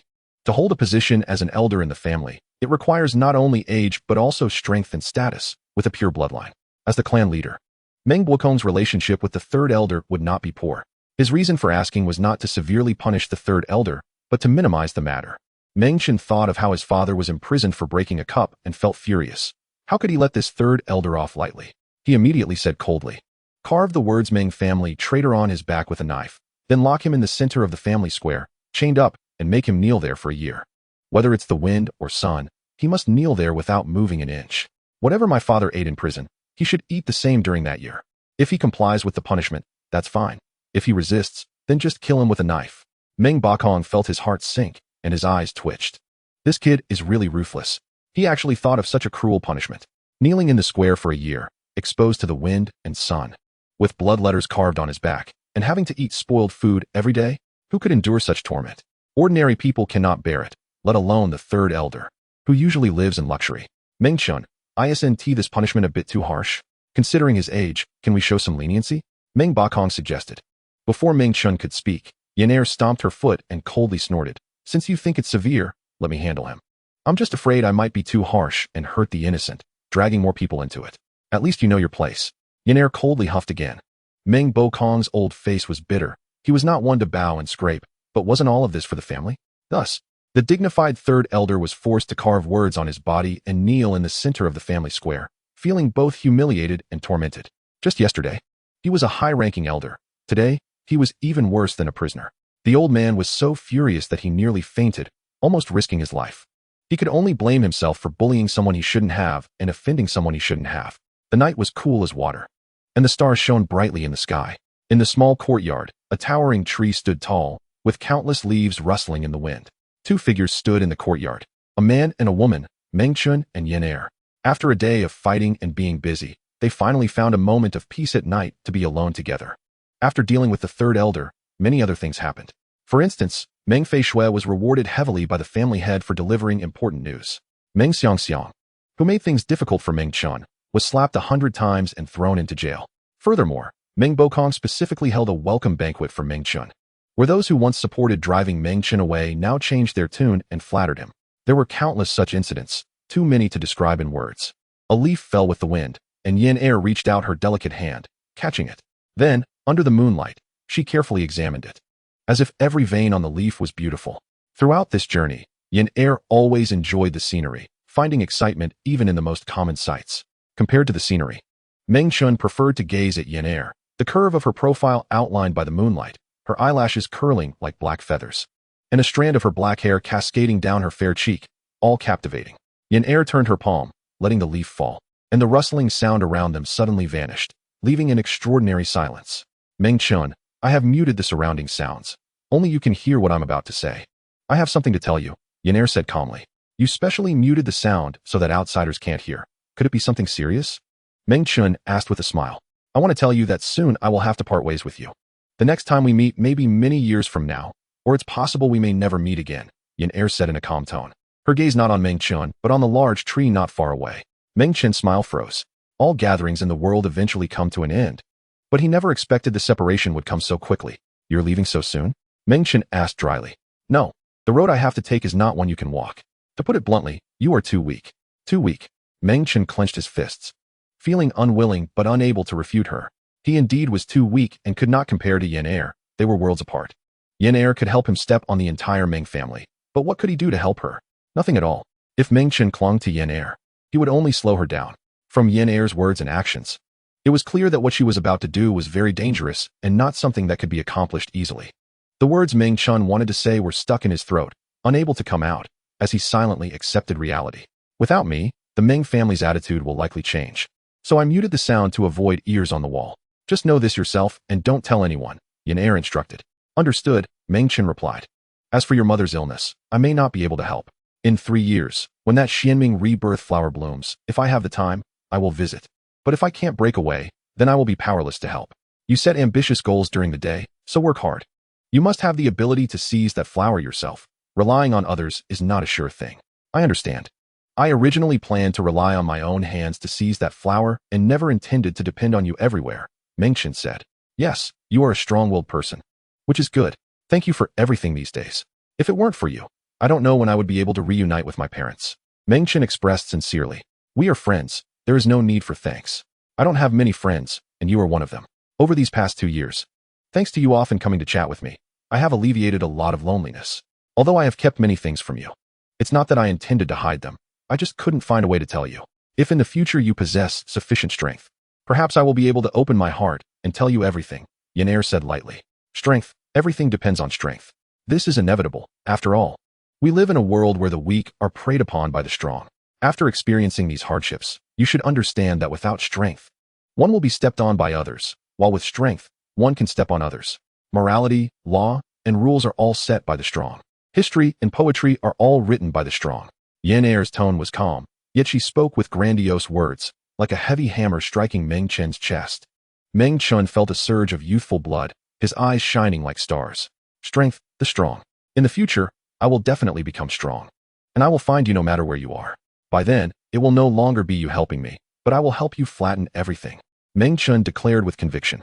Good, I will wait for that day. Yin Er smiled charmingly, captivating all. The night grew deeper, and it was pitch black. Meng Chen went to his mother's room, moved a chair to the bedside, and sat down, holding his mother's hand. He intended to spend the night with his mother, even though she was completely unaware of his presence. Her wrinkled hand pained him. It was these hands that had raised him, and now he could only watch helplessly as they grew thinner. Mother, even if I have to risk my life, I will find a way to cure your illness. Meng Chen thought to himself. A night passed, and dawn broke the next day. With nothing to do, Meng Chen went to the courtyard to practice his martial arts and stretch his muscles. The power surged around him, causing the gravel on the ground to rise. And leaves from several trees fell. These small things flew into the Xuanli cyclone, being completely crushed to pieces. Some martial arts techniques, when cultivated to a high level, undergo qualitative changes, yielding more effects. The Hunyuan hand was one such technique. An ordinary Hunyuan hand could only be used to rebound an enemy's attack. But when cultivated to a high level, it was much more than that. The gathered Xuanli cyclone would produce a remarkably powerful and domineering suction force. This suction could pull enemies, destabilizing them, and it could also shred everything that came into contact. Faster, spin faster. Meng Chen suddenly exerted more force, causing both his Xuanli and demon power to surge, making the cyclone in his palm spin even quicker, releasing a stronger suction. After days of effort, it felt like a breakthrough was finally at hand. The wildly spinning cyclone suction force surged, and the surrounding area was filled with flying sand and stones, the wind howling. And several trees showed obvious distortions as if they were about to be uprooted. A large amount of debris was sucked into the cyclone. And then Meng Chen fiercely slapped down, crashing the cyclone to the ground. Boom! A 5-meter-wide deep pit appeared on the ground. Meng Chen crouched in the deep pit, looking at everything he had created with his own hands, his eyes shining brightly. The cyclone itself already possesses such power, and if it were to rebound the enemy's attacks, the effect would be unimaginable. The air rolls like a dragon, strangling all things. Congratulations, kid. You have mastered this Hunyuan technique to the realm of great perfection. Donghai communicated through thought, clicking his tongue in admiration. After the wind blade technique and the hitting leg, I now have another martial skill that is truly useful. Compared to these 3 martial skills, the low-level martial skills I learned in the past few years are simply trash, Meng Chen exclaimed excitedly. You can't say that. Tall buildings rise from the ground up. Although the low-level martial skills you learned at the MOC Academy were weak, they at least helped you lay a solid foundation. That's true. Meng Chen stood up from the pit. In just a few breaths, the 2 forces within him returned to calm. A son cannot strike his father, or he will be struck by lightning. Meng Chen laughed as he pointed to his head. You have such strength at such a young age. Your future achievements are limitless. I truly have a good son. It's a pity your mother is in a coma. Otherwise, she would be very happy to see the current you. She will see it in the future. Just then, while the father and son were talking, a cry from an old man suddenly interrupted their conversation. Grandson, you died so tragically, so wronged. Clearly, you were loyal to the family and guarding the gate, yet you were killed by your own kin. The one who killed you is truly a white-eyed wolf, not caring at all for kinship. What is the difference between such a person and a beast? The old man cried out while shouting. No wind rises without a wave. This old man certainly didn't come here to cry for no reason. For the family, loyal guarding. White-eyed wolf, not caring for kinship. Meng Chen frowned, faintly sensing that these words were alluding to him. Let him cry. I don't care. But my friend definitely won't stand for it. If she gets impatient, the Meng family won't be able to explain. I'll go meet this 5th elder and see what tricks he is up to. Meng Chen stepped towards the door. Outside, he saw a white-haired old man kneeling next to Meng Hu's corpse, mourning and muttering words that were veiled insults. Grandson, you died so tragically. Not at the hands of outsiders, but by your own kin. That little beast who killed you will surely not die a good death. When you reach the King of Hell, be sure to lodge a complaint against him. You have guarded the Meng family for so many years, achieving countless merits. Yet no one stood up to avenge you. The Meng family has wronged you. Meng Chen's face darkened like water as he coldly watched the commotion.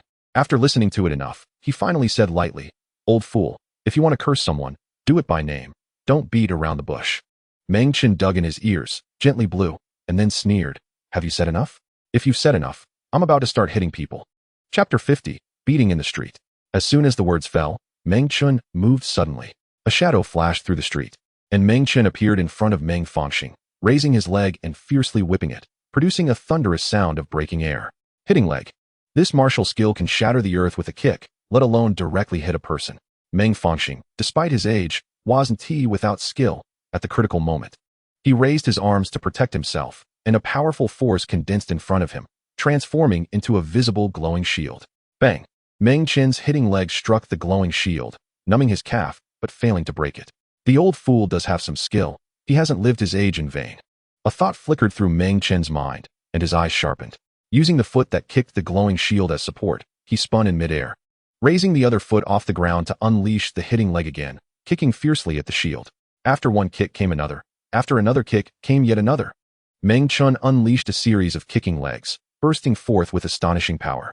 When he kicked the 3rd time, he finally shattered the glowing shield, then landed a kick directly on Meng Fangxing's chest, sending him flying backward.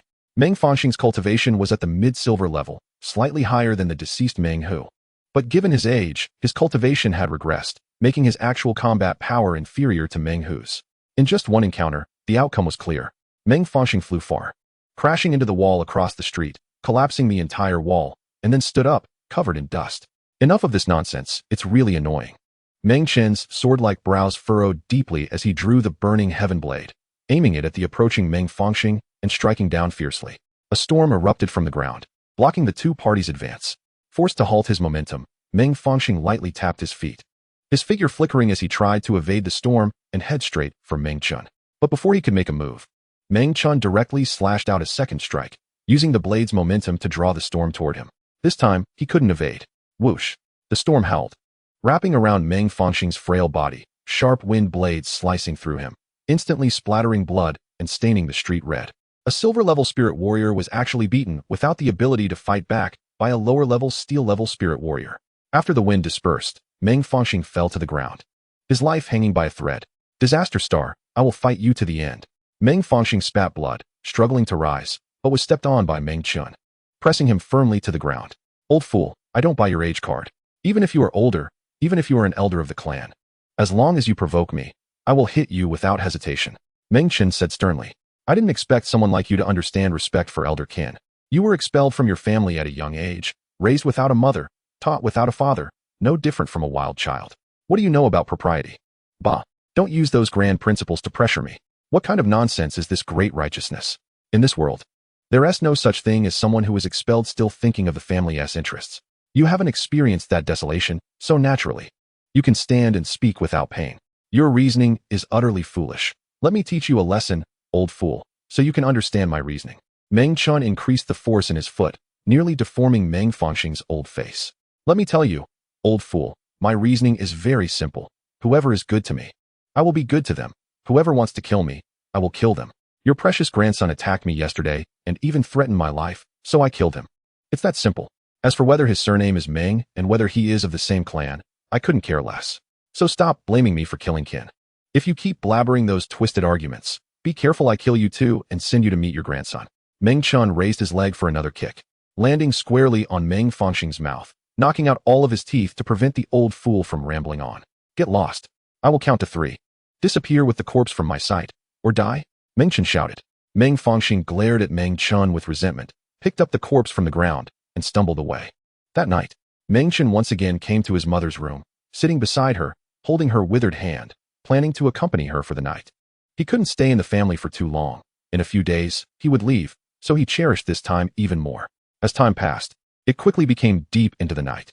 Meng Chen had long fallen asleep, lying on his mother's bed, closely leaning against her arm. Meng Chen, wake up quickly. Someone is sneaking into the yard, seemingly wanting to do you harm. Dong Hai's voice echoed in Meng Chen's mind, instantly waking him up. Meng Chen suddenly opened his eyes, his sharp gaze flashing through the darkness. The little figure transformed from Dong Hai was perched on Meng Chen's shoulder, staring with round little eyes out the window. As a ring that didn't need rest, he was already accustomed to keeping watch for Meng Chen. Outside the window, a shadow could be vaguely seen stealthily approaching, but it was unclear who it was. Meng Chen looked closely and found that the visitor was masked, dressed in night clothes, clearly up to no good. How could such a person be allowed to approach here? Meng Chen personally didn't care, but if this person hurt Su Xiu on the bed, it would be troublesome. He quickly calculated the position, leaped, and jumped from the window into the courtyard, blocking the black-clothed man in front of him. The black-clothed man was startled and immediately revealed his weapons, brandishing 2 gleaming shotguns towards Meng Chen with a vicious thrust. Meng Chen recognized the 2 shotguns at a glance and sneered. Old scoundrel, I let you off during the day, but you didn't cherish it. You actually dare to assassinate me at night, truly tired of living. As he spoke, Meng Chen had already drawn his sword, showing no mercy. His first move was a killing strike from the wind blade technique, mixed with the wind wing assault from the burning sky blade. Whoosh! Dozens of wind blades flew out, forming a dense barrage that struck down on the black-clothed man. The black-clothed man unleashed both guns in a ferocious counterattack, firing 2 snake-like energy waves that extended over 10 meters long, striking upwards defiantly. The attacks from both sides collided in midair, and the sharp wind blades were clearly superior, slicing the 2 energy snakes into pieces, with the remaining wind blades injuring the black-clothed man. Seizing the advantage, Meng Chen struck twice in midair, severing the black-clothed man's ear and mask, then delivered a kick that knocked the man to the ground. Without the mask, the black-clothed man's true identity was revealed. He was actually Meng Fangxing, who had sobbed at the door while carrying a corpse during the day. Meng Fangxing had resentment towards Meng Chen for the death of his grandson, and after being beaten during the day, his hatred intensified. leading him to decide to assassinate Meng Chen. However, he ended up failing and was discovered before he could even make a move. Meng Chen pressed the tip of his sword against Meng Fangxing's forehead and said coldly, "You made a mistake, a very big mistake. If you had just tried to kill me, I might have forgiven you, but disturbing my mother's meditation is unforgivable. Seeking mercy will yield mercy. Seeking death will lead to death. Since you are looking for death, I will send you to the afterlife." Meng Fangxing glared at Meng Chen with resentment and said fiercely, "Kill me. Go ahead. Even if I die, I won't." Before Meng Fangxing could finish his sentence, Meng Chen thrust the sword forward, ending his life with a soft sound. Blood stained the ground. Meng Chen flicked his sword to shake off the blood droplets. "Your vigilance is quite high. You dealt with the assassin before I could even make a move." A pleasant and clear voice came from behind. Meng Chen turned around and saw Yin'er standing lively on the wall, apparently having noticed the intruder but not rushing to intervene. Trouble has come knocking. This proves that the deterrent effect is still insufficient. Call the clan leader and have a talk. It's too easy for an assassin to sneak into the courtyard. The security measures are too poor, Yin'er said calmly. That's reasonable. After such an incident, we should indeed talk to the clan leader. Meng Chen narrowed his eyes and nodded, then turned and strode outside. This old scoundrel doesn't know who incited him to come here at night to harm our family, and I killed him with one sword. Clan leader, what do you think we should do about this? Meng Chen said with a stern face. Meng Blokong's expression turned bitter, fearing that Meng Chen would take out his anger on the entire family. He quickly said, "This matter is serious. I will investigate thoroughly. If there are other masterminds behind this, they will be severely punished." That's not enough. Not enough. Just some old scoundrel was able to sneak into my family's courtyard. Don't you think the security measures here are too lacking? So you mean this? That's easy to handle. I will immediately dispatch 50 guards to surround your house, guarding it day and night, strictly prohibiting outsiders from entering. Remember, this is not just temporary security. It will be permanent, protecting my father and mother every day. It's best if nothing happens to them, but if something happens to them in the Meng family, I will ensure that the entire Meng family pays for it. Chapter 51, Meng Family Small Competition. This warning from Meng Chen carried significant weight. He personally didn't care much, but his friend had a considerable background. Meng Bakong nodded with a serious face, then secretly glanced at the lively Yin'er not far away, inwardly lamenting. If he offended this expert, life for the Meng family would not be easy, and they might even face a disaster. Even if the Meng family exhausted all their resources, they might not be a match for her, and such a mutually destructive outcome was not what Meng Bakong wanted to see. He would rather make some concessions for peace between the two sides. You can rest assured, I guarantee that your family will not suffer any harm within the Meng family. What happened tonight will not happen a second time. Meng Bakong vowed confidently. That would be best. Remember what you said, Meng Chen warned. Meng Bakong bowed and left. Under his arrangement, the body was quickly taken away, and the blood on the ground was cleaned up thoroughly. 50 elite guards were dispatched to surround the area, patrolling throughout the night without any negligence. These 50 men were all elite descendants of the clan, all at steel level, with the captain even at silver level. The next morning, news of Meng Fangxing's failed assassination and subsequent death at the hands of Meng Chen spread throughout the Meng family, causing quite a stir. Some were amazed by Meng Chen's strength, while others felt resentment. For those dissenting voices, Meng Bakong chose to suppress them vigorously, forbidding clan members from speaking out to avoid further trouble. That afternoon, Meng Bakong paid a visit, adopting a low posture despite being the clan leader. Meng Chen, I have investigated. Meng Fangxing's infiltration into your house at night was his personal act, with no accomplices or masterminds involved. As for his reasons, it's self-evident. So I won't waste words. I think we can let this matter go, Meng Bakong proposed. After more than half a day, my anger has mostly subsided. I will give you a little face and not pursue it further. Meng Chen waved his hand and said, aside from this matter, I have one more thing to discuss with you. Speak. According to tradition, in a few days, it will be time for the annual Meng Family Small Competition. You are a Meng family member, so you should be familiar with it. It is a grand event to test the younger generation. The Meng Family Small Competition? Meng Chen was certainly familiar with such events. He had watched several when he was younger, but had never participated himself. I know about the Meng Family Small Competition. What is the matter? Meng Chen asked. I wanted to consult your opinion on whether you are willing to hold the Meng Family Small Competition at this time. If you agree, it will proceed as scheduled. If you have other opinions, you can tell me, and I will try my best to accommodate you, Meng Bakong discussed. The Meng Family Small Competition has little to do with me. I don't care at all. You can handle it yourself without asking me. All right, since you don't care, I will take charge of it myself. Farewell. Wait, don't leave yet. I still have something to tell you. Meng Chen called out to stop him. What is it? Please speak, Meng Bakong said politely. Then what happened? Meng Chen smirked slightly and made a throat-cutting gesture. Meng Blokong's expression changed drastically, trembling as he said, Did you kill him? Yes, Meng Chen nodded. My heavens. What should we do now? Yi Xianming is a direct descendant of the Yi family. If he is killed, the Yi family will never let it go. You are a member of the Meng family. When the Yi family gets furious, they will definitely come to the Meng family to seek vengeance. The relationship between the Yi family and the Meng family is already tenuous. I was hoping to ease it through marriage, but now that this has happened, the two families will surely break apart. Meng Bakong said anxiously, stamping his feet. Don't worry. I caused this mess, and I will find a way to smooth it over. I won't bring trouble to the Meng family. Also, don't arrange any more ridiculous marriage matters for Meng Feishua. She can marry whoever she wants. The family cannot interfere. Meng Feishua's marriage is a small matter. But the Yi family is truly difficult to explain. I said I would handle this matter, so you don't need to worry. Just eat and drink as usual every day. And keep your mind at ease. Fine. Since Meng Chen has no objections, the Meng family's customary small competition will naturally be held as scheduled. The entire Meng family began preparations for the event, setting up a grand viewing platform in a vast martial arts arena and inviting lion dance teams, bands, and others to provide entertainment. The young members eligible to participate in this competition were all eager to show off their skills, hoping to stand out. And it would be even better if they could win first place. The annual Meng Family Small Competition offers generous rewards, and this time is no exception. It is rumored that Meng Bakong has prepared a special secret manual as a reward for the first place winner, which is an incredibly enticing treasure. The so-called secret manual contains a unique cultivation memory from its author, allowing anyone who reads it to directly acquire that memory and learn its contents. If it records a technique, the reader can directly learn that technique. If it contains martial skills, the reader can directly master those skills. This method of learning through direct memory acquisition is much faster than ordinary learning methods, making it highly sought after by many spiritual martial artists. However, like the moon, which waxes and wanes, the secret manual has its flaws. First, it is a one-time use. Once used, it is gone. Secondly, its production process is extremely difficult, and few people are willing to produce them in large quantities. As a result, each secret manual is worth its weight in gold and is extremely precious. Meng Bakong kept the contents of this secret manual a secret, adding an air of mystery to the Meng family small competition and increasing the enthusiasm of the younger generation. 3 days later, the Meng family small competition was held as scheduled.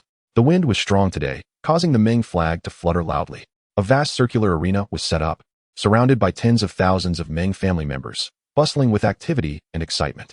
Such a grand event was quite attractive. Meng Chen and his father rushed over to join the fun, while Yenner, on the other hand, showed little interest.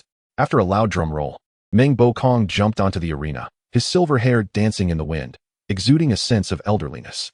He clasped his fists and made a respectful bow in all directions, then said in a loud voice, "Dear members of the Meng family, both direct and collateral lines. Today marks the annual Meng family small competition, a day to test the strength of our younger generation.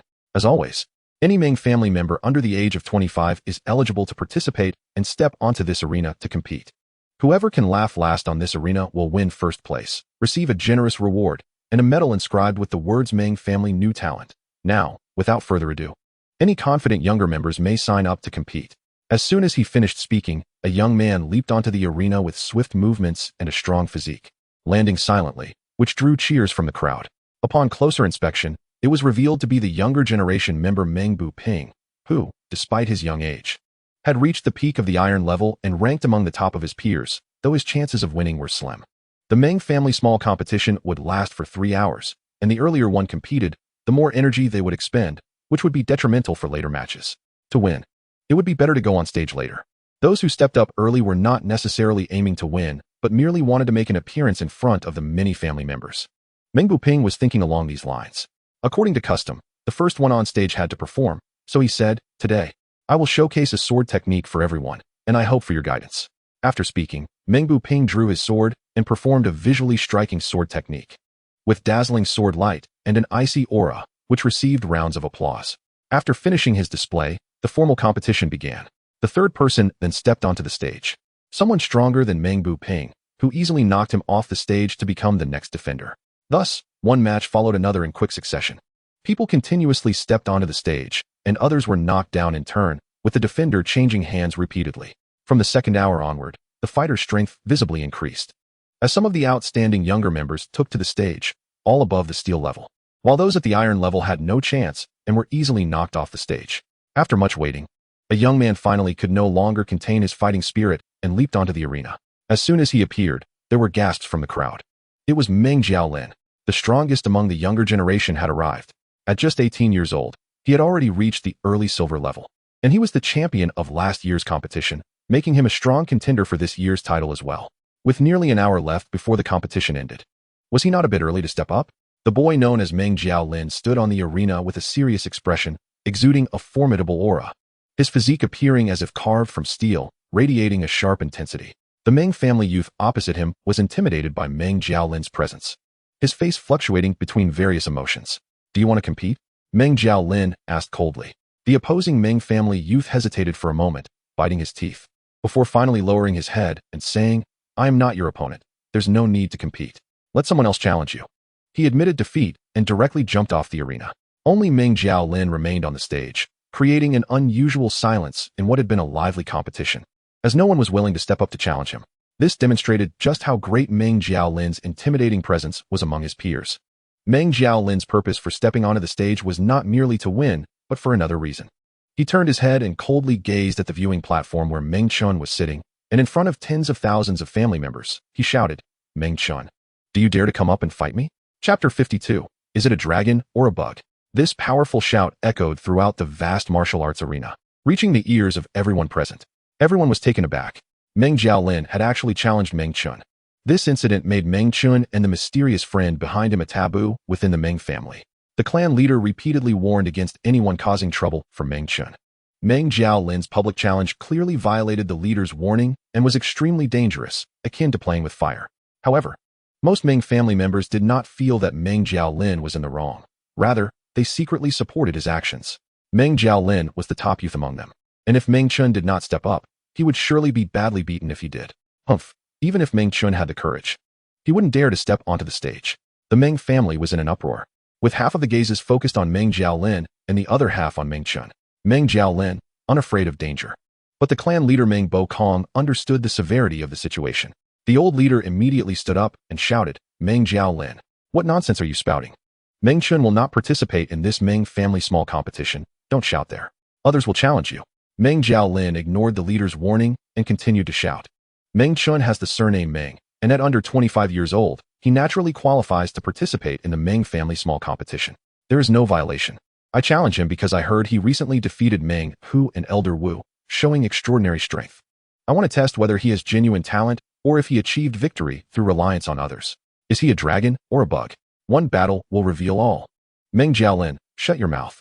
Meng Bokong anxiously jumped onto the arena, fearing that Meng Jiaolin's words might provoke Meng Chen and the mysterious friend behind him. Leader, I am just speaking the truth. Has the position of clan leader been handed over to Meng Chen, so I can't even speak? Just because he has a wealthy woman supporting him, does the Meng family have to bow down to him at every turn? This is outrageous. Meng Bokong raised his hand, pretending to want to knock Meng Jiaolin off the stage to prevent things from escalating. Why are you so agitated? If he wants to speak, let him speak. If he wants to challenge me, let him challenge. It's no big deal. The person who jumped up was Meng Chen. Meng Chen blocked Meng Bokong, his face as serious as water, and he fixed his gaze on Meng Jiaolin, walking step by step toward him. The two young men faced each other on the ring, their eyes sharp as blades, clashing in midair. Meng Bokong stood by, sweating profusely and feeling anxious, secretly thinking this was bad. Fine, if you want to fight, then fight. After all, you are also a member of the Meng family. Meng Bokong emphasized the word Meng family heavily, then jumped off the ring. Only the two remained on the stage. Meng Chen, you have guts to jump onto this stage. It seems you are not as useless as I thought. Meng Jiaolin said lightly. What do you think of me? Meng Chen asked calmly.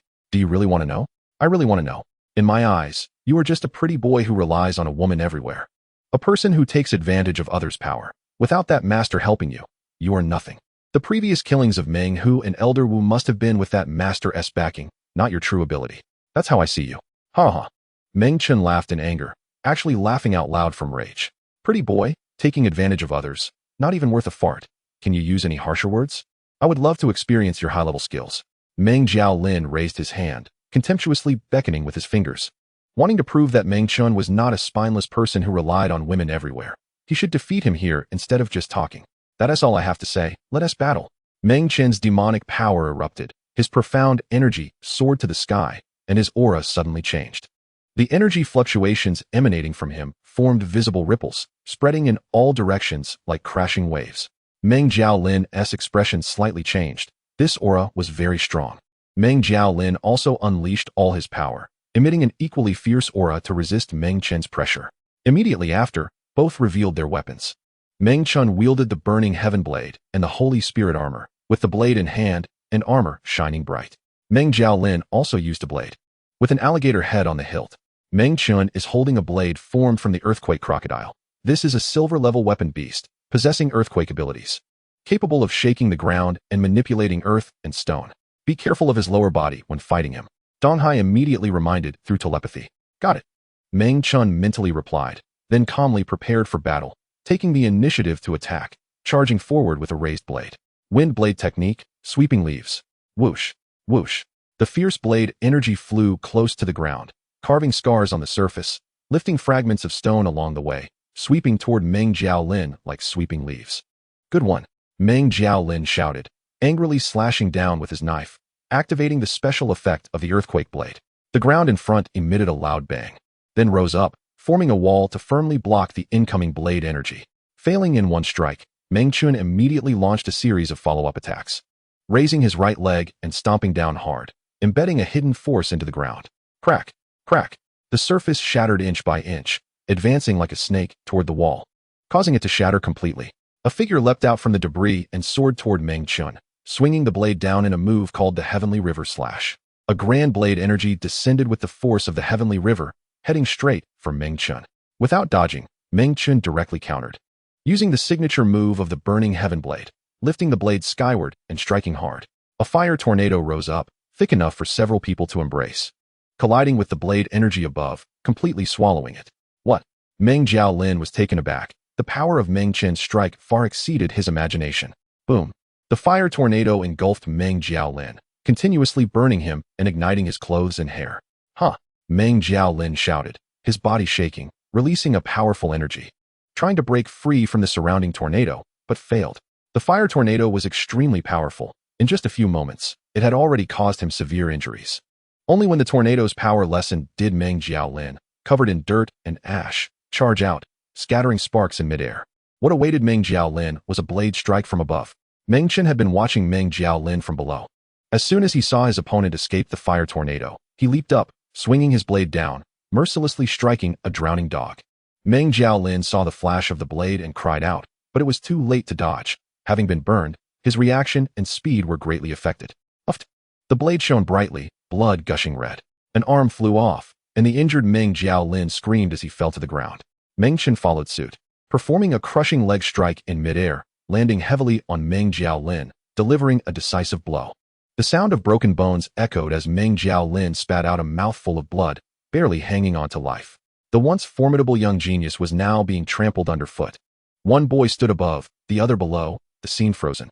You just said that the dragon and the insect would be known through battle. Now it seems I am the dragon, and you are the insect. You spoke carelessly and insultingly. I will take one of your arms as punishment. Since you are not guilty of death, I will spare your life. Don't think that just because I killed Meng Hu and Meng Fangxing, I am a bloodthirsty person. I don't like killing unless absolutely necessary. Meng Chen said calmly from his high position. Meng Jiaolin groaned, a mix of emotions surging through him. Anger, humiliation, unwillingness, and pain. At the same time, he realized one thing. Meng Chen did not rely on others' help to kill Meng Hu but relied on his own strength. Understanding the cost of this realization was far too great for Meng Jiaolin. This was definitely the most tragic defeat of his life. Surrounding them, tens of thousands were shocked by this scene. Meng Jiaolin actually lost. He was the champion of last year's Meng family competition, a standout among the younger generation. Most people thought Meng Jiaolin would win and defeat Meng Chen on the platform, avenging the deceased Meng Hu and Meng Fangxing. However, the bloody reality was like a slap, harshly waking them from their self-indulgent dreams. Not only did Meng Jiaolin lose, but he lost terribly. Only another genius can defeat a genius. The once despised star has now grown into an outstanding figure. With such strength and talent, even without relying on anyone, he could stand out in the Xuanwu kingdom, becoming the fish that leaps over the dragon gate. The facts were laid bare. From now on, no one in the Meng family would question Meng Chen's strength. Many people's mouths could now be closed. The injured Meng Jiaolin was carried away, leaving only Meng Chen on the stage. Meng Chen knew he was not favored by the family. This was true in the past, and still true now. He hadn't intended to get involved in this family competition, just wanting to quietly watch the excitement. But the wind did not stop when the tree wanted to be still, and he was forcibly dragged onto the stage. Since he was up here, why go back down? He also wanted the final reward. Who else is willing to compete with me? Meng Chen stood tall on the platform, asking loudly. Chapter 53, Martial Arts Competition. As soon as he finished speaking, a figure jumped onto the stage, standing angrily opposite Meng Chen. The one who jumped up was a young man in his 20s. Very strong, with well-defined muscles, his skin tanned to a bronze color. I, Meng Xiangjun, have come to challenge you. Just now Meng Jiaolin, who lost an arm because of you, is my close buddy. Even though I am not as strong as him, I have to go up and avenge him. Otherwise, I wouldn't be worthy of our friendship over the years. The robust young man said in a deep voice. You have good loyalty, I appreciate you. Meng Chen smiled slightly. Kid, I watched the entire battle just now. The reason you were able to defeat Meng Jiaolin is not that you are stronger than him, but because your summoned beast is better than his. You won relying on your summoned beast. If we disregard the summoned beasts, you are definitely not Meng Jiaolin's opponent. Previously, that person who doubted I had assistance from others, and now you say I rely on my summoned beast. So, as long as I win, it's not right. I have to lose to be worthy of everyone.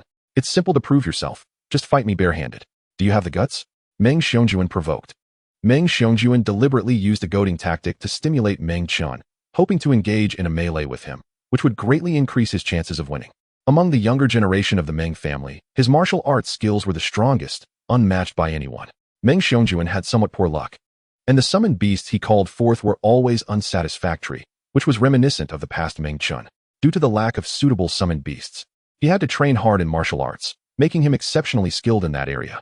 If it came to a physical fight, Meng Xiangjun was completely confident. Under Meng Xiangjun's eager gaze, Meng Chen casually agreed. All right, I'll indulge you and fight you barehanded, without any summoned beasts, so you can lose convincingly. Good. You are a straightforward person. Meng Xiangjun was overjoyed. Many Meng family members around, upon hearing this exchange, felt a sense of schadenfreude. Meng Chen was going to be in big trouble, daring to compete with Meng Xiangjun in martial arts. Among the younger generation, no one was Meng Xiangjun's match in terms of martial arts. Let us wait and see the fun. Meng Xiangjun usually fought fiercely. Meng Chen would surely end up with broken arms and legs. If he hadn't befriended a powerful master, how could he have a foothold in the Meng family? No matter how high his talent or how strong his abilities, a jinx is still a jinx. People discussed fervently. Most of them still held a hostile attitude toward Meng Chen due to their beliefs about jinxes and connections to those who had been killed or crippled. The atmosphere was like a turbulent sea, crashing against the young man on the stage, yet he remained unmoved, as if he stood like a proud rock.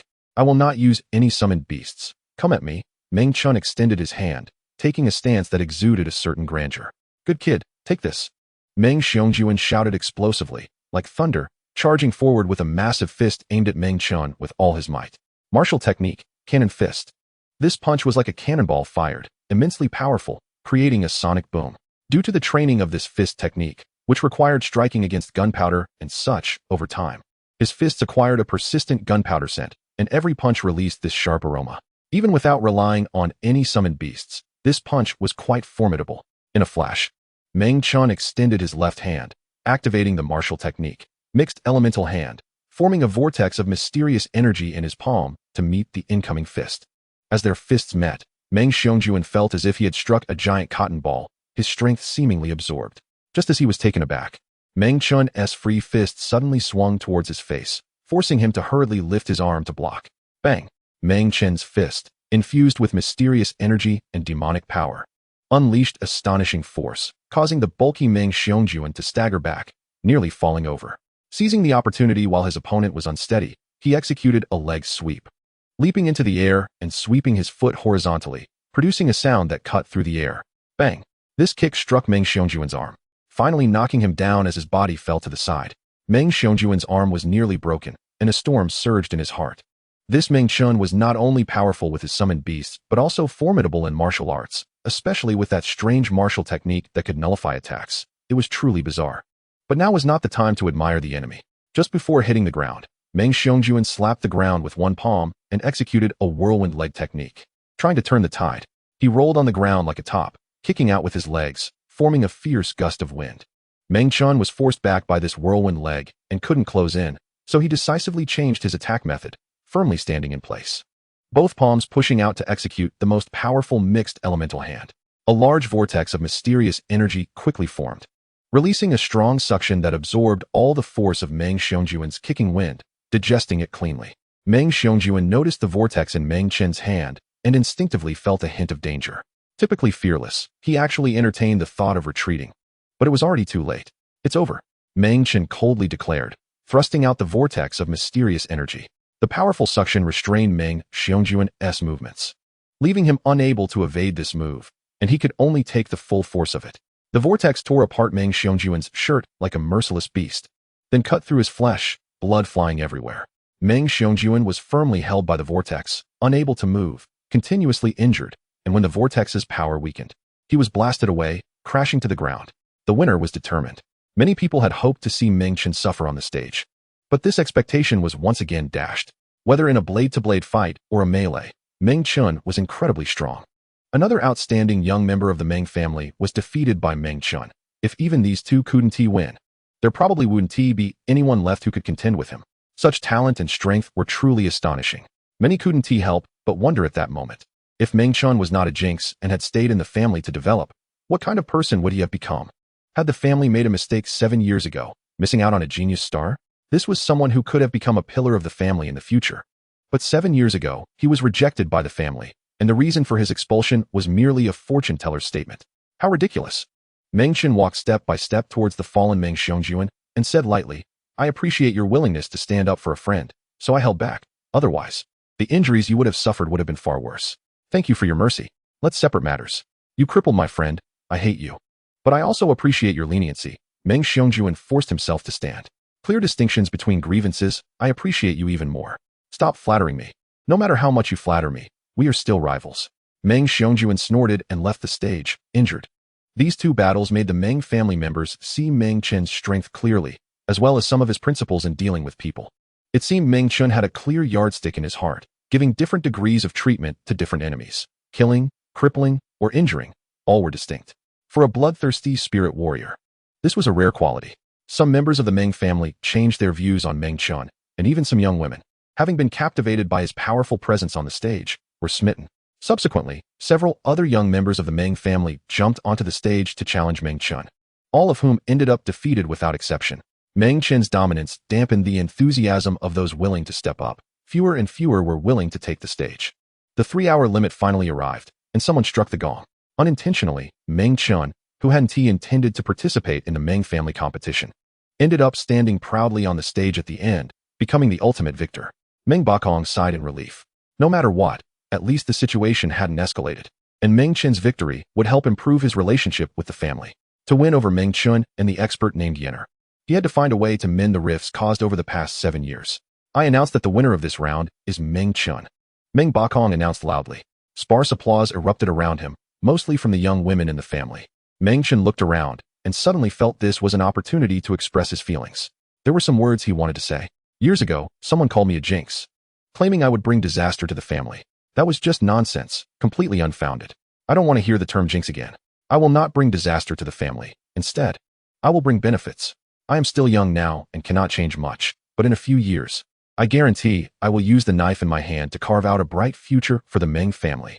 The surroundings fell silent. Meng Chen's words touched many, especially the last sentence, which was particularly inspiring. Meng Chen's talent was evident, and his future was limitless. No one could predict how much he would grow in a few years. A strong individual means a strong family. As long as a peerless expert emerges from the family, the entire family can thrive.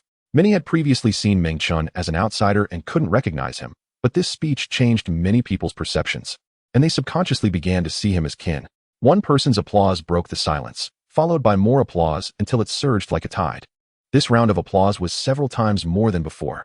This was the treatment a victor deserved. Meng Chen smiled slightly. Perhaps from now on, he could truly integrate into the family. "That was well said, Meng Chen. This is your reward. Take it," Meng Bakong said with a smile, walking over and handing him 2 exquisite brocade boxes. Chapter 54, The Blade Technique, Swallowing the Nest. Swallowing the nest? What kind of secret technique is this? Meng Chen asked as he took out the manual. "It's a powerful silver-level knife technique. Since your weapon is a knife, this manual is perfect for you," Meng Bakong replied. "A silver-level knife technique? Not bad. I've heard this is a foundational manual. Once you read it, you can learn the techniques immediately. Indeed, it is a foundational manual. Such treasures are usually priceless. I obtained it by chance. Having one more knife technique is still a knife technique. I hope it doesn't disappoint. The Meng family competition concluded perfectly with Meng Chen's victory, and both those who liked him and those who didn't had to accept the outcome. That night, the moon was full, casting a bright light. Meng Chen sat cross-legged on a chair in the room, holding the Swallowing the Nest manual, ready to absorb the memories contained within. A mother is honored by her son, and isn't the father the same? Inside the room, Meng Chen focused entirely on the manual in his hand, extending his consciousness into it, as if entering another world or opening a door to the mysteries of martial arts. His consciousness touched a wealth of memories, which included all aspects of the Swallowing the Nest knife technique. He saw a figure wielding a long knife, moving like lightning, with a knife technique as fierce as a dragon. He felt the flow of profound energy within his body, understanding which meridians to traverse and which acupoints to break through. All of it was meticulous. He grasped the intricacies of the knife technique, each skill and each obstacle. In an instant, years passed. In that brief moment, Meng Chen merged with the illusory figure in the book, learning the Swallowing the Nest knife technique and firmly engraving it in his memory. When Meng Chen opened his eyes again, a glimmer of brilliance flashed in them, as if they had turned icy. What an exquisite knife technique. It truly deserves to be silver level. Meng Chen was overjoyed. Kid, have you struck gold?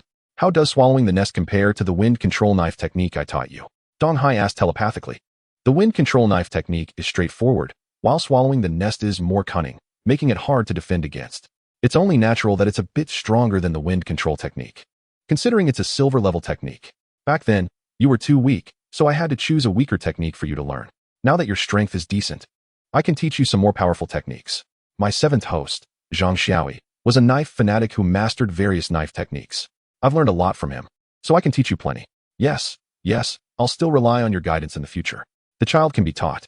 Meng Chen smiled and no longer paid attention to Dong Hai. He stepped out of the room, first greeting his father to let him know he had successfully absorbed the technique, then headed to the empty courtyard to practice his newly learned knife technique and see its power. Standing in the courtyard, Meng Chen's expression suddenly turned serious. He reached behind him, drew the heavenly flame knife from the 100 weapons box, and held it proudly. Whoosh! In the blink of an eye, Meng Chen completed a series of actions, gathering strength, drawing the knife, and retracting it. Almost all knife techniques in the world pursue speed. In martial arts, only speed is unbreakable. Only speed can deliver the most lethal attacks, catching the enemy off guard and delivering a fatal blow. A sword may sometimes be used for decoration, but a knife is only for killing. Swallowing the Nest, the knife energy returns. There are many types of power, commonly divided into three kinds: bright strength, dark strength, and skillful strength. The wind control knife technique is straightforward and uses bright strength. The crippled leg technique injects energy into the ground, using dark strength. Each type of power is different and requires different techniques to wield. By learning Swallowing the Nest, Meng Chen not only gained another knife technique, but also learned how to use dark strength, greatly benefiting him. That last strike was just a small test. The more powerful techniques were yet to come. Meng Chen moved like a phantom, his movements as fast as a ghost, repeatedly slashing with the heavenly flame knife. Fast enough to be dazzling. With each strike, he unleashed a wave of knife energy. These knife energies, beautiful yet deadly, carved deep marks into the ground under Meng Chen's precise control. After thoroughly exhausting his profound energy, Meng Chen finally stopped and sheathed his knife. Haha, that was exhilarating. This foundational manual is truly wonderful. I learned the Swallowing the Nest technique directly. This memory is, after all, external. I'm not yet fully adept at using it. Give me 3 to 5 more days, and I will surely master this knife technique perfectly, Meng Chen said with a smile. Under the moonlight, father and son shared a late-night meal, and Meng Chen felt the warmth of familial love he had sought for years. One family rejoiced, while another grieved. Meanwhile, at the distant residence of the Yi family, the patriarch said, I have investigated thoroughly. The one who killed my son is named Meng Chen, from the Meng family, and Meng Feishue, who was supposed to marry Xianming, was also present. Yi Xianming was my only son, a direct descendant of the Yi family. The Meng family killed him, which is a provocation to us. This matter cannot be settled lightly. I want Meng Chen to pay for my son's life.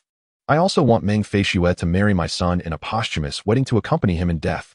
Yi Xuanming's father knelt on the ground, his head wrapped in white cloth, crying with snot and tears. When he mentioned wanting to kill Meng Chen, 2 fierce glimmers flashed in his eyes.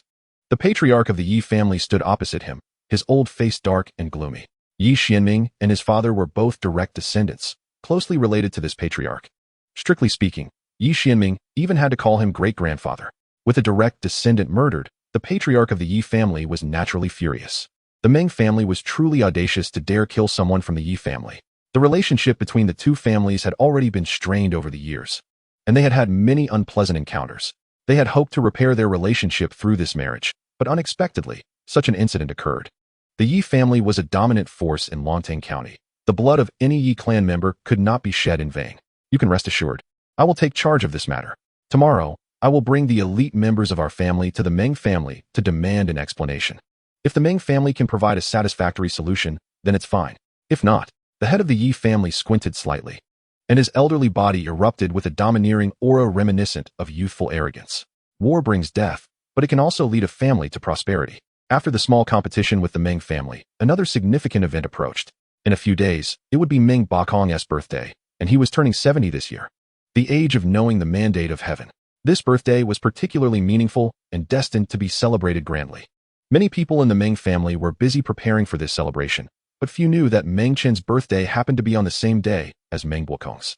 The Meng family would certainly celebrate the head of the family's birthday, but it was natural that they would not celebrate for a younger generation like Meng Chen. During a casual chat years ago, Meng Chen mentioned his birthday, and though he spoke carelessly, Yenner took note of it. Yenner had been calculating the days, knowing that her time with Meng Chen was dwindling, and decided that after celebrating this birthday for him, she would set off and part ways with this friend. When they meet again, who knows when that would be, or if they would ever meet again. Meng Chen watched the graceful figure in the air grow more distant, uncertain of what she was going to do, and unwilling to guess, as he knew he could not predict it. Always so mysterious. I really want to know who you are. If I could figure this out, I would even accept losing 10 years of my life for it. 10 years seems a bit much. Let us make it 1 year instead. Meng Chen thought to himself. Yenner floated through the air and soon reached the Meng family's residence. She searched around and finally selected a towering mountain that reached the clouds, easily ascending to the peak. The summit was steep and filled with strange rocks, with no one else around except for Yenner. Standing at the top, she eagerly admired the scenery for a while before gently opening her lips and letting out a special whistle. Hey! This shout was actually a signal only members of a special force could understand. Previously, when Yenner was sealed, she couldn't make such a loud call. But now she could. After so many years, she wondered if this signal still worked. If no one came in response, it would be quite laughable. Yenner thought to herself. Chapter 55, Birthday Celebration. The sound traveled for miles, reaching the ears of the attentive. In a distant tea house, an elderly storyteller was captivating his guests with the tale of the three heroes battling the Demon King. Just as he was getting to the exciting part, with all the guests listening intently, the three heroes wielded different weapons and beasts, charging towards the Demon King amidst thunder and lightning, shaking the very earth. At the decisive moment of this battle, the storyteller suddenly stopped, his face showing shock as he turned towards the window. He heard a voice calling him. This voice was supreme and undeniable. Whoosh! The old man leaped out of the window, leaving behind the group of attentive guests, disappearing without a trace in the blink of an eye. The guests were dumbfounded, thinking the old man was just an ordinary storyteller, not realizing he was actually a hidden expert. The speed with which he dashed out of the window was not something an ordinary person could match. Truly, great talents hide in plain sight. In another place in Longtang County, this was a prison, the most heavily guarded one in Longtang County, with hundreds of spiritual warriors stationed there, housing the most troublesome criminals. These criminals could not be executed, but also could not be released. None of them were easy to deal with.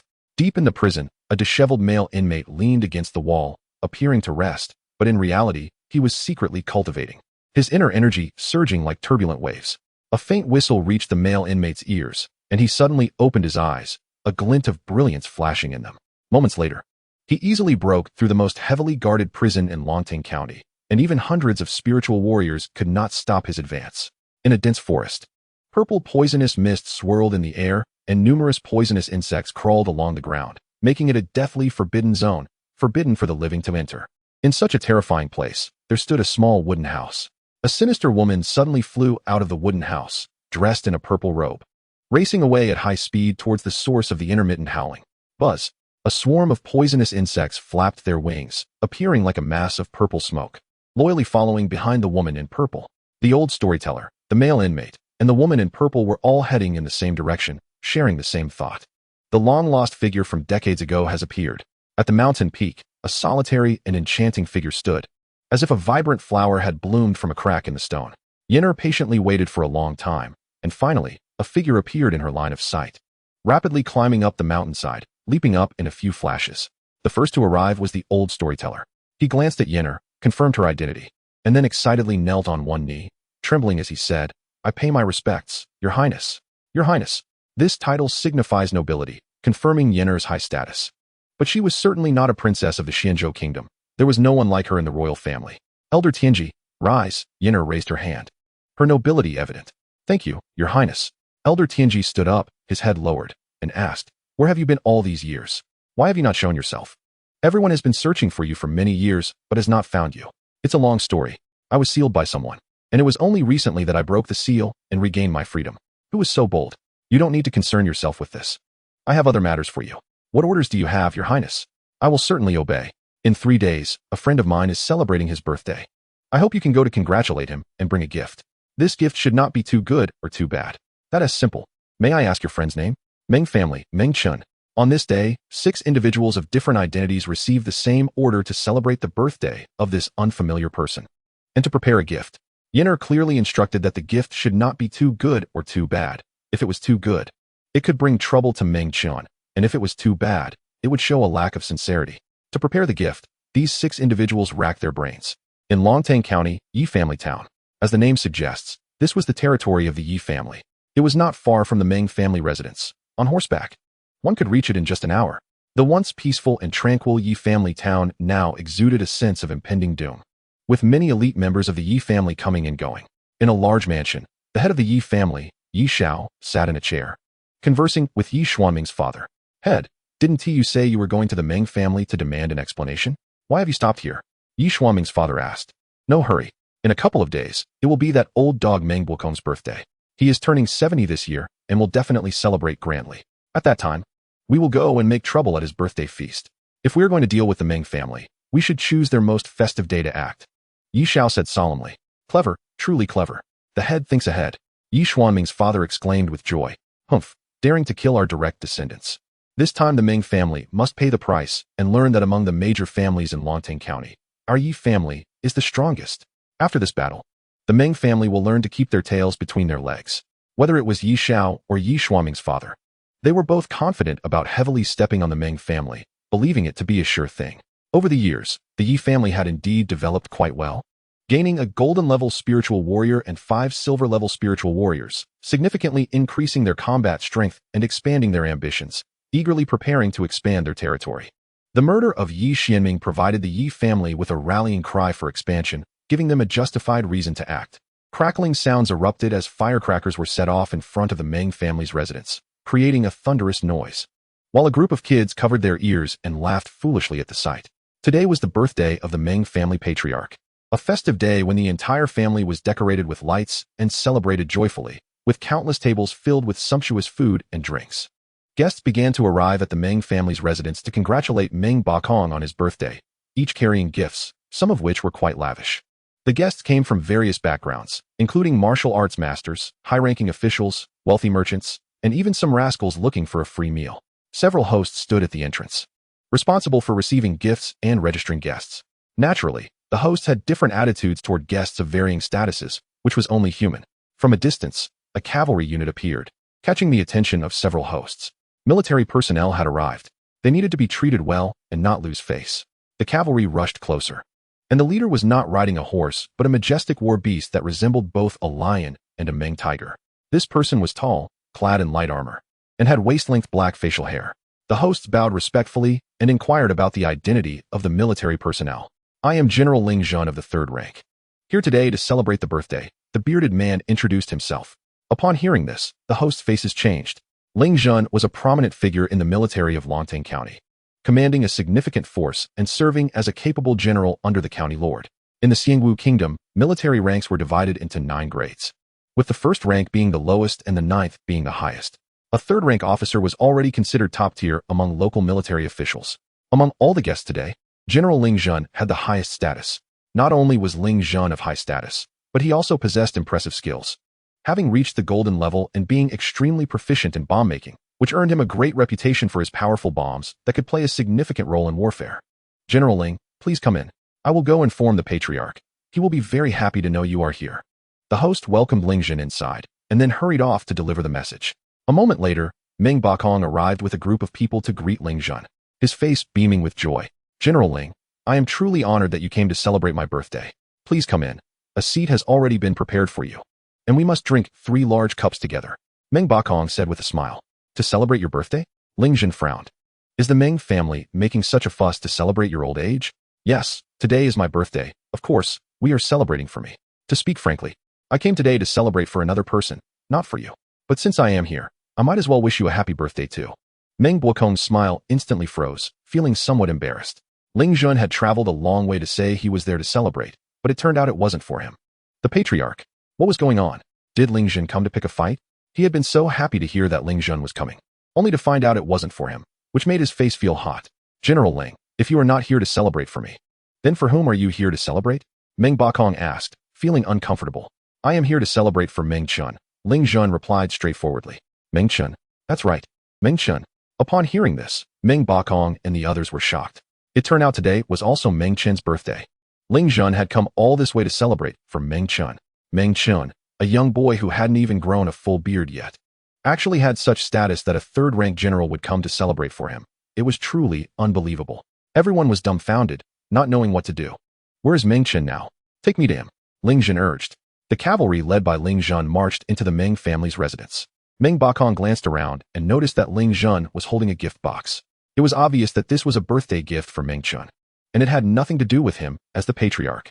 Chapter 56, following one after another. The group entered the Meng family and spent some time finally finding Meng Chen. At that moment, Meng Chen was sitting at the same table as a group of Meng family members, enjoying the food and drinks on the table. When they saw the cavalry unit rushing over, Meng Chen and those around him were quite surprised. General Ling, this is the Meng Chen you were looking for, Meng Bakong introduced. Ling Zhen sized up Meng Chen but did not notice anything particularly remarkable about him, and he couldn't understand how such a young boy could be related to someone of such high status. However, this was not something he needed to delve into. He just needed to follow orders.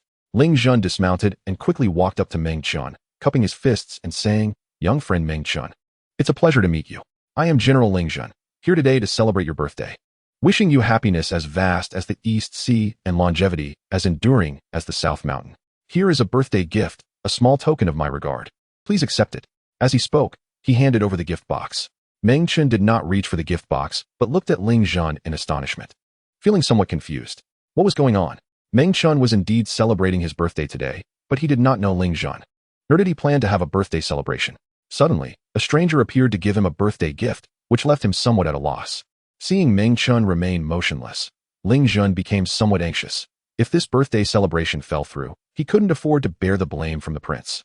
Young friend Meng Chen, I sincerely came today to celebrate your birthday. Please grant me the favor of accepting this gift, Ling Zhen said earnestly.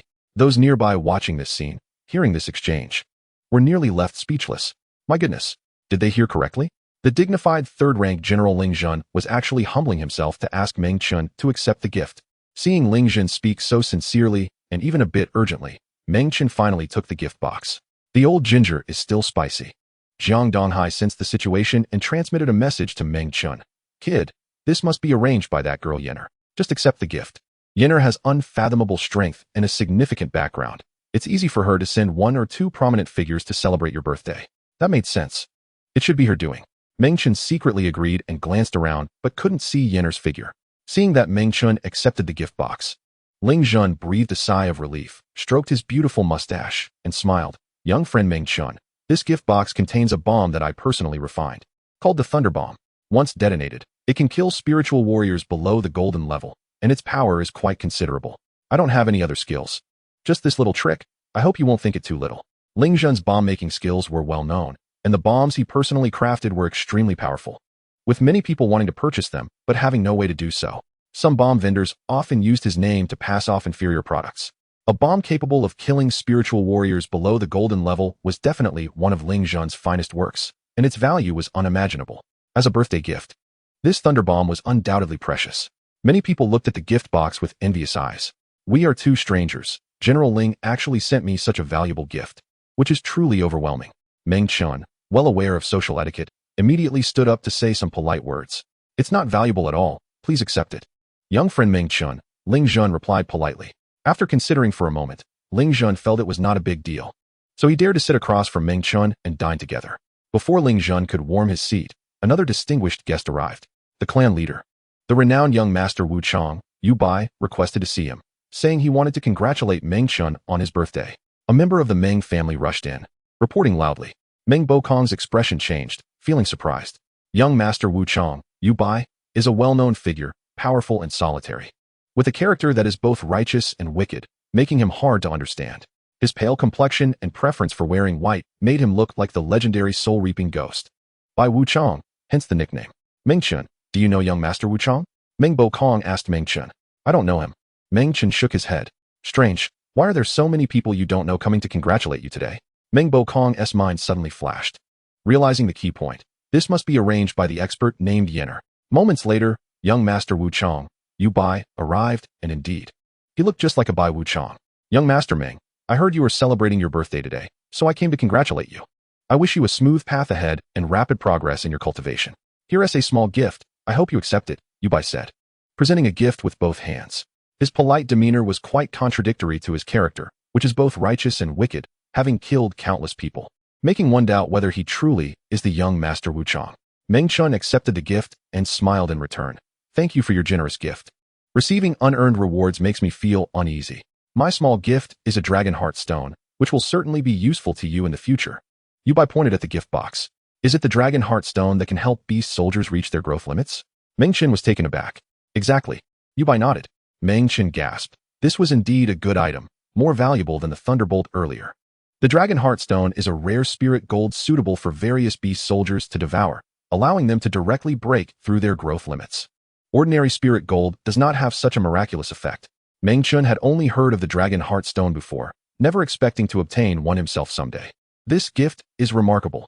If given to your burning sky bird, its combat power could double. However, the burning sky bird is merely a silver-ranked beast. It seems a bit wasteful. Such treasures are better suited for golden-ranked or higher beast soldiers. Dong Hai secretly admired it. Even from his perspective, he deemed the dragon heart stone a valuable item. If even Dong Hai thought it was good, how could others not? Surrounding people looked at the small gift box with envious eyes. Two distinguished guests, two generous gifts, but this was just the beginning. Shortly after young Master Wu Chong took his seat, another distinguished guest floated in. This time, it was a woman in a purple shirt, wearing a veil that obscured her face, but from her exposed eyes, she seemed to be a beauty. She was barefoot, without shoes, yet her feet were spotless, staying clean wherever she went. This young lady in a purple shirt has come today to congratulate young Master Meng. The woman introduced herself, her voice light and airy. She looked good, and her name sounded pleasant, but everyone was startled upon hearing it. It's Purple Shirt, the insect master Purple Shirt. Known for her skill in raising poisonous insects, was not a good person. It was said that once, to raise poisonous insects, she threw over 1,000 people onto an island filled with them, and only a dozen survived. Isn't she a practitioner of the evil path? How dare she come to our Meng family? People around were on high alert, glancing at Purple Shirt with suspicion. However, Purple Shirt remained calm, ignoring the crowd. Her gaze solely fixed on Meng Chen, treating everyone else as if they didn't exist. A military officer, a half-righteous and half-wicked young Master Wu Chong, and now a downright female demon had all gathered for the same purpose today. Meng Chen had heard of Purple Shirt's deeds, but couldn't confirm if the rumors were true. Moreover, she had come to congratulate him, so he couldn't refuse her outright. Same joy, a guest from afar. Please have a seat here, Meng Chen invited. No rush, let me give you this gift first. I need to use it quickly, otherwise, its effectiveness will greatly diminish. Purple Shirt flipped her jade hand, revealing a plump red worm that looked like a red silkworm. This was clearly a kind of poisonous insect.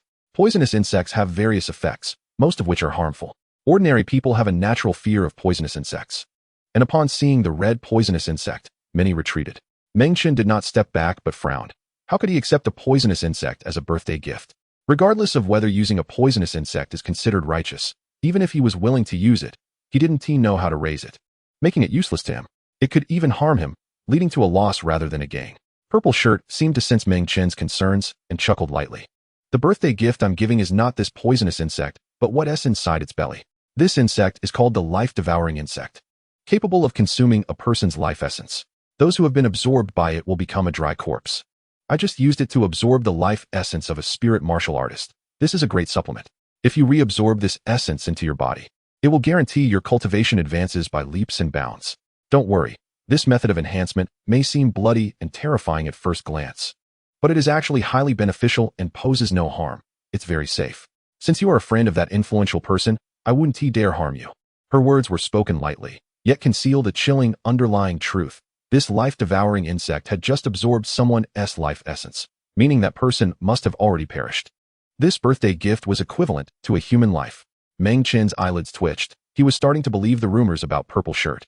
Her actions were indeed wicked and eccentric, fitting the description of someone from the evil path. A serious dilemma faced Meng Chen. Should he accept such an evil gift? Accepting it could enhance his strength, and it seemed the improvement would not be small, but this method of enhancement inevitably raised concerns. If he refused, he would miss a great opportunity and might offend Purple Shirt, disappointing her goodwill. Chapter 57. The Yi family strikes. Just as Meng Chen was deeply conflicted, Dong Hai spoke up, advising, "Kid, don't hesitate. With Yenner around, this Purple Shirt won't dare harm you. I've heard of the life-devouring insect. It indeed has the miraculous effect of absorbing life essence, allowing rapid strength enhancement. This method of enhancement is a bit wicked, but there's no need to be overly fearful. It's really not a big deal. You're neither a hero nor a saint, so why worry so much? Furthermore, you are eager to enhance your strength to obtain the Xianming rebirth flower. If your strength isn't enough, how can you compete with various forces? If you can't get that flower, how will you save your mother? The bold survive, and the timid perish. If you're afraid of this and that, then don't become a spirit martial artist." His words had an effect, especially the part about saving his mother touched Meng Chen's soft spot. Meng Chen steeled himself and said, "Thank you for your generous gift. How can I obtain the life essence from this life-devouring insect?" Seeing Meng Chen accept the life-devouring insect so quickly, a hint of approval appeared in Purple Shirt's eyes as she smiled and said, "It's simple. Extend your arm and expose your skin. I'll place the life-devouring insect on your arm, and in just a moment, it will inject the life essence into your body. After absorbing the life essence, you must refine it on the spot. As for how much your cultivation will increase, that depends on you. It's quite simple. Then I'll trouble you." Meng Chen immediately stretched out his right arm, rolled up his sleeve, and revealed his arm. Zi Luoshan smiled and walked closer to Meng Chen, placing the life-devouring worm in his hand on Meng Chen's arm. The red, silkworm-like life-devouring worm wriggled a couple of times, and Meng Chen felt a sharp pain in his skin, followed by a surge of something being injected into his body, moving through his meridians. The people around them saw this scene and felt that Meng Chen was incredibly bold, daring to accept a gift from someone of the evil way and even letting the worm be placed on his body. Cowardly people or those with a strong sense of right and wrong, like the righteous warriors, would never accept such a thing. The life-devouring worm was at most the size of a palm, and the essence of life within it was concentrated, not very heavy. They watched as it continued to wriggle, its plump body quickly deflating, its surface color rapidly fading from red to light red, then to white, and finally becoming semi-transparent. Meng Chen felt a surge of life essence being injected into his body. It was both an energy and a substance, distinct from mystical power and demonic power. "Young Master Meng, quickly circulate your energy to absorb it, spreading the life essence evenly throughout your limbs and bones. Don't waste it. If you are slow, this life essence will quickly be expelled through your sweat pores," Zi Luoshan urged. Meng Chen nodded, following her instructions and disregarding everything else.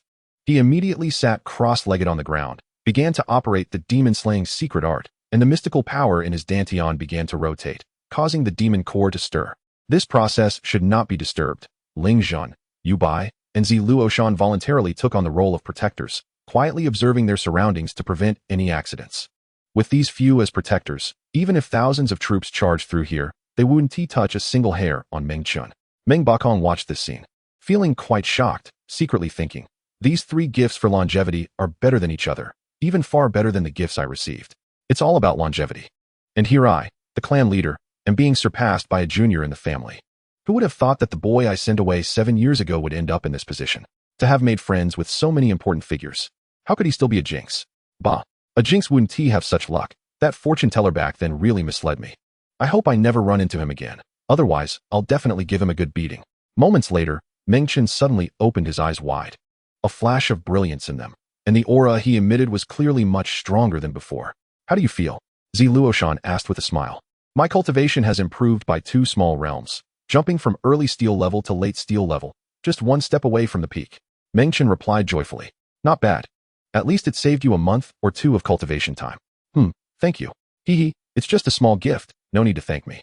Although she said it was a small gift, in reality, it was a significant one. Meng Chen felt grateful, but the main object of his gratitude was Yenner. He knew in his heart that these congratulatory gifts were actually given to him by Yenner in disguise. "Clan leader, something bad has happened." Suddenly, A member of the Meng family ran over, yelling as he ran. What's wrong?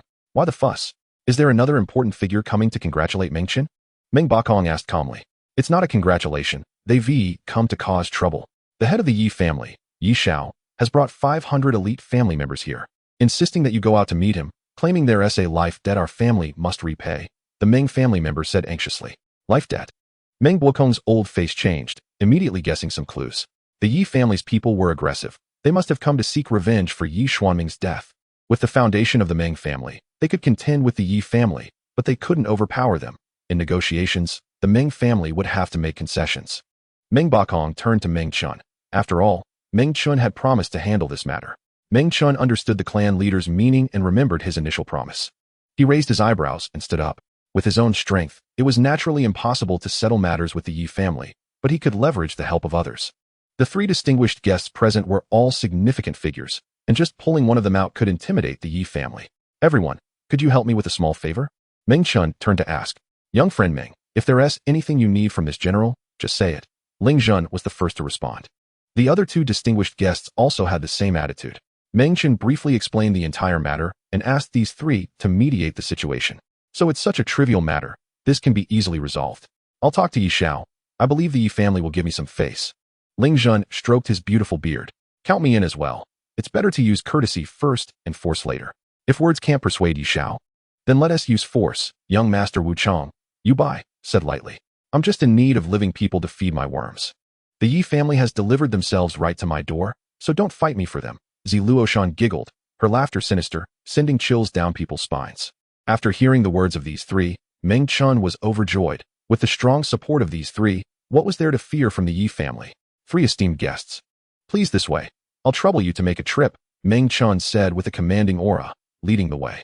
Ling Zhen and the other three followed, looking like three musclemen. Meng Bakong was thrilled, leading people to follow along. Previously, he was worried about the situation escalating, but now his mindset had completely reversed. He couldn't wait for things to escalate because others would clean up this mess, leaving the Meng family out of it. Yi Xiao? This time you're going to hit a brick wall. If a conflict arises with these three, it will surely be the Yi family that suffers, Meng Bakong thought gleefully. At the entrance of the Meng family's residence, the Yi family's troops were lined up neatly, 500 people exuding a murderous aura. Clan leader Yi Xiao was at the forefront, riding atop a black bear-like golden-level beast. Although he was older, he still gave off an air of invincibility. Yi Xiao coldly stared at the opposite side, waiting for his old rival, Meng Bakong, to appear. The major families of Longtang County were in constant competition and intrigue, and Yi Xiao had fought with Meng Bakong for decades, each having their victories. This time, Yi Xiao believed he had the upper hand and could trample his old rival underfoot. After a long wait, a group of people finally emerged from the Meng family's residence. Yi Xiao's gaze swept across and immediately locked onto Meng Bakong in the crowd. Humph. Meng family clan leader, you finally came out. Keeping guests waiting outside, is this how you treat guests? Yi Xiao shouted sternly. This matter can be overlooked. But you must give me an explanation regarding the murder of my great-grandson, Yi Xianming. Yi Xianming was killed? When did this happen? Stop pretending to be confused in front of me. Such a big matter. You must have known about it long ago. The murderer is your Meng family's Meng Chen. At that time, Meng Feishue was also present, and it happened at the Drunken Immortal Pavilion in Qingmu County, with many witnesses. Since you say this matter was done by Meng Chen, then let Meng Chen face you directly. Meng Bakong, cunning and shrewd, prepared to shift the blame onto Meng Chen, giving the three distinguished guests a chance to intervene. Yi Xiao, unaware of Meng Bakong's intentions, decisively said, There's no need for that. A mere nameless junior has no right to talk with this clan leader. I don't want a living person. Just kill him and bring me the corpse. A life for a life is only right. He.s. just a worthless life, far less valuable than my great-grandson's life. So your Meng family will have to pay additional compensation to quell our Yi family's anger. One life for another isn't enough? You want other compensation? Meng Bakong asked deliberately. A despicable wretch like him. Even 10 lives wouldn't be worth one of my great-grandson's. In addition to Meng Chen's life. I also want Meng Feishue and Yi Xianming to hold a ghost marriage and marry my great-grandson. Since the two of them are engaged, this marriage cannot be cancelled. Meng Feishue is a member of our Yi family in life and a ghost of our Yi family in death. Additionally, your Meng family must cede land and compensate us by giving up the territories marked on this map. Yi Xiao threw the pre-drawn map over. Meng Bakong caught the map, unfolded it, and his eyes twitched as he cursed inwardly. Yi Xiao's appetite is indeed not small. He marked 7 pieces of land at once, all of which are valuable properties, including markets, medicinal fields, and a forest that produces precious tree species. Taking these lands away is equivalent to cutting off a large piece of flesh from the Meng family. Meng Chen, what do you think we should do about this? Meng Bakong handed the map to Meng Chen, who took a glance at it and sneered. Let's just let it go. Chapter 58, Seeking Death. Let it go. This was a teasing remark, but upon closer inspection of Meng Chen's expression, one could see a hint of murderous intent hidden beneath that seemingly calm smile. Despicable wretch. Meng Chen's life, wanting Meng Feishuet to hold a ghost marriage with my great-grandson. Meng Chen clearly heard these words, each one angrier than the last. Gentlemen, you have heard Yi Zhao's words. The next steps are up to you. Be gentle or be heavy. It's up to you. Meng Chen turned to the 3 distinguished guests, sneering. First courtesy, then martial action. I'll go talk to Yi Zhao. Ling Zhun took the lead, riding his beast. The lion tiger, towards the Yi family S group, with the cavalry following closely behind, kicking up dust on the stone road. At this moment, Yi Zhao finally shifted his gaze away from Meng Bakong and noticed others. When he saw Ling Zhun charging towards them, his expression changed slightly. Third-rank loyal Marshal General Ling Zhun. The Yi family has some industries closely tied to military logistics. So Yi Zhao is quite familiar with the local military big shots and recognized Ling Zhun, having met him a few times, but they weren't friends. Ling Zhun is coming over with such momentum. He wouldn't be trying to stand up for the Meng family, would he? Yi Zhao frowned, a sense of unease rising in his heart. Ling Zhun reached the Yi family S group and suddenly stopped, the cavalry behind him following suit. Their formation very neat and appearing well-trained. General Ling, long time no see. Yi Zhao greeted politely. Yi Zhao, give me a bit of face today and take your Yi family members and leave. Don't pursue this matter any further. Meng Chen is not someone you can offend. Ling Zhun said coldly, his face stern. General Ling, what do you mean by that? Yi Zhao's expression darkened. My meaning is very clear. I don't want to repeat myself. Ling Zhun, stop flaunting your official power. I respect you enough to call you general. Don't think that just because you are a third-rank general, you can intimidate me. The matters between the Yi and Meng families do not concern a mere officer like you. Tread carefully, or you might find yourself in deep water. Yi Zhao immediately turned hostile, not giving Ling Zhun any face. The Yi family is a local power with considerable connections in the court, and they are not afraid of ordinary bureaucrats. Hearing Yi Zhao's bold words, Ling Zhun frowned even tighter, his gaze growing colder. First courtesy, then martial action. Since courtesy has failed, we can only resort to arms. Ling Zhun drew his beast weapon, a Bu character halberd. The Bu character halberd is a type of long weapon with a tip resembling the Bu character, hence the name. The cavalry behind him also revealed their weapons. Primarily long weapons suitable for cavalry charges. With his Bu character halberd in hand, Ling Zhun made a slicing sound through the air, and the cavalry prepared to charge. Dozens of glinting blades pointed towards the Yi family, their sharpness evident. Yi Zhao, seeing this situation, was both shocked and angry. Ling Zhun, what did the Meng family offer you that you would stand against us, the Yi family? Have you considered the consequences of your actions? I am not standing up for the Meng family. I am standing up for Meng Chen. I already said, Meng Chen is not someone you can offend. Ling Zhun replied coldly. Meng Chen, isn't he just a mere junior of the Meng family? Meng Chen's identity is not as simple as you think. With just a word, he could destroy your Yi family. You're talking nonsense. How can a mere junior from the Meng family have such power? Believe it or not. I'm giving you one last chance. Leave quickly, or die. Ling Zhun shouted, a powerful aura of mysterious energy erupting from him, reaching gold level. The cavalry behind him all revealed their fangs, all being silver-level spirit warriors. This battle-hardened cavalry exuded a unified and overwhelming momentum, their killing intent soaring, each possessing the courage to face death. This display was not just a bluff. They were genuinely prepared to fight to the death against the Yi family. Yi Zhao was shocked. What on earth was Meng Chen that could make Ling Zhun go this far for him? Even more shocking was yet to come. 2 figures broke through the air, quickly landing beside the cavalry. One was a handsome young man with a fair complexion, and the other was a beautiful woman in a purple dress. Yi Zhao did not recognize these two, but could feel the powerful aura emanating from them. 2 more gold-level experts had arrived. In Xianghua, gold-level warriors are considered experts and are very rare. The Yi family has tens of thousands of members. Yet only 5 gold-level spirit warriors, each a pillar of the family. This time, counting Yi Zhao himself. The Yi family had sent out 3 gold-level spirit warriors to confront the Meng family. If they fought against the 3 gold-level warriors in front of them, the Yi family would not have the upper hand. Yi Zhao hesitated, his expression changing. Fighting posed too much risk. Not fighting meant coming here for nothing. Just as Yi Zhao was indecisive, a figure approached from afar. This man was a middle-aged man, bare-chested, with bulging muscles, his hair standing on end, sporting a large beard, carrying a box of weapons on his back, and heavy iron chains rattling on his wrists as he walked. Although the middle-aged man had just arrived, he had heard every word of the previous conversation. Now, he had only one thought in his mind, that Yi Xiao must die? Hee. I was just worried about not having a suitable birthday gift. Using this old dog's head as a gift will do just fine. I think my brother Meng Chen will definitely like it. The middle-aged man grinned, revealing a mouthful of yellow teeth, his smile exuding a chilling aura. Everyone turned to look at this middle-aged man, some recognizing his identity and gasping in shock. It's Butcher Luo Meng. He was locked up in prison. How did he get out? He just said he wanted to kill an old dog. Who could he be referring to?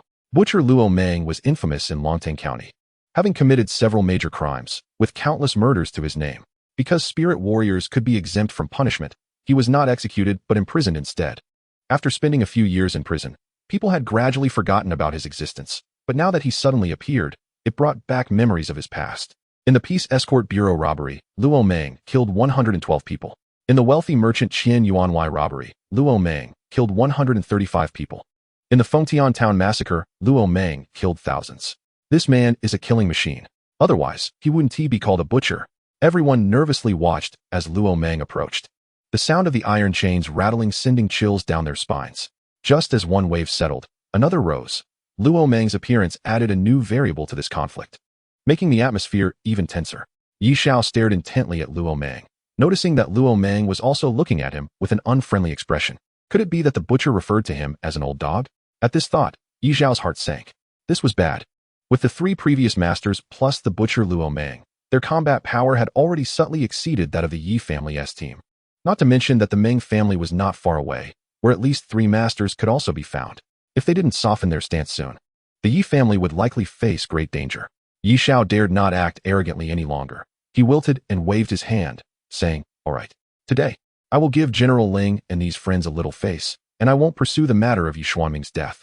From now on, the Yi family and the Meng family will maintain a good relationship, staying close and not infringing upon each other." Haha, old dog, now you know fear? Unfortunately, it's too late.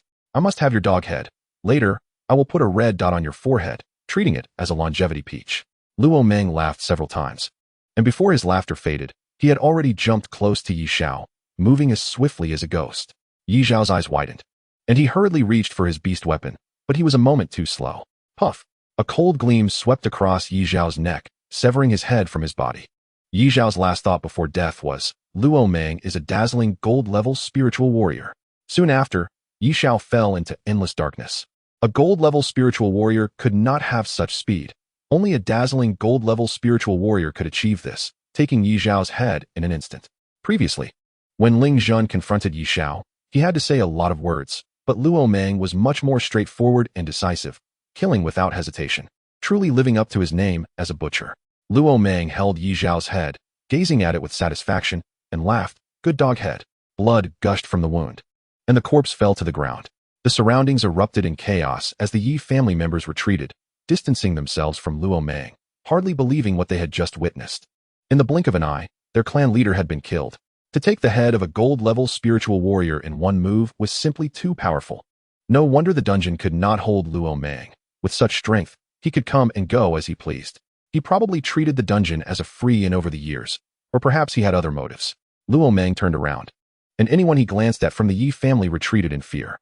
Today is Meng Chen's birthday. To avoid bad luck, it's not suitable to kill too many. I'm giving you a chance to live. Get out of here quickly. From now on, do not trouble Meng Chen again, or I will definitely exterminate your entire Yi family. Luo Meng shouted like thunder while holding Yi Xiao's head.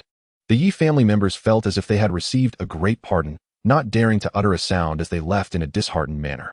With their clan leader killed, how could they remain? If they stayed any longer, they would truly not be able to escape.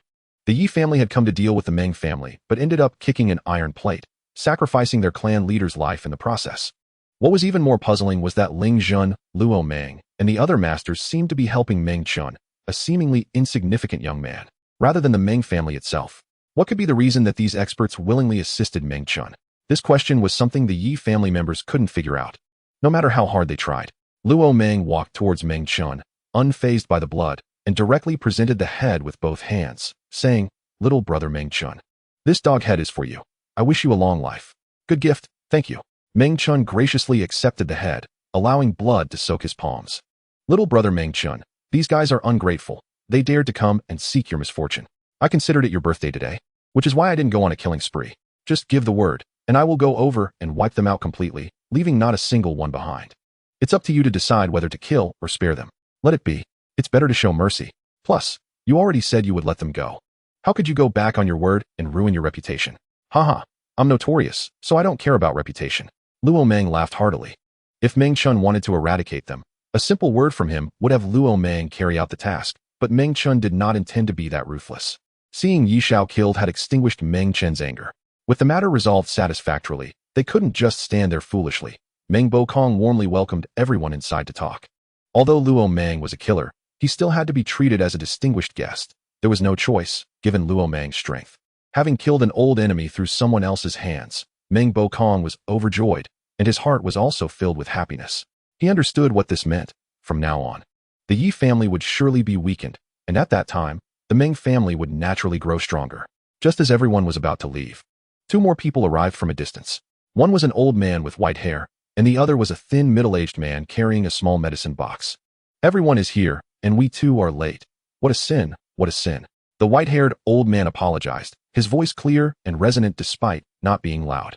Anyone with discernment could immediately tell that this old man was extraordinary, certainly not an ordinary person. Meng Bokong knew that another distinguished guest had arrived and quickly pulled Meng Chen to go greet them. Meng Chen understood the importance of etiquette. Although these people were here to celebrate his birthday, it did not mean he was above them. In fact, these individuals had all come for Yen Air, and each one deserved to be treated with respect. As the two newcomers approached, they introduced themselves. The old man called himself Elder Tianji, while the thin middle-aged man introduced himself as Mo Feng, the black-hearted healer. Not that the name didn't matter, but once they introduced themselves, Meng Bokong was startled. These two had even higher status than the previous guests. The first four guests were famous within Longtang County, but these two were well known throughout the entire Xuanwu nation. Elder Tianji was a man of great knowledge, well-versed in astronomy and geography, and particularly well-informed. In Xuanwu, there was nothing he did not know. In addition, his cultivation level was quite high, having broken through to dazzling gold level long ago. Mo Feng was a renowned physician, exceptional in his medical skills, and had once diagnosed the empress of the current dynasty. Because he charged exorbitant fees and was greedy, he earned the nickname Black-Hearted Healer. Anyone seeking his medical help should be prepared to go bankrupt. Finally, the 6 masters who came to celebrate the birthday had all arrived. The first 4 had already presented their gifts, each more precious than the last, so these two would naturally not come empty-handed. Chapter 59, Foundation Fruit. At the Meng family's residence, during the banquet, the 2 new distinguished guests presented their gifts. The first to present was the physician Mo Feng, who opened the small medicine box he carried and took out a small porcelain vial, placing it in front of Meng Chen, saying, "I heard that your mother suffers from a strange illness, named by a doctor as the 5 elements disorder. From what I've heard, this is indeed a very rare disease. I have practiced medicine for decades and have read no less than 1,000 medical books, yet I have never seen it. Forgive me for my limited ability. I cannot cure your mother's illness immediately. As a second option, I can only try to help her prolong her life and stabilize her condition. Here is a longevity pill I personally refined. After taking it, it may extend your mother's life by 1 to 5 years." Meng Chen felt a mix of joy and worry upon hearing this. He was glad to have obtained a pill that could prolong his mother's life, but worried that even a renowned physician like Mo Feng was at a loss regarding the 5 elements disorder. It seemed he could only place his hopes on that Xianming rebirth flower. Relying on medical skills to cure the 5 elements disorder seemed very unlikely. "Thank you, Dr. Mo. This longevity pill has been a great help to our family. It is more than just a birthday gift." Meng Chen accepted the vial, stood up, and performed a deep bow to Mo Feng. Don't mention it. Don't mention it. You are a friend of that important person. On this birthday, giving you a small pill is nothing." Mo Feng quickly stood up to return the gesture. A small pill? The people around him didn't think so. This was a pill that could extend life. Time is as precious as gold, and life is incredibly valuable. Not to mention extending life for a few years. Even extending it for a few days makes this pill worth its weight in gold. Meng Chen carefully stored the life-extending pill, preparing to give it to his mother as soon as he had the chance, to avoid any long nights full of dreams. Next, it was Elder Tianji's turn to present a gift. He took out a peculiar-looking fruit and smilingly placed it in Meng Chen's hand. The fruit was round and smooth, with a thin, semi-transparent skin, allowing a clear view of what was inside. A mass of flame-like substance swaying within the flesh, which was quite magical. Meng Chen, with limited knowledge, couldn't recognize it, but he did recognize the fortune ring on his finger. "Kid, this is a foundation fruit. It can help spiritual martial artists change their foundation and increase their cultivation speed. Among the birthday gifts you received today, this little fruit is the most precious and will help you the most. Dong Hai exclaimed. Is it really that amazing? Meng Chen asked telepathically. This is a treasure that all spiritual martial artists dream of. You can only eat one in your lifetime. The second one has no effect. Almost all powerful spiritual martial artists search everywhere for foundation fruits to consume. They won't rest until they get one. Half of my previous hosts have consumed foundation fruits, but they all got theirs after becoming very strong, unlike you, who was lucky enough to get one at such a young age. So, it really is a good thing. Outsiders couldn't hear the conversation between the two. Elder Tianji, thinking Meng Chen didn't know what a foundation fruit was, smilingly said, "This is a very useful little fruit. Remember to eat it early when you have the time. Don't give it to your mother. It won't help her illness. It's specifically for you, so you must eat it yourself." Elder Tianji left a cliffhanger without directly stating the effects of the foundation fruit. Meng Chen didn't reveal the truth. Obediently accepted the foundation fruit and thanked him. With all 6 esteemed guests present, each presenting different birthday gifts, they completed the task assigned by Yinner and all felt relieved. The banquet was filled with joy. Meng Chen celebrated his birthday, and Meng Bokong also celebrated his. Despite the fact that only 6 people came to celebrate Meng Chen's birthday, the scale was much grander than that of Meng Bokong. Clearly 2 different levels, one in the sky, the other in the basement. After the birthday feast concluded, the esteemed guests began to leave. But only the skilled healer Mo Feng stayed behind to visit Su Xiao and diagnose her illness. Hearing is not as good as seeing. Previously, Mo Feng had only heard descriptions of the chaotic 5 elements syndrome from others. After personally examining her, he had truly witnessed this strange ailment. Taking this opportunity, Meng Chen fed the precious life-extending pill to his mother, relieving the heavy stone that had been pressing on his heart. With this pill, Su Xiao would at least be fine for several years. She should be able to hold on until the 7th petal of the Xianming rebirth flower blooms. Before leaving, Mo Feng expressed that he would put more thought into this strange illness once he left, and if he had any ideas, he would come back to try again. Having hope is better than having none, and Meng Chen repeatedly thanked Mo Feng, sending him off for quite a distance before stopping. After returning, Meng Chen's first action was to eat the small foundation fruit. The fruit was crunchy, but its taste was not great, quite astringent. Once the fruit entered his stomach, it quickly took effect, beginning to refine Meng Chen's entire body. His body was seen to rise and fall violently. The skin would bulge at times and sink at others, while the bones inside creaked. What was worse, his skin's pores were exuding smelly black liquid, making the process far from pleasant. In the world, there are countless people, each different. Spiritual martial artists must pay attention to their foundation. A good foundation means quicker cultivation, while a poor foundation means slower cultivation. The so-called foundation includes various aspects such as the dantian, bones, and meridians, all of which fall under the category of foundation and affect cultivation. The power of the foundation fruit lies in its ability to refine a person's body from top to bottom, elevating every aspect of their foundation by one level. After consuming it, a waste can become an ordinary talent can become a genius, and a genius can become an extraordinary genius. Meng Chen's foundation was above average, not quite reaching the top, but better than most. His slow progress over the past 3 years was simply due to a lack of good techniques and sufficient cultivation resources. Recently, he had obtained these cultivation resources, allowing him to soar. After consuming the foundation fruit this time, his cultivation speed would surely increase again, and he would no longer just be above average, but rather at the level of an elite. After a full 3 hours, by midnight, Meng Chen's body finally stopped changing and returned to calm. He sniffed his body and immediately frowned. The smell could reach 2 miles away. Meng Chen hurriedly took a shower and changed into clean clothes. He felt much more comfortable now, refreshed and lighter, with his senses noticeably enhanced, becoming more alert. This foundation fruit was indeed powerful. After eating it, he felt completely different. Meng Chen exclaimed happily. The benefits are still ongoing. The impact of the foundation fruit on you is very long-term, Dong Hai said. This birthday celebration was truly a big gain. I wish I could do it again. Haha, you truly received a lot of benefits. Yinner is about to part ways with you. These benefits look very much like parting gifts. Dong Hai's words felt like cold water poured over Meng Chen, causing him to feel clear-headed, and the smile on his face slowly faded. Yes, Yinner is about to leave. While the birthday gifts were ostensibly from those 6 masters, in reality, they were all arranged by Yinner. I need to talk to her. Meng Chen dashed out. He passed through an archway, heading straight for Yinner's room. As he turned a corner, he unexpectedly encountered someone. A glance revealed a stunningly beautiful figure. It was Yinner herself. Saving him several steps. I have something to say to you, Yinner said. What a coincidence. I was looking for you, and you were looking for me. Doesn't that mean we have a telepathic connection? Meng Chen joked. You sure know how to get close. We don't need to get close. We're already close. Yennefer replied. You're quite the smooth talker. Yennefer shot him a glance that could topple nations. She extended her delicate hand, resting it on Meng Chen's shoulder. And with a leap, they soared into the air. No way. Flying again? Meng Chen mumbled, his words unclear as the wind rushed past his mouth. I'm taking you out for a spin, Yennefer said. Meng Chen let Yennefer hold him. Aside from a bit of shoulder pain, everything else was fine. This feeling of soaring through the clouds was quite thrilling. The night wind brushed past his ears, occasionally sending a few strands of hair fluttering against his face.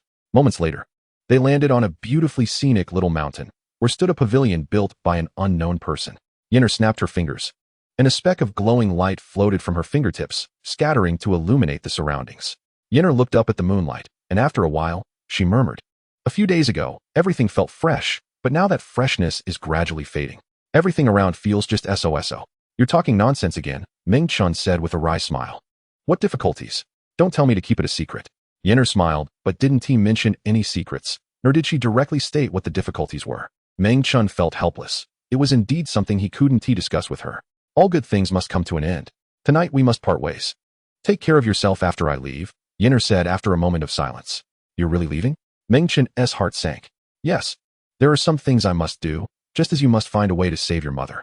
If what you need to do is of this magnitude, then I can't keep you. Even if you try to keep me, it won't work. Meng Chen was speechless. How could he possibly keep someone as extraordinary as Yennefer? Her beauty was unparalleled.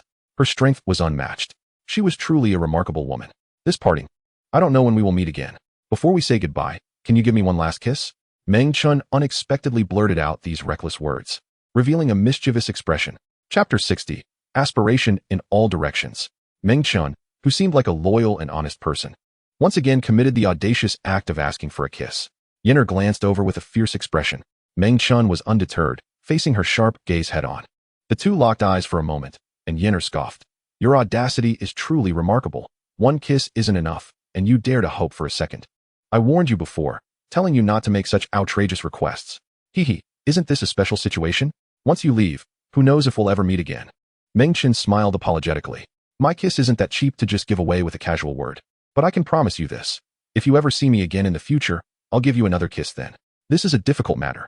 It depends on whether you can make it happen. All right, as long as there's something to look forward to, that's good enough. Although Meng Chen failed to get a kiss, he wasn't disappointed because there would still be a chance. As long as he saw Yennefer again, he could get the beauty's fragrant kiss. Easier said than done. Both of them knew that if Meng Chen wanted to see Yennefer again, he would need to gain significant strength. Otherwise, their lives would likely become parallel lines that would never intersect again. The promise of a kiss became yet another motivation for Meng Chen to grow stronger. Life is colorful when there are goals and motivations. Having said everything, I must be going now. Take care, and I wish your mother a speedy recovery. Yennefer lightly tapped her toes and gracefully soared into the air, disappearing in the blink of an eye. Yes, thank you for your kind words. Next time we meet, don't forget that kiss. Last time you kissed me. Next time it should be my turn to kiss you. Meng Chen waved goodbye. His mind was only occupied with taking advantage of women. Such a little lecher. Haha, aren't all men like this? The two shared one last joke before Yennefer gradually walked away, fading from Meng Chen's sight. Meng Chen felt a mix of emotions in his heart, and the smile on his face turned into a melancholic expression. The moon tonight had a missing piece, truly reflecting that saying. The moon waxes and wanes, and people experience joy and sorrow. This was the second time such a thing happened. You must be doing this on purpose. Meng Chen shouted in anger. The burning sky bird can carry people to fly, but it isn't big enough. At most, it can only hold onto it with its claws. And if one rides on its neck, it can't fly. This way of flying is really awkward and not elegant at all. If one wants to ride a war beast to fly, they can only wait until a stronger flying war beast is summoned. The next day, it was another farewell. This time, it was Meng Chen parting from his family. He was leaving the Meng family to take up a position at the Longdan Escort Agency's branch. Compared to developing within the family, Meng Chen preferred to venture out. The prestigious Longdan Escort Agency should have a place for him to showcase his skills. In front of the gate of the Meng family residence, Meng Bokong and Meng Fei Shui, along with other family members, were also there to see him off. The current Meng Chen was no longer the same as before. His status in the family had risen significantly, and no one dared to underestimate him. Even the clan leader had come out to see him off. Father, after I leave, please take good care of mother. I'm unfilial for going out to make my own way and not serving my elders at home. Please don't blame me. Meng Chen said apologetically. Father, let's leave it at this. You don't need to walk any further. It's fine, I'll walk a bit further. Meng Chen steeled himself, mounted the white horse, and waved goodbye to his father and the others. Everyone, I'm leaving. This is our farewell. Be careful on your journey. Meng Chen. Everyone bid farewell. With Meng Fei Shui's voice mixed in, her face clearly showing reluctance. Meng Chen looked at Meng Fei Shui, thinking she had something to say, and asked, "What's wrong?" It wasn't until Meng Chen was out of sight that everyone slowly departed. The sound of hooves echoed on the ancient road, a person and a horse galloping wildly. Meng Chen rode on the horse, continually increasing speed, wanting to see just how fast this horse could run. This white horse was a prized steed called Yun Fei Yang, with a coat as white as clouds, without a single stray hair.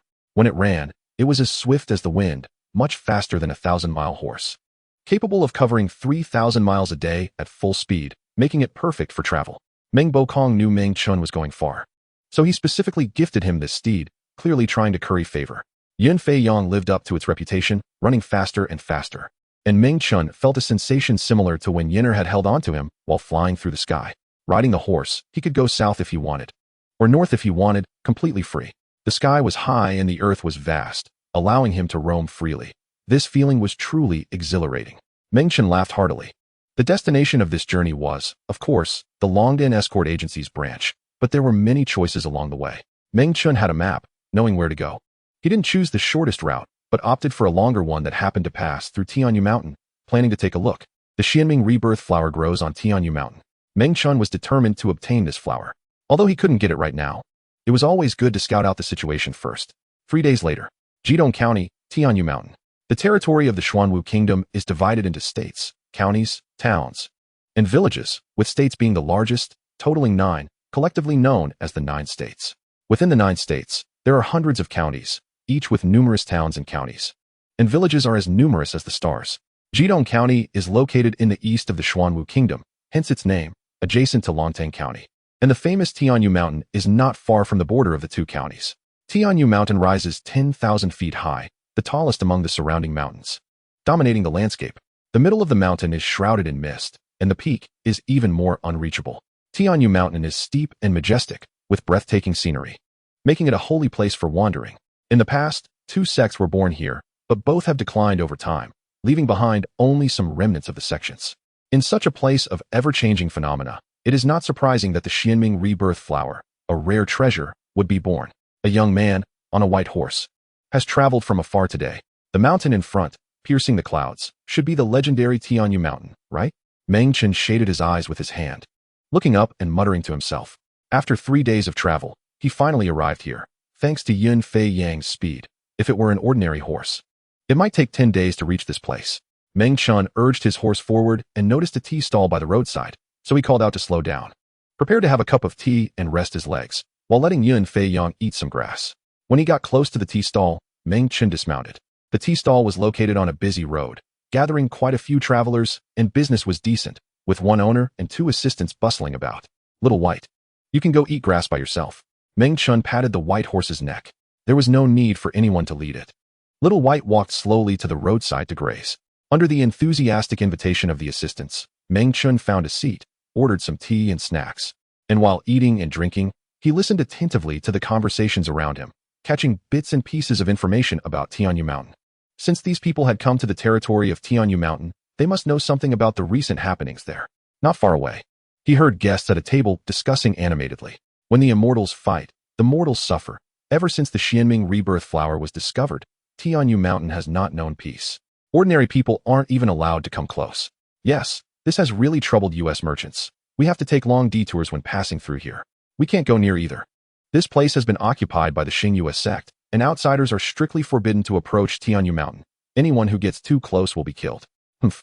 It's the weak who get killed if they approach. When the strong arrive at Tianyu Mountain, the Xingyue sect will still have to yield. Currently, it is not just the Xingyue sect that holds control over Tianyu Mountain. Hush! Are you looking for death? How dare you say such things? If someone from the Xingyue sect hears this, you won't have a life left. Probably fearing that their words might bring trouble. The person who spoke earlier lowered their voice and switched to whispering, making it hard for outsiders to overhear their conversation. Meng Chen put down his teacup, gaining a better understanding of the current situation at Tianyu Mountain. He had heard that the Xingyue sect was the first to discover the Xianming rebirth flower, so it was not surprising that this sect initially controlled the area. In the Xuanwu Kingdom, there are 5 major first-rate powers, and the Xingyue sect is one of them. able to stand on equal footing with the royal family and the Longdan escort. It is precisely because of such strength that they can dominate this place. Otherwise, they would have been kicked out long ago. The Xianming Rebirth Flower is temporarily under the control of the Xingyue sect, but who knows what will happen in the future. Only after 3 years will it be clear who will become its final owner. Boss, here is the tea money. Meng Chen placed a few copper coins on the table, whistled to call over Xiaobai, mounted, and rode towards Tianyu Mountain. He did not want to provoke the Xingyue sect, nor could he afford to. Chapter 61, Tianyu Mountain. Meng Chen rode forward, and the Tianyu Mountain gradually enlarged and became clearer. In the distance, he could even see the Xingyue sect's flag fluttering on the mountain, along with some shadowy figures. As he moved closer, he saw many buildings at the mountain's peak, with one area having the densest construction. Faintly, he could also see a layer of barrier shimmering with light. It was reasonable to suspect that this was the location of the Xianming Rebirth Flower, which is why so many buildings were erected and a barrier was set up. Meng Chen pulled the reins, looked up, and squinted slightly. Right now, I can only take a distant look. Not to mention participating in the competition, I can't even get close. Meng Chen sighed inwardly. Just then, a team appeared from a nearby narrow path, approaching Meng Chen. This team had more than 10 people, all riding beast mounts. And the leader was a young man in armor with a square face, his helmet adorned with a metal plume that flared as he rode. All of them had the Xingyue emblem embroidered on their chests. It's the people from the Xingyue sect. Meng Chen turned his head upon hearing the noise and noticed the team, immediately recognizing the Xingyue emblem and identifying them. I can't provoke them, so I'll just avoid them. Meng Chen pulled the reins and moved his horse to the side of the road. However, as the team rode past him, one person suddenly noticed Meng Chen, or rather, the Xiaobai beneath him. Hey, this horse seems to be a Yunfiang. The square-faced young man, with sharp eyes, immediately recognized the breed of Xiaobai. Yunfiang is a famous horse, extremely rare, and purebred ones are even scarcer. This young man, who was fond of horses, was well-versed in various famous breeds and understood the value of this Yunfiang. Selling this horse to someone who knows horses would fetch at least 30,000 spirit coins. Whoa! The square-faced young man reined in his horse, abruptly stopping, and turned to scrutinize Meng Chen's Yunfiang, unable to help but praise. What a good horse. It has a proper build, pure coat, tall and majestic frame, strong and powerful hooves, long and shiny tail hair. It's clearly a purebred Yunfiang. And it looks quite young, just recently matured. Meng Chen was taken aback, never expecting the leader of this group would stop to compliment Xiaobai. Although the other party was praising his horse, it gave him a sense of foreboding. Kid, I've taken a liking to this horse. My name is Butianke, a core disciple of the Xingyue sect. How about you sell this horse to me, and we can be friends? The square-faced young man said abruptly, his tone revealing a sense of arrogance. Butianke, relying on his status as a core disciple of the Xingyue sect, believed that his high standing within the sect, combined with the fact that this area was already dominated by the Xingyue sect, would force the unfamiliar young man to bow his head and willingly offer up the Yunfiang. Buy it with money? Of course, I'll pay, but it doesn't need to be too much. Just a few hundred spirit coins to settle it will do. The surrounding disciples of the Xingyue sect guessed Butianke's intentions and all wore smiles of schadenfreude, looking at Meng Chen, waiting to see him grovel. However, things did not develop as they expected. This horse is not for sale, Meng Chen said calmly. What did you say? Butianke's expression changed drastically. His brows raised in anger. I said, this horse is not for sale. It is still useful to me. Kid, don't be ungrateful. A wise person knows how to gain long-term benefits. I'm giving you face by suggesting you sell me the horse. Don't make it hard for yourself. Just sell it to me, and we'll both be happy. Otherwise, don't blame me for being ruthless. Haha, I thought the dignified Xingyue sect was something impressive, but it turns out it's full of bandits like you, wanting to snatch good things when you see them. Looks like the Xingyue sect is nothing special. Meng Chen sneered in sarcasm. The other party could use the sect's background to intimidate him, but he could also turn the tables and label them. A large power like the Xingyue sect still cares about its reputation and would not encourage its disciples to act like bandits. This is different from seizing the Xianming Rebirth Flower, which is considered an unclaimed object. Those capable can take it without issue. But seizing something that belongs to someone else is bandit behavior, and the two concepts are entirely different. The Xingyue sect occupying the Xianming Rebirth Flower would not face any criticism, but seizing a horse would lead to them being scorned by the world. You're audacious. A mere little rat dares to insult our Xingyue sect? Do you have a death wish? If this gets back to the elders of our Xingyue sect, your entire family will face repercussions. Butianke shouted angrily, the surrounding disciples of the Xingyue sect also becoming agitated. Attempting to seize someone else's property and engaging in such unclean dealings, the real insult to the Xingyue sect is you, not me. One rotten rat can spoil a whole pot of soup, and you are that rotten rat. Meng Chen mocked, first insulting the Xingyue sect, than insulting me. You're seeking death. Bu Tianke's internal energy surged, reaching the mid-silver level, and the surrounding disciples also emitted energy, all of them formidable. Humph. Bullshit Xingyue sect. I think it should be called Bandit sect instead. If you want to steal my horse, come and try. I'm from the Longden escort. And I'm not afraid of you. Meng Chen took out the small flag token he had received from Zheng Shua and waved it 3 times. Seeing the dragon pattern on the small flag, Bu Tianke and the others' expressions changed slightly, revealing some trepidation, and they temporarily suppressed their urge to strike. Bu Tianke's mind turned, plotting. Rather than openly robbing someone else's property, which sounds bad, it's better to find another reason to act that way. If something goes wrong, one can still stand their ground without being caught. Hey, Bu Tianke shouted, shifting his tone, kid. I don't care who you are or which force you're relying on. Since you violated the Xingyue sect's prohibitions, you must face punishment. This is the territory of the Xingyue sect, and it is strictly forbidden for outsiders to approach. Anyone who trespasses will be killed without mercy. You have violated our Xingyue sect's prohibitions, so we, the disciples of the Xingyue sect, naturally must deal with you according to the law. Stop talking nonsense. This is the official road, connecting east, west, south, and north, and it is at least several miles away from Tianyu Mountain, which is not within the forbidden area. If you want to rob, just rob. Don't pretend to be virtuous and give yourself a good name. Using the sect's prohibitions to scare people ultimately just shows you want to steal my horse. Meng Chen retorted with a series of sharp remarks. Looking at Bu Tianke with disdain, Bu Tianke was furious, nearly bursting with rage. How dare a solitary person stand up to him? Not only refusing to obediently offer up the Yunfiang, but also belittling him so thoroughly. Bu Tianke's expression grew increasingly ferocious as he squeezed out a menacing line through his teeth. Kid, you're looking for death. As soon as he finished speaking, Bu Tianke sprang into action, drawing a meteor hammer from his 100-weapons box, infusing it with his Xuanli, and smashing it fiercely toward Meng Chen. This meteor hammer was transformed from a silver-level beast, with the hammerhead resembling a bear's head, round and hefty, capable of both smashing and biting. Whoosh! The meteor hammer shot through the air with a dull thud. Although the attack was simple, its power was formidable and extremely domineering. Bu Tianke finally revealed his true intentions, completely tearing off the mask of pretense. After all, they were in the wilderness, and no one would know if he killed someone. As long as the news didn't leak out, it would be fine. Meng Chen had been on guard against this group of Xingyue sect members and immediately reacted as he noticed Bu Tianke's movements. He held the reins with his left hand, while his right hand reached out into the air, quickly condensing a vortex of Xuanli in a very short time, slapping it hard toward the incoming meteor hammer. Boom! The meteor hammer collided with Meng Chen's palm with a deafening crash, and the violent force was completely neutralized, like a mud bull sinking into the sea. Previously, he had used the life-devouring goo to enhance his cultivation by 2 small realms, and combined with the foundation tempered by the foundation-establishing fruit, his strength had greatly increased. The coordination of his Xuanli and demonic power was not inferior to that of a silver-level spiritual warrior. Using brute force to attack Meng Chen was essentially courting death. The members of the Xingyue sect were shocked to see Bu Tianke being sent flying. No one expected him to suffer a loss and be knocked back with just one clash. Bu Tianke was the strongest among them, a core disciple, while they were merely secondary inner disciples. Go! Meng Chen decisively urged his steed, taking the opportunity to gallop away, disappearing in a flash. If he didn't T-run now, when would he? Not to mention whether he could defeat so many people. Even if he could, he wouldn't be able to fight back because this was the territory of the Xingyue sect, and their main forces were nearby. His life would be in danger. This kid is trying to escape. Chase him down. Anyone who dares to harm our Xingyue sect must not be spared. Let us see where you run to. A group of Xingyue sect disciples reacted quickly, spurring their steeds to chase after Meng Chen. A chase ensued.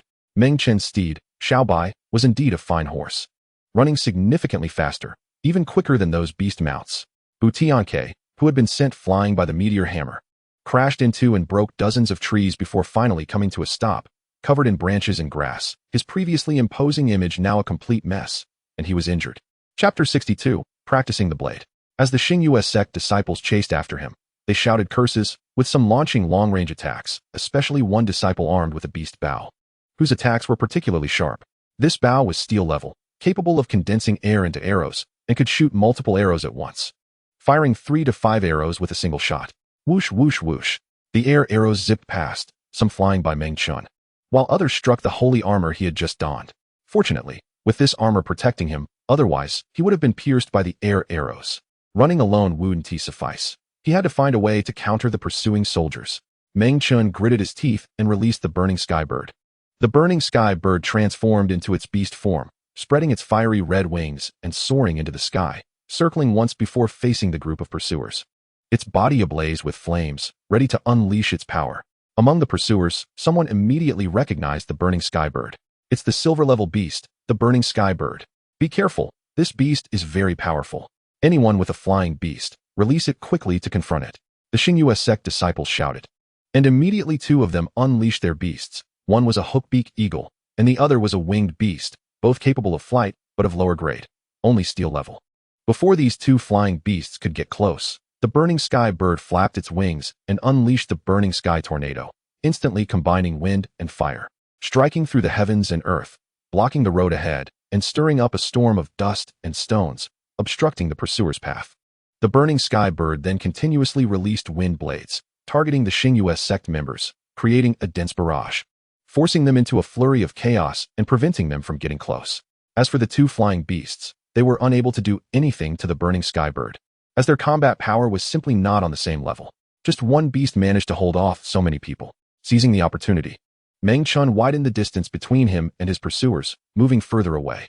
The burning sky bird completed its mission, let out a long cry, abandoned the group of enemies, and turned to chase after its master. The Xingyue sect team relentlessly pursued for an hour until they could no longer see Meng Chen's figure, at which point they cursed and reluctantly gave up the chase. Bu Tianke trembled with rage, gritting his teeth and saying, "Kid, don't let me see you again, otherwise I will skin you alive." On the official road. Fortunately, my Xiaobai runs fast. Meng Chen had been fearless just now because he was confident in Xiaobai's speed. To put it another way, even if he were caught, he had nothing to fear, as he had a thunder bomb on him, powerful enough to kill spiritual warriors below the gold level. If pushed to the limit, he would throw the thunder bomb, and none of Bu Tianke's group could withstand it. Since he had nothing to fear, there was naturally no need to bow down to Bu Tianke. Bu Tianke, I remember you. 3 years from now, I will come to Tianyu Mountain to compete for the Xianming Rebirth Flower, and then I will settle today's score with you. Meng Chen vowed fiercely. Even though Bu Tianke failed to capture him today, this grudge had been established. Meng Chen had a good memory for such matters. 3 years later, if he had the strength to snatch from the Xingyue sect, he wouldn't mind taking care of Bu Tianke along the way. Days passed swiftly. The unpleasantness from the conflict a few days ago had gradually faded, and now Meng Chen's heart was filled more with anticipation and longing for a new life. One evening, in the wilderness, Meng Chen stopped to rest halfway, allowing Xiaobai to graze while he drew the burning sky blade to practice his swordsmanship. He was practicing the technique swallow returns to nest. Over the past few days, Meng Chen had practiced the swallow returns to nest whenever he had the chance during his journey, and he was becoming increasingly proficient, nearing perfection, just a tiny bit away from achieving it. The true swallow returns to nest could perform 2 or even 3 turns, which was the highest realm of the technique. But he still lacked sufficient mastery of the subtle force to accomplish it. Meng Chen looked at the fiery red long knife in his hand, pondering how to master the subtle force. Subtle force is skillfully precise, even capable of moving 4 ounces to deflect 1,000 pounds, making it harder to grasp than pure brute strength. What's wrong, kid? Stuck on a problem? Donghai suddenly asked upon noticing something was off. I'm struggling with the subtle force. I can't fully master this swallow returns to nest, Meng Chen replied candidly. If you want to ask, then what is the point of having such an excellent master here? Don't be shy. Donghai transformed into a small black figure, jumping out of the ring, striking a pose like a hermit, but it looked somewhat comical. You understand subtle force? You should be asking me what I don't understand. All right, then tell me about subtle force. Meng Chen didn't know what Donghai wanted the small ball for, but he rummaged through his belongings and found a round pill to toss to Donghai. Upon seeing it, Meng Chen's eyes lit up. It resembled the swallow returns to nest technique. Kid, figure it out yourself. Donghai tossed the pill back to Meng Chen. I see. Meng Chen was filled with excitement, drawing the burning sky blade and executing the swallow returns to nest on the spot, swinging the blade forcefully. His arm traced an arc, the knife moved with his body, and a blade aura erupted. Whoosh. A second turn. Meng Chen was overjoyed as he continued to practice the Yin Gui Chao technique, finally mastering the ultimate skill that allowed the blade energy to make multiple turns. From this moment on, his Yin Gui Chao had finally reached the level of great perfection. After his excitement, Meng Chen eagerly began to learn another blade technique, the windmill slash. This windmill slash was a reward he received after winning the final assessment, and he also received the Hunyuan hand as a reward. He first learned the Hunyuan hand, but had not touched the windmill slash. The wind blade technique could control the wild wind and was suitable for close combat. The Yin Gui Chao technique allowed the blade energy to turn midway, suitable for mid-range combat. The windmill slash could send blade energy flying far away, making it suitable for long-range combat. Each of the three blade techniques had its strengths. Meng Chen took out the windmill slash manual and began to study it with the help of Dong Hai. Learning the Yin Gui Chao before was like enlightenment. A quick success, but learning the windmill slash wouldn't be so fast. It required more than a day's effort. After some study, Meng Chen happily said, "This windmill slash has some connections with the Yin Gui Chao. Both techniques require skillful application. With my foundation in Yin Gui Chao, learning this windmill slash should yield double the results with half the effort. This is how martial arts work. Once the foundation is solid, it becomes easier to climb higher. I see you have a strong affinity for blade techniques. It seems you will continue down the path of blade techniques in the future." My seventh host, the blade madman Zhang Xiaoi, specializes in using blades and is definitely a blade enthusiast. It would be great if you could reach his level in blade techniques in the future. Just matching him isn't enough. That would be setting the bar too low for myself. In the future, my blade techniques must surpass his. Haha, you have ambition. I like it. Go away. I don't need a ring that's both old and ugly to like me. You little brat, do you look down on me? Dong Hai was furious and jumped onto Meng Chen's head, grabbing his hair and pulling it down strand by strand, causing Meng Chen to wince in pain. This old guy's combat power isn't low. The old and the young playfully fought for a while before returning to serious matters. Dong Hai sat cross-legged on a large stone, swinging a strand of hair he had just pulled from Meng Chen's head, and said seriously, "Kid, you've entered the door of learning the blade. But you're still far from truly stepping into the realm of a blade master. You need to cross this threshold to be considered a true swordsman, a real master of the blade." "What is this threshold?" Meng Chen asked curiously. "It's the blade intent." Blade intent? That's right. Blade intent is profound and mysterious. But it truly exists. Where the blade intent passes, nothing can stand in its way, cutting through everything. It can open the heavens above and split the earth below. If gods and demons block your path, you can slay gods and kill demons. My goodness, isn't that a bit exaggerated? Is blade intent really that powerful? Meng Chen's eyes widened. I'm not exaggerating. Mastering the blade intent can at least double the power of your blade techniques, or even more. However, mastering the blade intent isn't easy. It can't be explained in just a few words. You need to comprehend it slowly on your own. When the time is right, you might understand it all at once, but if your comprehension is poor, you might never learn it. Dong Hai said seriously. Dong Hai then spoke extensively about the blade intent, which indeed sounded mysterious. Meng Chen listened with great interest but felt lost and didn't know when he would master this so-called blade intent. Mastering the blade intent became Meng Chen's next goal. Duangu Town. This was a small town where two masters once fought, and one of them struck the ground, splitting the town in two and leaving a valley. Over time, the town was renamed Duangu Town. When gods fight, mortals suffer. Many small bridges were built over the valley, and some people dug caves within it for storage, which could also be used for cooling in summer. A white horse galloped along the official road, carrying a young man. Meng Chen. After a long journey, he was finally close to his destination. He would rest for a night in Duangu Town and would reach the Fun Biao number tomorrow. This thought crossed Meng Chen's mind, and his travel fatigue was swept away. He rode into the town and casually picked a tavern. Yulai Tavern. The name was quite ordinary, but the facade was impressive, with a 5-story building, intricately carved beams, and splendid glazed tiles. Meng Chen tied up his horse and stepped into the tavern, ready for a feast. Passers-by saw Meng Chen enter and couldn't help but gloat, thinking another unsuspecting outsider had entered Yulai Tavern, wondering how many pieces of flesh would be bitten off by the tiger's mouth. Locals almost universally knew that Yulai Tavern was a black shop that specialized in robbing outsiders, employing many spiritual warriors as thugs and colluding with the local officials. Outsiders who came here, even if they only ordered a plate of peanuts, would have their pockets emptied, making it no different from direct robbery. This unfortunate soul would be lucky if he walked out with his pants still on. One passerby mumbled. Chapter 63, Robbery. Meng Chen entered Yulai Tavern and found a window-side seat on the second floor. A waiter approached with a smile and said, "Sir, what would you like to eat? The local crabs are tender and juicy. Would you like me to bring you a few?"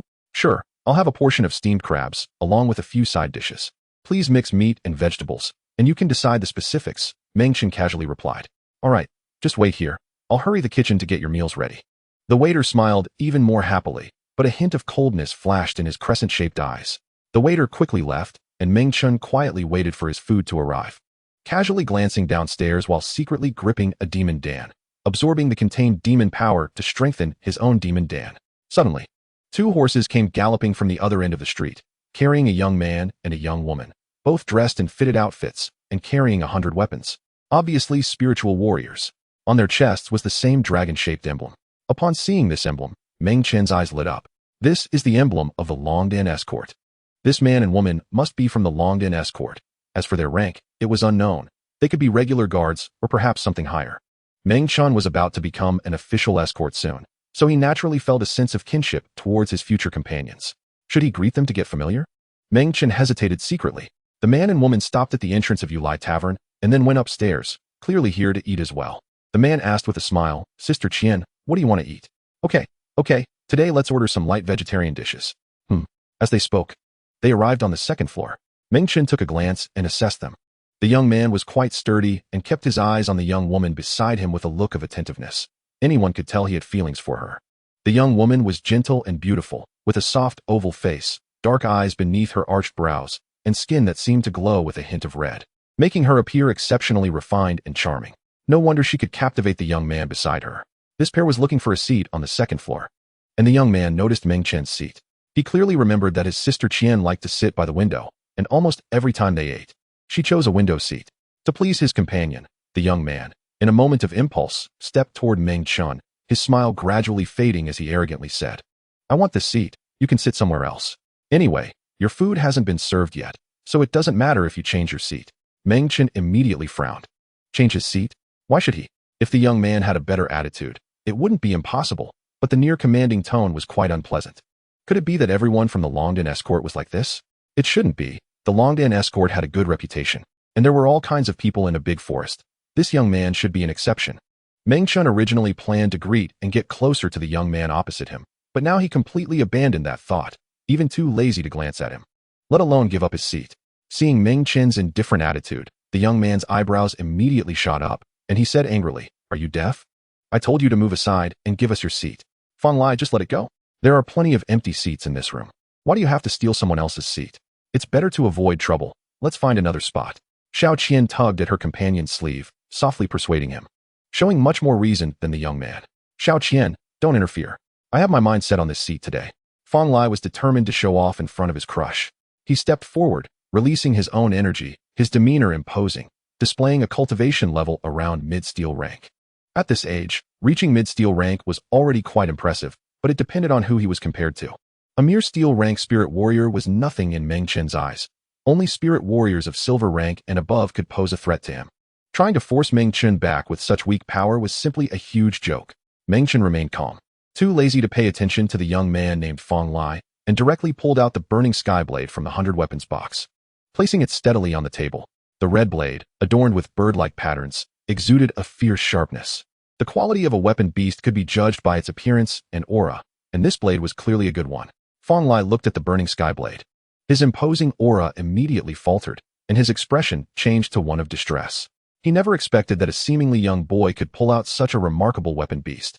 Even better than his own, the quality of a weapon beast was linked to the cultivation level of its wielder, and being able to produce a high-level weapon beast indicated that the wielder's strength was certainly not weak. Fang Lai had kicked a hardboard this time, finding himself in a dilemma. If it came to a fight, he wasn't completely confident, and if he backed down, he would lose face in front of his crush. Caught in a bind, Fang Lai stood there motionless, feeling quite embarrassed. Fortunately, Xiao Qian helped defuse the situation, whispering, "Fang Lai, if I'm not mistaken, that should be the silver rank weapon beast, the burning skybird's transformed blade. This boy is not an ordinary person. Let's not offend him, let's change seats." With no confidence, Fang Lai could only back down, pretending to be strong as he said, "Humph, for Xiao Qian's sake, I won't fight you for this seat. Consider yourself lucky today." Seeing that Meng Chen still had that dismissive attitude, Fang Lai felt extremely angry but could only suppress it and sulkily look for another seat. After this small commotion, the meals were served one after another and placed on Meng Chen's table. Meng Chen ate and drank, and in no time, he cleared the table of food. Spirit warriors generally had a large appetite. Eating more could help with nourishment and was greatly beneficial to their bodies. "Waiter, check please." Meng Chen wiped his mouth and called out. The waiter immediately approached with a beaming face, glanced at the empty bowls and plates on the table, and said with a sly smile, "Dear guest, this table of food and wine totals 200 spirit coins. Just forget the change. It's a total of 3,000 spirit coins. Please settle the bill." "How much?" Meng Chen was taken aback. "Not too much, 3,000 spirit coins." The waiter held up 3 fingers and shook them. "Are you joking with me? Such a table of food wouldn't cost 3,000 spirit coins, would it?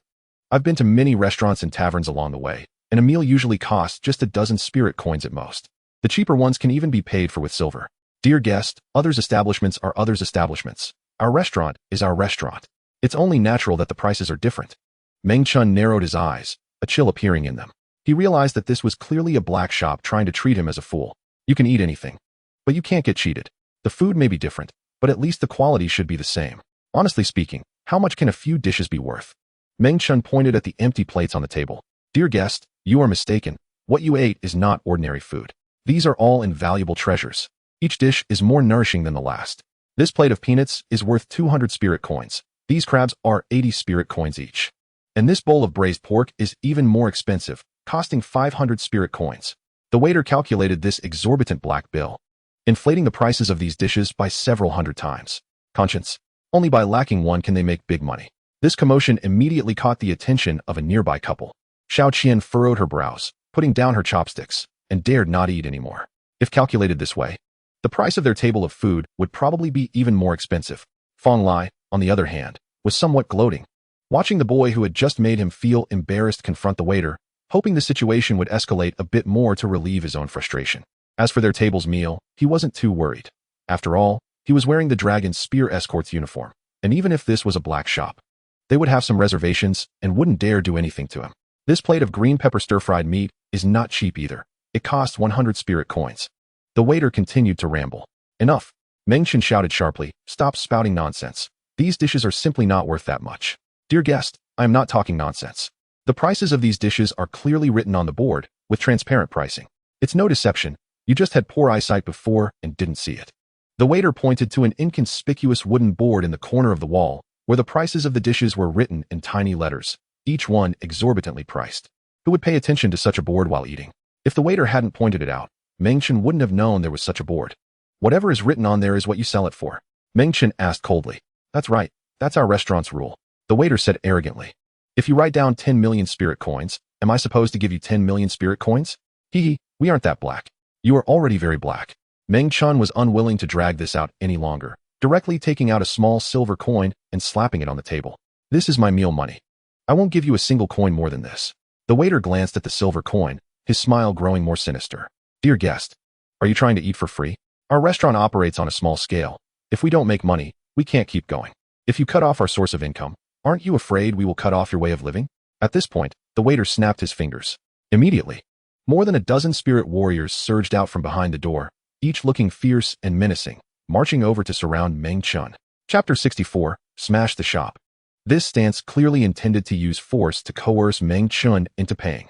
If Meng Chen bowed his head at this moment, he would probably have all his belongings squeezed dry, leaving nothing behind. A black shop, a brilliantly black shop. Suddenly, Meng Chen laughed, an angry laugh. He dared to offend even the people of the Star Moon sect. How could he be afraid of a small black shop? I've changed my mind. I'm not giving you even this one silver coin. I've decided to eat this free meal. Meng Chen picked up the silver coin and slowly stuffed it into his pocket. Good boy, you really want to eat for free? You should ask the locals about what our Yulai Tavern is. The waiter shouted angrily. Our manager, Qian Wanli, is a peak silver rank spirit warrior with strength as strong as it gets. Hand over the money, and everything is negotiable. If you don't pay, you won't step out of Yulai Tavern today. Choose between money or your life. The waiter roared. The surrounding thugs acted as enforcers, releasing their energy, trying to intimidate Meng Chen, who was a fat sheep ready to be slaughtered. They had done this many times before and made a fortune every time. Facing such a situation, Meng Chen remained unafraid. Are you all surrounding me?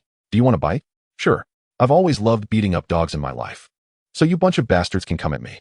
Meng Chen suddenly stood up, drawing his sword and donning the Holy Spirit armor. Following the principle of striking first, he launched an attack with a fierce slash. The blade flashed, and a gust of wind surged, simultaneously targeting the surrounding black market thugs. These thugs were both shocked and angry. No one expected that the young man before them would have such courage to challenge so many of them. In the past, they could easily intimidate lone travelers and take their money, but they had never encountered such a tough character. The sudden turn of events caught some thugs off guard, and they were hit by the fierce wind, immediately suffering injuries. This wind was not an ordinary breeze, but rather the wind formed by the sword's energy. After successfully landing a blow, Meng Chen seized the opportunity and swung his burning heaven sword again, this time employing the swallow returning to nest sword technique. He swiftly moved his feet, seeking a breakthrough from the encirclement and charging out. Puff! Blood splattered, and a head fell to the ground. The bizarre sword path left them defenseless. The sharp-tongued thug, who often threatened customers, could no longer utter a word. How swift it was. He killed someone. Damn it. We didn't kill him, but he killed our man. Kill him. The thugs shouted loudly, each grabbing their weapons and attacking Meng Chen together. These people were not weak. They were all steel-level spiritual martial artists. However, as they charged halfway, the ground beneath them suddenly shattered and collapsed, causing several of them to fall down to the floor below. This was due to the hidden force Meng Chen had set up earlier to reduce the number of opponents and avoid being surrounded. With many thugs suddenly missing, it would take them some time to regroup. Those who had not fallen continued their assault on Meng Chen. The energy howled, cold light flickered, mixed with elements of water and fire. One of the flying darts shot towards him, and Meng Chen quickly tilted his head to dodge. In a fleeting glance, he saw that the dart was aimed at a girl named Xiao Qian. He didn't know if she could evade it. Meng Chen swiftly slashed with his sword, deflecting the dart to prevent his battle from endangering others. This moment of distraction caused him to be hit by a sword energy in his chest, but fortunately, the Holy Spirit armor helped him withstand it, preventing serious injury, although it made him shudder 3 times. This scene was fully witnessed by Xiao Qian. The young man could have ignored the threat, but he deliberately swung his sword to deflect the dart, clearly trying to protect her. This young man is quite admirable. A thought crossed Xiao Qian's mind. People tend to compare. In contrast to her male companion, this young man appeared much taller in her eyes, brave and fearless, ruthless and decisive, yet with a tender side that protects the innocent. He was truly a blend of strength and softness. Such individuals are rare. The battle on the opposite side grew even more intense. Meng Chen clearly held the upper hand, his swallow returning to nest sword technique repeatedly, achieving remarkable results. Whoosh! Puff! Body split in 2. The shrieks echoed painfully. Letting you run a black market, you deserve to die. Meng Chen shouted angrily, showing no mercy as he gradually unleashed his ferocity, making his strikes even more ruthless. Even though they were all desperate outlaws, they began to feel a hint of fear. These people were no match for Meng Chen. The levels of martial skills, weapons, and foundations were not on the same tier. Their only advantage was their numbers, which was gradually diminishing. This attack was extremely powerful, far surpassing the mediocre martial skills of the thugs. Meng Chen sensed danger and quickly dodged, causing the incoming sword energy to miss. The opponent relentlessly pursued, launching another slash, this time a solid strike rather than an energy attack. Meng Chen parried with his sword, the 2 blades clashing in midair, producing a crisp sound and a burst of sparks. After the exchange, both swords remained unscathed. Meng Chen's heart sank. The opponent's weapon was also a silver-level beast. Suddenly, a middle-aged man appeared, dressed in luxurious clothing, wielding dual swords, his face filled with murderous intent. Manager Qian, finally, you've arrived. Several disheveled thugs exclaimed, their expressions akin to seeing a savior. This middle-aged man, named Qian Wanli, was the manager here. Qian Wanli glared at Meng Chen. Dealing with ordinary customers didn't require his intervention, but this time he had to step in. You're causing a ruckus in my establishment. Do you dare to give your name? Qian Wanli asked coldly. A dog is not worthy of knowing a person's name. Meng Chen scoffed. Qian Wanli's expression darkened further, and he changed the subject, instructing his subordinates. Go inform the officials about this situation and have them send someone to assist. Yes. One thug took the order and left. A black market dares to call the officials for help.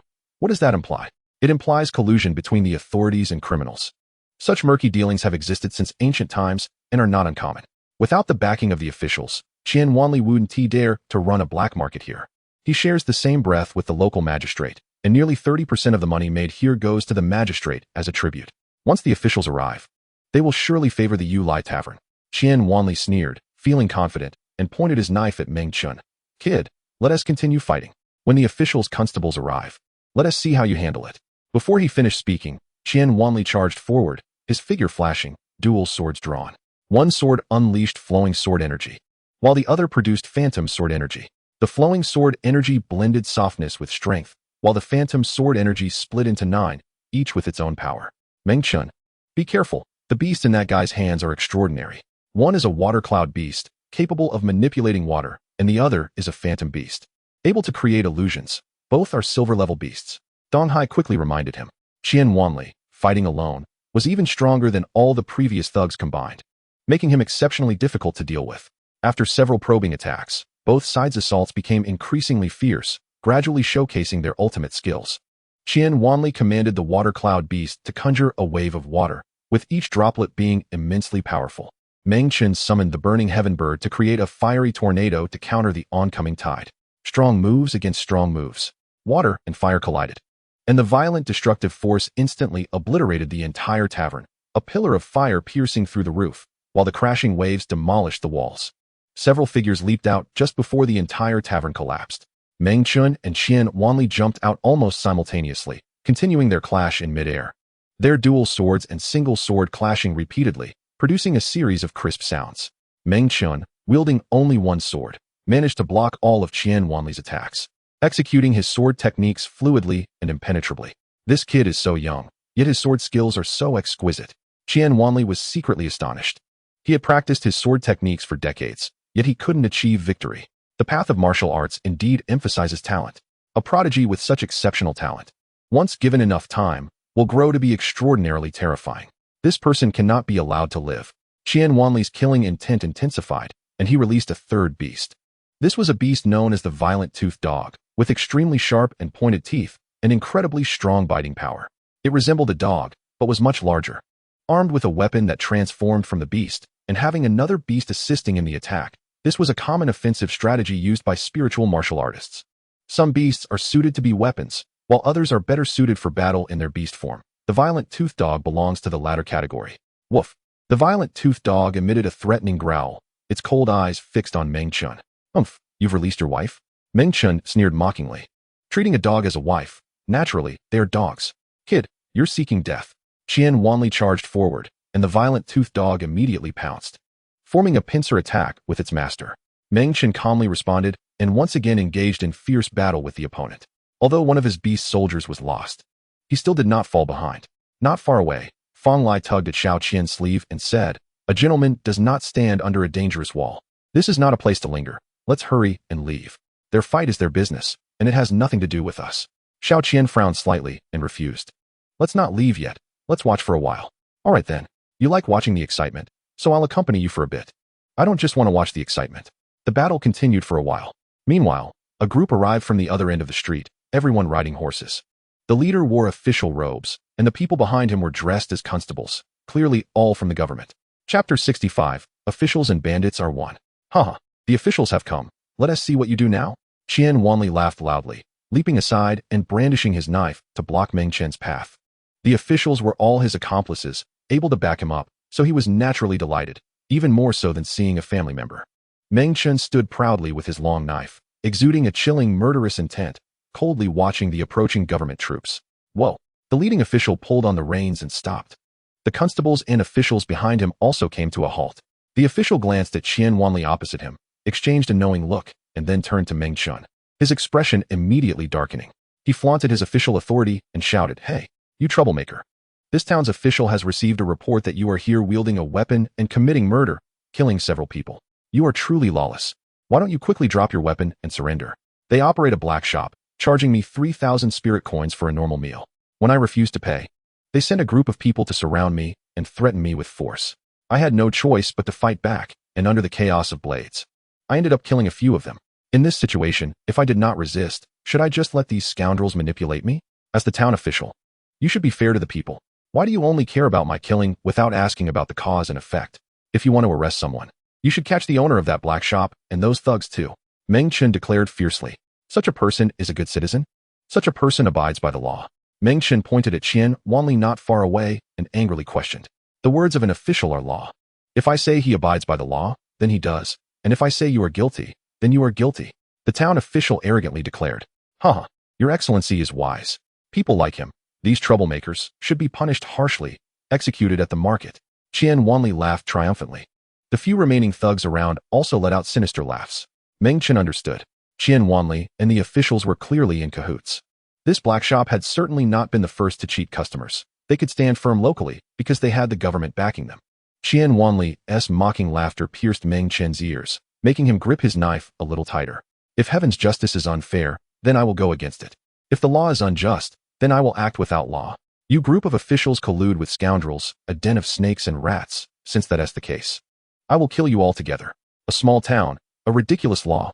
What can it do to me?" Meng Chen's eyes revealed a fierce light, and his demon core surged. Releasing overwhelming demonic energy, making him appear eerily formidable. Bold rogue, daring to openly defy the law and utter such disrespectful words, undermining royal authority and belittling this official. You deserve to die 1,000 deaths. The officials ordered in anger. All constables, seize this thug. Killing him in public is no problem. Killing is a crime for commoners. But for constables, it is legal and justified. The constables dismounted one after another, brandishing their weapons, preparing to charge. A graceful figure descended from the sky and landed in front of Meng Chen, blocking the way of the constables. It was the girl named Xiao Qian. Your Excellency, I was also in the Yulai restaurant just now and can testify for this young man. The Yulai restaurant indeed charged exorbitantly and threatened him with force. He only fought back out of desperation. Blades have no eyes, and killing someone accidentally is unavoidable, especially since he only killed some bad people. Are bad people allowed to bully good people while good people are not allowed to resist? Heaven's justice is clear, and there will be fairness. Please see clearly, Your Excellency. Xiao Qian spoke gently, but her words were firm and powerful. Meng Chen looked at Xiao Qian's graceful figure in surprise. They were strangers. Yet she was willing to stand up and speak for him. The town official frowned, sizing up Xiao Qian and noticing the emblem of the Longdan Escort Agency, which made him somewhat wary. The Longdan Escort Agency is a force that can rival the royal family. The law of the country restrains commoners. But for a powerful force like the Longdan Escort Agency, the constraints are indeed limited. A head of a division at the escort agency holds a higher status than a town chief. In this martial-oriented country, the so-called laws and rules are mere illusions. Strength is the only truth. The town official's eyes turned, and he made a decision.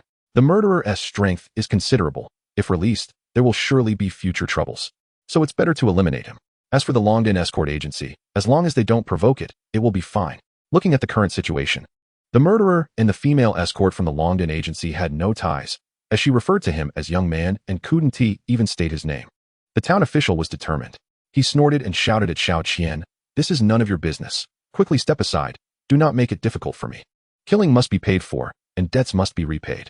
He killed someone, so he must face the law. If you help him, aren't you aiding a tiger? The people of the world manage the affairs of the world. How could this not concern me?" Xiao Qian replied, "Your Excellency, I saw it with my own eyes. The Yulai restaurant was at fault first. Right and wrong should be clarified in court, not resolved by force. If Your Excellency insists on punishing a good person while letting a bad person go, then I can only report this matter to the Longdan Escort Agency. The Longdan Escort Agency is not the government. It cannot manage such matters. However, I can request for a higher official from the court to take over this case." Xiao Qian did not back down. Instead, her attitude became even firmer as she brought up the Longdan Escort Agency. "Don't use the Longdan Escort Agency's name to scare me." The town official shouted angrily. "As you said, the Longdan Escort Agency cannot manage this matter."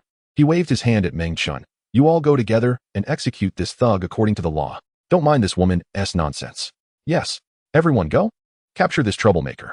The constables surged forward, each of them having considerable strength, with 7 at the steel level and 2 at the silver level. The town official on the tall horse was no fool. His aura was even stronger than that of the constables under him. In the country of Xuanwu, where martial prowess governs, the highest local officials are naturally martial artists, and powerless civil officials are destined to achieve limited success in their careers, at most becoming aides. Your Excellency is wise. This troublemaker is quite formidable, so I shall lend you a hand. It is my duty as a good citizen to eradicate such thugs." Qian Wanli laughed triumphantly, wielding dual knives, channeling his energy, and leaping towards Meng Chen. A group of constables also charged in. A battle was unavoidable. Xiao Qian's expression changed at the sight of this scene. Her own strength was not high, and while she could speak out for justice, asking her to help was truly beyond her capacity. Suddenly, a strong hand grasped Xiao Qian's delicate shoulder, forcefully throwing her away and whispering in her ear, "Thank you for speaking for me. I will remember this favor." Xiao Qian flew through the air, distancing herself from the place of conflict and landing in a safe spot. Once she steadied herself, she saw that the person who had thrown her was indeed that young man. Then she watched as that young man charged into the enemy crowd. Like an eagle soaring against the wind, brave and fearless, Meng Chen wielded his long knife. Combining the skill of the burning sky bird's wind blade and the knife technique of swallow returning home, striking heavily with a single blow. Dozens of knife energies swirled and flew in the air, weaving into a net of attack, heading towards the enemies rushing from the opposite side. Many constables are also taking action, their moves clashing in mid-air, either exploding or shattering, with shockwaves spreading out and affecting the surrounding houses, while the ground beneath them is cracked with winding, deep scars. Some constables are injured, while others break through the attacks and rush towards Meng Chen. accompanied by many beast soldiers, making the battle exceptionally chaotic. Meng Chen is trapped among the enemies, his two fists struggling against four hands. Despite his pride, he feels somewhat powerless. Uft, uft. At times, attacks hit Meng Chen, causing him to suffer injuries repeatedly, and thanks to the protection of the Holy Spirit armor, he does not fall immediately. The town official, riding on horseback, observes the battle coldly, watching Meng Chen fight off the swarm of constables. He can't help but feel a chill in his heart. No wonder Qian Wanli was frustrated. This kid is indeed formidable. If it weren't for my well-trained constables, we might not be able to kill him. I should have brought more talent with me. It seems I can't just watch. I have to do something to prevent heavy casualties among my men. These loyal hounds are not easy to train. With this thought, the town official took out his beast soldier, transforming it into a bow. He pulled it back, and a fire arrow immediately formed on the bowstring. The blazing arrowhead quietly aimed at the fighting Meng Chen. Whoosh! An arrow shot through the air, with immense power and lightning speed, grazing past Meng Chen's cheek and leaving a charred wound.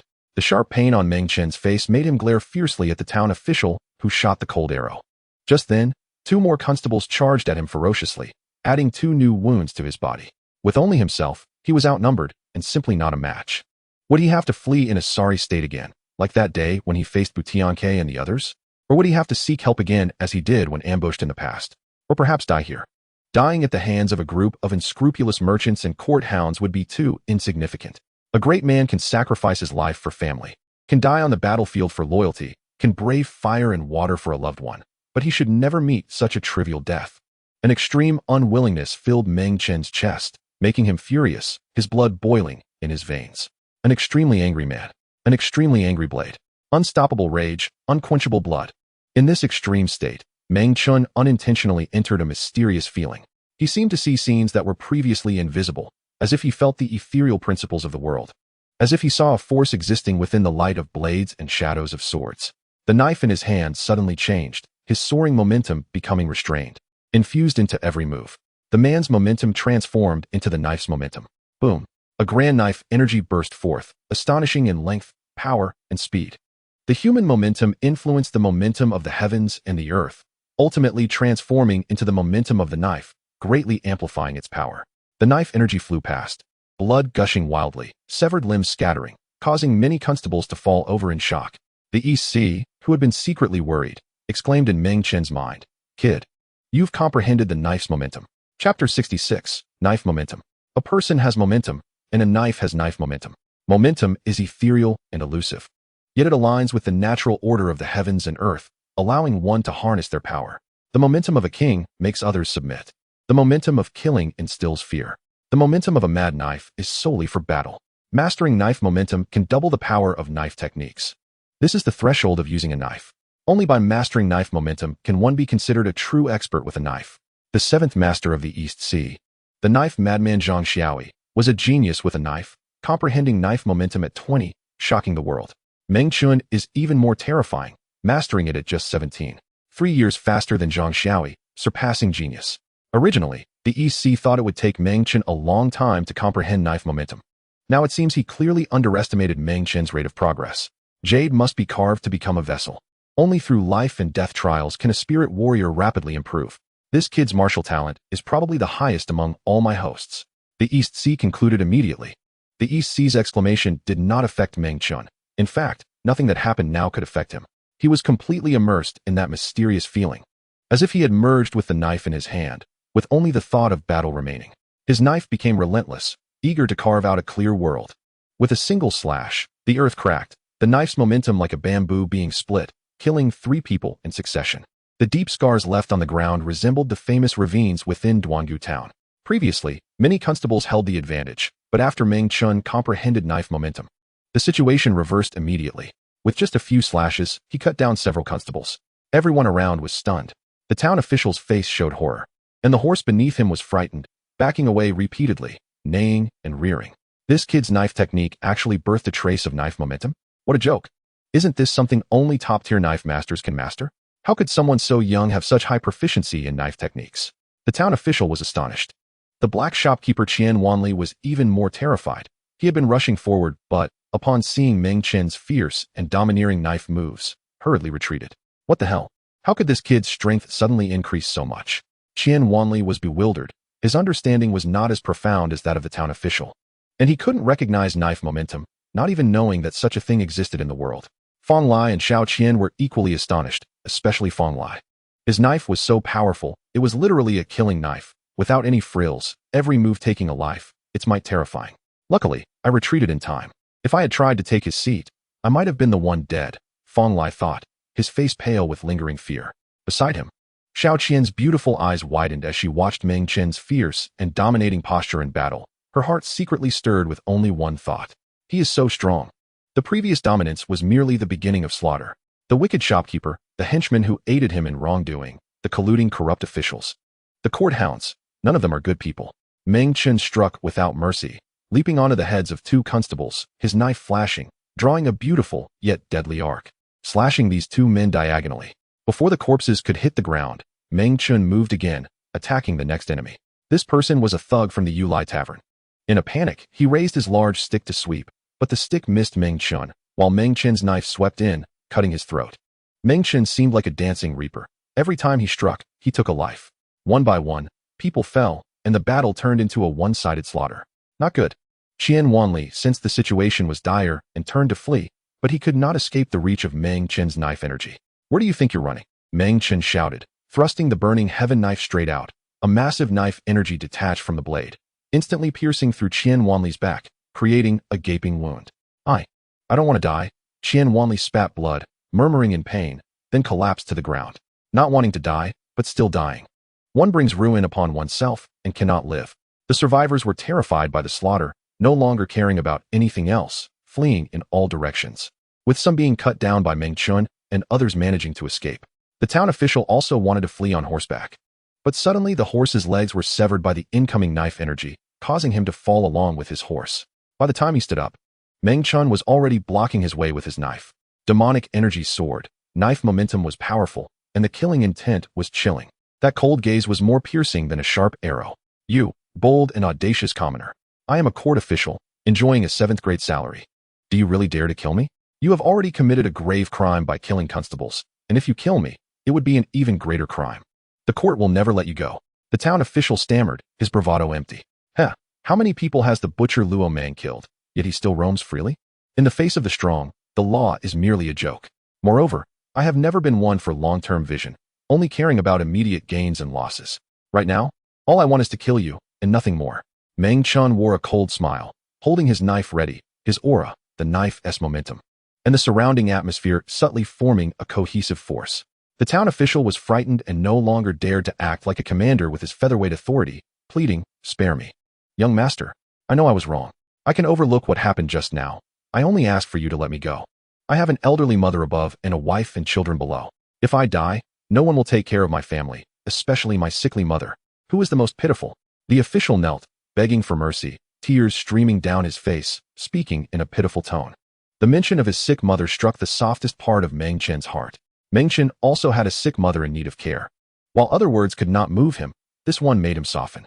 He had killed before, and not just a few, but he was not heartless. In fact, he valued emotions more than most. All right, I'll give you a chance to live. Just this once, no second chances. From now on, you must take care of yourself. Do not be a lackey for the wicked, and never wrong the good. If I find out you continue your old ways, my knife will show no mercy. Meng Chen said coldly, then turned the knife around and walked away.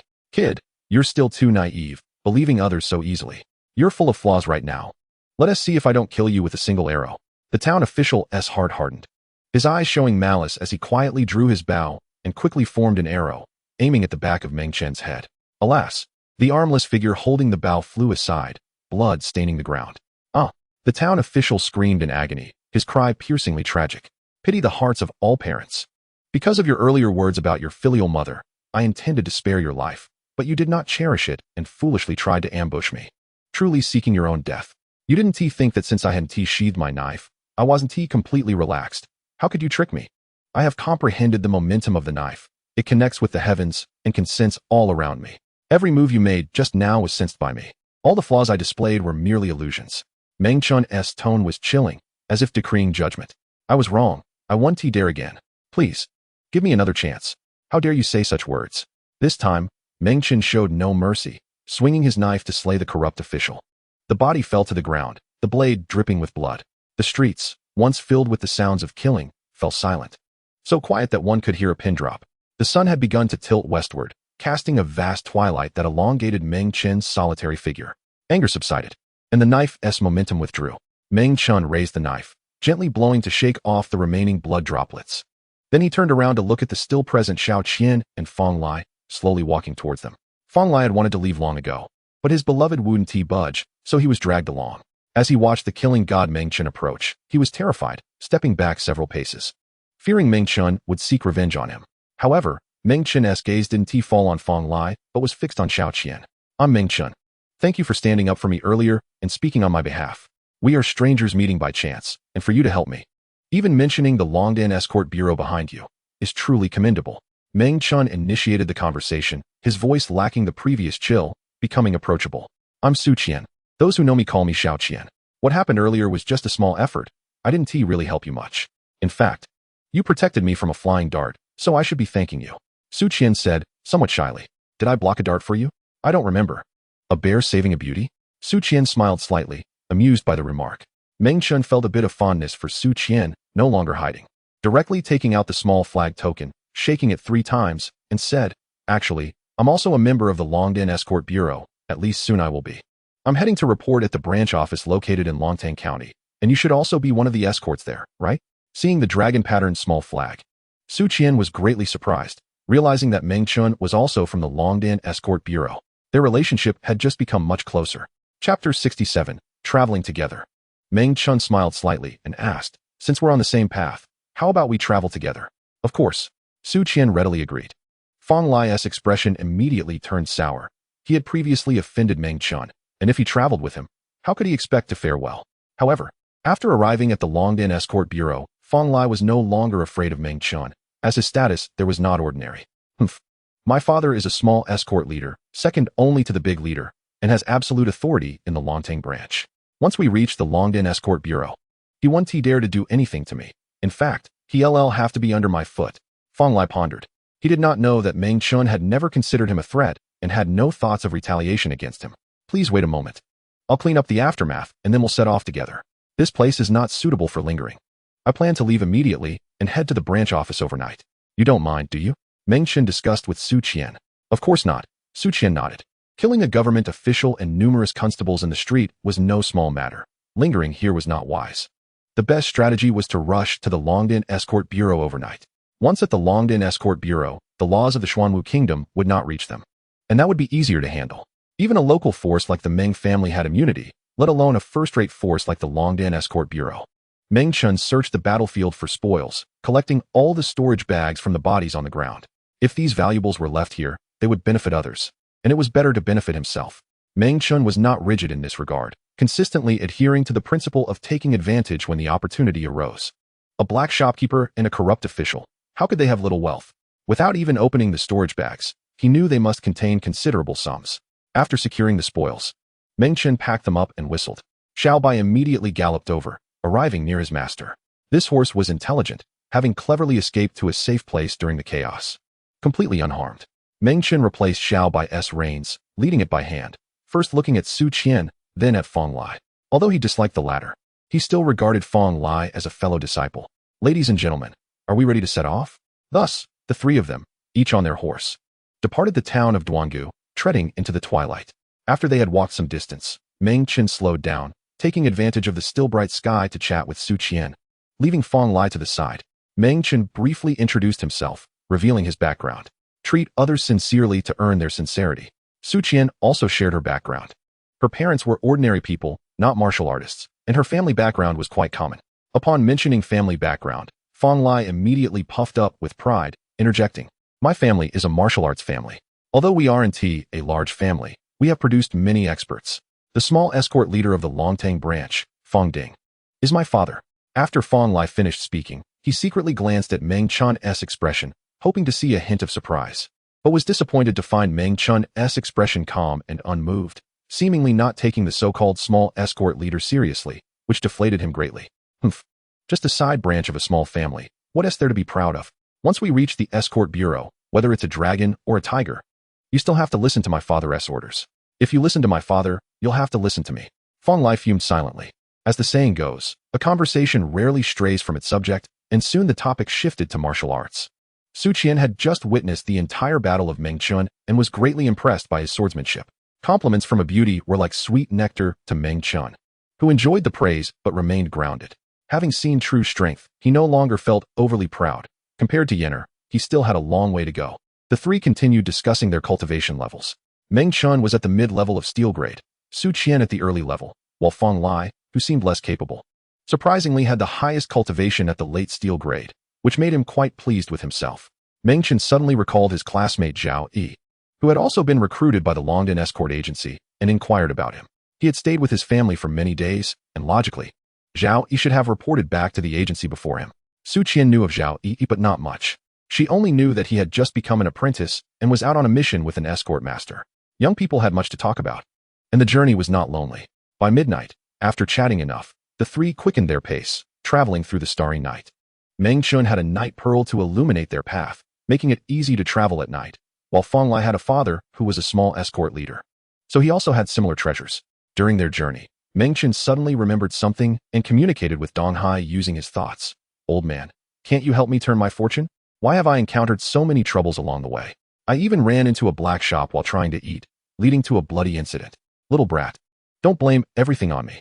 Misfortune and fortune often coexist. Bad things can turn into good, and good things may require you to take risks. You did have a fierce battle, but you gained a lot from it, understanding the sword momentum and collecting many storage bags. If you hadn't fought so fiercely, would you have obtained these?" Dong Hai retorted vehemently, unwilling to take the blame, fearing that any future trouble Meng Chen faced would be laid at his feet. Meng Chen thought about it and found Dong Hai's argument reasonable. The battle, though unfortunate, had indeed been fruitful. "Okay, I won't blame you anymore," Meng Chen said, stopping his complaints. "Humph, that's more like it." Dong Hai paused and changed the subject. "Let's talk about sword momentum. You've grasped the sword momentum, which means you've stepped into the threshold of swordplay. But this is just the beginning." Meng Chen was very interested in this topic and eagerly asked, after understanding the sword momentum, "What should I do next?" "Of course, you need to find ways to enhance your sword momentum. There are distinctions of strength and even types within sword momentum." "There are types of sword momentum?" Meng Chen asked, surprised. "Of course. Sword momentum is connected to the aura of spiritual martial artists and matches the momentum of heaven and earth, with many varieties. Please tell me more." "For instance, my seventh host, Zhang Xiaoyi, was proud and unrestrained, and the sword momentum he condensed was the dominant sword momentum.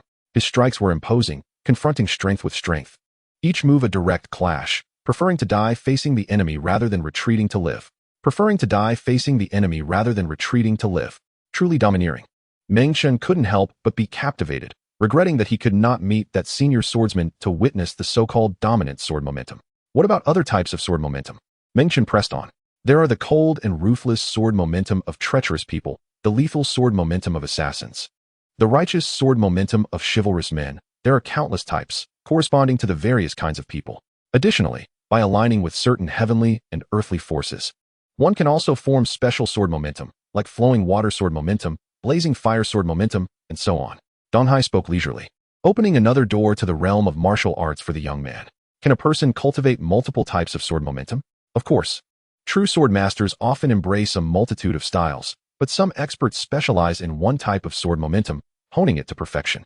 Whether to pursue a broad approach or specialize depends on personal preference. In martial arts, one must avoid simply imitating others. What you like and what suits you is the best. There are no absolutes in the world. If you deliberately mimic someone, you'll fall into mediocrity and find it hard to achieve great success. So there's this perspective as well." Meng Chen learned another principle of martial arts, which was as helpful to him as mastering a new technique. Techniques can be learned from others, but the path of martial arts must be walked step by step on one's own, freely and authentically. Only by forging your own path can you reach the peak. The next day, the three finally arrived at the branch of the Longdan escort agency. Meng Chen pulled the reins and looked ahead. He saw a magnificent city tower standing tall, several dozen stories high, with the main tower being the tallest, surrounded by shorter auxiliary towers. The overall structure was grand, with intricately carved beams and painted pillars, and the outer wall featured a vividly lifelike dragon relief. Originally, dragons were totems exclusive to the royal family, but some powerful figures above the royal family disregarded imperial authority, making the ban on dragons ineffective. The royal family, unable to enforce the ban, simply abolished it, allowing dragon culture to flow into the public sphere with various factions able to use it. The Longdan escort agency had a large number of people. Just one branch had over 10,000 members, and only such a grand building could accommodate them.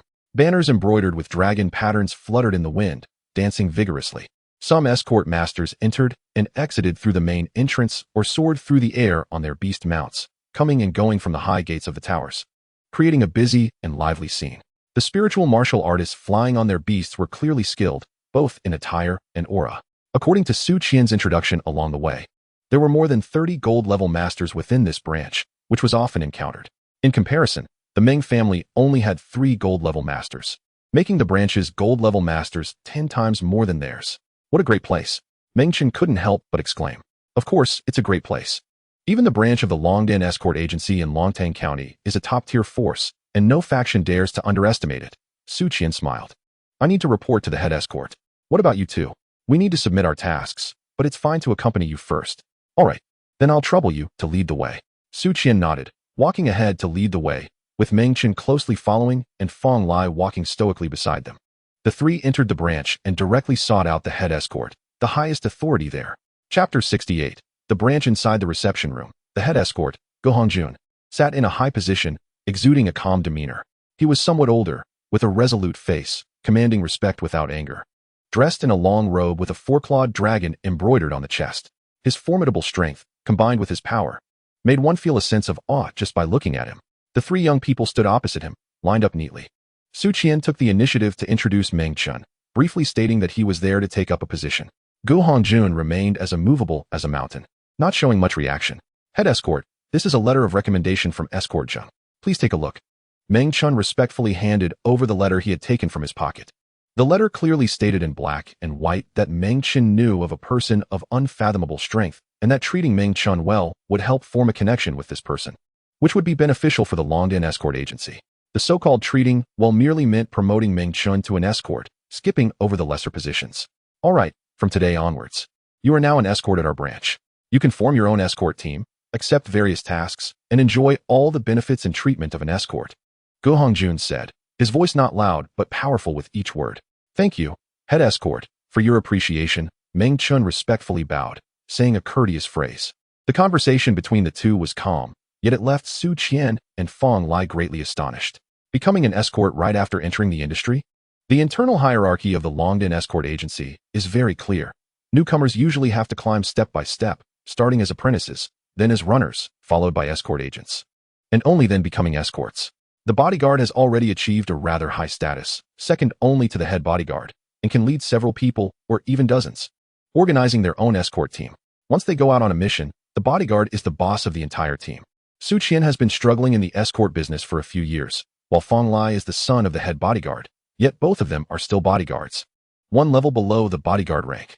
They previously heard that Meng Chen was going to join the Longdan Escort Agency, and both thought he would first become an apprentice or a higher-level assistant. But they never expected that Meng Chen would become a prestigious bodyguard as soon as he entered the industry. This is akin to someone passing an examination and immediately becoming a high-ranking official, which is completely unreasonable and a serious violation of the rules. The head bodyguard. I didn't hear wrong, did I? Meng Chen just joined and can become a bodyguard? Doesn't he have to start from the bottom? Fong Lai asked tentatively. No. He can directly become a bodyguard, Go Hongjun asserted. Why is that? Don't ask too much. This is not something you should concern yourself with. Go Hongjun glanced at Fong Lai, his expression calm, yet it made Fong Lai lower his head, not daring to say more. Fong Lai's father refers to Go Hongjun as a brother, and their relationship is quite close. According to seniority, Fong Lai could privately call Go Hongjun uncle without any hesitation. However, in front of this relatively close uncle, Fong Lai always felt a bit constrained and did not dare to be too presumptuous. Since Go Hongjun said so, no one dared to ask further and could only accept the fact that Meng Chen was granted the title of bodyguard against the rules. Head bodyguard. I have something important to report to you, Meng Chen suddenly said. Speak, Go Hongjun replied. On my way here, I passed through Duangu town and encountered a black shop that overcharged customers. They charged me 3,000 spirit coins for a table of ordinary food and drink. Meng Chen recounted what had happened earlier. Go Hongjun listened silently, his face expressionless, showing no sign of joy or anger, appearing extremely profound. After finishing, Meng Chen probed. Will this matter bring trouble to the Longdan Escort Agency? I killed a town official. Will the agency still be willing to recruit me? It's a small matter. Just leave it to me to handle. You can focus on being your bodyguard, Jun replied calmly. The Longdan escort agency is indeed large and powerful, even unconcerned about such matters. That reassures me, Meng Chen smiled broadly. Killing evil people and punishing corrupt officials is a good thing. The Longdan escort agency will naturally protect you. But if you kill innocents indiscriminately, you won't need the court to punish you. The Longdan escort agency will take your life. Just do good deeds and don't ask about your future. Remember. I will remember the head's teachings. You all follow me. I will arrange various matters for Meng Chen. Jun stood up and walked forward, with 3 juniors following behind. Generally speaking, when newcomers enter the industry, they can just find someone to arrange things. There is no need to trouble the head bodyguard to intervene. Meng Chen is definitely a special case. The warehouse manager was very surprised to see a young boy receiving these items. It is quite rare to have such a young bodyguard, let alone one who becomes a bodyguard upon entering. Next, Meng Chen was arranged for accommodation. The bodyguard's residence is spacious and equipped with a training room, suitable for practicing techniques and martial arts. The walls and floor of the room have been reinforced to withstand intense impact. Great, everything depends on the head bodyguard's arrangements. Meng Chen said excitedly. Being a bodyguard is indeed not bad. Not only is the treatment good, but one can also take subordinates and lead a group to carry out tasks, traveling far and wide. If he had started as an apprentice, it would have been pitiful, having to listen to others' orders, and the treatment would be vastly inferior. With a monthly salary of 1,000 spirit coins, it is just enough to set up 2 steel-level summoning arrays. This amount of money is not much. It definitely cannot sustain a living. And this monthly salary is merely a small benefit. To earn big money as a bodyguard, one must take on missions. Completing a high-level mission can quickly fill one's pockets. This is somewhat similar to the antique and treasure industry, where there may be no business for 3 years, but once it opens, one can eat for 3 years. While everyone was talking, someone hurriedly approached from the other end of the corridor, smiling and saying, "I heard that a young bodyguard has joined our agency. It must be this young man." Everyone turned to look and saw a middle-aged man walking over. He had a smiling face, a sturdy build, and looked slightly plump. There was a 4-clawed dragon pattern on his chest, which is a badge only a head bodyguard can use. "Dad!" Fong Lai shouted in surprise. The only person who could make Fong Lai call him dad is the young head bodyguard Fong Ding, who is the second in command of the agency, second only to Jun. Fong Ding approached, first responding to his son, then smilingly sizing up Meng Chen and said, looks quite spirited, really impressive for someone so young. With that spirit, you qualify to be a bodyguard." Although it sounded casual, there was a hidden sharpness in his words. Not every young person in the world is spirited, right? Does having spirit mean one can become a bodyguard? The implication was clearly questioning Meng Chen's exceptional appointment as a bodyguard, yet it sounded light and casual, making it hard to sense any doubt. An inexperienced young person might not grasp the underlying meaning of this statement, but Jun understood it clearly. "Second brother, this is head bodyguard Zheng Shua's letter of recommendation. Take a look." Jun took out the letter and handed it to Fong Ding. "Rules are dead, but people are alive, right? Rules are meant to be broken, as long as one has the strength and qualifications to break them. Second brother, do head bodyguard Zheng a favor. This is not a big deal. If anyone in the agency questions it, just say it was my decision. And those who have doubts can come at me." "Haha, head bodyguard, what are you talking about? I never said this was a bad thing." Fong Ding smiled broadly, appearing unconcerned, yet internally, he harbored some resentment. Even his own son had to climb up step by step from the bottom. So why should an outsider have such treatment? That smiling face was merely a superficial smile. The look in his eyes when he looked at Meng Chen showed no goodwill. Jun waved his hand, instructing Meng Chen and the others to leave and rest downstairs. The 3 young people respectfully departed. Only the 2 head bodyguards remained in the corridor. "Second brother, do you have any dissatisfaction with how I handled this matter? If you think it's inappropriate, feel free to speak up," Jun said directly. "How dare I be dissatisfied with my elder brother's decision? I'm just a bit skeptical about this, Meng Chen," Fong Ding replied. "Without evidence, how can one know if he truly knows the so-called expert? Even if he does know an expert, how capable can that expert be? Just because someone came with a letter, he became a bodyguard. It's really hard to convince others and might attract criticism." Only then did Fong Ding express his true thoughts. Even aside from that letter of recommendation, this child's strength and courage qualify him to be a bodyguard. How can you tell? Just yesterday, he killed the town official and many constables in the street. Jun recounted the events surrounding Meng Chen's actions. Fong Ding's expression changed slightly upon hearing this. A young person daring to do such a thing is indeed not something an ordinary person can achieve, regardless of others. If it were his useless son, even if he had the courage of a lion, he wouldn't be able to do such a thing. From this perspective, Meng Chen indeed possesses some exceptional qualities. Fong Ding relaxed his stance and compromised, saying, "Then let us observe him a bit longer." Dong Hai suddenly interjected, transmitting a thought. Meng Chen, be careful of that smiling middle-aged man. He seems like the type who hides a knife behind a smile. Don't get too close to him. It won't do you any good. That Gu Hanjun, however, has a quite elder-like demeanor and may be trustworthy. Chapter 69, Strengthening and Breaking Through. You say Fong Lai's dad is a smiling tiger? I think he's quite amiable, Meng Chen retorted in his heart. You can't judge a person just by appearances. I've lived for hundreds of years, and my insight is much sharper than yours. I can see through any ghost or monster at a glance. The square ding obviously wasn't too happy about you being appointed as a bodyguard. Although he didn't say anything or show it on his face, he couldn't escape the keen eyes of this old man. It's wise to be cautious around him. And you should follow my advice. Dong Hai boasted and reprimanded. Meng Chen remained silent. One should always be wary of others. Since Dong Hai said so, it's best to be a bit more cautious. The Longdan Escort Agency has its own rules, and since there's no deep enmity between the two parties, it shouldn't lead to significant conflict, so there's no need to worry excessively.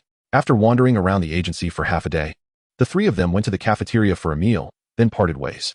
Inside the room, Meng Chen held a storage bag, undergoing refinement. The storage bag he was refining originally belonged to Qian Wanli. He didn't know what this unscrupulous shopkeeper had stored in it, running a black shop and cheating customers. He must have accumulated quite a bit of ill-gotten money. After about 10 minutes, the storage bag was refined. Meng Chen felt quite excited as he opened the bag and poured its contents onto the ground. With a clatter, a mountain of miscellaneous items piled up. The first thing that caught Meng Chen's attention was several locked boxes.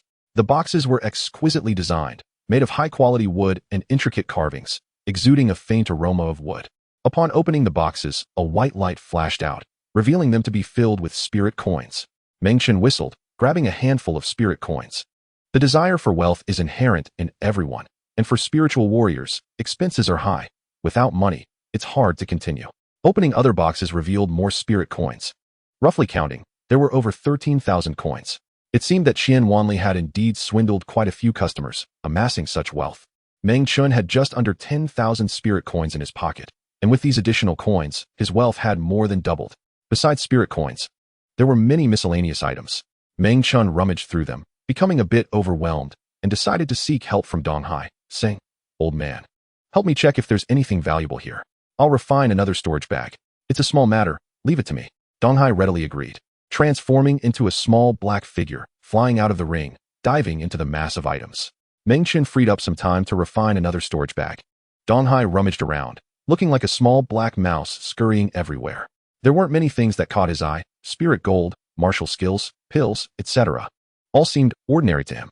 When he encountered martial skills that he deemed beneath him, he even tore them apart and suggested Meng Chen use them as toilet paper, leaving Meng Chen speechless. After a while, Dong Hai gathered some valuable items, and Meng Chen also finished refining the storage bag. "Kid, I found a few silver-level martial skills, but they all seem average, not as good as the silver-level skills I know. You can take a look, but don't waste time learning them. Once you master the windmill slash, I'll teach you better skills." Among this pile of items, the spirit gold is the most valuable.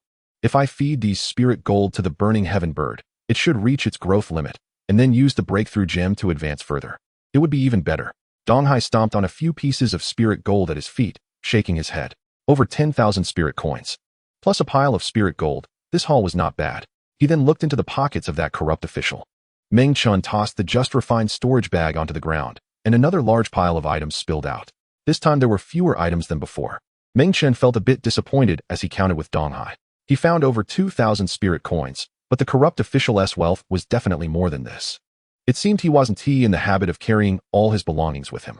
Continuing to search, they found some spirit gold, martial skills, pills, etc.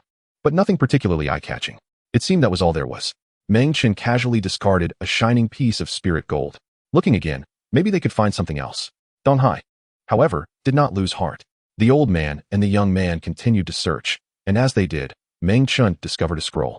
Thinking it was a famous painting, he reached out to unfold it, and, upon seeing the content depicted, he let out a small exclamation. This painting was quite strange. It depicted an apocalyptic scene, with a group of burning meteors trailing flames as they fell from the sky, mercilessly crashing to the ground, some already having landed and causing mountains to crumble. Landscape paintings usually focus on flowers, birds, fish, and insects. Even in a martial atmosphere, one might only depict battles between two armies or contests of skill. Rarely do you see someone use falling meteors as a theme. Meng Chen's gaze shifted downward to see the inscription, which had no names, only the words "Heavenly Disaster Destruction." written in a fierce script that seemed to penetrate the paper. "Old man, take a look at this painting. It feels a bit unusual." Meng Chen pulled Dong Hai over and placed him in front of the scroll. Dong Hai focused his gaze, looking for a while, and began to see some clues, joyfully saying, "Finally found something good. This is a visualization diagram, a rare find. Its value exceeds the combined worth of those two piles." Visualization diagram. What is that? You little frog in a well. How do you not know anything? That broken place of Moxia Academy didn't even teach you this common knowledge. A visualization diagram is a type of treasure. It contains the essence of the Tao, and its effects vary. By viewing such a diagram and comprehending its mysteries, one can gain different insights. Some diagrams allow one to visualize martial skills, others the forces of heaven and earth, some can visualize body techniques, and others can sharpen one's will. There's a variety of them. Sounds good. I wonder what effects this visualization diagram contains. After all, I'm just a treasure, not a spiritual warrior, so this visualization diagram is ineffective for me. I only know it's a visualization diagram. As for what effects it holds, you'll have to research it yourself slowly. Meng Chen nodded, widening his eyes to gaze at the apocalyptic scene in the painting, straining his eyes but unable to discern any specifics. To uncover the mysteries of this painting, he would need more time. Later, Meng Chen arrived at his exclusive training room, preparing to feed the spirit gold he had gathered to the Burning Heaven Bird to enhance its combat power. The Burning Heaven Bird had a growth potential of 38 points, and once it reached its limit, its combat power would double compared to before. If it were to break through again, the enhancement would be even more significant. Meng Chen summoned the Burning Heaven Bird. The large red bird, with fire hovering above its head, caused the temperature in the room to suddenly rise as it appeared, with sparks swirling in the air. Luckily, there were no flammable items nearby. "It's time to eat. Today you're going to have a feast." Meng Chen smiled as he tossed a pile of spirit gold onto the ground. The Burning Heaven Bird let out a cry, pecking at the spirit gold, shattering it into pieces and eating it bit by bit. The best spirit gold Meng Chen had was Dragonheart Stone. Just one piece could allow the Burning Heaven Bird to reach its limit, but it was too precious, and Meng Chen was reluctant to use it, planning to wait until he had a golden-level beast to utilize it. The Burning Heaven Bird savored the spirit gold, and suddenly a strange brilliance erupted from its body. Looking as beautiful as the aurora, it had reached its growth limit. The Burning Heaven Bird spread its wings, its entire body enveloped in flames, resembling a firebird soaring from the sun, emanating a much stronger aura than before. Meng Chen was overjoyed and immediately took out the breakthrough gem, tossing it on the ground, ordering the Burning Heaven Bird to consume it. Once the breakthrough was successful, the Burning Heaven Bird could break through its shackles, raising its combat power to the next level. The Burning Heaven Bird devoured the breakthrough gem just like it had eaten the spirit gold. After eating, its body underwent a transformation, its size suddenly swelling, with its wingspan extending from 5 meters to 7 meters. The flames on its head became even fiercer, changing from red to purplish red, looking more imposing than before. Breakthrough successful. Meng Chen looked at the proud and vigorous Burning Heaven Bird, extremely happy. As the beast grew stronger, he would also grow stronger, and they complemented each other. The original combat power of the Burning Sky Bird was 40 points, and it could be enhanced to a maximum of 78 points. After breaking through its limits, it could be raised to at least 90 points. TSK, this combat power is almost comparable to that of an ordinary gold-level beast. Dong Hai exclaimed in admiration. The combat power of a beast is equivalent to defeating a single green shell turtle. With 90 points of combat power, it could easily crush 90 green shell turtles, right? Meng Chen asked. Easily, it's a piece of cake. Even if there are a few more green shell turtles, it wouldn't matter. The green shell turtles mentioned by the two were units for calculating the combat power of beasts. The level of a beast's combat power is not just a simple number. It is quantified based on actual circumstances. The green shell turtle is a low-level copper-grade beast with no significant abilities. Its only advantage is its hard shell. Being able to break through the shell of a green shell turtle counts as 1 point of combat power, and so on. The current combat power of the Burning Sky Bird is roughly in the 90s, and a full-force strike is enough to shatter over 90 green shell turtles. The next morning, a messenger arrived at the Longdan escort agency as usual, delivering some letters, including a copy of the Su-NW-FNENP, Su-NW Chronicle of Events. Understanding the major events of the world is very important for various factions, and almost all major powers consistently purchase the Su-NW Chronicle, never missing an issue. The Su-NW Chronicle was first handed to Gu Hongjun, consisting of more than a dozen pages. While sipping tea and flipping through it, Gu Hongjun gradually came across information regarding the events in Longtang County, and suddenly discovered Meng Chen's name among the lines. Getting on the Su-NW Chronicle is not an easy feat. Only those involved in significant events can be recorded. After reading the entry about Meng Chen, Go Hongjuan's gaze shifted slightly. He immediately stood up, ready to take this Su NW chronicle to show Fong Ding.